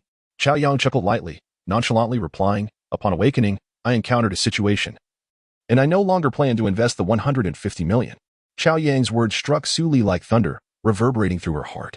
In an instant, she felt as though she had plunged into an icy abyss. Not planning to invest? Is this the infamous heartlessness? 150 million, a sum so staggering that merely hearing it felt like a dream. Indeed, even the wealthiest magnates would likely approach such a large investment with caution. Had she merely rejoiced in vain? Contemplating this, Su Li felt a pang in her heart, and tears welled in her beautiful eyes. Witnessing Su Li's sudden desolate expression, as if abandoned by a callous man, Cao Yang could not help but furrow his brow. If I decide against investing, do you harbor resentment towards me? Regret? Hearing Cao Yang's somewhat icy words, Su Li suddenly stiffened, her tear-filled eyes betraying a flurry of emotions, panic flooding her gaze. No, I do not. With lightning speed, Su Li threw herself into Cao Yang's embrace, clinging to him tightly, fearing that he might abandon her due to this misunderstanding. The thought of losing such an exceptional man, a man hailed as the most beautiful goddess in the history of the Central Academy of Drama, sent her heart into a tumult. My dear, I meant no offense. Please allow me to explain. Without a moment to wipe away her tears, Su Li hurriedly spoke. I understand that 150 million is not a trivial sum. I bear no grudge if you choose not to invest so much. Truly, I do not blame you. I swear. Observing the beautiful woman, whose anxious lips were nearly devoid of color, raising her hand to swear, Cao Yang felt a surge of emotion and gently grasped her delicate hand. She, too, was a woman of excellence, a goddess in the hearts of countless admirers. To reach this point was indeed remarkable. Remember this: what I do not give you, you cannot force. What I wish to give you, you must not refuse. Understood? Listening to Cao Yang's authoritative words, the regal Suli nodded obediently like a well-behaved child. Cao Yang extended his hand, unable to resist affectionately wiping away her tear stains. Internally, he felt a twinge of guilt. He had nearly let this slip away. Provide me with your account details. Once the enchanting woman had calmed down somewhat, Cao Yang gently caressed her flowing waves of hair and smiled. Upon hearing this, Suli retrieved her account details from her phone and handed them to Cao Yang. With the system's assistance, Cao Yang directly transferred 300 million in investment capital to Suli's account. Ding, congratulations, host. Investment capital successfully utilized. You have received a double return from the system. Dragon Country Bank. Your account ending in 9966 has received a deposit of 600 million. Current balance. Moments later, Cao Yang's phone chimed with a bank notification. Suli's phone rang as well, and she could not help but check. In the next instant, her body trembled as if shaken by a sieve. What? 300 million. A staggering 300 million. This young lady, a seasoned performer of Peking opera, suddenly unleashed a high note capable of silencing the world, leaving Cao Yang's head buzzing. My dear, you did that on purpose, didn't you? You naughty one, bullying me, how infuriating. Overwhelmed with joy, Suli laughed and cried simultaneously. Her small fist playfully pounding against Cao Yang's chest, her excitement bordering on madness. After a moment, she bit her rosy lip, her slightly squinted eyes sparkling with allure as she said, Darling, your kindness leaves me at a loss for how to express my gratitude. Chapter 69. Sisters at the airport. As the afternoon sun rose high, Suli gracefully excused herself, understanding that Cao Yang had matters to attend to. Despite feeling a bit weary from their earlier activities, her steps radiated elegance and confidence. Upon exiting the hotel, she was momentarily engulfed by a surreal sense of detachment. Although perceived as a moderately successful star in the eyes of the public, she was acutely aware that this status meant little amidst the towering figures of the industry. Previously, in pursuit of a multi-million investment, she had endured the fickle nature of human relationships, her heart heavy with apprehension. Nevertheless, she had meticulously prepared, willing to stake everything on this venture. Success would undeniably elevate her career to new heights. Failure would mean resigning herself to a life as a minor actress. Fortunately, she had placed her bet wisely. Thank you, my dear, truly, Suli murmured, her heart brimming with happiness. The relentless afternoon sun beat down, the heat almost unbearable. Yet it paled in comparison to the fiery allure of Suli's stunning figure. Waiting for a taxi by the roadside, her mask concealed her exquisite features. Yet her curvaceous silhouette and the aura of elegance and confidence she exuded turned heads as passers-by glanced back repeatedly. The scorching sun could not compete with her radiant beauty. Suddenly, a soft thud interrupted her reverie. A youth, distractedly glancing behind him, collided with a lamppost. Unfazed, Suli tilted her head back, unable to resist gazing at the blinding sunlight, her beautiful eyes shimmering with brilliance akin to the sun itself. With her striking appearance and tall, alluring figure, she had made quite the name for herself upon entering the drama academy, instantly recognized as the campus beauty. Throughout her university years, despite the numerous stunning faces around her, none could rival her title. Upon graduation, while her peers were busy landing various roles and striving towards stardom, many had shone brightly in the entertainment industry, with a couple even skyrocketing to fame. Yet here she was, still treading water in obscurity. Over time, she had unwittingly earned the label of being unfazed by competition. To outsiders, she seemed serene and focused solely on honing her craft, earning their admiration. However, only she knew the frustration and anger of having her roles snatched away by classmates. One particular role, which had been destined for her, launched a fellow student into overnight fame, spreading like wildfire across the land. In the cutthroat world of entertainment, how could she truly remain so composed? Perhaps, with age and experience, she might achieve such tranquility. But at this vibrant stage of youth, it was simply unattainable for her. Having stepped into the limelight, who wouldn't desire to bask in its glow and capture the crowd's attention? Yet, she understood that to seize opportunities, one must pay a price. She could not bring herself to appease those loathsome industry moguls. Yearning to make a name for herself while still young, she had faced numerous setbacks, nearly ready to give up. However, her chance encounter with Cao Yang sparked a glimmer of hope. Having entrusted herself to him, she felt no regret. Even aside from the investment, his myriad of admirable qualities made him a rare gem of a partner. Not to mention, he generously supported her endeavors. Thinking of Cao Yang, a sweet smile crept onto Suli's lips. Now, He was not only her benefactor, but also her significant other. She vowed never to disappoint him. As a car arrived, Su Li eagerly slipped inside, her heart racing at the prospect of managing a staggering 300 million. She could hardly wait to strategize her path forward. Confident her career would reach unprecedented heights. With this seemingly divine opportunity, she was certain she would not fall short compared to her peers. Her beauty was widely acknowledged. Her talent equally exceptional. This was a sentiment shared by both teachers and classmates. She possessed the fortitude. She was no mere decorative vase. She absolutely could not allow her man to suffer financial losses. Just then, the sudden ringing of her phone interrupted her fervent thoughts. Glancing at the caller ID, her brows knitted together in displeasure. Hello, Su Li? I've reconsidered your script and remain quite interested. Let us meet tonight. I've booked a restaurant. We can discuss further. The oily voice of Wang Mingxian, the head of Hanhai Entertainment, came through the line. Disgust flickered in Su Li's eyes. She recognized his ulterior motives from their previous interactions. Mr. Wang, I no longer require your investment. I'm sorry, but I can't make it. I have other matters to attend to. Goodbye. Su Li replied coolly, decisively ending the call. A pristine Rolls-Royce Phantom glided out of the hotel, heading towards the airport. After more than half an hour, the vehicle stopped outside the terminal. Xiao, we've arrived at the airport. The driver, Xiao Wang, quickly announced, opening the door respectfully. Wait here, I'm going to pick someone up, Cao Yang instructed, stepping out. Li Qianqian had mentioned wanting to perform a dance just for him, and her determined attitude filled him with affection. As he strolled into the bustling airport, Cao Yang's lips curled into a smile. With his current capabilities, he could easily support any streamer he wished. Indeed, for the sake of this girl's sincere intentions, he could afford to share his fortune while building his own wealth. The arrival hall was teeming with people, a whirl of activity overwhelming to the senses. Yet, after a quick scan, he effortlessly located his target. Amid the throngs of travelers, two stunning figures stood out, identical in their beauty. Cao Yang was momentarily entranced, a wave of unexpected delight washing over him. For it was not just one, but two beautiful sisters, Li Qianqian and her older sister, Li Wanwan, had both arrived. You are my mirror. I am your reflection. They seemed like two blossoms from the same stem, possessing equally enchanting figures, fashion-forward attire, and exquisite, radiant faces. Standing side by side, the sisters naturally formed a breathtaking sight. Cao Yang's eyes sparkled with admiration, his heart overwhelmed with awe. Two flowers in bloom, like exquisite twin lotuses. Chapter 70. Two blossoms for you in truth. High-maintenance women are far less common than one might think. When approached boldly, they often respond with unexpected warmth. Just as Cao Yang was captivated by the arrival of the two sisters, the men around him were already casting furtive glances, eyeing the rare beauty that had graced their midst. Cao Yang steadied his mind and approached the two sisters. However, a spirited young man, exuding confidence, had already stepped in front of them. Witnessing this, Cao Yang instinctively halted his steps. The spirited lad stopped before one of the sisters, lively and eager to strike up a conversation.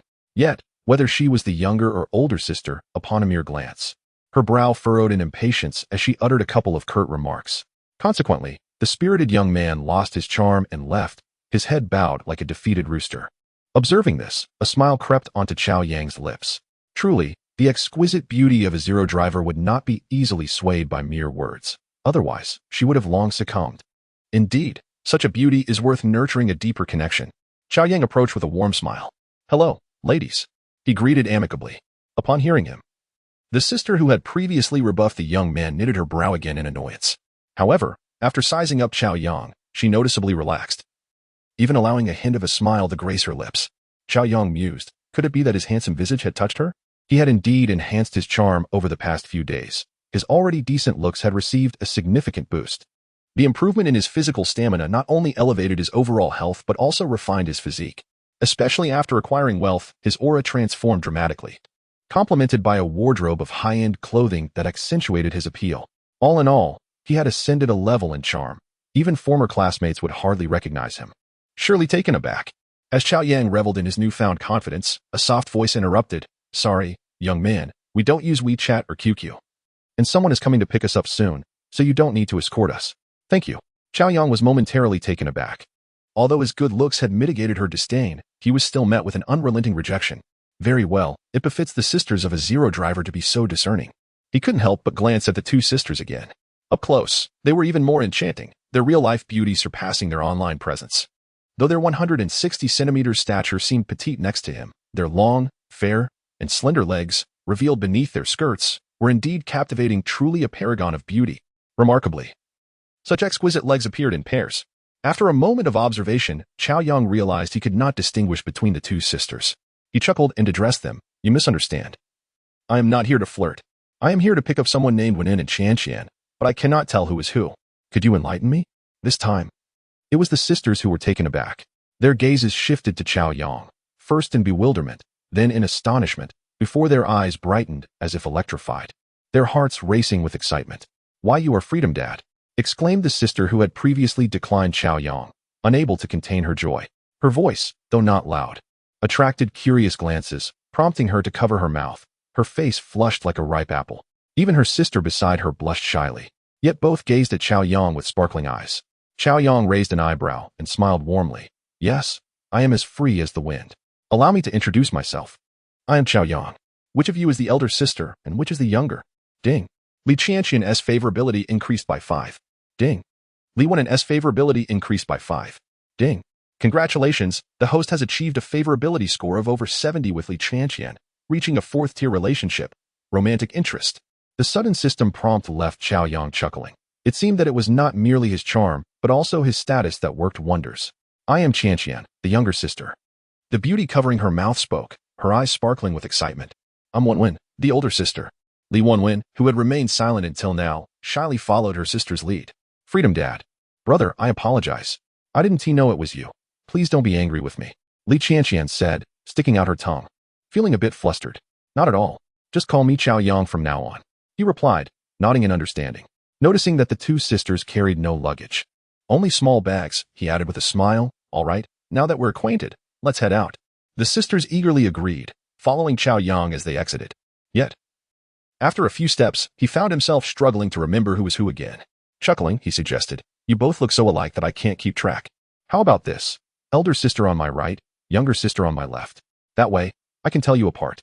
The sisters complied obediently, positioning themselves on either side of him as they made their way out of the airport, drawing envious glances from countless onlookers. Upon reaching the airport's exit, a smile of delight spread across Cao Yang's face. He had just unlocked a mysterious reward after Li Wen'en's favorability soared to romantic interest, and to his astonishment, it had yielded a staggering cash prize of 100 million. What a treasure! How could he not feel elated? Noticing Cao Yang had paused, Li Qianqian hesitated. Her curiosity piqued. Cao Yang, where are we going? Li Wen'en mirrored her sister's expression, though her demeanor was more reserved. Cao Yang glanced at the stunning sisters beside him, feeling on top of the world. Today he had recouped 600 million from his investments. And now he had an additional 100 million, 7 small goals achieved in a single day. What a delight. You both remind me of 2 exquisite twin blossoms. Since it's our first meeting, I won't be stingy. Freedom Dad will gift you both a flower. Chapter 71. Spending money freely. Minutes later, a Rolls-Royce departed the airport, heading towards the bustling city center. The extended Phantom, a luxurious 4-seater cabin, allowed Cao Yang to seat the two sisters together in the back while he took the passenger seat. Seated comfortably in the opulent back, Li Wen'en and Li Qianqian felt a mixture of shyness and uncontrollable excitement, their hearts racing like wild deer. Everything around them exuded an air of sophistication they had never encountered, making them eager to touch, yet apprehensive of damaging anything. They exchanged glances, recognizing the shared feelings of nervousness and or reflected in each other's sparkling eyes. The vivacious Li Qianqian could not help but turn to the window, nestled in such luxury. She envisioned a new world above her current station. A smile of uncontainable joy spread across her face. Yay, how fortunate. I'm so glad I made this choice. It was the best decision of my life. During the journey, she had been filled with trepidation and concern, uncertain of what kind of person this extravagant Freedom Dad would be. She hoped he would resemble a charming young heir rather than an oily middle-aged man or an elderly gentleman. Throughout the ride, she prayed for him to be the kind of person one would find appealing, and she never imagined that Freedom Dad would turn out to be such a young, handsome gentleman. The moment she laid eyes on this mysterious benefactor, Li Qianqian was utterly thrilled. This young man is someone who could easily overshadow even the most beloved national figure, and I am utterly charmed. While Li Qianqian revels in her delight, her elder sister, Li Wen'en, remains pensive, her gaze lowered, lost in a complex whirlwind of emotions. At this moment, her heart, too, is brimming with astonishment, though she bears it with a gravity that sets her apart from her sister's carefree demeanor, as if a colossal stone weighs heavily upon her chest, stirring her unease. Previously, Upon learning that her sister had resolutely decided to meet their father in the bustling metropolis, she was taken aback. She had even urged her sister to remain calm and not act impulsively. Yet, her sister was unyielding, declaring her intent to seize the opportunity to capture the attention of that man, unwilling to let slip a chance that could alter the course of her life forever. This opportunity is exceedingly rare. Winning the favor of a powerful figure could turn her life around, much like the streamer named Qinan, whose mere few days of earnings could ensure a lifetime of comfort. Even so, such support from a magnate is merely the beginning.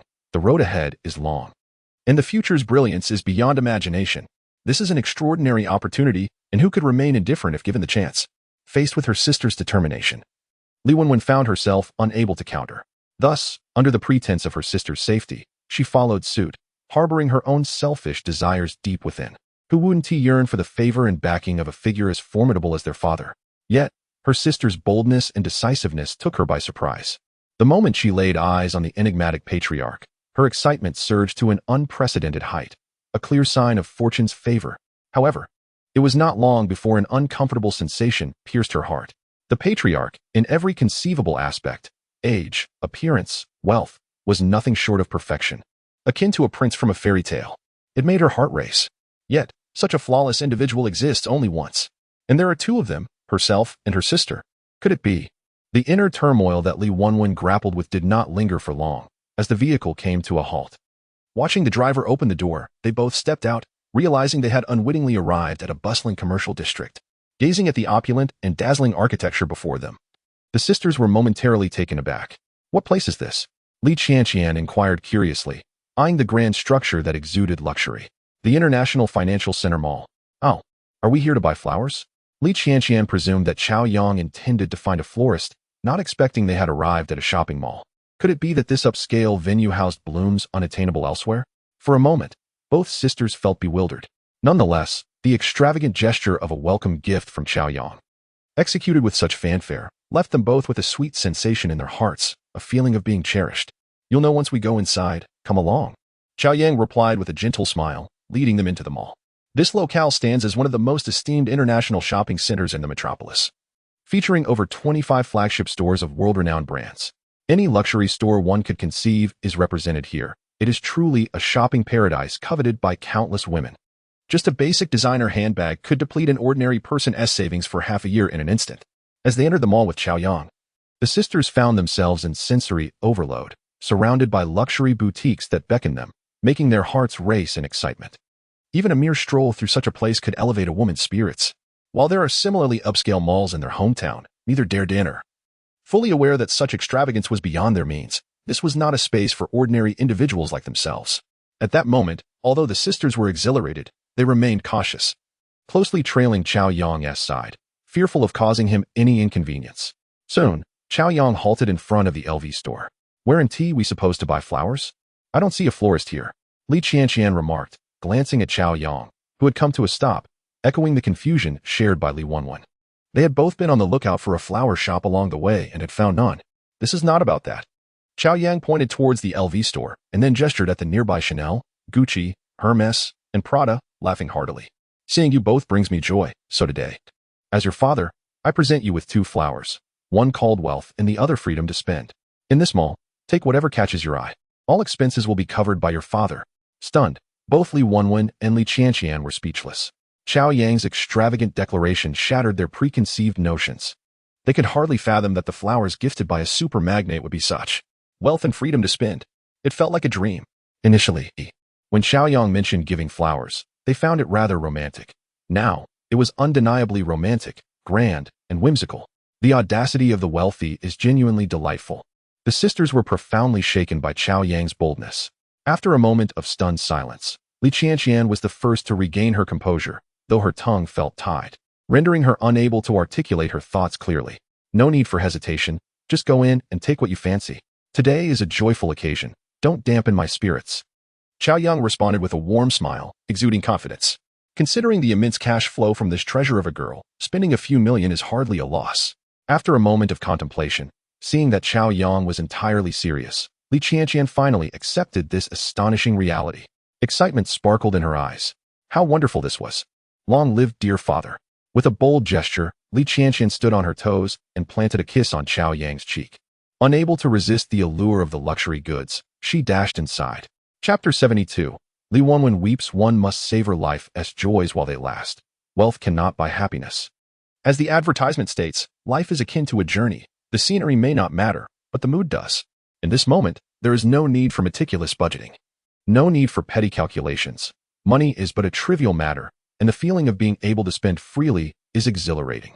Although Cao Yang had made such a breathtaking proclamation within the LV flagship store, Li Qianqian did not let herself get carried away. Overflowing with excitement, she eagerly began to explore, though her primary intent was merely to observe. Amused by the sight of the seemingly frugal beauty, Cao Yang chuckled softly. Choosing not to follow her, he settled into a sofa in the lounge area, waiting. Just as he sat down, Li Wenwen approached him. "Why have you come over? Didn't you find anything you liked? This large store surely has something for you. Don't hold back." Cao Yang raised an eyebrow, smiling warmly at Li Wenwen as she took a seat beside him. "No need to worry about me. Qianqian is the one indulging today. I shall refrain." Li Wenwen glanced at Cao Yang's sharply defined features, a faint blush gracing her porcelain skin as she demurely smiled. At this moment, being alone with Cao Yang made her heart race, stirring an unexplainable thrill within her. The more she resisted, the stronger her desire to draw near him became. "Are you trying to save money?" Cao Yang asked with a playful smile, observing the quiet beauty beside him. By now, he could easily discern which sister was which. One was lively and chatty, while the other was reserved and a competent listener. "No need for that. Since I've brought you here, it's time to enjoy, so go ahead and don't worry about spending." Cao Yang gazed at Li Wenwen's finely featured face, unable to resist gently tucking a loose strand of hair behind her ear. "For you, these may seem like unattainable luxuries, yet for me, they are trivial. I don't mean to belittle you. I just want to convey that this amount means little to me. I seek only joy, do you understand?" Cao Yang's casual display of affection caused Li Wenwen to blush deeply, her entire being stiffening as her heart raced wildly. Upon hearing his words, she awkwardly nodded. She could somewhat grasp that his remarks were not rooted in disdain. This man, who casually spent millions in the live stream, truly did not care for money. However, experiencing such a wildly extravagant situation firsthand, more outrageous than winning a 5 million lottery, was profoundly shocking to her worldview, leaving her momentarily at a loss. Cao Yang's hand instinctively rested on Li Wenwen's delicate shoulder as he smiled and said, "So, put your heart at ease. Take what you desire, and enjoy the beauty around you. You both look splendidly adorned, and it delights me as well." At his words, Li Wenwen was suddenly stirred. Indeed, to please him, she should also dress beautifully. Encouraged by Cao Yang, she finally rose and began to explore the store. Ding. Li Wenwen's favorability increased by 5. Ding. Congratulations, host. Li Wenwen's favorability has surpassed 70, elevating to a third-tier relationship, romantic interest. Ding. Congratulations, host. You have received a mysterious reward. Would you like to activate it? Bored and idly waiting, Cao Yang was pleasantly surprised upon hearing the system's notification. Haha, this shopping trip was worthwhile, as it elevated sister Li Wenwen's relationship to the third tier. Nice. Activate. A smile graced Cao Yang's lips as he issued the command without hesitation. Ding. Congratulations, host. You have received cash totaling 100 million. At this, Cao Yang's eyes sparkled with joy. Truly, these sisters were treasures, mirroring each other perfectly. He had unexpectedly won a staggering sum of 100 million. How delightful. After a while, the two women selected their outfits and tried them on, presenting themselves before Cao Yang. It must be said that their alluring figures were simply made for fashion. Each piece elevated their aura to a new level. This truly validated Cao Yang's earlier sentiments. They were indeed a feast for the eyes.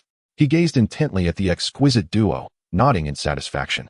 Having coordinated their shoes and bags, Cao Yang did not allow the two to change back. He paid for their purchases and led the refreshed sisters out of the LV store towards Gucci. The two women finally grasped the meaning of spending extravagantly without concern. It was not mere talk. He genuinely indulged in such lavishness. It was utterly insane and luxurious, leaving them both in awe. For the first time, they experienced the world of the wealthy, where desires could be fulfilled without restraint. This was intoxicating. However, Cao Yang remained nonchalant as he waited for the sisters to choose their preferred luxury items, even during the card payment, displaying a calm demeanor. It was as though spending 300,000 to 500,000 was trivial to him, akin to a few dollars, and not a shred of regret crossed his face. His composed attitude struck the two women as incredibly charming. They wandered through over a dozen high-end international brand boutiques before concluding their shopping spree, their arms laden with bags. They realized this was merely a fraction of their purchases. Even if they bought complete outfits from each store, the quantity was hardly manageable. Cao Yang resolved this by leaving his address for the store to deliver everything to their hotel. The sisters acquired not only clothing, shoes, and bags, but also cosmetics and several sets of intimate apparel. However, the majority of their purchases consisted of stockings, black, white, nude, fishnet, patterned, and more. Goodness! They could wear them for an entire year without repeating. The two women were perplexed as to why Cao Yang seemed indifferent to everything else, yet placed such importance on stockings. Not to mention, he had a particular fondness for Valentino heels, which were not especially comfortable. Yet, he seemed to cherish that brand. Regardless, in just one afternoon, the sisters felt as though their lives had been turned upside down. From their initial shock to numbness, and eventually to indulgence, the unrestrained luxury spending left them both entranced. Especially when they caught the envious glances of other women, their vanity was immensely gratified. However, for Cao Yang, spending less than $8 million in that afternoon was trivial compared to the relationship goals he achieved with the two women. It was hardly noteworthy. As they exited the mall, night had fallen. The trio settled into a Rolls-Royce and sought a high-end restaurant hidden within a standalone villa. Upon alighting, the vivacious Li Qianqian embraced Cao Yang's arm, leading him toward the restaurant. However, as Li Wenwen stepped out of the car and witnessed this scene, her body involuntarily trembled, and her face paled momentarily. It felt as if her heart had been stung by a wasp, causing a sharp pain. She bit her red lip, lowering her head in silence as she followed behind. Once they reached the opulent private room and took their seats, watching her sister laugh and converse with Cao Yang, Li Wenwen felt an unbearable pang in her heart, her nose tinged with a sourness. Despite her efforts to maintain composure, tears formed in her eyes, spilling over uncontrollably. Chapter 73. Choose you, choose me. Let him decide. Despite Li Wenwen hastily turning her head and quickly wiping away her tears, both Cao Yang and Li Qianqian noticed her distress. Cao Yang was taken aback, clearly seeing the glistening liquid in Li Wenwen's beautiful eyes. What was happening? Why was this quiet, reserved beauty, as ethereal as a hidden orchid, suddenly in tears? Cao Yang's expression turned one of confusion.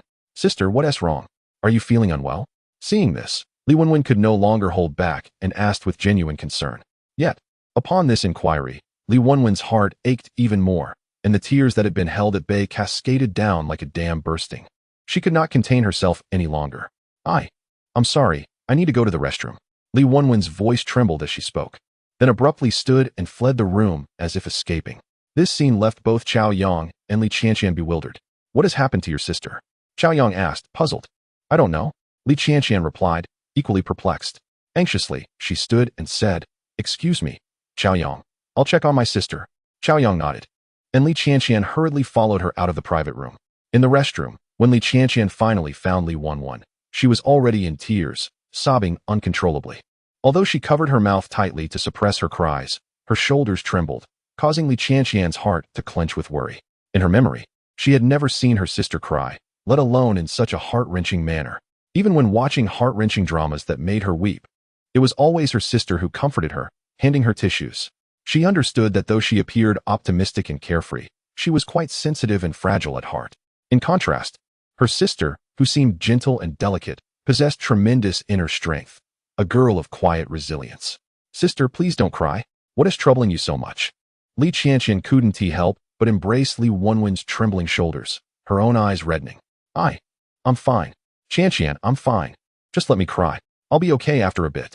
Li Wenwen sniffled. Sister, this isn't nothing. I know you too well. What's wrong? Seeing you cry makes me want to cry too. Hearing Li Wenwen's fragmented words made Li Qianqian's voice choke with emotion, her eyes misting over. The twin sisters, inseparable since childhood, had shared an unbreakable bond from preschool through university, and even into their careers. They had agreed to monitor each other's relationships, ensuring that any boyfriend was approved by the other. With their beauty and figures, they were school beauties, yet neither had ever dated, largely due to their pact. From childhood to adulthood, the sisters had been as close as one. Suppressing her inner anxiety, Li Qianqian silently shed tears alongside Li Wenwen for a while. When Li Wenwen finally calmed down, Li Qianqian could no longer restrain herself and pressed, Sister, what is it? Please tell me. I am your own sister. Hearing this, Li Wenwen, with her eyes swollen from crying, bit her lip and shook her head repeatedly. This only heightened Li Qianqian's urgency. After all, the two had never kept secrets from each other since childhood. In their rebellious and naive years, they had even critiqued forbidden films together, and they still often bathed together. Under Li Qianqian's persistent questioning, Li Wenwen gradually ceased her tears, but her heart was heavy with sorrow. However, pushed to her limits, she could no longer maintain her composure. A glimmer of hope flickered in her swollen eyes as she finally mustered the courage to speak. Qianqian, since we were young, I have never fought with you over anything. You always played with the toys first, and you always got the best food. I know I have treated you well. Li Qianqian quickly replied, Sister, I know. I am aware of all this. You have always been too good to me. Reflecting on their shared past, Li Qianqian looked at her sister, who bore a striking resemblance to her, and felt a surge of emotion. She truly had the best sister. Hearing this, Li Wenwen fell into a moment of deep thought. Suddenly revealing a pleading expression, Qianqian, I have never competed with you over anything, but now, could you please let go of Cao Yang for me? I know it sounds selfish, but I truly do not want to lose him. Such a perfect man was a once-in-a-lifetime encounter. And Li Wenwen understood that she might never find someone as outstanding again. A lifelong commitment, even though she had always yielded to her sister. She felt compelled to abandon her pride and be selfish just this once. Sharing toys was acceptable, but could she truly relinquish a man? If she did not fight for him, she would regret it for the rest of her life. Li Qianqian was momentarily stunned. Her sister's words struck her like a thunderbolt, rendering her speechless. You are doing this for him. You are really doing this for him. She stumbled back 2 steps, gazing at her pleading sister, her heart aching like 1,000 needles. This was her sister who had always pampered and loved her. Under different circumstances, she would have agreed without hesitation. But why him? Why the man she too had feelings for? To give him up for her sister? Tears suddenly cascaded down Li Qianqian's cheeks. Her beautiful eyes blurred in an instant, and she nearly fainted from the overwhelming emotions. Alarmed, Li Wenwen rushed forward to embrace her. It took a long moment for Li Qianqian to regain her composure. Sister, I'm sorry. I'm so sorry. Li Qianqian choked out, but I don't want to give up on Cao Yang either. I'm truly sorry. Seeing her sister's momentary frailness, Li Wenwen felt a pang of sorrow. In that instant, the sisters could not help but weep together. They cried until it felt as though they had run dry of tears. Only then did they gradually cease their sobbing. Either they both had no interest, or they were both infatuated. As they looked at one another, their beautiful eyes were filled with unresolvable sorrow. But he was only one man, and they were sisters, both unwilling to let go. My dear, is there truly a way for both of us to have him? He is so perfect, so exceptional. Sister, I cannot blame you for wanting to hold on to him. I would give up anything else, but I truly do not wish to part with him. Li Qianqian gently wiped the remaining tears from her sister's face and said softly, since we both do not want to give up, let us leave the choice to Cao Yang. That would be the fairest. At that moment, a more composed Li Wenwen gazed at her sister with compassion and nodded repeatedly, unable to resist embracing her once more. Sister, promise me, no matter the outcome, do not let it affect our sisterly bond, okay? Promise me. Yes. Li Wenwen could not help but stroke her sister's long hair, nodding emphatically. Sister, I promise you, no matter the outcome, you will always be my beloved sister. Chapter 74. Only children make choices. The dishes had been served, yet the 2 women had still not returned. Cao Yang had no choice but to patiently wait until the food was nearly cold when they finally reappeared. What happened to you 2? Your eyes are all swollen from crying. Cao Yang exclaimed, astonished at the sight of their red, swollen eyes. In response, the sisters, appearing somewhat burdened with thoughts, exchanged knowing smiles and shook their heads in unison. It's nothing, Cao Yang. Let us eat first. We're starving. Li Qianqian chimed, her voice sweet and cheerful. All right, then let us eat. Cao Yang raised an eyebrow, noticing their apparent attempt to change the subject, but he was too hungry to press further. Thus, the 3 began their meal. The restaurant, located in a luxurious villa, served exquisite dishes that truly lived up to their reputation. However, whether due to their preoccupations or simply their naturally small appetites, the 2 sisters, resembling delicate kittens, only nibbled at their food before declaring they were full. The scene turned into Cao Yang sitting regally like a landlord while the 2 sisters flanked him like charming maidens, continuously serving him food. With such a pair of exquisite sisters attending to him, it was a fortune that many men would envy. Cao Yang's spirits soared, and he found himself eating an extra bowl of rice. After satisfying their hunger, they settled the bill and exited the restaurant. Li Qianqian suggested a leisurely stroll nearby, and a slightly stuffed Cao Yang readily agreed. The hour was still early, just past 8:30, and the weather had cooled significantly compared to the daytime. Perfect for a walk to a nearby small park. As they strolled, they encountered numerous others who had also come out for a post-meal walk.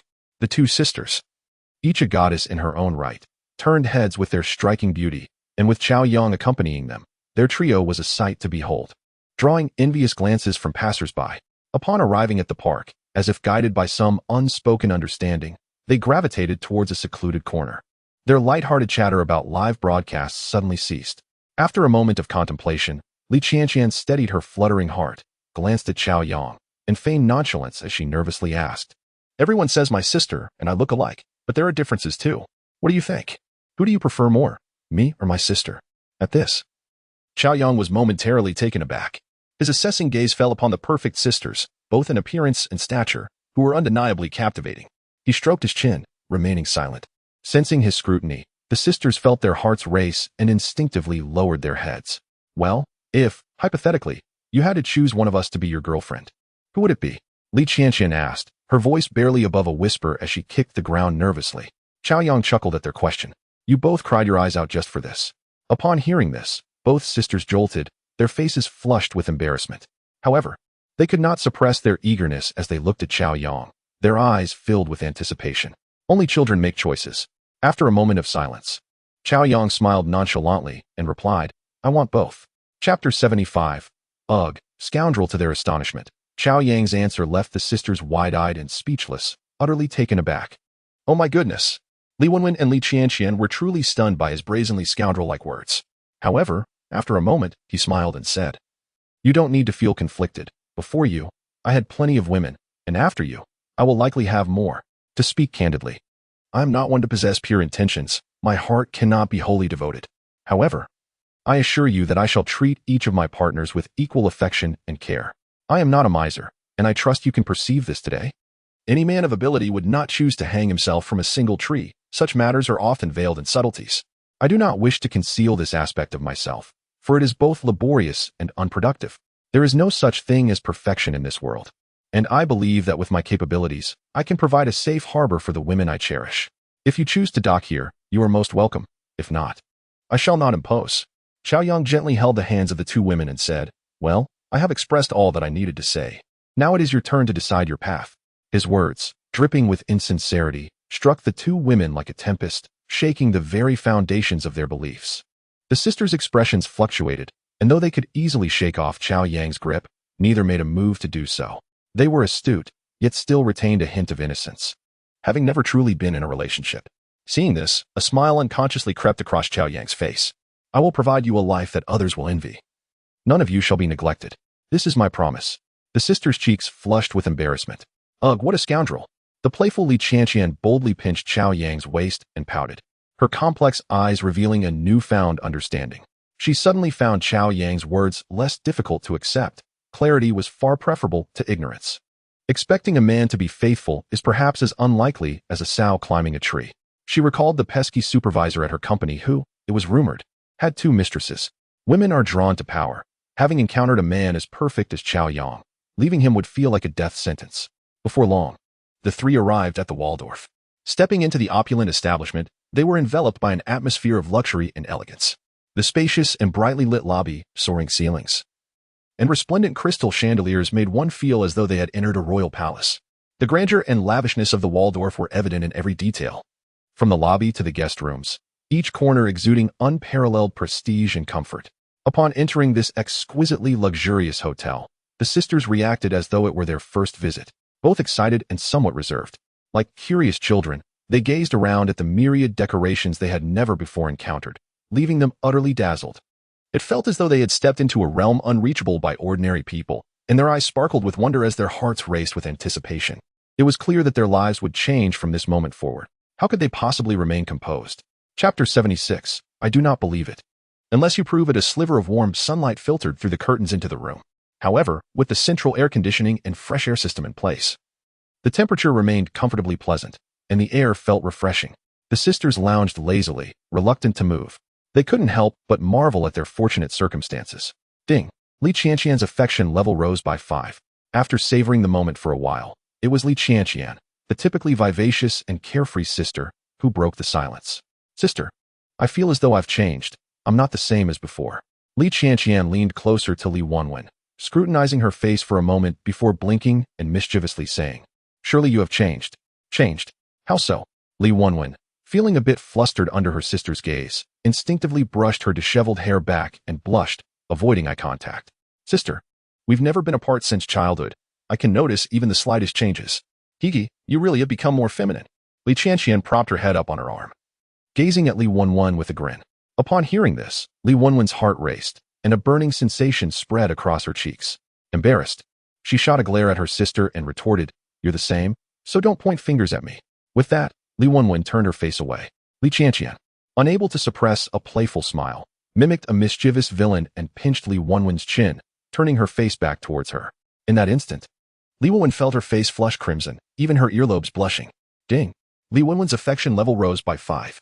You little minx, how shameless. Just wait until I teach you a lesson. Swatting away her sister's teasing hand, Li Wenwen huffed in mock anger, unable to resist reaching for the soft flesh at Li Qianqian's waist. Soon enough, the two were playfully tussling. But after a few exchanges, Li Qianqian quickly surrendered. Ding! Li Qianqian's affection level rose by 5. Ding! Congratulations, host. Li Qianqian's affection level has surpassed 80, elevating to a 4th-tier relationship. Yours to cherish. Ding! Li Wenwen's affection level rose by 5. Ding! Congratulations, host. Li Wenwen's affection level has surpassed 80, elevating to a 4th-tier relationship. Yours to cherish. A gentle click echoed from the doorknob, followed by the door swinging open. Entering with a mix of affection and trepidation was the culprit, who seemed as carefree as ever. Gone was the boldness and mischief from earlier. Li Qianqian's heart raced as her cheeks flushed like ripe apples. Wenwen, are you awake? It's almost noon. Time for lunch. I was just thinking about you too. As he approached the bed, Cao Yang noticed the shy girl whose gaze flitted about like a startled rabbit. He couldn't help but smile warmly. Cao Yang, I'm Qianqian. Hearing Cao Yang's words, Li Qianqian couldn't help but pout, correcting him. Cao Yang chuckled and plopped down at the edge of the bed, affectionately ruffling her hair, teasingly saying, I don't believe it. Qianqian has a mole on her chest. Unless you let me see to prove it. Scoundrel, I won't let you see. Flustered, Li Qianqian bit her lip and shot Cao Yang an indignant glare. Cao Yang, unperturbed, turned his attention to the blanket, which was gently shifting beneath him. He playfully prodded it and said, Qianqian, don't hide under there. Aren't you feeling suffocated? If Wenwen doesn't want to prove it, you can. Upon hearing this, Li Wenwen realized she couldn't hide any longer. She pushed the cool blanket aside, revealing her flushed face, and quickly said, I'm Wenwen, and I don't have a mole. Not convinced. I refuse to believe it. If you won't prove it, I'll do it myself. After some playful banter, Cao Yang couldn't help but laugh at the sight of the sisters' flushed faces. You two should just lie there today. Don't move. It's time for lunch. What would you like to eat? I'll have someone bring it up. Cao Yang took both their hands, speaking tenderly. There's no choice. I must tease my beloved and show them care. After some thought, the two sisters simply ordered a couple of dishes, while Cao Yang added 2 more for himself, sending the order via his phone to Kai Yaji. In about half an hour, a dedicated maid from the presidential suite arrived with a food cart. Cao Yang looked over the dishes and noticed that, aside from what the 3 had ordered, there were 2 additional items, kidney and oysters. Not to mention the tea was garnished with a few extra goji berries. Cao Yang was momentarily taken aback, but quickly understood. This was clearly arranged by Kai Yaji. Amused, he couldn't help but chuckle. He had just made her keenly aware of the concept of abundance. Yet she still felt the need to ensure he was well taken care of. Did she think he needed this? It was amusing, yet heartwarming. Truly, she was a gem, always considerate of others. Chapter 77. Must secure first place after finishing their meal. Cao Yang did nothing but accompany the 2 enchanting sisters in their room, relishing the rare pleasure of conversing with such captivating company. Reflecting on his past life, where idle time was spent merely observing trivialities, he marveled at the heavenly existence he now enjoyed. The 2 women could evidently sense Cao Yang's affection, their hearts swelling with gratitude. They felt that having such an exceptional man shower them with kindness was a treasure, even if he had other women in his life. In this world, while wealth was abundant, there were also many miserly individuals. Those who signed prenuptial agreements or insisted on splitting expenses post-marriage were not uncommon. Such situations could be tolerable, but one could never predict encountering a twisted individual prone to domestic violence. In stark contrast, Cao Yang was a magnanimous man, effortlessly willing to spend millions, displaying a captivating blend of dominance and tenderness that was extraordinarily rare. Meeting him was indeed a stroke of fortune. As they reveled in these thoughts, the sisters felt increasingly enamored, their eyes shimmering with deep-seated emotions. Cao Yang smiled contentedly, having quickly adapted to their newfound dynamics, which further deepened their bond, rendering any displeasure nearly impossible. Suddenly, he recalled that he had yet to claim the rewards for the sisters' advancement to the 4th stage. System, activate the rewards. He eagerly commanded. Ding. Rewards activated. Congratulations, host. You have received an investment fund of 200 million. Ding. Rewards activated. Congratulations, host. You have received an investment fund of 200 million. To his astonishment, the rewards were identical, investment funds. Although the total amounted to a staggering 400 million, Cao Yang felt a twinge of annoyance rather than excitement. Having just dealt with 300 million, the influx of another 400 million felt somewhat burdensome. He couldn't help but think of Su Li if he were to grant her 400 million. Would this stunning actress, who once fretted over a mere 50 million investment, be left in shock? The thought brought a light chuckle. If he had no other plans for the funds, investing in her would be a worthy endeavor, as she was indeed his woman. In his previous life, she had been exceptionally talented in both beauty and acting, eclipsing many so-called top stars, yet remained relatively obscure. Even after more than a decade in the entertainment industry, she had not achieved the fame many believed she deserved. However, in this life, destiny had brought her to the formidable Cao Yang, presenting her with a golden opportunity. With her remarkable qualities, it was only a matter of time before she shone brightly, becoming a national goddess admired by countless men. Imagining Su Li's ascent to fame, basking in the adoration of millions, while he stood proudly by her side, filled him with joy. With clarity in mind, he embraced the 400 million investment. A smirk playing on his lips. In high spirits, he playfully kissed the delicate cheeks of the sisters, ensuring he treated them equally. Favoritism was not his style. Engaging in pleasant conversation and enjoying a film, the sisters, occasionally teasing him, could not help but blush, the time flying by. The following day, after a leisurely breakfast, the sisters expressed their desire to visit Disneyland, a wish that was easily fulfilled. Thus, Cao Yang spent the day there with them, followed by an enchanting evening admiring the splendid night view of the Bund. By 10 o'clock, they returned to the hotel, where the sisters felt a sense of joy and fulfillment, while Cao Yang attracted envious glances from numerous men. At the riverside suite, Li Qianqian clung to Cao Yang's arm. Her voice tinged with sadness as she announced, "Tomorrow, my sister and I will be leaving." The short 3 days had fostered an emotional attachment, and the thought of parting brought tears to her eyes. "No worries. If you don't want to leave, we can play a few more days," Cao Yang reassured her, caressing her soft cheek affectionately. "The preliminaries for the Flying Fish event are tomorrow, and we want to return for the live broadcast," Li Wenwen added, a hint of sorrow in her voice. Cao Yang paused, realizing he had become so absorbed in their bliss that he nearly forgot about this obligation. "All right. We'll compete first, and then we can gather again," he agreed, affectionately assuring the sisters, "Don't worry about the live broadcast. I'll handle the competition for you." Gratified by their commitment, Cao Yang felt generous, for he was not one to be stingy with his women. "Thank you, Cao Yang," Li Wenwen exclaimed, her voice filled with emotion. "What rank do you aim for?" he asked, playfully pinching her delicate nose. "The top 5. That way we can attend the cruise gala in the Magic City, and we'll see each other again," she replied, her eyes sparkling with hope. Cao Yang chuckled softly, amused by their simplicity. "You should aim for first place. With my support, anything less would be unacceptable. Imagine the ridicule from my family if we fall short." Upon hearing this, the sisters exchanged glances, unable to conceal their excitement. Who wouldn't desire the top position? They simply wanted to avoid giving Cao Yang the impression that they were greedy. "Cao Yang, you treat me too well. My sister and I are at a loss for how to repay you," Li Qianqian said, her eyes glistening with sincerity. Cao Yang, touched, gently ran his fingers through her hair, a smile spreading across his face.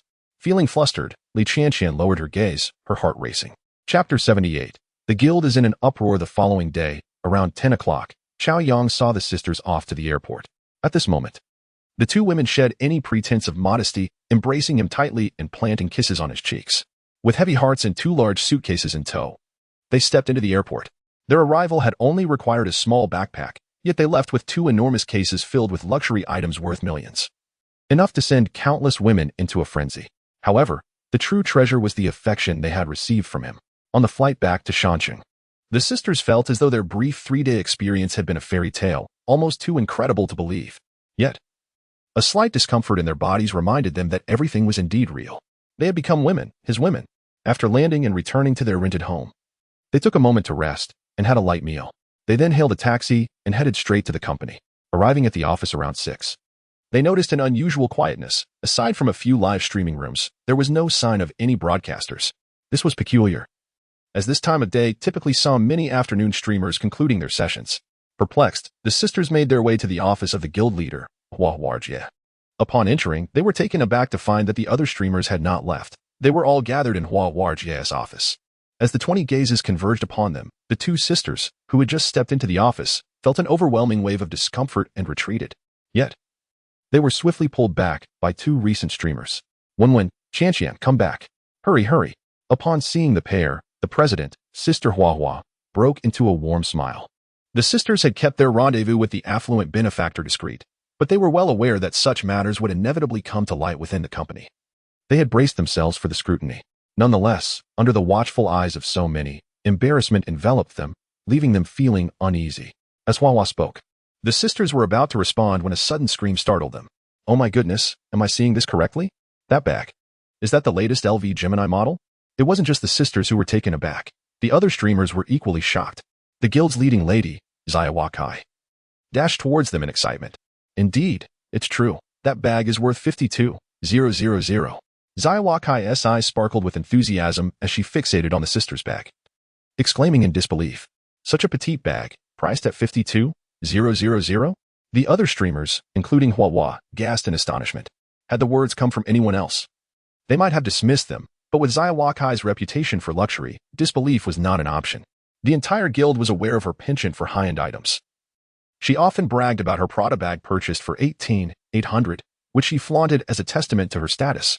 In a moment, all eyes were on the sister's bag. However, Zaya, initially transfixed by the bag, soon noticed the sisters themselves, her gaze widening in awe. Breathlessly, she exclaimed, This is the newly released Chanel blended dress, worth a staggering 128,800. And oh, your shoes must be the latest Gucci model, surely costing over 80,000. After a moment of scrutiny, Zaya was unable to contain her excitement. Her words reverberated through the crowd like thunder. What? A dress and a pair of shoes totaling over 200,000. Everyone stood in shock, utterly flabbergasted. After all, Dream Sound was merely a small guild. Even Zaya, the so-called top streamer, earned less than 200,000 a year. Feeling the astonished gazes fixated on them, the sisters instinctively hid their hands behind their backs, relieved that Zaya had not yet noticed their Cartier bracelets, priced at 588,000. Under the weight of everyone's disbelief, the sisters grew increasingly uncomfortable. They had never intended to flaunt their wealth.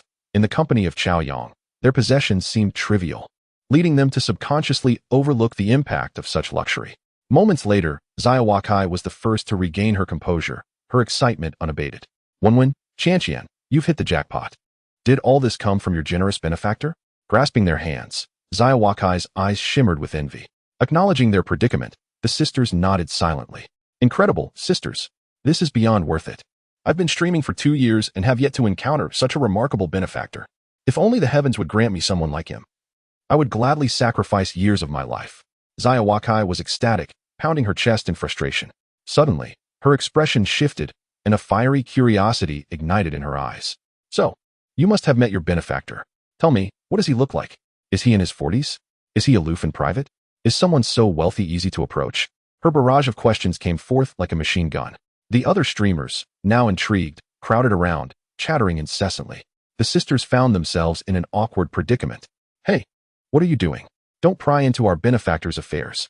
Just then, Hua intervened, urging everyone to disperse. Enough. You all need to leave. I have matters to discuss with them.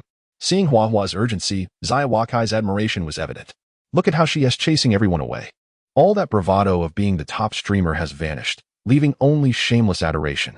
The other streamers echoed her sentiment, flooding the room with their chatter, leaving the sisters' heads spinning. Thankfully, Hua managed to usher the others out, leaving just the 3 of them in the office.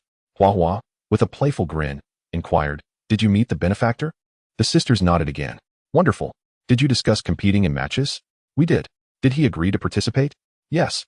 Fantastic. Hua's enthusiasm was palpable as she pivoted. For this was her primary concern, vital for the guild's future. Did you promise him any rebates?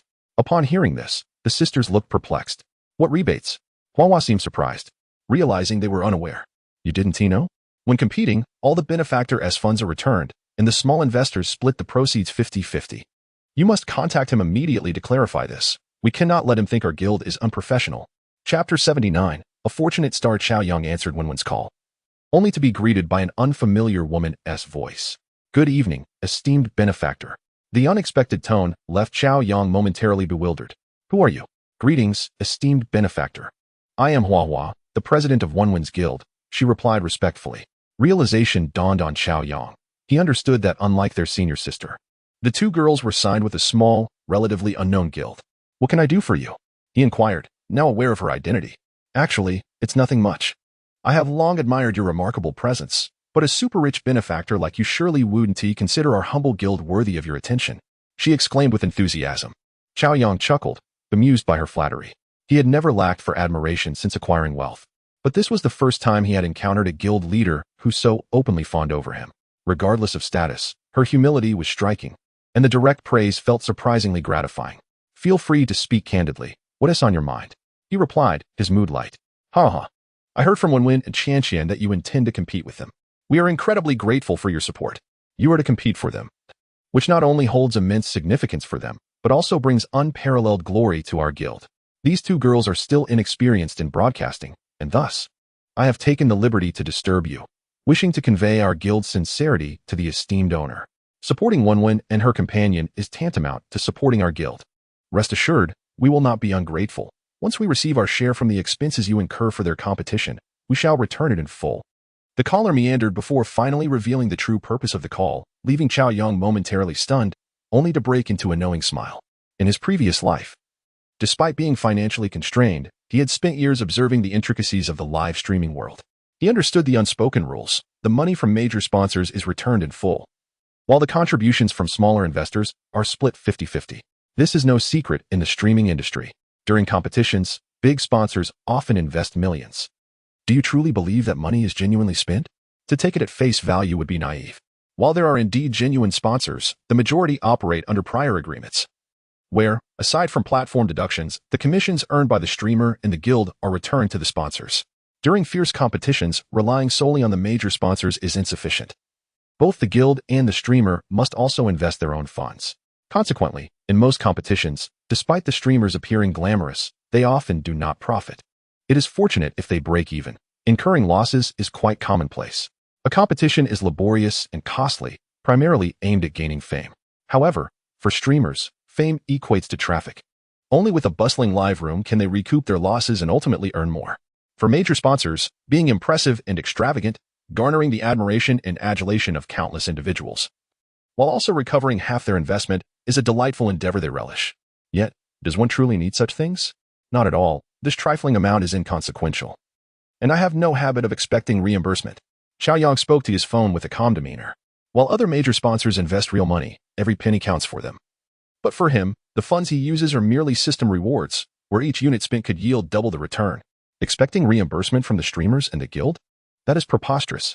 Cao Yang recalled the system's explicit regulations against any form of cash withdrawal. Requesting reimbursement would be detrimental to oneself.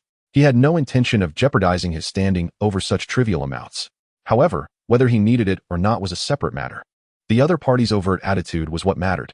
The clear stance taken by the caller was indeed commendable. Dear owner, you need not feel embarrassed. In truth, all major sponsors on the platform operate in this manner. Your support for our guild streamers has left us immensely grateful. Upon hearing Cao Yang's words, Sister Hua Hua was momentarily taken aback, then cautiously replied. She perceived that the owner's reluctance stemmed from concerns about face. Yet, she could not feign ignorance. If the major sponsor could elevate the two sisters, the guild would reap substantial rewards in the long run. As for immediate benefits, she was willing to forego them, especially since other guilds operated similarly. Cao Yang could not help but chuckle at her words. I care not for the ways of other major sponsors. This trifling amount truly does not concern me. I am not merely being polite. How about this? Please raise Wenwen and her companion's commission slightly. Is that too much to ask? Cao Yang calmly stated, asserting that while he himself would not take anything, it was only reasonable to advocate for his women. Not at all unreasonable, rest assured. The current contracts for Wenwen and her companion have already been set to the industry's highest standards. If you find it lacking, you may propose an increase. Sister Hua Hua discerned from Cao Yang's tone that this super wealthy benefactor, who had taken the streaming world by storm, was genuinely indifferent to this amount. What a true show of wealth. Compared to other major sponsors in the streaming world, none could rival the stature of this liberating owner. In that instant, Sister Hua Hua, who had lived a good portion of her life, was so moved she nearly shed tears. With such a formidable benefactor supporting them, not only would the sisters soon flourish, but their guild would also rise to prominence effortlessly. Such a magnificent owner. Very well, if that is the highest, then we shall proceed. I shall not let you toil in vain. Consider it a reward for you. But let me be clear, I do not wish to see the sisters suffer any grievances. Please take care of them. With that, Cao Yang felt there was nothing more to discuss and promptly ended the call. Rest assured, I shall treat them as my own daughters, ensuring they encounter no grievances. In the guild leader's office, the call had concluded, yet an excited sister Hua Hua continued to assure her phone, her voice filled with fervor. After a while, she finally set her phone down and handed it to Li Wenwen. Fortune has smiled upon us. You are truly my lucky stars. Sister Hua Hua embraced the two girls, her voice trembling with excitement. After a while, she released them. Her gaze filled with affection that surpassed even that for her own daughters. Go on, start your broadcast. Do not keep the esteemed owner waiting. You are the best. As the sisters made their way to the live streaming room, their hearts were a tumult of emotions. In this moment, they fully grasped their elevated status. A monumental change had occurred. The admiration and envy radiating from the other streamers, including Sister Hua Hua, deeply moved them. Initially apprehensive about being ridiculed for courting a major sponsor, they now realized such concerns were unwarranted. It dawned upon them that in this society, no one cared about the means one employed. Success alone garnered attention and respect. Reflecting on the man who had bestowed upon them this honor, a faint blush crept onto the sisters' cheeks. Chapter 80. Instant Victory After Dinner. Having spent a moment in tender embrace with the mature and charming Kai Yaji, Cao Yang leisurely logged on to Feiyu. Welcome, dear father. Good evening. As soon as he entered the sisters' live streaming room, they immediately noticed him, standing up with delight and a hint of bashfulness that only Cao Yang could comprehend. Sweetly, they said, good evening. Following that, they raised their arms in unison, forming a large heart. This was the highest form of greeting in their live room. Good evening, please. Take a seat. There is no need for formality. Cao Yang sent a tender message in the chat. The sisters' earnest performance the previous night had truly thrilled him, and he was aware that their bodies had yet to fully recover. He glanced around. There were merely 100 or so viewers, indicating a rather sluggish atmosphere. As new streamers, this was still considered good. Some streamers, after years of broadcasting, barely managed this level of engagement. Most streamers have dreamt of sudden wealth, envisioning themselves swimming in money bags. Yet the reality for many involves streaming for hours, receiving minimal gifts, and talking to themselves in an empty room. At this moment, although the sisters' room was not bustling with viewers, the atmosphere was quite lively. Upon noticing his presence, an abundance of greetings flooded the screen. Dreaming of Hua Hua, dreaming of little Hua Kai, dreaming of shallow memories, dreaming of Qi Bao. Seeing this, Cao Yang couldn't help but chuckle. What a sight. It appeared the guild leader had rallied the streamers. How leisurely they must be. Just as Cao Yang pondered, a message from little Hua Kai appeared on the screen. Dear father, I heard you're going to sponsor Wenwen and Qianxian for the competition. Hee. I'm here to support you. Don't think it's too little. Before Cao Yang could respond, a spectacular effect erupted in the live room. Dreaming of little Hua Kai sent out Glory Super Fire X10.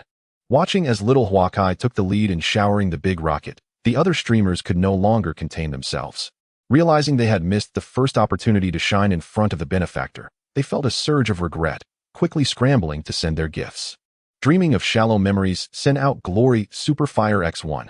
Dreaming of Qi Bao sent out Glory Super Fire X1. As Sister Hua Hua observed the unfolding situation, she couldn't help but mutter a curse under her breath. What a bunch of little spirits. The guild streamers had flocked to the duo's live broadcast, not by her arrangement, but rather of their own volition, all eager to gain favor in the presence of the illustrious free boss. However, the extent of their gift-giving took her by surprise. These girls were indeed investing heavily today, displaying remarkable enthusiasm and shrewdness. Yet, she couldn't recall them ever rushing into another stream to attract a big shot before. With a sigh, Sister Hua Hua lamented the overwhelming reputation of the free boss, whose generous medical expenses were nothing short of extravagant. Whenever there was an opportunity to engage with such a figure, any streamer would lose their composure. She realized that she couldn't allow these girls to steal all the thunder. As the guild leader, she had to maintain her dignity. After all, the sister duo were her guild streamers. Although the guild lacked any real strength, since the big boss was willing to support them, she knew she must not be stingy. Sister Hua Hua had already deposited all the available funds from the guild and her own savings into the account, totaling over 800,000. While this was not a significant sum in front of the big boss, it was essential to demonstrate her commitment. With a flourish, Sister Hua Hua sent out 10 Glory Fire gifts, followed by another 10, and then another 10, ultimately bestowing a staggering 200,000 in one go before finally pausing. Watching the dazzling array of effects light up the screen, she realized that these were the contributions of her colleagues and the guild leader. The sister duo, momentarily taken aback, quickly expressed their gratitude, feeling somewhat bewildered by the unexpected turn of events. However, it soon dawned on them that, as newcomers in the guild, they were not deserving of such treatment. It was clearly the influence of Cao Yang at play. How terrifyingly powerful. At that very moment, Cao Yang couldn't help but smile at the spectacle of glory fire. Having lived 2 lives, he was keenly aware of the intentions behind these gestures, especially the blatant flattery from that little flower girl. In his previous life, when he entered streamers' rooms, he was met with indifference, yet now everyone was clamoring for his attention. It was a striking reminder that money was indeed a powerful force, adored by all. Although the gifts were non-refundable, he thought, why not indulge these girls who were eager to please him? Perhaps he might consider offering them some medical expenses later. Cao Yang's smile widened as he opened the event page and checked the leaderboard for the dance competition. On the first day of the event, he had contributed 200,000. And now, the streamers and the guild leader had collectively added another 250,000. The sisters found themselves precariously positioned at the 50th rank. If they could maintain this until midnight, they would qualify for advancement. Unfortunately, that was merely a fantasy. Within mere seconds, they were swiftly relegated. Cao Yang's brow furrowed in concern. Today marked the final day of the preliminary rounds, and in these last few hours, many streamers were keenly monitoring the rankings, particularly those in the 30th to 40th positions. Lacking sufficient resources, they had to be frugal and vigilant to avoid being eliminated at the last moment. Not everyone could be like Song Qingyan, who had effortlessly reached the top with a generous boost from Cao Yang's 10 million. Cao Yang had no intention of engaging in a game of elimination with these other streamers. He had his sights set higher, not on the 50th rank, but on the very first. With a swift flurry of gifts, he sent out 20 glory fire contributions, creating an explosion of effects that lit up the entire live stream. Thank you, Free Daddy, for the glory fire. Love you. Even the sisters, who had been somewhat prepared for his generosity, felt their hearts race in excitement as they stood up. Here he came, the man bringing with him an overwhelming display of glory fire. Everyone in the Mingxiang Guild watched in awe as the effect soared, their blood racing with exhilaration. This extravagant display invigorated them all, regardless of any previous reservations. In this moment, they felt a profound sense of pride in being part of the same guild. Simultaneously, the headlines of glory fire stirred the nerves of countless viewers in the final hours of the preliminary rounds. Hundreds of spectators flooded into the sisters' live stream, and within minutes, the viewer count surged to over 80,000. They couldn't help but marvel at the awe-inspiring might of the free boss, while questioning their own financial prowess. How had they not recognized such exceptional streamers before? Truly, the boss's taste was impeccable. All the onlookers felt their hearts race at the sight of the extravagant display, relishing the thrill of the moment. Meanwhile, Cao Yang reveled in the melodic chimes of the system notifications, a gentle smile gracing his lips. Just as he paused, a regal effect illuminated the live stream, signaling the entrance of an emperor-level big shot. In just 3 days, the free boss had unleashed another round of extravagant spending, leaving the streamers in utter shock. It was impossible to ignore the barrage of eye-catching glory fire notifications. The super-rich free daddy had once again become the talk of every live stream across the platform, inciting envy among countless streamers. They realized that this time, the recipient of the free daddy's lavish gifts was someone entirely different. What immense fortune it was to be favored by free daddy. Soaring to new heights was merely a matter of time. Many streamers gasped in disbelief, their jealousy palpable. Conversely, some felt an overwhelming chill, as if a great weight had descended upon them, leaving them despondent. This was especially true for those in the dance category, particularly the top contenders who had aspirations of clinching first place. Seeing the situation unfold, their spirits plummeted. Dear boss, why must you interfere in the dance competition when you're enjoying yourself in the singing category? The leading dancers, who had hoped to elevate their status through this competition, felt a crushing pressure, akin to consuming bitter herbs. The overwhelming strength of the free boss was disheartening. How could they possibly contend for first place against such might? Among the streamers, the one feeling the most disheartened was the previously leading streamer, Juju Ijiawu. From the very first day of the preliminaries, she had dominated the leaderboard with unmatched prowess, amassing a staggering 3 million votes, nearly a million more than the second-place contender. Although qualifying for the next round was the goal, she had been determined to showcase her strength and resolve. She had her sights set on being the first in the finals.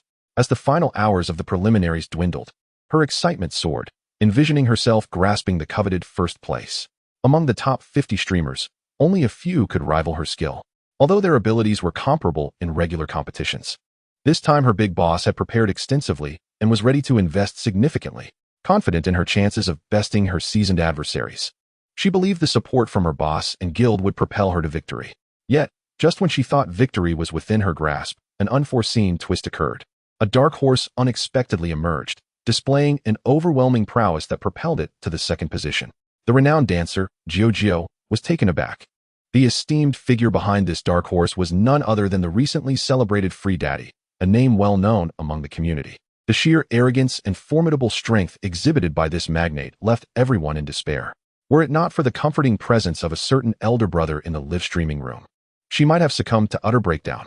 In the sisters' live streaming room, the striking entrance of the Super Emperor, complete with unforgettable visual effects, gradually faded. Although the Emperor had yet to utter a word, many viewers gathered in the room already recognized him. Xiao Yao Hongchun. Oh my, we've captured the illustrious Hongchun. Remarkable. Even Hongchun has come to witness the excitement. Good evening, Hongchun. In an instant, the barrage of comments in the live stream shifted direction, flooding the screen with astonished greetings and inquiries. The ranking of this emperor was indeed extraordinary. After a brief moment, a golden comment, exclusive to the emperor, floated by. Haha, good evening, everyone. Feng Yangzi. Is Free Daddy here? Please come and say a few words. Upon seeing this mention, Cao Yang was momentarily taken aback. The atmosphere suggested that this individual was a highly esteemed emperor, yet he had no recollection of him. Here, Cao Yang casually typed. Haha, Free Daddy. It's an honor to finally meet you. You flatter me, Hongchun. Cao Yang, unsure of the reason for the visitor's presence, responded politely. Wasn't Free Daddy always competing in the singing arena? Why venture into the dance arena now? Upon encountering the comment from Xiao Yao Hongchun, Cao Yang furrowed his brow. What did that imply? Was he not allowed to transition from the singing arena to the dance arena? Just because he had previously participated in one, he could no longer join the other? Haha, that's true. Free Daddy has a keen eye. Are you planning to support these two streamers in their competition? Indeed. Haha, what position does Free Daddy aim for? First, such audacity. Free Daddy truly lived up to the reputation of being a prominent figure in the realm of Feiyu, exuding sheer dominance. My streamer also competes in the dance arena. In fact, she was just defeated by you. This is quite the spectacle. My streamer aspires to secure that first place to ascend to the elite ranks. Haha, Free Daddy, could we reach an agreement?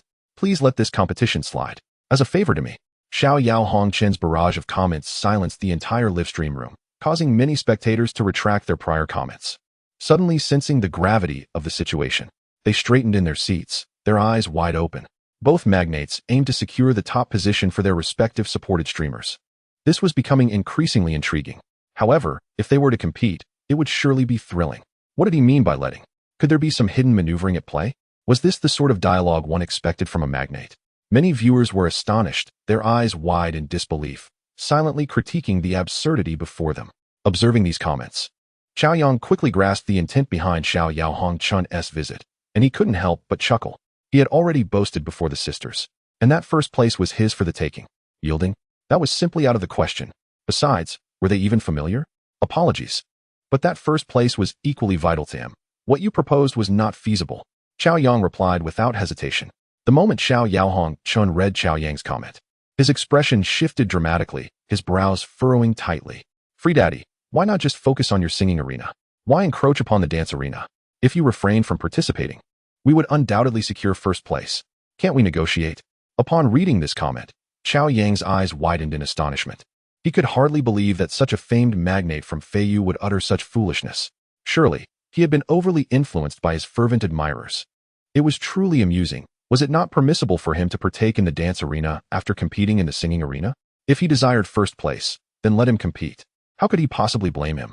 Haha, what you say is amusing. Free Daddy is merely attempting to maintain harmony and negotiate. I beg your pardon, but I believe we are not well acquainted. Furthermore, in competitions, only strength prevails. There is no need to worry about harmony. Upon reading Cao Yang's comment, Xiao Yao Hongchun could hardly contain his rising anger, his veins visibly bulging. You truly lack respect? Chapter 82. Shareholders of the guild competing for first place is certainly feasible. You support your streamer, and I shall support mine. Let us rely on our respective strengths and skills. Cao Yang found it odd. He was simply minding his own business, supporting his woman in the competition. Yet a foolish magnate had approached him out of the blue. They say that fictional characters often act foolishly. But the various individuals in real life can be even more ludicrous. Consider business warfare. Do you envision it as a realm of deceit, espionage, and secret theft? In reality, a boss might simply instruct you to pour a bucket of black dog blood on the lion at the entrance. If one desires first place, then let them compete with money. Yield. I shall not. Am I well acquainted with you? Why should I grant you any favors? Let us make a deal. You forfeit first place. Cao Yang scoffed, typing out a comment. Upon reading this, Xiao Yaohongchun paused momentarily, his expression darkening. Thus, Free Daddy truly refused to yield, preparing for a confrontation. If you once grant me respect, why should I extend any to you? Seeing Xiao Yaohongchun's comment, Cao Yang was genuinely amused. Very well, Free Daddy. You truly live up to the recent accolades of Feiyu. Upon reading Cao Yang's response, Xiao Yaohongchun's face flushed crimson, his anger escalating. He had personally approached the live stream to discuss this matter, only to find that the other party was utterly dismissive. Damn it, who among us hasn't had their moments of glory? What else with the arrogance? I see you wish to compete in the singing arena, and now you're trying your hand in the dance arena. Attempting both may lead to failure in either. I came with good intentions to negotiate. Yet you show no appreciation. I genuinely appreciate your goodwill. It is entirely unnecessary. Cao Yang replied nonchalantly. He hoped for a clash between the two sides, as that would be far more entertaining and financially rewarding. Splendid. Free Daddy is indeed impressive. These past few days, your contributions have been remarkable. However, do you genuinely believe that this entitles you to disregard other magnates in Feiyu? You are exceedingly arrogant. Do you think other magnates lack funds? Nonsense. Who among us doesn't possess at least 30 to 50 million? Many simply deem it unnecessary to contribute excessively. What is the point of showing off? While many refrain from excessive contributions, competitions are an entirely different matter. Don't assume you are the only one with resources. Let me tell you. There are plenty of wealthy magnates in Feiyu. They just haven't felt the need to flaunt it. Do you still expect to secure first place in both arenas? Do you think others magnates are pushovers? Do you genuinely believe that besides you, Feiyu lacks other magnates? I see you've become rather conceited. Xiao Yaohongchun chuckled coldly, his fingers rapidly tapping on the keyboard, sending out multiple comments as he attempted to vent his pent-up frustration. Whether others were indulging or not was of no concern to him. He only knew that in competitions, strength reigns supreme. All your bluster is meaningless. If you want first place, then contribute. I'm not hindering you. Cao Yang, feeling irritated, typed out a comment, his previously good mood thoroughly ruined. Very well. You're impressive. We shall see in the competition. I am eager to witness just how far your arrogance can go. Xiao Yaohongchun, gritting his teeth, sent out a comment, his hands trembling in anger, before abruptly exiting the live stream room. He was also a well-established magnate, having played in Feiyu for many years. Who didn't offer him some measure of respect? Even the most formidable figures, like the prince from last year, treated him with courtesy. Little did he expect that his amiable approach would be met with such disdain, leaving him utterly incensed. Xiao Yaohongchun promptly resolved to invest an additional 20 million into his account. What is money, after all? Who does not have it? What bravado? Pure insanity. As Xiao Yaohongchun exited the live stream, Cao Yang, feeling a sense of misfortune, sent a barrage of comments. The audience, engrossed in the unfolding drama, erupted in excitement. What a juicy revelation. Who would have thought that before the competition truly commenced, two titans would clash? This only heightened the anticipation for the competition, making it all the more thrilling and entertaining. It was inevitable that major media outlets would soon be buzzing with the news. In that moment, the crowd instinctively began to follow the event, eager to witness the exhilarating showdown between the two magnates. Consequently, the sisters' followers surged without any need for solicitation, swiftly surpassing 50,000. What an eye-opener this was. I am firmly on the side of the free boss. Indeed, the free boss is undeniably formidable, letting actions speak louder than words, and that is truly commendable. Moreover, if there are secrets in talent shows and singer competitions, then what on earth is left to watch if there are hidden agendas and livestream contests? Utterly ridiculous. After Xiao Yaohongchun's departure, the spectators, undeterred by the unfolding chaos, could not resist sending a flurry of comments. This unexpected turn of events left Hua Jia utterly astonished, her eyes betraying a deep-seated concern. The free boss cannot be underestimated. Regaining her composure, Hua Jia quickly resumed commenting. This renowned figure in the livestream realm is not to be taken lightly. He has long been a heavyweight in the industry, once rivaling Dao Gu in prowess, and even held the 10th position on the elite leaderboard for a time. 10th. How impressive. Cao Yang replied nonchalantly. Upon reading Cao Yang's comment, Hua Jia felt a surge of urgency and hastily typed out another message. The free boss must not be taken lightly. It is worth noting that many other prominent figures have faded from the scene, yet this individual has managed to remain active and maintain his influence, showcasing his extraordinary capabilities. However, the crux of the matter is that this magnate has reportedly invested in the Juxing Guild this year, transitioning from a mere player to a guild shareholder, with Zhu Jiaoijia, the leading lady of the Juxing Guild, at his side. Thus, this magnate possesses a significant advantage when it comes to gifting, and it is conceivable that he may go all out to support the guild's leading lady. Upon reading Huahuajia's comments, Cao Yang was momentarily taken aback, but then a smile crept across his face. A guild shareholder, indeed? He had anticipated that this person would possess such an identity. Cao Yang was not particularly surprised. This was merely one of the many pathways that avid live streamers often traverse. The once glorious figures either withdraw from the scene or evolve into guild leaders. Others, like this one, become shareholders after establishing themselves within a guild. In this light, his capacity to gift far surpasses that of a casual player, as the money he spends, after the platform takes its cut, ultimately returns to his own pocket. By elevating the streamer's profile and generating revenue for the guild, he also stands to gain dividends, thus minimizing his losses. Nevertheless, when compared to his own endeavors, he remains unperturbed.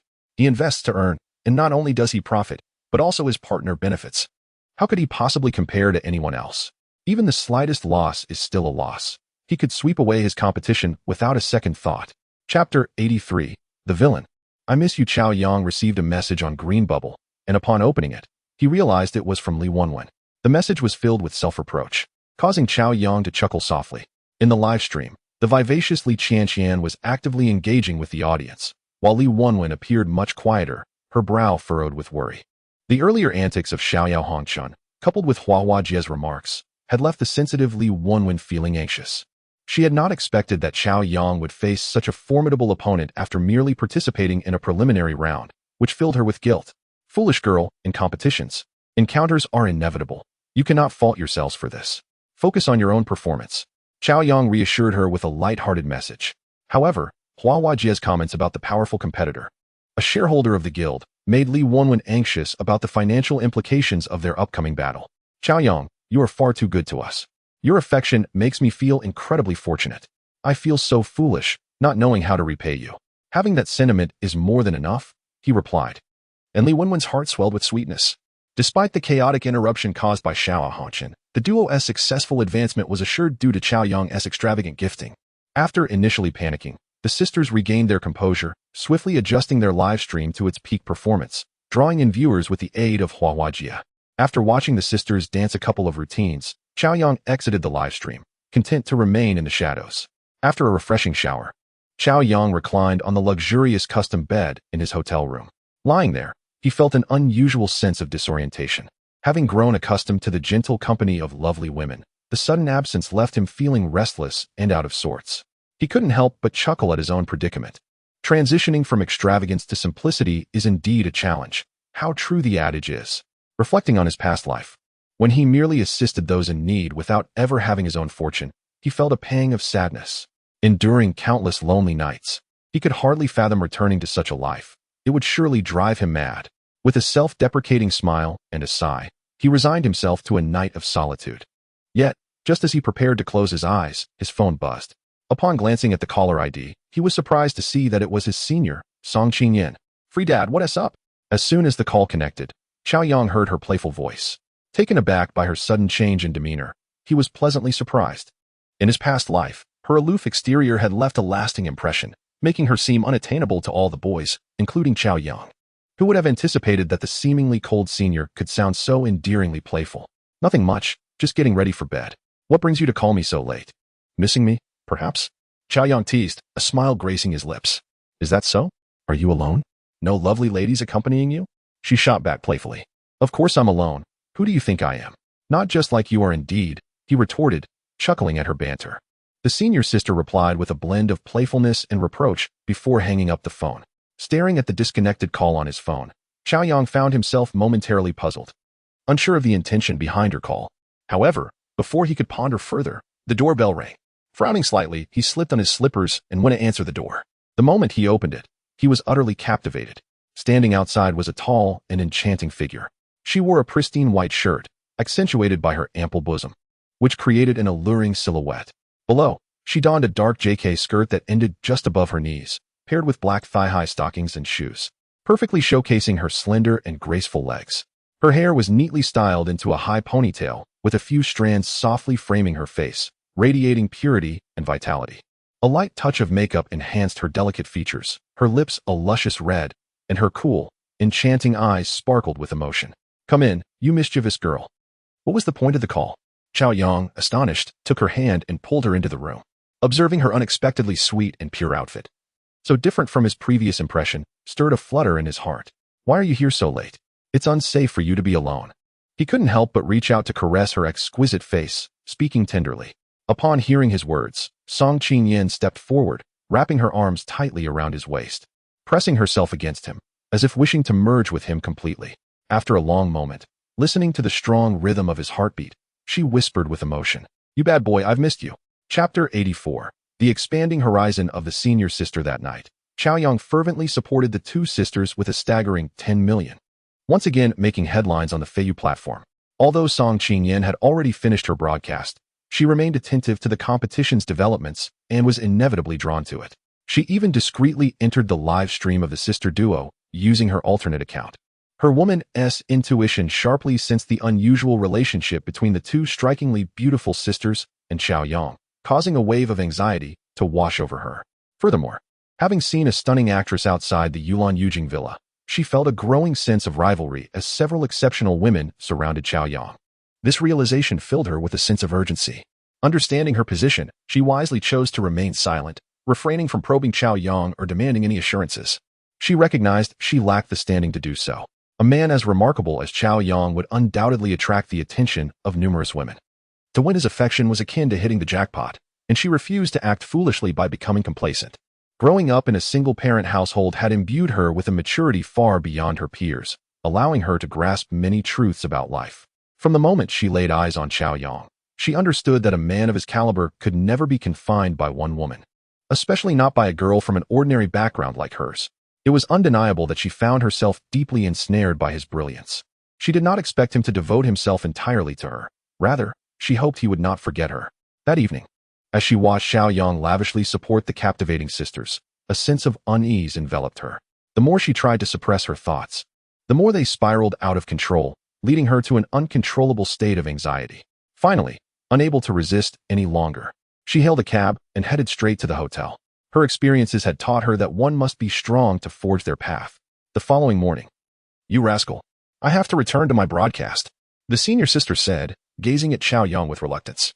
Just as he was momentarily distracted, she leaned in closer and planted a kiss on his cheek before finally departing. Today marked the commencement of the second phase of the Glory Streamer competition, and she needed to return to her broadcast. The points competition lasted for 2 days, and every moment was crucial. Cao Yang decided to set aside all matters for the next few days to stay at the hotel and support the senior sister and her companions in their competition. After all, he had made a promise to secure first place, and failing to deliver would be a significant embarrassment. There was no room for error. Upon returning to the suite, he opened QQ, a platform he rarely checked, and found the family groups buzzing with excitement. Filled with discussions on how to perform in the competition, the enthusiasm among the members was palpable, and he couldn't help but chuckle. Even before the competition had begun, they had already gathered intel on various streamers, discussing which ones had strong supporters, which posed a threat, and which were inconsequential. Cao Yang marveled at their fervor. They were truly a group of warriors. While their intentions were good, he wasn't particularly interested in their findings. With his strength, such details were trivial. In the face of absolute power, all strategies were mere paper tigers, ineffective and irrelevant. After some idle chatter, the senior sister finally began her broadcast. "Good morning, dear family. Welcome back." In Song Qingyan's live stream, within just 5 minutes of starting, the number of viewers surged past 3,000. The speed at which her audience grew rivaled that of top-tier streamers, with most of them being members of the Free family. Now accustomed to such rapid growth, the senior sister remained composed, welcoming everyone with poise. Her streaming skills had advanced remarkably, and her style exuded a calm and dignified aura, hinting at the charm and grace of a prominent streamer. Her sweet, melodious voice and her goddess-like demeanor won her countless fans. With her striking beauty and graceful figure, she was unforgettable, radiating confidence and charm. Given her current fame and exposure, it was only a matter of time before she ascended to the ranks of top streamers. With Cao Yang, the newly minted financial powerhouse of Feiyu, backing her, Her rise was all but assured. Support was crucial, but without ability, it meant little. As the old saying goes, you can't lift mud if it's too soft. Cao Yang recognized her exceptional talent, and her success was merely a matter of time. In a previous life, without his support, she had struggled for years but eventually gained some recognition as an internet celebrity. However, in this life, with Cao Yang as her benefactor, she would undoubtedly avoid many detours. Soon, the number of viewers in her stream reached 5,000, and the chat was abuzz with excitement. Today marked the first day of the Glory Streamer Points competition, and the audience was eager for the thrilling clashes to begin. The platform's traffic had doubled, and streamers extended their broadcast times, seizing the opportunity to capitalize on the heightened interest. When will the streamers start competing? We're all waiting. Go, free boss. With so many big players on Feiyu, you can't falter now? Falter? I'm here to spend money, not to drop the ball. What a joke. Seeing the flood of comments, Cao Yang smiled and prepared to type a message encouraging the senior sister to match with other streamers. However, just then, a comment caught his attention, halting his fingers mid-air. Wait, don't rush. I've got something to do. Cao Yang glanced at the comment. Noticing the username Free Fish, he remembered this brother well. Not only was he one of the founders of the Free family, but he also held one of the few noble accounts within it. His rank was Duke, and aside from Cao Yang, who, despite not having a noble title, was more formidable than any noble, he was the most prominent figure in the Free family. In recent days, playing alongside numerous brothers has been exhilarating for the Free Fish. Previously, I indulged in mere frivolity, but now that my comrades are gearing up for competition, I must not be stingy. Though I lack the audacity of our illustrious leader, I have nonetheless prepared a bit of money. While our leader dismisses the superficial, I am not so noble. Allow me a moment to flaunt my prowess. As Free Fish rapidly typed in the chat, the crowd was momentarily puzzled, uncertain of his intentions. Fortunately, he did not keep them waiting long. After sending his final message, a breathtaking visual effect erupted on the screen, coalescing into a grand character that signified king.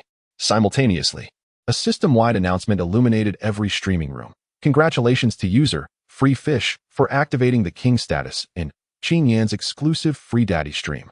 The viewers erupted in gratitude for the grandeur of the king bestowed by Brother Fish. Witnessing such a magnificent spectacle, the senior lady was momentarily taken aback before she leapt to her feet, exclaiming in excitement. The entire streaming room was instantly set ablaze with enthusiasm.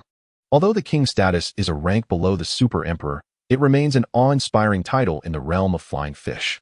The initial activation fee alone reached an astounding 120,000, a sum exceeding the annual salary of the average person. Holding the title of king bestows an undeniable prestige, commanding respect akin to that of one's own father among fellow streamers. If a streamer has a king supporting them, they could easily smile in their dreams. Not necessarily skyrocketing to fame, but certainly thriving within the platform. Wow, I'm dazzled. Brother Fish is remarkable. 6,666. Haha. Congratulations to my Brother Fish for ascending to the throne. Our Free family has gained another formidable leader. The atmosphere was electric, and some humorously suggested that Brother Fish should now be referred to as King Fish.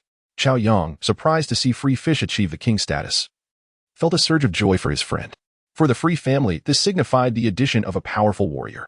Congratulations, Brother Fish, for your majestic ascension, he remarked, smiling warmly as he sent his congratulations in the chat. Free Fish replied, "Thank you for your kind words. I cannot compare to our leader's grandeur. I can only claim the title of king. Please forgive me." At that moment, Free Xingyu, a typically active member of their family, chimed in with a message that caught everyone off guard. Just as the audience began to process this, the same dazzling effect reappeared on the screen.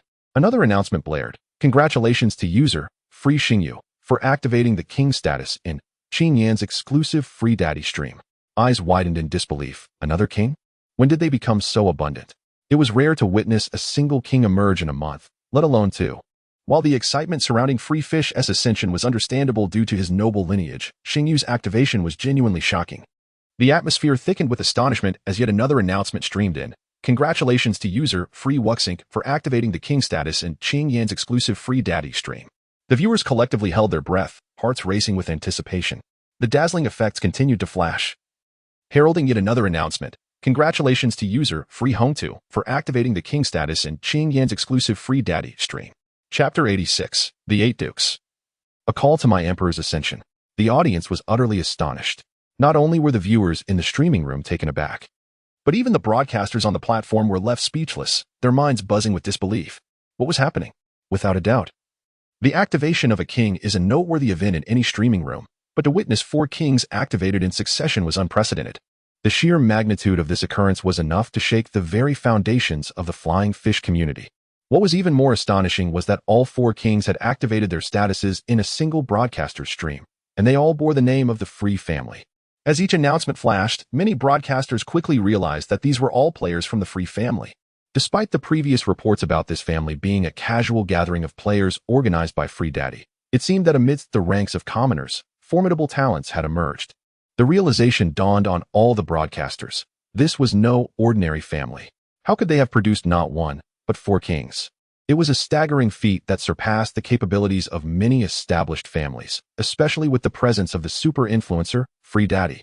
The chat exploded with excitement as the viewers flooded in, eager to witness this remarkable event. The atmosphere reached a fever pitch, with the commentary rolling in like a tidal wave, showcasing the sheer magnitude of this unprecedented moment. However, just as tens of thousands of spectators were fervently expressing their excitement with comments such as "I've opened my eyes and I've gained knowledge," an extraordinary effect suddenly rose in the live stream, causing their eyes to widen in astonishment.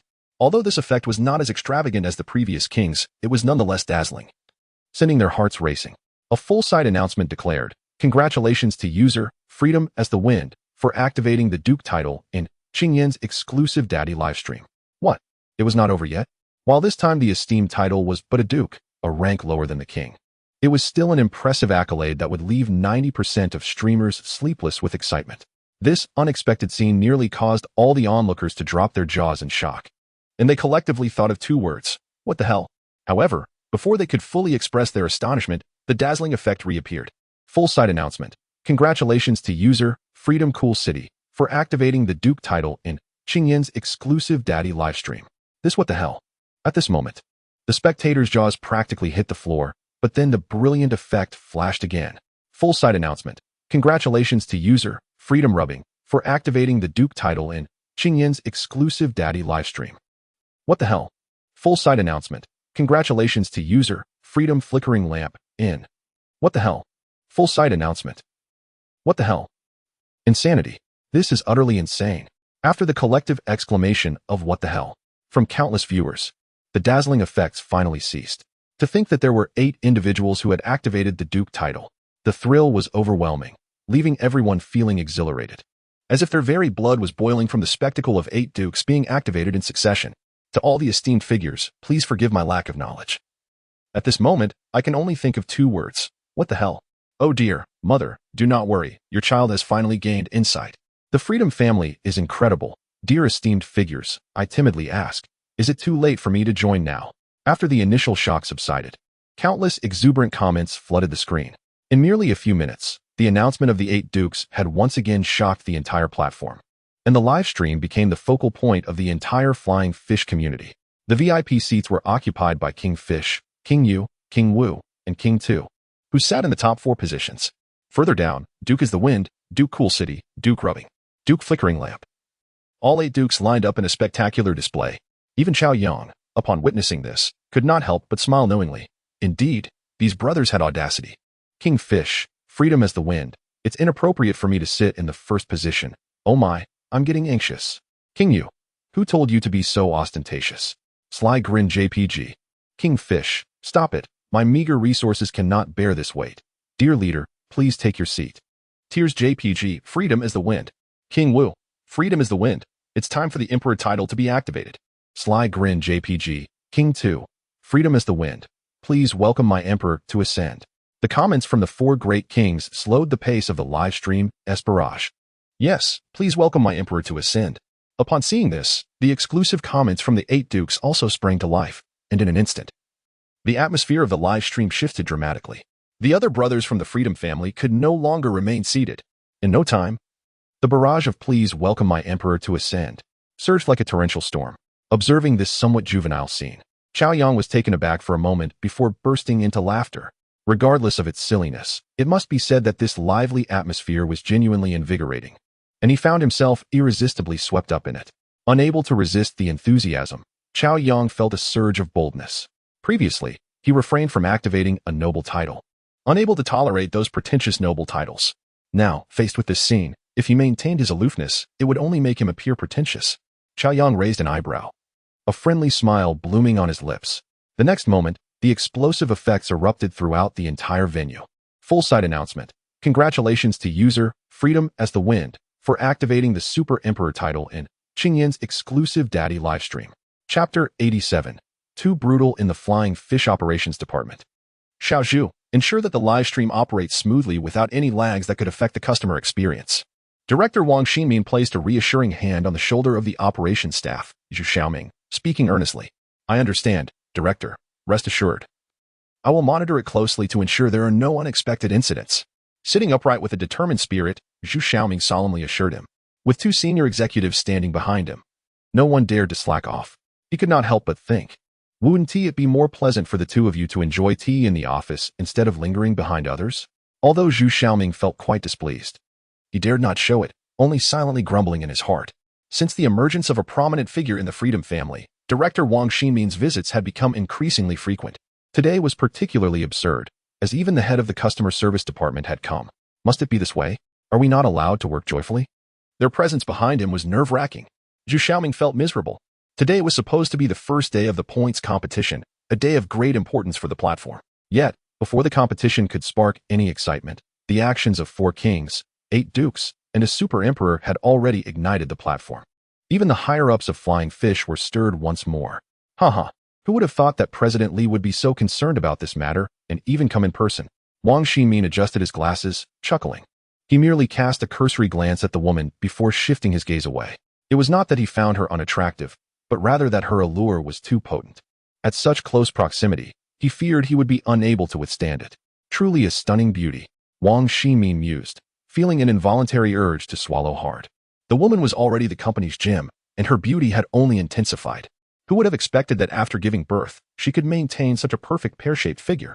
Moreover, the maternal glow added a touch of femininity to her allure. Coupled with the powerful aura she exuded upon returning to work, it made men instinctively desire to conquer her. Damn, just looking at her makes me feel like I'm on the verge of a crime.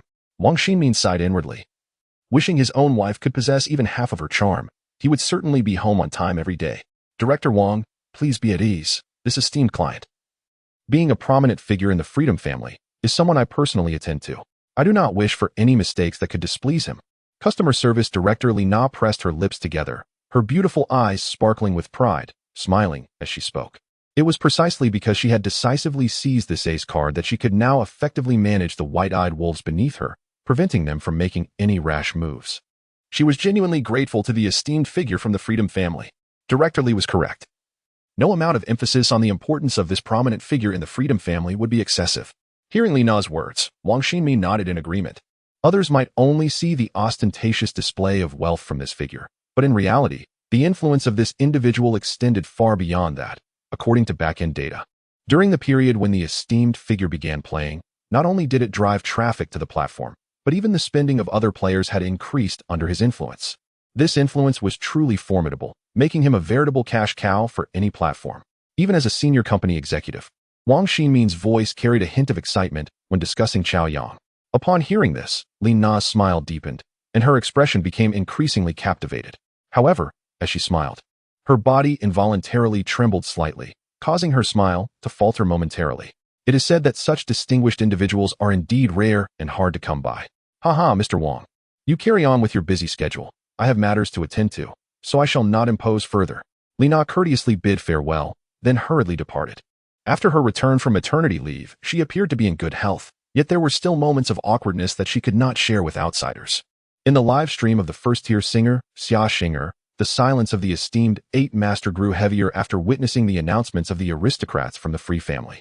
It was only upon the revelation of Cao Yang's announcement of the Super Emperor that the 8 Master could no longer contain his frustration and sent a barrage of messages filled with gritted teeth. No one could discern the extent of his displeasure at that moment. Even his thermos, filled with goji berries, was hurled to the ground in a fit of rage. He never anticipated that a group of commoners, whom he deemed insignificant, could possess such wealth in aristocratic titles. For kings, 8 dukes, the audacity, the increased strength of his rivals was more painful than losing money. Lighting a cigarette, the 8 Master took several deep puffs, regaining some composure. With a grim expression, he could not help but let out a cold smirk. Did they think that merely adding a few kings and dukes made them formidable? Humph. My illustrious family boasts 8 emperors, 20 kings, and over 70 dukes.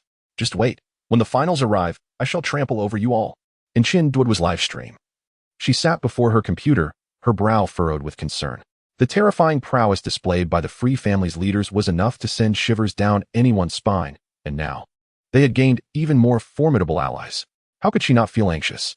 Although she lacked the support of the emperors and kings, she relied on the unwavering backing of Dao Ge. While casual skirmishes were manageable, in crucial moments such as these, the absence of Dao Ge, the soul of their team, rendered their combat effectiveness nearly non-existent. Qian Duo clenched her teeth and could not resist sending another message to Dao Ge, who had yet to respond, causing her great distress.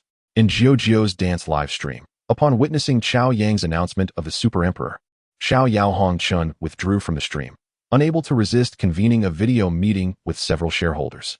Although the flames had yet to reach the dance arena, he was determined to prepare for the worst. Victory was imperative. He needed to ensure absolute certainty. In the Senior Sisters live stream, the first round of the points match was in full swing. The Free Fish sent out Honor Superfire 10.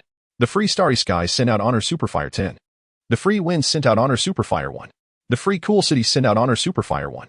Gratitude to all family members for their Honor Superfire and various small gifts. You are all mighty and impressive. The passionate battle song resonated throughout the live stream, and even the usually composed senior sister could no longer maintain her cool, exclaiming in excitement. Just the contributions from the Free family had propelled the score to over 600. 000, while Cao Yang was also busy. In an instant, the atmosphere in the live stream reached a fever pitch, with endless special effects igniting the excitement of the audience. Even those unable to send gifts participated fervently in the barrage of comments. Half of the match had elapsed, with the scores soaring over 2 million, while the opposing side barely scraped together 150,000, their health bar nearly vanishing. The opposing host bit her lip, looking utterly despondent, her spirit diminished. She had entered the competition merely to earn some money, but why was she subjected to such a brutal thrashing? It was too much to bear. As time passed, the score remained stagnant, and the opposing host felt tears welling in her eyes, as if she were being roasted under the sun, each moment a torment. 76 million versus 160,000.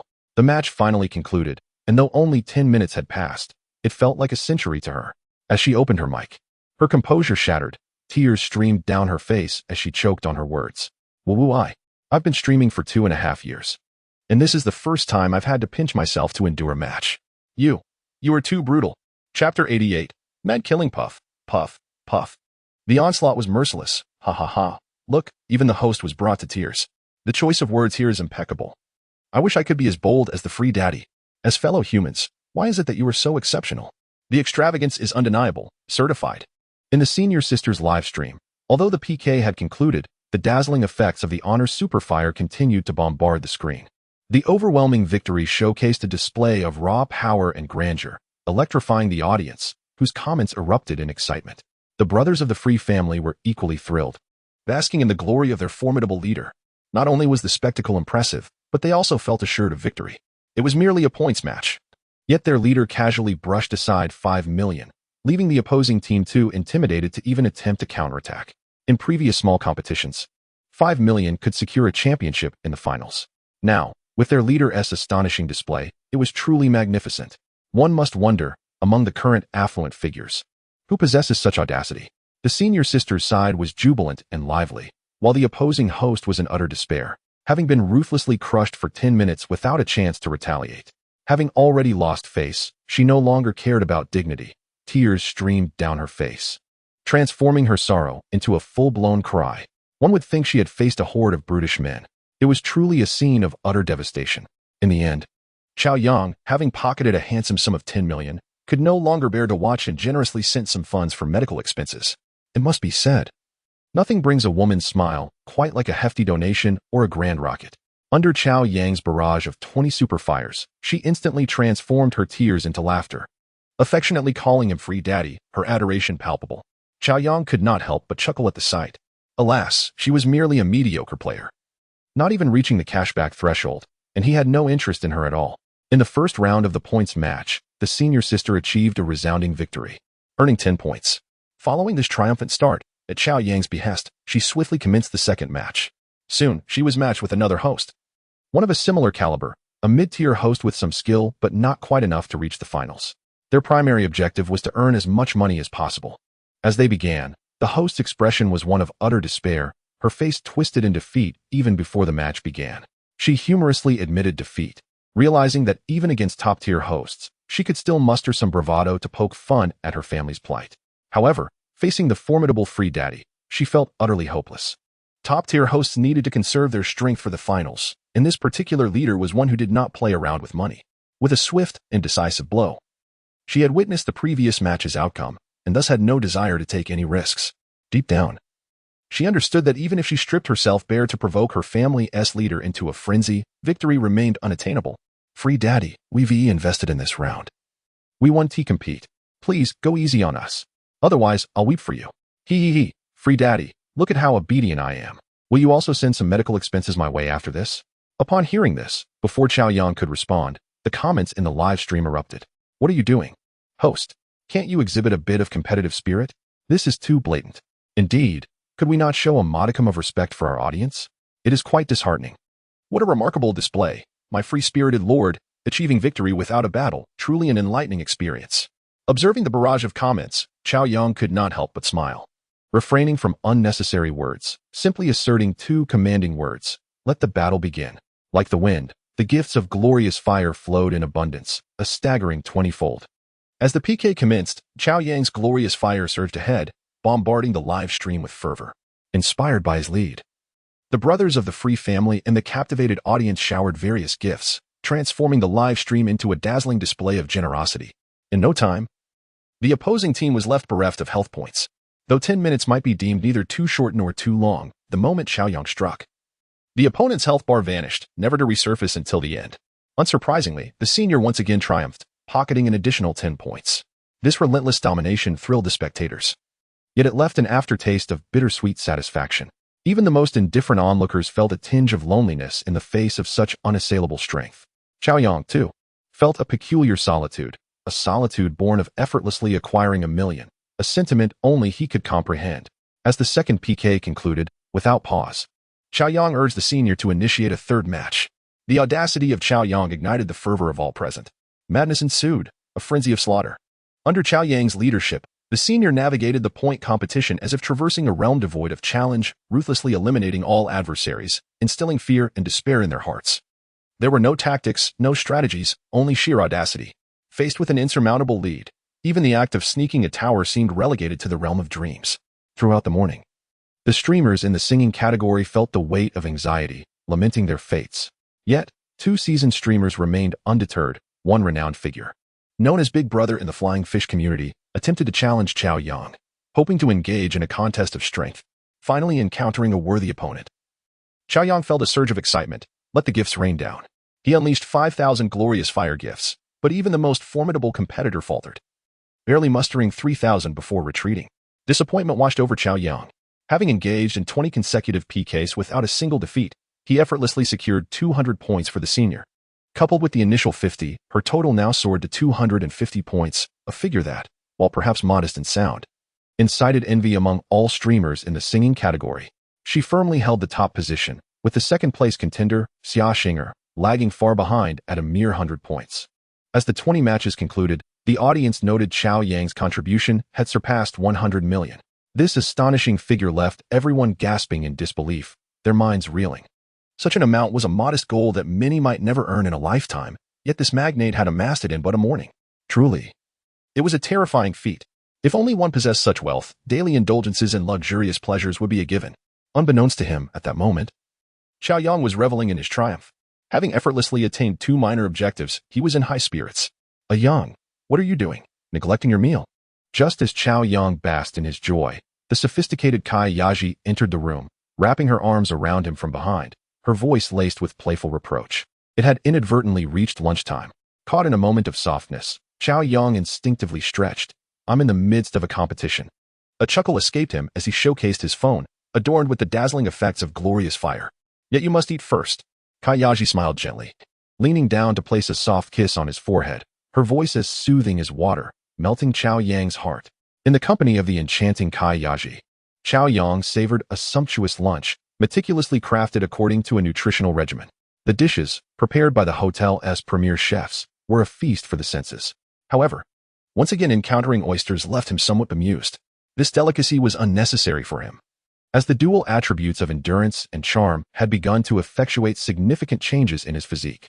Even when faced with both sisters, he had easily triumphed over them, who had pleaded for mercy. Of course, this was partly due to their novice status, yet it was undeniable that Cao Yang's prowess was formidable. It was merely the beginning. As he became acquainted with more alluring women, he was confident that his attributes would only continue to increase. Oh, the notion of being over 70 and still captivating younger models was no longer a mere dream. After finishing his meal, Cao Yang returned to the opulent sofa, sipping the tea that Kai Yaji had brought him. However, after just a couple of sips, he received a call from Li Wenwen. As soon as the call connected, Li Wenwen's anxious voice reached him. It turned out that under the leadership of President Hua, the sisters had attempted the point competition. Unfortunately, after only the third match, they encountered a formidable first-tier streamer. The opponent commenced the battle with a staggering gift of 1 million, bearing down on them like a mountain. With no other significant contributors in the live stream, Hua's funds had dwindled to a mere 20,000 after the first 2 PKs. Even if they borrowed money, victory seemed unattainable. Desperate not to lose, they turned to Li Wenwen for assistance. "Don't worry, I will handle it right away," Cao Yang reassured her. Upon hearing his words, Li Wenwen's heart settled, feeling as though she had found her anchor. After a brief silence, she bit her lip, hesitantly asking, "Will this interfere with your competition for Sister Qinyan?" Cao Yang's earlier display of dominance during the competition for Song Qinyan had captured the attention of the entire platform, and the sisters had certainly noticed. While they envied him, they did not wish to disturb him, though now they were also his women. They did not want to be seen as jealous rivals. This call, however, was a last resort, a cry for help. "It's fine. I plan to assist you in the afternoon after helping her in the morning. Your man strives for fairness."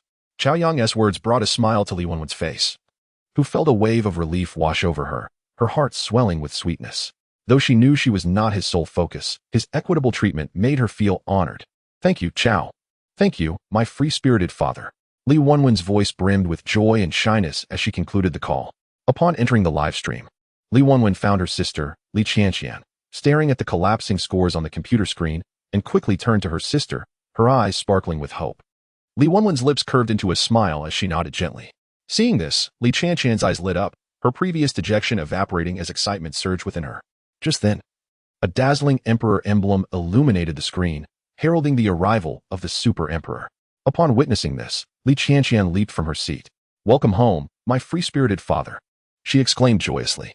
"He has arrived. My man is here. Humph, let us see how you all fare against me now." At this moment, as Cao Yang made his entrance, Hua, who had just exhausted her remaining 20,000 without making an impact, found herself invigorated with hope. The 2 matches featured secondary streamers ranked in the 40s during the qualifiers, possessing some means, but not particularly remarkable. The sisters, being streamers of their own guild, were determined to showcase their stance, prompting Sister Hua to exhaust her resources. In the first match, both sides exchanged blows, maintaining a balanced contest, ultimately leading to Sister Hua securing a narrow victory with a modest advantage of over 10,000 votes. In the second PK, Sister Hua amassed 200,000 votes, while her opponent reached 150,000. Just as victory seemed within reach, an unexpected turn occurred as several prominent competitors united to launch a surprise attack. Sister Hua, caught off guard, found it too late to salvage the situation and reluctantly conceded a round. By the third match, she had learned her lesson and planned to employ a sneaky strategy, only to be matched against a top-tier streamer. To her dismay, her opponent immediately showcased a staggering 1 million votes, plunging her into despair. Yet undeterred, Sister Hua summoned her remaining 20,000 votes as a final act of defiance for the dignity of her sisters. In desperation, she boldly requested assistance from Li Wenwen. The opposing streamer, Nuhan, was a leading figure at Xingyue Media, known for her captivating dance performances. Backed by the formidable financial support of the affluent player, Zhu Qinggang, Nuhan was a force to be reckoned with, often regarded among the top 3 in her field. Her goal in this competition was to secure a solid position, even vying for first place if the opportunity arose. At that moment, although engaged in PK, she remained composed, seated before her computer, exchanging light banter. The opposing score had stagnated for 5 minutes, leaving her unconcerned about the match. Reports from scouts confirmed that her opponents had a mere 100 viewers, with only a single guild account contributing votes, and no significant players in sight. It was widely known that the sisters were newcomers, having barely been streaming for a month. lacking any substantial backing, and their guild was of little renown. Their advancement to the scoring matches was attributed solely to sheer luck. Having been briefly supported by a super-rich benefactor, Nuhan found it improbable that two novices could maintain such extraordinary fortune as to attract the attention of a major player. Nevertheless, she chose to play it safe and put forth 1 million votes. However, upon witnessing her opponents garnering 20,000 votes without any movement in the match, she began to regret her decision. After all, that 1 million could have secured 2 victories. Blaming herself for overestimating the competition, Nuhan observed the chat where the wealthy player, Cao Yang, was idly conversing with the guild president, prompting a soft chuckle from her. Yet, her amusement was abruptly cut short as she noticed a sudden surge in the opposing score after 5 minutes of inactivity. An ominous realization dawned upon her. The affluent benefactor had come to aid the sisters. In the live stream, as the sisters made their first move, a fan rushed to gather intel, returning moments later with urgent updates. The chat fell silent, and Nuhan's heart raced as she felt an overwhelming sense of dread. It was as if the sunny sky had been shrouded by ominous clouds. The chat revealed that the wealthy benefactor had indeed arrived to support the sisters in their competition. The mounting pressure left even this seasoned streamer feeling overwhelmed. The score soared, rapidly closing the gap that had once been 800,000. Panic set in as she realized the situation had turned dire. Just when victory seemed assured, the arrival of the affluent benefactor had shifted the tide against her. The chat erupted in despondency as the once boisterous fans fell silent, their confidence plummeting. Nuhan, feeling the weight of despair, implored her followers not to give up, expressing her frustration and longing for assistance. Just then, a striking message from Cao Yang caught everyone's attention, igniting a renewed fervor. He dismissed the competition as merely a test of who could garner more votes, and that was enough to reignite the spirits of the fans. Cao Yang, fueled by his own competitive nature, grew increasingly agitated as the atmosphere in the chat turned defeatist. He could not stand to be sidelined. Having once ranked 13th among the wealthy elite, determined to prove his worth, he unleashed a barrage of generous gifts, rallying the supporters. The chat erupted with excitement as the fans rallied behind him, their spirits lifted, eager to challenge their opponents and make a name for themselves on the platform. Under the relentless surge of Cao Yang's support, the previously despondent atmosphere transformed into one of fervor, with fans expressing their enthusiasm through an outpouring of gifts. The momentum shifted dramatically, and excitement filled the air as the possibility of triumph against the affluent benefactor became tangible. Meanwhile, the guild president of Xinhua Media, Cao Yang, observed the chaotic scene in the live stream, his eyes widening in disbelief. This was not just a scoring match. It seemed they were all in, pouring everything into this contest. He couldn't help but feel a sense of dread as the stakes escalated, realizing that such reckless abandon could jeopardize future competitions. On the opposite side stands the most formidable tycoon of the platform, Free Brother. This morning, he valiantly battled through a singing competition, effortlessly defeating 20 prominent streamers without a single loss. In just a few hours, he amassed an astonishing 100 million. To challenge such a mogul head-on is sheer madness. Even if one could triumph, one might end up losing everything. Wait, could it be possible to win? If a victory was attainable, then losing everything would still be worth it. This extraordinary tycoon, who has played without a single defeat thus far, if truly vanquished by their side, what an achievement it would be. A championship title would be truly remarkable. In a flash of inspiration, Cao Yang's heart raced with excitement. His previously calm demeanor was instantly replaced by a gleaming determination in his eyes. A bold gamble could transform a bicycle into a motorcycle. If they could bring Free Brother down, there would be no need for further competitions. This dazzling record alone could elevate the fame of Flying Fish to unprecedented heights. Suddenly grasping the stakes, Cao Yang's eyes glistened with fervor. The tycoon had already spent 100 million this morning, and he couldn't possibly have that much left for the afternoon. Surely, there must be a limit to how much he could spend. It was unbelievable to think that his family could print money endlessly. The risk was certainly worth taking. With a decisive bite of his lip, he joined the fray. Starry Moon Cao Yang sent forth Glory, Super Fire 20. Starry Moon Cao Yang sent forth Glory, Super Fire 20. Starry Moon Cao Yang sent forth Glory, Super Fire 20. At that moment, Cao Yang's sole ambition was to overpower the wind-like freedom. He unleashed all his strength the moment he entered. Within less than 2 minutes, the votes for Nuahan skyrocketed to 12 million. Watching the live stream inundated with a torrential downpour of gift effects, Nuahan's face flushed with excitement as she shouted encouragement with all her might. Each successive Super Fire headline caused the number of online viewers in her live stream to surge dramatically. Countless visitors, drawn by the electrifying atmosphere, could hardly contain their exhilaration. quickly realizing that they were witnessing a direct confrontation with the formidable free tycoon. Sisters Lu Wenwen and Li Qianqian, in their live stream, could hardly contain their excitement as they expressed their gratitude for the grand rockets from Free Daddy, exclaiming how magnificent and powerful he was. "Free Daddy, you're the best. I love you." Their faces flushed with enthusiasm, they held each other's hands tightly, hearts racing like drums.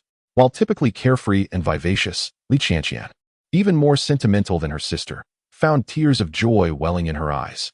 The health bar of the opposing streamer loomed like a greedy giant python, ferociously crashing towards them. Yet, even fiercer and more relentless was their own man, standing like an indomitable knight, shielding them from the storm of attacks. Not only did he withstand the onslaught, but he also gradually pushed the health bar back inch by inch, unfazed by the overwhelming firepower of the opponent. Cao Yang pressed forward with unwavering determination. The live stream was bombarded with glory superfire like a relentless barrage, showing no sign of cessation. Each superfire, costing $2,000, seemed trivial in the hands of the tycoon. In just 3 minutes, the opposing side, spurred by two colossal players, amassed a terrifying 20 million votes. Truly impressive. Meanwhile, on the sisters' side, Cao Yang single-handedly surged to over 22 million. His relentless output continued, creating a breathtaking series of superfire hits. As the waves of excitement crashed, Cao Yang remained steadfast. Astonished onlookers gasped, their eyes wide with disbelief as they witnessed the spectacle unfold. The sheer intensity of the moment made their hearts race, and they couldn't help but marvel at the tycoon's prowess. In a frenzy, messages flooded in, urging their comrades to join the battle against the opposition. In the luxurious riverside suite of the Waldorf Hotel, Cao Yang, mesmerized by the thrilling scene on Cao Yang's phone, felt her heart race. Having just finished her tasks, she was irresistibly drawn to his side, eager to share this exhilarating moment. Despite not being a fan of live streaming, her daughter's influence had piqued her interest. Watching the intense competition unfold, her heart raced with concern for her man, unwilling to see him lose. Tension gripped her as she clutched her delicate hands, even more so than Cao Yang himself. Ding. Congratulations, host, successful consumption, double cashback awarded. Ding. Congratulations, host, successful consumption, double cashback awarded. Ding. Congratulations, host, successful consumption, double cashback awarded. The ethereal sound of notifications filled Cao Yang's mind with elation. However, seeing the poised yet anxious Cao Yang made him chuckle softly. He leaned into her warm embrace, savoring her gentle fragrance, and smiled. Knowing that speaking would only hinder his speed, the countdown approached, and unable to contain her excitement, Cao Yang wrapped her arms around Cao Yang's waist, cheering him on for the final push. "Go, Yang. Charge forward. Here they come. Here they come. They're attacking. Quickly, quickly." The moment the word victory appeared on the screen, Cao Yang was even more exhilarated than Cao Yang. "Yang, we won, we won. 42, 854, 000 versus 39, 556, 860. Almost single-handedly, Cao Yang had rendered his opponent utterly defeated, securing a well-deserved victory. At that moment, in the live broadcast room, Li Qianqian was moved to tears, while her sister Li Wenwen's eyes were misty with emotion. The ecstatic barrage of comments flooded the screen like a torrential wave, and the atmosphere was as fervent as boiling water. Cao Yang smiled faintly, tossing his phone aside, rubbing his somewhat stiff fingers, and beaming with joy. What a thrill. Not only had he triumphed over his opponent, but he had also amassed over 80 million in earnings. How infuriating. One could only wonder if the opposing team would faint upon learning this. "Ah, how I relish your boldness." With a playful smirk, Cao Yang shifted his position and embraced the soft, delicate form of Cao Yang as if she were as light as cotton. He gently lifted her exquisitely crafted chin, gazing at her flushed face, and leaned down to press his lips against hers. Cao Yang could not suppress a soft moan, eagerly responding in kind. In the live room of Nua Han, no one anticipated that despite the full force of their team, they could not defeat a lone free-spirited player. Nua Han was left in a state of disbelief. At this moment, whether it was the President Chong Kong, the affluent brother Old City Solitary Shadow, or any of the numerous fans, every single one of them felt their morale shatter in an instant. With one side boasting over 40 million and the other over 30 million, combined, nearly 80 million, the finals of the annual peak competition paled in comparison. Many were puzzled as to how such an extraordinary score could be achieved during a mere points match. Yet this did not hinder the rapid escalation of the battle's impact. In just 10 minutes, this sensational news spread like wildfire across Feiyu. Whether witnessing the spectacle firsthand or hearing about this epic battle, the audience was profoundly shaken. Unavoidably, the entire Feiyu platform was once again in an uproar. Goodness, what a spectacle! It was the first time since the super-rich free spirit made a name for himself by showering millions that anyone had dared to confront him head-on. Upon learning of these brave warriors, the crowd gasped in astonishment, unable to contain their admiration. Old City's solitary shadow was no ordinary figure. He was a well-known super-rich player revered by all seasoned Feiyu players. While his reputation may not have equaled that of top-tier affluent figures like Knife Brother or Prince Brother, his prowess was nonetheless formidable. Compared to the likes of the illustrious 8 young masters, he was a titan among titans. Although Xingyue Media was not the most powerful guild on Feiyu, it still ranked 10th among the top 10 guilds, boasting over 1,000 streamers, with leading streamer Nua Han being a popular first-tier host. Yet, even this formidable guild's collective efforts could not match the prowess of the free-spirited player. Not only did they fail to win, but they were also thoroughly outmatched throughout the contest. Truly, this was beyond comprehension. But alas, this was the reality. Was the opponent weak? Certainly not. Their output exceeding 30 million would have overwhelmed anyone else. Regrettably, they still faced defeat. And one could only conclude that the free-spirited player was simply exceptional. Once again, the astounding might of the free spirit left everyone speechless, causing all streamers to feel a blend of dread and envy. Oh, why couldn't such a magnificent figure be on my side? I desire it, I long for it. After the PK ended, the disheartened Nua Han could only mutter a few words of gratitude to her fans before abruptly ending the stream, her morale utterly shattered. Even one more second of broadcasting felt like torment. It was as if tears would flow on the spot. Despite her journey to this height in streaming, she had not been without struggles and lows, yet the despair of giving her all and still losing was almost unbearable. A first-tier streamer losing to a newcomer who had only been broadcasting for less than a month was a blow that shattered her resolve. As soon as she ended the stream, she couldn't help but burst into tears, watching the suddenly darkened screen. The audience in the live room fell into an unusual silence. Even Chong Kong, the president of Xingyue Media, refrained from chastising his streamer for abandoning her fans. Sitting at his desk, he too appeared lost, tugging at his hair in regret. This battle, though not a complete financial ruin, had nonetheless inflicted significant damage. Had they emerged victorious, it would have created a sensation on Feiyu, making any subsequent matches worthwhile. Yet, they lost. With the next matches, securing a position in the top 5 seemed increasingly precarious. How could he have lost his senses? How could he have been so reckless? This was indeed a failure. Slap. In a fit of regret, Chang Kong couldn't resist striking himself, realizing the gravity of this lesson. At this moment, Old City's solitary shadow, cigarette in hand, quietly smoked, his calm demeanor betraying no signs of elation or sorrow. As the controller of 2 publicly traded companies, he had long mastered the art of remaining unflappable in the face of adversity. Even so, with each puff, he couldn't help but exhale a deep sigh. Talent emerges in every generation, each leading the way in their own right. This formidable figure, who commanded respect from all executives, couldn't help but express a thought. Streaming was merely a diversion in his life, yet undeniably, the thrill of being unrecognized online and unrestrainedly showcasing his prowess was intoxicating, even for someone of his stature. Since he ventured into streaming, he had become increasingly captivated, once crafting numerous memorable moments. Recently, the free spirit had made quite a name for himself on Feiyu, eclipsing even the luminaries of the past. In the realm of Feiyu, whether one wished to or not, tales of the free spirit were frequently recounted. And even in the absence of direct interaction, they stirred a sense of rivalry among other affluent figures. As the saying goes, the tall trees attract the wind. As a long-established figure on Feiyu, Solitary Shadow felt a twinge of dissatisfaction. During their previous encounter in a PK, he had been caught up in the moment. Before the battle commenced, hearing about the free spirit's extravagant spending of tens of millions and even billions, he had scoffed inwardly. Though he had never spent so much, he believed that with his financial means, he could easily match such expenditures if he so chose. It is human nature to make assumptions. Yet, when the battle truly began, he experienced firsthand the vast chasm between mere wealth and the audacity to spend it. During the PK, he had spent over 18 million without feeling too pained. But even amidst the thrill, he found himself questioning. In contrast, the free spirit showed no hesitation whatsoever, accelerating his spending as the contest progressed. A slight error can lead to a significant gap. No one knew that even he was deeply shaken by the outcome. He had to admit, he felt inferior. From his perspective, those who could spend tens of millions without a care were either madmen or individuals whose financial power was beyond his reach.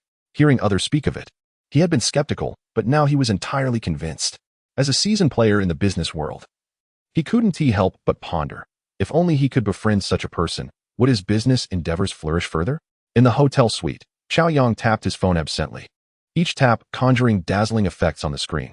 40,000. 40,000. The two sisters couldn't help but express their gratitude incessantly, and the atmosphere in the live room reached a boiling point. However, the opposing stream was simply dismal, barely making a dent in the health bar. This lackluster performance left Cao Yang utterly uninspired. Yang, how much is this rocket? How much does one cost? Cao Yang, leaning against Cao Yang's shoulder and noticing his lack of enthusiasm, couldn't help but engage in casual conversation. 2,000. Cao Yang replied with a faint smile. Oh, 2,000. Cao Yang instinctively uttered a phrase, but it took her a couple of seconds to grasp the full meaning, her reaction dawning upon her like a sudden thunderclap. She sat up abruptly, wide-eyed and stammering, "Wah. What? 2,000 for each one?" Chapter 93. The Limits of Daddy Freedom? That is 2,000 yuan for each instance. Cao Yang had observed that every time Cao Yang played, he spent around 22,000. Thus, each click meant 40,000 yuan had been expended. In the previous PK, it seemed Cao Yang had struck over 1,000 times, which implied he had spent a staggering 40 million yuan. The realization sent chills down her spine. It was one thing not to count, but once she did, her heart nearly leapt out of her chest. Hastily, she covered her mouth with her hand, fearing she might inadvertently exclaim in disbelief. Goodness! This man had managed to spend such an exorbitant amount during a mere PK with her current earnings. She would never amass such wealth even if she abstained from eating and drinking for 3 lifetimes. Although she had previously witnessed Cao Yang's lavish spending at the hotel auction, where the items purchased were undoubtedly precious, the thought of someone spending this much on mere live streaming left Cao Yang's mind buzzing in shock. It was truly astonishing. No wonder those two sisters had traveled such a distance to seek out their little man. To spend over 40 million on a single PK. Only a fool could remain indifferent to such a man. How generous he is. After a considerable pause to regain her composure from the shock, Cao Yang's heart continued to race as she playfully pinched Cao Yang's waist, softly murmuring. After just securing another PK victory with 1,000 rocket launches, Cao Yang set down his phone. "What's the matter, feeling jealous?" he teased, playfully grasping her delicate hand. "And no, I just find this all rather astonishing." Cao Yang blushed slightly and shook her head in disbelief. She seemed to recall hearing that the live streaming industry was quite lucrative. Yet she had never imagined it could be this profitable. No, it was akin to picking money off the ground. Seeing Cao Yang's bewildered expression, Cao Yang couldn't help but chuckle and briefly explain the current state of live streaming to her. "But you spending that much is still quite shocking." Despite hearing Cao Yang's explanation, Cao Yang remained silently astonished. "Oh, it's nothing. Just some pocket money," Cao Yang replied with a nonchalant smile. Observing him, even though her heart had already been wholly given to him, the mature woman felt a wave of admiration wash over her. "Are you serious? Over 40 million? And you call that pocket money?" Clinging tightly to Cao Yang's arm, Cao Yang found herself at a loss for words to express her emotions at that moment. This little man was exceptional in every regard, possessing not only incredible wealth but also an admirable generosity. He was truly a rare find. Meeting him was genuinely a stroke of good fortune she had accrued over several lifetimes. "What's wrong? Do you think live streaming is quite profitable? How about this? You could try live streaming too, and I would support you." Seeing Cao Yang lost in thought, Cao Yang assumed she had an idea and smiled warmly. Upon saying this, he suddenly felt a spark of inspiration. It indeed seemed like a feasible idea.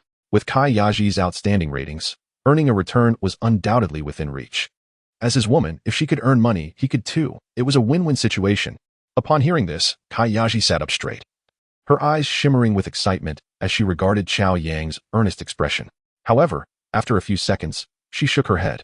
I think I'll pass on the live streaming. It's just not for me." Cao Yang smiled gently, her gaze filled with gratitude. "Yang, I know that if I were to stream, you would undoubtedly support me, but I truly don't think I'm suited for it. Thank you. Just being by your side, serving as your caretaker, and being able to see you every day is more than enough for me. One shouldn't be too greedy." Listening to Cao Yang's words, Cao Yang felt a surge of surprise. He could sense that she was not a woman driven by insatiable greed. Yet, despite the immense temptation before her, she remained calm and collected, which Cao Yang had never anticipated, leaving him genuinely touched. She was indeed a rare gem. "All right, the decision is yours, after all. You are my woman, and I will never let you go without." He embraced Cao Yang's soft waist, unable to suppress his affectionate words. As he spoke, he couldn't help but laugh. This mature woman was so tender and considerate. Having her by his side was truly a pleasure. Suddenly, the sound of the two sisters calling for votes broke the moment. Another PK had begun. Cao Yang had no choice but to pick up his phone again. Oh, this is quite the hectic life. But what can one do? With greater abilities come greater responsibilities. Who understands the burdens of family? Before nightfall. A news article about the super wealthy appeared on the platform's forum, attracting countless viewers and shares. The post meticulously detailed the extravagant spending of various wealthy individuals since the Glory Streamers Championship began, whether it was during the preliminary rounds or today's point competitions. All PK data had been clearly compiled. The super wealthy Daddy Freedom led with a staggering total expenditure of 170 million yuan, while the second-ranked wealthy individual, Old City Solitary Shadow, had only spent about 18 million. The revelation was shocking. Upon reading, the audience was left in utter disbelief. Even many seasoned viewers with 2.5 years of experience in live streaming had never witnessed such extravagance before. Quickly, the comments section of the post erupted into a heated discussion, with everyone speculating on where Daddy Freedom's limits truly lay. Surely, even the most affluent individual must have a limit. It was impossible for someone to have a money-printing press at home. This consensus rang true among the crowd. But just how far could this wealthy individual go? The debate intensified, with voices raised and tempers flaring. Chapter 94. The Freedom Fanatic. How much more could this big shot possibly spend? This question ignited the curiosity of all the onlookers. Some claimed that Daddy Freedom was a genuine tycoon, with assets exceeding 100 billion. Otherwise, how could he afford such lavish spending? Others quickly countered, don't be ridiculous. A tycoon with assets in the hundreds of billions wouldn't waste time on live streaming. They could easily be spending their money on big stars. Upon hearing this, the sharp-witted commentator couldn't remain calm either. Daddy Freedom is merely putting on a show. It's all just for attention, mark my words. The extravagant spending will come to an end soon. Upon reading the sharp commentator's remarks, another user, Donggu, responded with a mysterious smile, cryptically stating, do you really believe that Daddy Freedom is some wealthy magnate? If you believe that, you've already lost. Get to know the guild account. Familiarize yourself with GK and XQ. The national husband has said it best. Wealthy individuals have wealth, not madness. With spending like Daddy Freedom's, who in their right mind would squander their resources so recklessly? Dong Ji's comment quickly garnered likes, with one user replying, so that is how it is, bro. You're a wise one. Another chimed in, I could earn over 100,000 a year, but even spending 100 feels painful. I just can't believe someone can spend over 100 million without a care. A third user added, the truth is revealed. This is just a reckless spending spree. A fourth user commented, the poster is wise, spending over 100 million.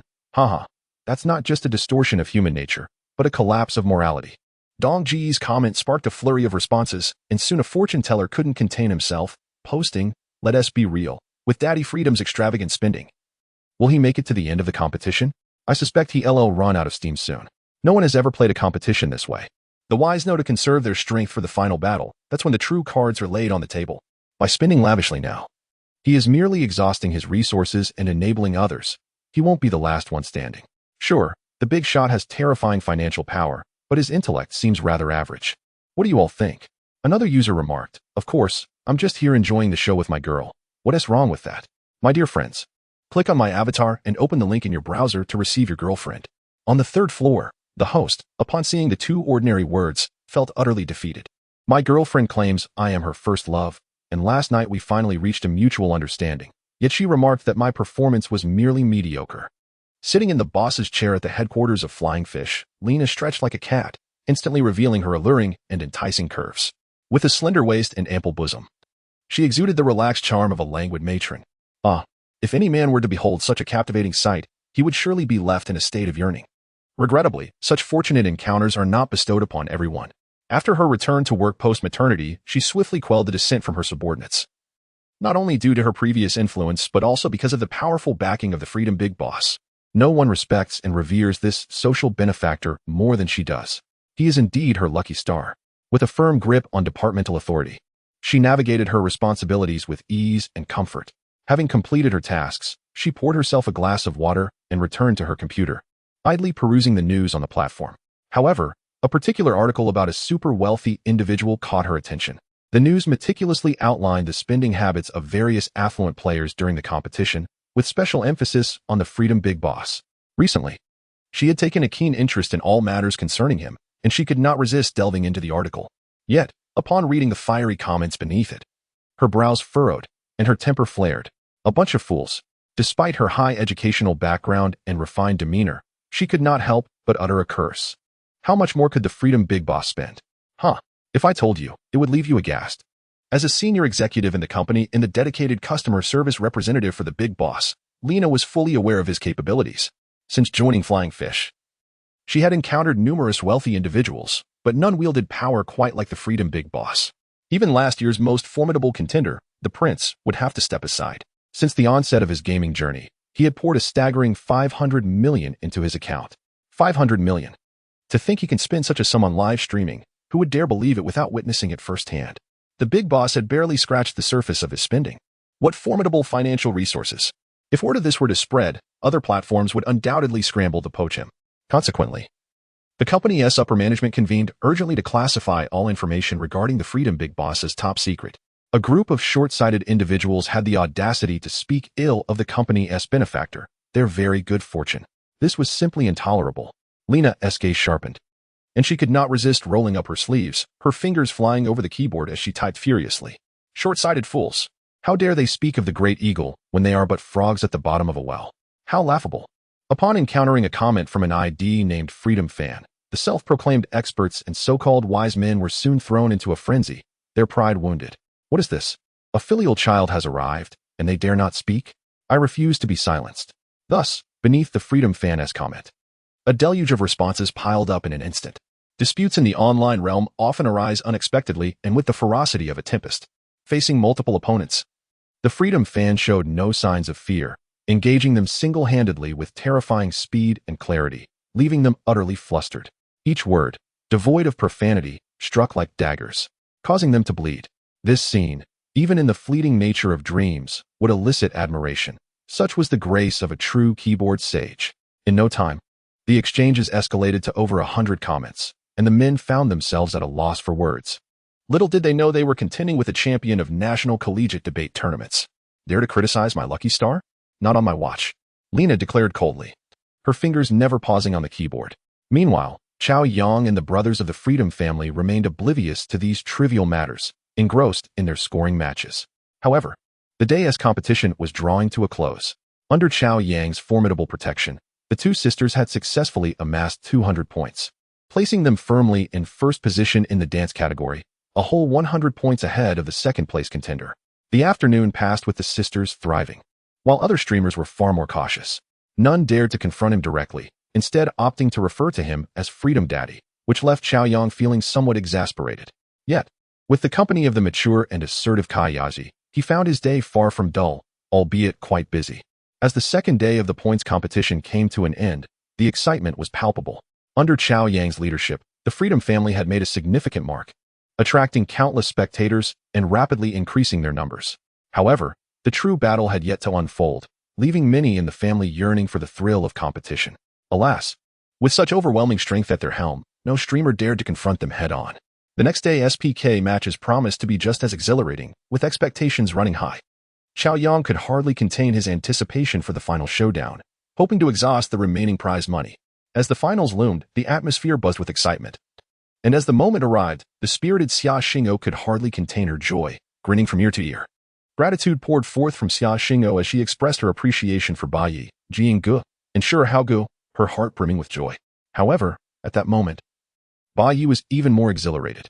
Ever since he had been humiliated by Cao Yang, who wielded a mere white account, the sting of that disgrace had haunted him like a relentless specter, causing him discomfort akin to a prickling sensation each time he recalled it. Witnessing Cao Yang's meteoric rise and dominance in recent days only fueled Ba Yi's resentment. The sheer financial prowess displayed by Cao Yang was truly unmatched, and Ba Yi understood that he could not hope to compete alone, yet he felt no fear. Instead, he had been biding his time, lying low, waiting for the opportune moment. As the competition commenced, every extravagant display by Cao Yang only deepened Ba Yi's delight. Such ostentation would surely deplete his own strength, inadvertently enhancing Ba Yi's chances of victory. Regardless of how fiercely points were accumulated during the preliminary rounds, they would contribute nothing to the finals, which were of utmost importance. Finally, the day had arrived. Tomorrow. His ultimate strategy was prepared. Tomorrow would be the day he avenged his past humiliation. The mere thought of it sent a surge of excitement coursing through Ba Yi, akin to a shot of adrenaline. Even a fierce tiger fears a pack of wolves. Tomorrow, he would teach Cao Yang a lesson. Let him flaunt his prowess. He was destined to become a stepping stone for their esteemed clan. With a wide grin, Ba Yi let out a sinister chuckle, though he had already coordinated with his allies. He sent a message regarding their advancement to the finals to the clan for good measure. When he saw the enthusiastic responses from the majority of members, his excitement turned his face a deep crimson, akin to having consumed 2 bottles of counterfeit liquor. He knew not everyone would come to his aid, even with the second in command, Judge Gu, leading the charge. After all, he was no prince. Yet, the support from the majority was more than sufficient. Judge Gu had pledged a staggering 20 million, while Bai Yi himself could muster 10 million, and Xia Xinger's guild could contribute another 10 million. This secured a minimum of 40 million. Moreover, there were 4 emperors and 15 kings, with as many as 40 dukes ready to rally behind him. Each emperor contributing 5 million would amount to 20 million, while the kings could collectively provide 15 million with 1 million each. Even if the dukes fell short, they could still manage a combined total of at least 10 million. This amounted to a minimum of 85 million, and hitting over 100 million was entirely plausible. Who could withstand such pressure? How foolish to think that organizing a group of common players could rival a formidable clan. Tomorrow, they would witness the true strength of the number 1 family in Feiyu. The young must not be too arrogant. The community had grown weary of it. It was not a matter of vengeance, merely a matter of timing. Tomorrow, their faces would bear the marks of defeat. Bai Yi could almost envision himself reclaiming his former glory as the clan rose to new heights, once again dominating Feiyu. He could not help but smile like a dragon with a crooked grin. At this moment, aside from Bai Yi, another equally excited individual was Xiao Yaohongchen. After finishing a call with the guild leader, he lit a cigarette with a leisurely air. You dared to disrespect me, vying for the top? Do you truly think you are invincible? I shall see how you compete tomorrow. The guild leader had just informed him that 40 million were secured, demonstrating unwavering commitment to propelling Jiu to the pinnacle of excellence. He had also prepared over 40 million himself. Let us see how you intend to win. We are not as inept as Xingyue Media. The anticipation for the showdown tomorrow made Xiao Yaohongchen's heart race with excitement. He reminded himself to remain calm in the face of significant challenges, yet his smile stretched from ear to ear. It was impossible to contain his joy at the mere thought. Chapter 96. The finals commence after a night of luxury in a grand bed, devoid of any distractions. Cao Yang rose early, finally enjoying a proper breakfast. After finishing his meal, he returned to his suite, for today marked the finals of the honorary streamers competition. A day he took seriously. Playful banter aside, he understood the importance of not faltering. Today, he aimed to secure first place for his beloved, lest he disappoint the demanding system. For any top 8 streamer in the competition, today was crucial. Success or failure hinged on this very moment. Not merely for rankings, but the rewards that accompanied them. Reaching the final stages could elevate one's entire streaming career. Who among them could resist such temptation? A thunderous noise erupted as Freedom Papa made his grand entrance, eliciting cheers from the audience. With the status of a super emperor now activated, Cao Yang's entrance was particularly striking. As he stepped into the streaming room, the elder sister immediately recognized him, standing up with a radiant smile. Simultaneously, the energetic anthem of He is here reverberated throughout the streaming space. In the blink of an eye, a flurry of welcoming comments flooded the screen. Cao Yang glanced at the online viewers, exclaiming in astonishment. Within mere minutes of the elder sister's broadcast, the online audience had surpassed 10,000, all sporting the Freedom moniker.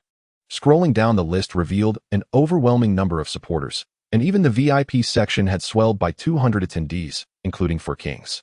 Cao Yang couldn't suppress a smile. Clearly, his comrades were wholeheartedly invested in the finals. After engaging in light banter with the viewers, he learned about the rules for today's competition. 8 streamers from each track had progressed to the finals, with today's matches structured as 8 to 4, 4 to 2, and ultimately the championship. The competition would run from 8 to 12, divided into 3 segments, with each track assigned specific time slots.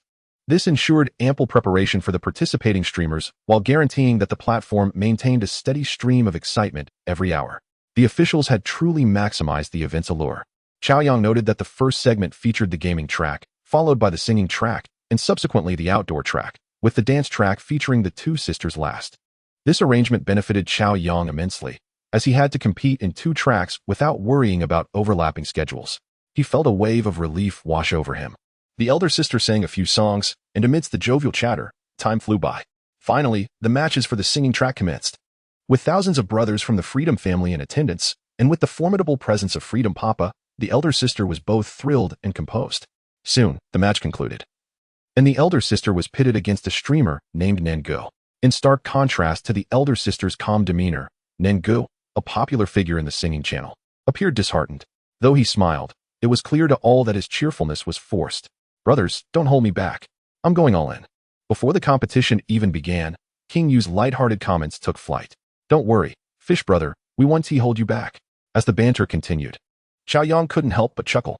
The competition commenced, and true to form, King Yu led the charge, followed closely by King Universe and King Wu. The 8 dukes soon joined in. It was as if the Freedom family had unleashed their 4 divine warriors and 8 valiant champions, sparking a wave of enthusiastic comments. Cao Yang couldn't help but commend them, and he too began to contribute to the excitement. However, despite the stakes of the 8-4 match, the competition did not escalate. The opponents merely accumulated a modest sum of votes. Upon discovering that the match was with Song Qingyin, Nangu, already disheartened, decisively relinquished any thoughts of engagement. Although her family background was formidable, boasting assets in the millions, she felt an overwhelming sense of hopelessness regarding victory. The formidable reputation of Free Dad had intimidated her profoundly. Realizing that the top 4 positions were beyond her reach, she concluded that rather than squandering her resources, it would be more prudent to reserve her efforts for the 5th place after the eliminations. Unsurprisingly, Cao Yang effortlessly secured 10 million votes, allowing his senior to advance into the top 4 with ease. The victory was astonishingly effortless. Cao Yang, alongside his comrades, transitioned into the live stream of the sister duo. In comparison to her senior, the sisters appeared significantly more anxious. For newcomers who had been streaming for less than a month, reaching the top 8 was nothing short of miraculous. Both the sisters and other streamers, including Huahua Jie and others from the guild, were enraptured as they gathered in the duo's live stream, eager to witness an even more magnificent miracle. The small guild had never enjoyed such glory, causing everyone to feel a sense of shared pride. Within the live stream of Free Dad, attended by thousands of brothers, the atmosphere was electric. A singular thought surged through everyone's minds. Free Dad is incredible. With such a remarkable elder brother supporting them, how could the live stream not prosper? Life, too, seemed ripe for a resurgence. The envy was palpable, not only among teammates but even rivals. Yet, while envy coursed through them, the reality of facing the sisters brought tears to their eyes. The sisters found themselves matched against a veteran popular streamer, and it was undeniable that reaching the top 8 required substantial skill. However, even among skilled streamers, there existed a hierarchy. Upon realizing she was matched with the sisters, the opponent's confidence crumbled before they even began. With limited resources, Cao Yang triumphed effortlessly, allowing the sisters to advance into the top 4 as well. After 2 matches in the morning, the competition for the top 2 commenced post-lunch. This time, it was the singing category where the senior participated first. The 4 streamers were swiftly matched, and the senior's opponent was Qian Duo. The mention of this streamer sent the livestream chat into a frenzy, as she was undeniably the most renowned veteran in the singing category. Supported by Dao Gu, Qian Duo was a dazzling star in the world of Feiyu, known to all, and had been among the top 10 peak streamers for 2 consecutive years. She was a true headliner, with a rich legacy that far surpassed that of mere trending streamers. Faced with such a formidable opponent, it was impossible for the brothers not to feel exhilarated. Even Cao Yang found himself invigorated. As the PK commenced, both parties muted their microphones. In Qian Duo's live stream, an exhilarating battle anthem resonated in the ears of every viewer. Brothers, thank you for your unwavering support. We've come this far, and I hope everyone can rally behind Duo for one last push. Even against Free Dad, we must embody the relentless spirit of the Grand Blade Alliance. Though there may be millions, I shall forge ahead. As the battle song played, Qian Duo rose, passionately urging her supporters to vote. Before she could finish her rallying cry, the dazzling effects of the stream erupted. She caught a glimpse of the guild leader. Inspired by the leader, other big brothers couldn't help but join in, showering the stream with gifts. In an instant, the live stream was awash with a dazzling array of gift effects. Seeing this, Qian Duo expressed her gratitude, and her voice grew even more fervent in soliciting votes. Before long, 2 hours had elapsed, and the pace of gift-giving noticeably slowed, diminishing by half. Despite the fervor, her vote count had surpassed 10 million. Yet her opponent's tally had soared to an astonishing 15 million. Brothers, let us keep pushing. Don't give up. As Qian Duo watched the gap widen, her desperation grew, leading her to beseech for votes, albeit with little effect. Grinding her teeth in frustration, she sank into her chair.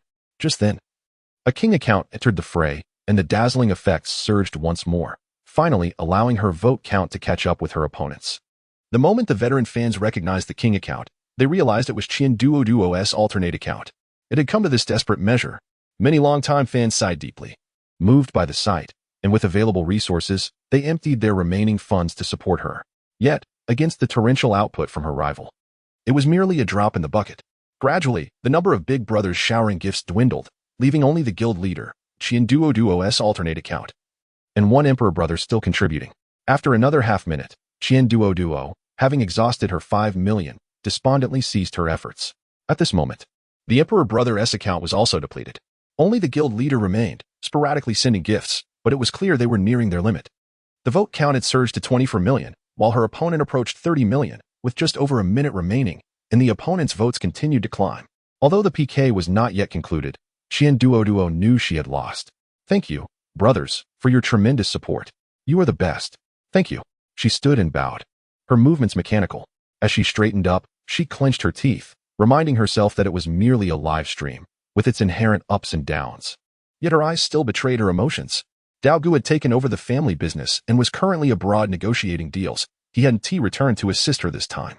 Relying on the foundation of the Grand Blade Alliance, she had reached this point, but without Dao Ji's leadership, her battling prowess was evidently diminished. Even with the guild's robust support and her significant investment, she still could not hold on until the end. She had lost. As a peak streamer in the singing category, known affectionately as the Singing Sister, she had now fallen to a rising newcomer. Qian Duo felt as though she was witnessing the twilight of her era. After today, she might no longer be worthy of the title Singing Sister. A bitter pain gripped her heart, akin to consuming bitter herbs, and she longed to weep. She repeatedly reminded herself that losing a match was acceptable. But losing face was not. "It's all right," she consoled herself. "Dao Gu promised to help me next year, and I will rise again." As the PK reached its final second, witnessing the word victory appear on screen, despite having envisioned this moment countless times, when it finally arrived, her senior was still entranced. She had won, truly won. In that instant, she found herself murmuring in a daze. It was difficult to comprehend the experience of not being a streamer. No one knew that half a year ago, she had stumbled into the world of live streaming simply because she had inadvertently watched Qian Duo's stream. At that time, she was immensely popular, and the big brothers in her stream were extravagant, showering her with gifts after a single song, an astonishing 50,000 gifts that left her senior in awe. Qian Duo had always been her idol, the figure she aspired to surpass. Who would have thought that just 6 months later, in such a grand competition, she would earn a legitimate victory over someone once deemed untouchable? Thank you to all my supporters, and special thanks to Free Dad. Your presence brings me joy. The senior bowed deeply, tears of excitement streaming down her cheeks. Ding. Song Qingyan's favorability increased by 5. Witnessing this, Cao Yang couldn't help but smile, modestly concealing his accomplishments while having triumphed over the peak streamer in the singing category. The excitement in the live stream soared to a fever pitch. An hour later, the dance category's top 2 competition commenced as scheduled. Having just achieved a grand victory in the singing category, the brothers were charged with anticipation, eager for yet another triumph. However, this time, disappointment awaited them. In such a crucial PK, the opposing team shockingly chose to forfeit, leaving everyone astounded. They openly declared their decision, revealing that after exhausting their resources in the last round, they had no reserves left and would simply let things unfold as they would. This unexpected turn of events left the audience both bewildered and amused. It is noteworthy that the streamer initially known as Sweet Tea, later renamed Princess, emerged last year as a sensational underdog in the streaming world. Her rise to fame was propelled by the presence of a remarkable patron, the notoriously extravagant Prince Brother, who was the most formidable financier of the past year. However, as time passed, the novelty of Prince Brother's support waned, and he did not continue to uplift her. During the period of his backing, she indeed soared to prominence, but the brief duration of his support meant that she had not amassed a solid foundation. With Prince Brother now fading from the streaming scene, she found herself lacking in substantial support from other benefactors. The fact that she has reached this stage in the competition is primarily due to the backing of her guild. Yet the fervent struggle in the previous match was nothing short of breathtaking. Unsurprisingly, last year's strongest underdog faced off against this year's strongest contender, and the results were disheartening. In a surprising turn of events, the two sisters managed to advance effortlessly to the ultimate championship battle, leaving everyone in astonishment. At this moment, regardless of whether it be in the singing or dancing category, the top 2 streamers have been determined. The leading singers are senior sister Song Qingyan and Xia Xinger, while the top dancers comprise the sister duo and Jiu, the dance enthusiast. Cao Yang observed the announcement of the victorious streamers, unable to suppress a bemused chuckle. He couldn't help but wonder if the officials were engaging in some behind-the-scenes machinations. Remarkably, the patrons of these 2 streamers are all well-acquainted figures. As the final championship battle in the singing category was scheduled for 9 o'clock that evening, Xia Xinger having dined and gathered her energy, could hardly contain her excitement and commenced her stream before 8. The thrill of reaching the top 2 filled her with elation. But the anticipation of the ultimate showdown heightened her excitement even further. Mere minutes into her broadcast, the number of online viewers skyrocketed past 10,000. Although she typically enjoyed considerable popularity, she had never witnessed such a rapid influx of viewers. This surge was undoubtedly a result of the competition's influence. As anticipated, the fans quickly shifted the conversation towards the upcoming championship battle.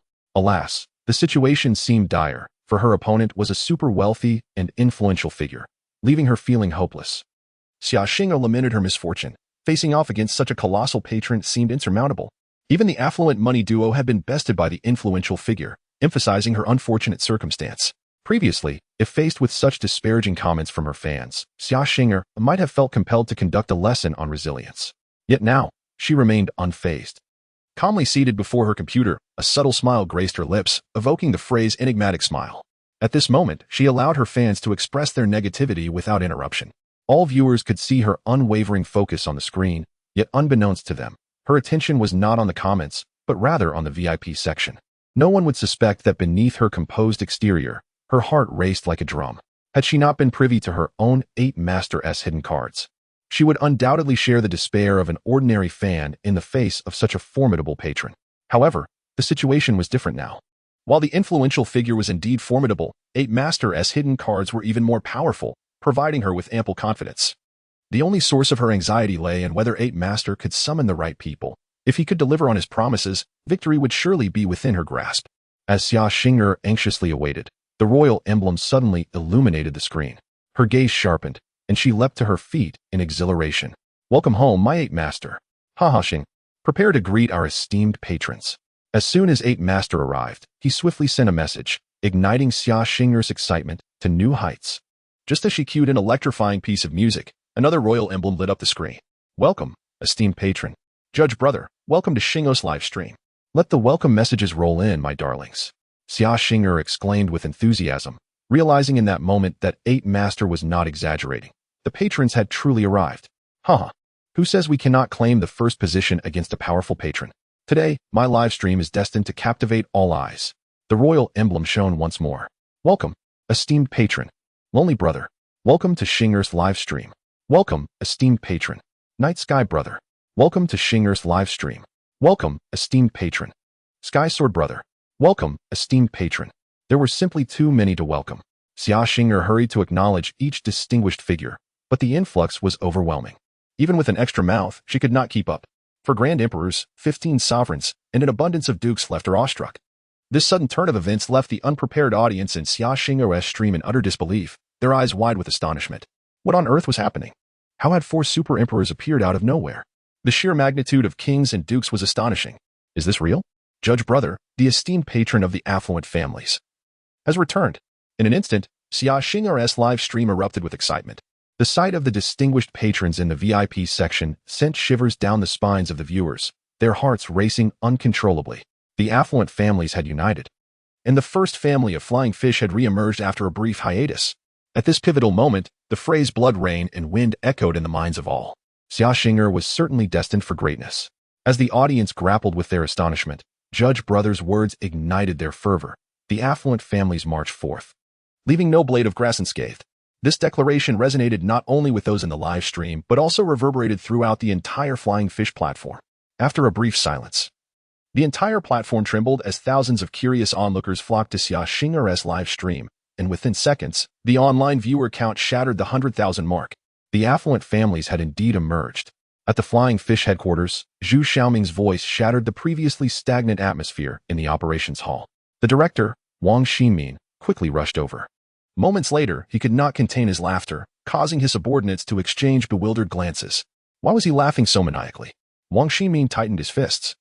Exhilarated as if he had consumed half a bottle of spirits, his face flushed with excitement. He understood all too well what the emergence of the affluent family signified. Witnessing their return after a brief hiatus in Xia Xing'er's stream, he could surmise their intentions. Xia Xing'er's opponent, Song Qingyan, was backed by a powerful patron. The storm was brewing. While the wealthy patrons were formidable, the affluent families had established themselves as the recognized first family of flying fish. The outcome of the championship was shrouded in uncertainty. Finally, the competition was bound to explode. In Song Qingyan's live stream, which had also commenced early after 8, a massive audience had gathered, with the members of the wealthy family in attendance. Thousands of onlookers had arrived early. Incredible! The affluent families had truly mobilized. With a significant number present, the opposing side boasted 6 emperors and over 15 kings. The ostentatious announcement of the wealthy families had certainly caught her attention. And shortly thereafter, spies delivered detailed intelligence. The reputation of these individuals, closely associated with Cao Yang and undefeated in battle, sent a wave of anxiety through their ranks. It is indeed the foremost family of flying fish, and in the face of such a formidable opponent, whispers of doubt arose in everyone's hearts. An announcement echoed across the platform. Congratulations to user, Freedom Mountain King, for activating the Super Emperor in Qingyan's exclusive Freedom Daddy livestream. A dazzling array of special effects suddenly illuminated the livestream, jolting the despondent crowd back to life. What is the matter with the prestigious family? Look how frightened you all are. Who doesn't he have an emperor? In the past, having an emperor meant little, but now it truly holds significance. Life and death are trivial. Let us just act. Cao Yang, who had been silently observing, couldn't help but smile at this scene. The mask was off. Yet another commoner had revealed their opulent nature. He couldn't restrain himself from sending a series of thumbs-up emojis and subsequently typed a comment. Brother, you are magnificent. Well said. Let us just act. Chapter 99. As steady as an old dog, the elite family set forth, and whether grass could grow in their wake remained uncertain. Yet the influence of the recognized number 1 family of flying fish was undeniably formidable. One single announcement became the focal point of countless spectators. The onlookers were stirred. The streamers were astir, and even the headquarters of Flying Fish was taken aback. Even Laina, who had returned home to care for her child, received this explosive news from her confidant. Cradling her baby, she couldn't resist logging onto Flying Fish. On the homepage of Flying Fish, Xia Xinger's livestream reached an astonishing peak of popularity, closely followed by Song Qingyan's stream, albeit with nearly half the audience.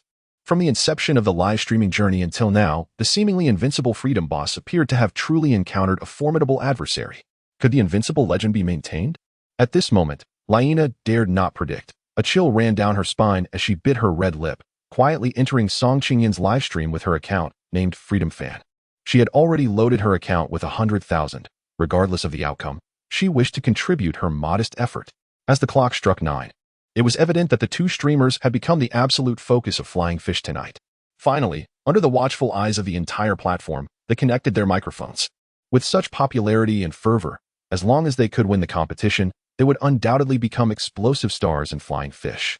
While it couldn't be claimed across the entire platform, in the singing category, they could certainly be hailed as the queens. In this intensely charged atmosphere, neither party had the inclination for feigned pleasantries and directly entered the PK mode. In Xia Xinger's live stream as the PK commenced, a rousing anthem resonated throughout the stream. And amidst the pulsating music, the excited yet anxious Xia Xing couldn't help but leap from her seat, just as she prepared to rally votes. A gilded comment flashed across the screen. Onward. The elite judge sends out Glory Superfire 20. The elite judge sends out Glory Superfire 20. The elite judge, known for his few words yet fierce demeanor, expressed gratitude for the magnanimous support of the esteemed leader, exuding an aura of power.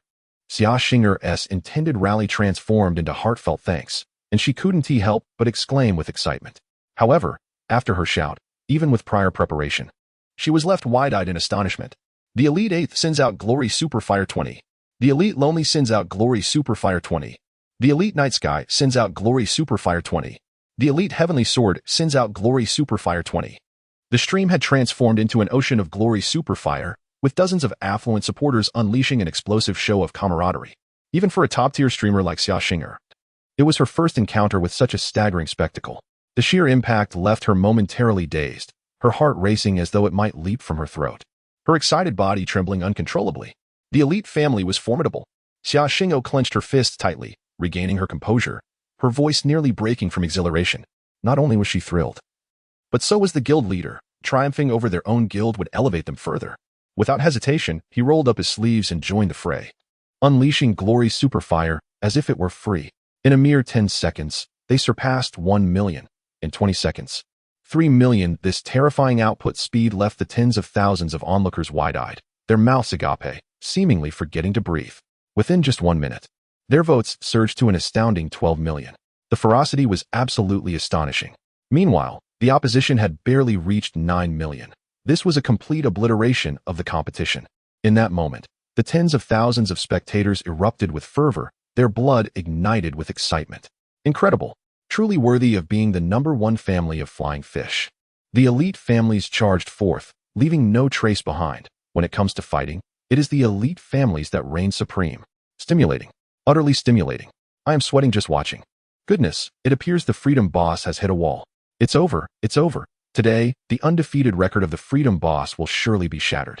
Even a fierce tiger cannot withstand a pack of wolves. It's all over. 13 million. 14 million. 15 million. This is infuriating. You flaunted your prowess. And now you will pay the price. With bated breath, the onlookers fixated on both sides' scores, while the ecstatic Elite 8th couldn't help but let out a sinister laugh. At that moment, he felt more exhilarated than ever, envisioning the imminent redemption of his recent humiliations. After days of suppression, he was on the brink of an ecstatic climax. In Song Qingyan's live stream, a similarly stirring battle anthem surged forth, invigorating the audience, compelling them to ride the waves of excitement. Thank you to all my family for your gifts. You are the best. Keep it up. As she gazed at the screen filled with super fire effects and a plethora of gifts, the senior sister felt her eyes redden with emotion. Unable to contain her heartfelt gratitude. Yet, her heart was simultaneously gripped with anxiety. The opposing force was too overwhelming. Even with all her might and the full support of her audience, they still couldn't catch up to the output of the other side. This was no longer a matter of numbers. It was a disparity of magnitude. One king's output could obliterate 300 of their lesser contributors. The true firepower on their side was Cao Yang, while the newly crowned emperor, the Mountain King, could also be counted among the formidable. However, the opposing side boasted 6 super emperors. In terms of core strength, they had only 4 kings, while the opposing side had as many as 15. As for the number of dukes, their count was simply incomparable, being 7 or 8 times greater, although they had a few more lesser titles and contributors. When it came to financial prowess, the total would hardly match that of a single emperor. Watching the blood bar trailing behind despite their frantic efforts. The senior sister's face drained of color as she clenched her fists tightly. Was this battle truly destined for defeat? She couldn't help but feel anxious. It wasn't the fear of losing, it was the worry for Cao Yang. She didn't want her man to endure such a blow. 15 million versus 18 million. 20 million versus 25 million. Go, Freedom Boss. Go, brothers of the Freedom family. Fearless and undeterred, you are remarkable. In the live stream, countless comments flooded the screen. Although they trailed in votes, their spirit was unyielding. As time progressed, both sides' output began to slow incrementally, but the opposing side's pace decelerated even faster. Facing the so-called #1 family of flying fish, the brothers of the Freedom family remained undaunted, displaying an unprecedented unity.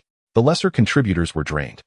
The minor titles were exhausted, the 8 dukes were emptied, the 4 kings were depleted, and even the newly minted emperor, the Mountain King, spared no expense in contributing. However, as time surpassed the halfway mark, 35 million versus 50 million, a significant deficit. At this moment, only Cao Yang continued to fervently unleash super fire, while the other drained accounts could only watch as the opposing side remained defiant in their output. Are we losing? Everyone's eyes turned red, and the atmosphere in the live stream grew heavy and desolate. How frustrating. The sheer number of opponents is overwhelming. Suddenly, the gilded comment from the Freedom Boss illuminated the screen, and everyone noticed that he too had ceased sending gifts, causing a wave of trepidation to wash over them. It seemed even the leader had lost hope of victory and was preparing to give up. At this moment, everyone's hearts were filled with profound sorrow. The tears of the senior sister flowed uncontrollably down her cheeks, and even Lyena's eyes reddened in sympathy for her misfortune. However, what took everyone by surprise was that the man, who had been a fierce contender since the beginning of the live stream, did not surrender. After a brief silence, the extraordinary firepower surged forth from that man with even greater ferocity. In less than 10 seconds, the vote skyrocketed by 1 million. At that instant, everyone's hearts trembled, and a spark ignited in their eyes. 1 million, 1 million, 1 million. In every direction, that man appeared like a deity descending from the heavens, unleashing his prowess. Swift as lightning, steady as an old dog. Chapter 100, as free as the wind stunned. Everyone was astonished, watching the frenzied rise of the vote count. All couldn't help but widen their eyes. What divine speed is this? Even a solitary soul who had been single for 30 years would shed tears. Elbu was invincible, and while none had witnessed Elbu, today they encountered a man even more formidable. That was Freedom Daddy, with blood surging. The excited dog-legged brother could hardly contain his laughter, rapidly typing on the keyboard. Ha ha ha. The boss never disappoints us. Face the wind. Boss, go for it. Freedom Floating's heart raced like a drum. Freedom brother is amazing. Let us go. The senior sister wiped away her tears, clasping her hands together as if in prayer. Freedom daddy, go for it. Laina placed the baby in the crib, her eyes fixed on the phone screen. Go for it. The impassioned Mountain King also shouted. Go for it. The 4 great kings, go for it. The 8 dukes, go for it. The audience, who had been enjoying their late-night snacks, put down their chopsticks, and those who were multitasking also paused their work. Go for it. At that moment, tens of thousands of viewers in the live stream were irresistibly moved, their hearts drawn to that godlike man. A torrent of supportive comments surged through the chat, sweeping the live stream. 38 million, 40 million, 42 million. It was utterly shocking. While the vote count still lagged behind, the rate of increase was visibly outpacing the opponent. The Freedom Boss, single-handedly, not only withstood the barrage from the opposing team, but also clearly sounded the horn of counterattack. 45 million versus 58 million. 48 million versus 60 million. 51 million versus 61 million. Incredible! Every viewer's passion ignited. Ha ha ha, who dares to claim that a fierce tiger cannot withstand a pack of wolves? Freedom Daddy is here to tell you, a tiger is always a tiger, and wolves, bah, mere chickens and dogs. In Summer Shinger's live stream, as the opposing team approached like frenzied beasts, everyone displayed expressions of disbelief. Impossible, absolutely impossible. The dozen or so great kings and numerous dukes, who had just emptied their accounts, were now as if they had seen a ghost. They could hardly believe that, despite the united efforts of the affluent family, someone still possessed the strength to retaliate. What the heck? Why is the opposing team so fierce? Oh my gosh, I just took a look and guess what? The others on the opposing team have exhausted their resources, and now Freedom God is the only one left to compete. His speed is indeed astonishing. No way, brother. What nonsense are you spouting? How can I possibly believe that one person is more formidable than 6 emperors? Believe it or not, just because you can't do it doesn't mean others can't. There's truth in that. Just like my husband can take 3 seconds. But I still believe there are men out there who can last an hour. No, I must go see for myself. In Summer Shinger's live stream, the audience could no longer contain their excitement, and in an instant, half of the audience of over 100,000 vanished, clearly rushing to the opposing side to watch. Go for it, go for it, great lords, the opposing team is catching up, charge, charge, charge. At that moment, Summer Shinger, feeling as if her heart was lodged in her throat, was as anxious as an ant on a hot pan, continuously cheering, charge, you fools. No one knew that the 6 emperors still outputting felt utterly miserable, akin to having consumed something foul. They, of all people, recognized the abnormality of the counterattack, which was simply inhuman. Their minds were overwhelmed, and inevitably, beads of sweat began to form on their foreheads. No one understood the immense pressure better than they did. The arrogance that once filled them was now replaced with a chilling dread. But at this moment, they had no choice but to grit their teeth and stubbornly tap the screen. 58 million versus 65 million. 60 million versus 68 million. 70 million versus 70 million. 72 million versus 71 million. They were overtaken. How could this happen? This was not how it was supposed to be. At this moment, Lord 8, watching the blood bar that had already reached their side, felt the veins on his forehead pulse violently, his eyes nearly bursting. He had been waiting all this time to use the elite forces of his family to take down Freedom, who was as swift as the wind. What the hell was this? With all the family's elite deployed, they still couldn't defeat the opponent. This was the first family of flying fish. 85 million versus 80 million.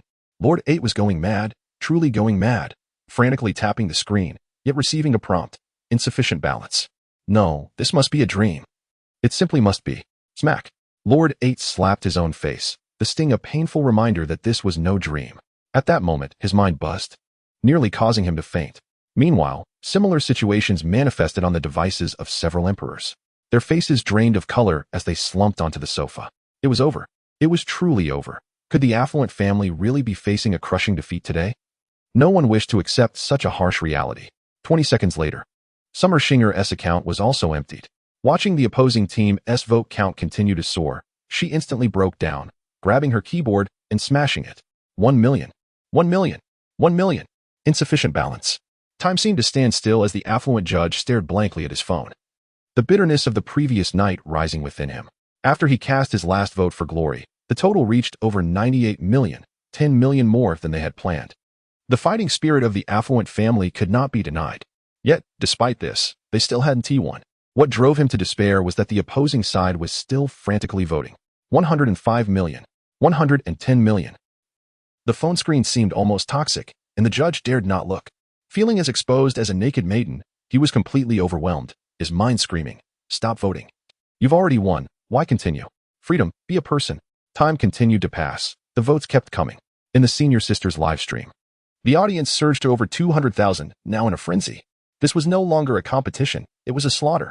The opposing team was the first family of flying fish, yet this individual, wielding his power alone, not only turned the tide but also had the capacity to humiliate the opponent. It was incredibly fierce, utterly ferocious, counting the mighty figures of flying fish. Who else could be this formidable? As the countdown reached 0, a grand victory sign illuminated the screen, and under the watchful eyes of all, that man finally ceased his voting. 123 million versus 68 million. The first family of the affluent was utterly trampled. At that moment, the atmosphere in the live stream was jubilant, akin to a festive celebration. The Senior Sister shed tears of joy once more. Yea, the tense Laina could not help but cheer, clenching her fists in exhilaration. However, the baby in the crib began to wail. "Oh dear, are you hungry again? Come here. Mommy will prepare a snack for you." Laina hurriedly picked up the baby, not caring whether the child was truly hungry, stuffing food into the baby's mouth.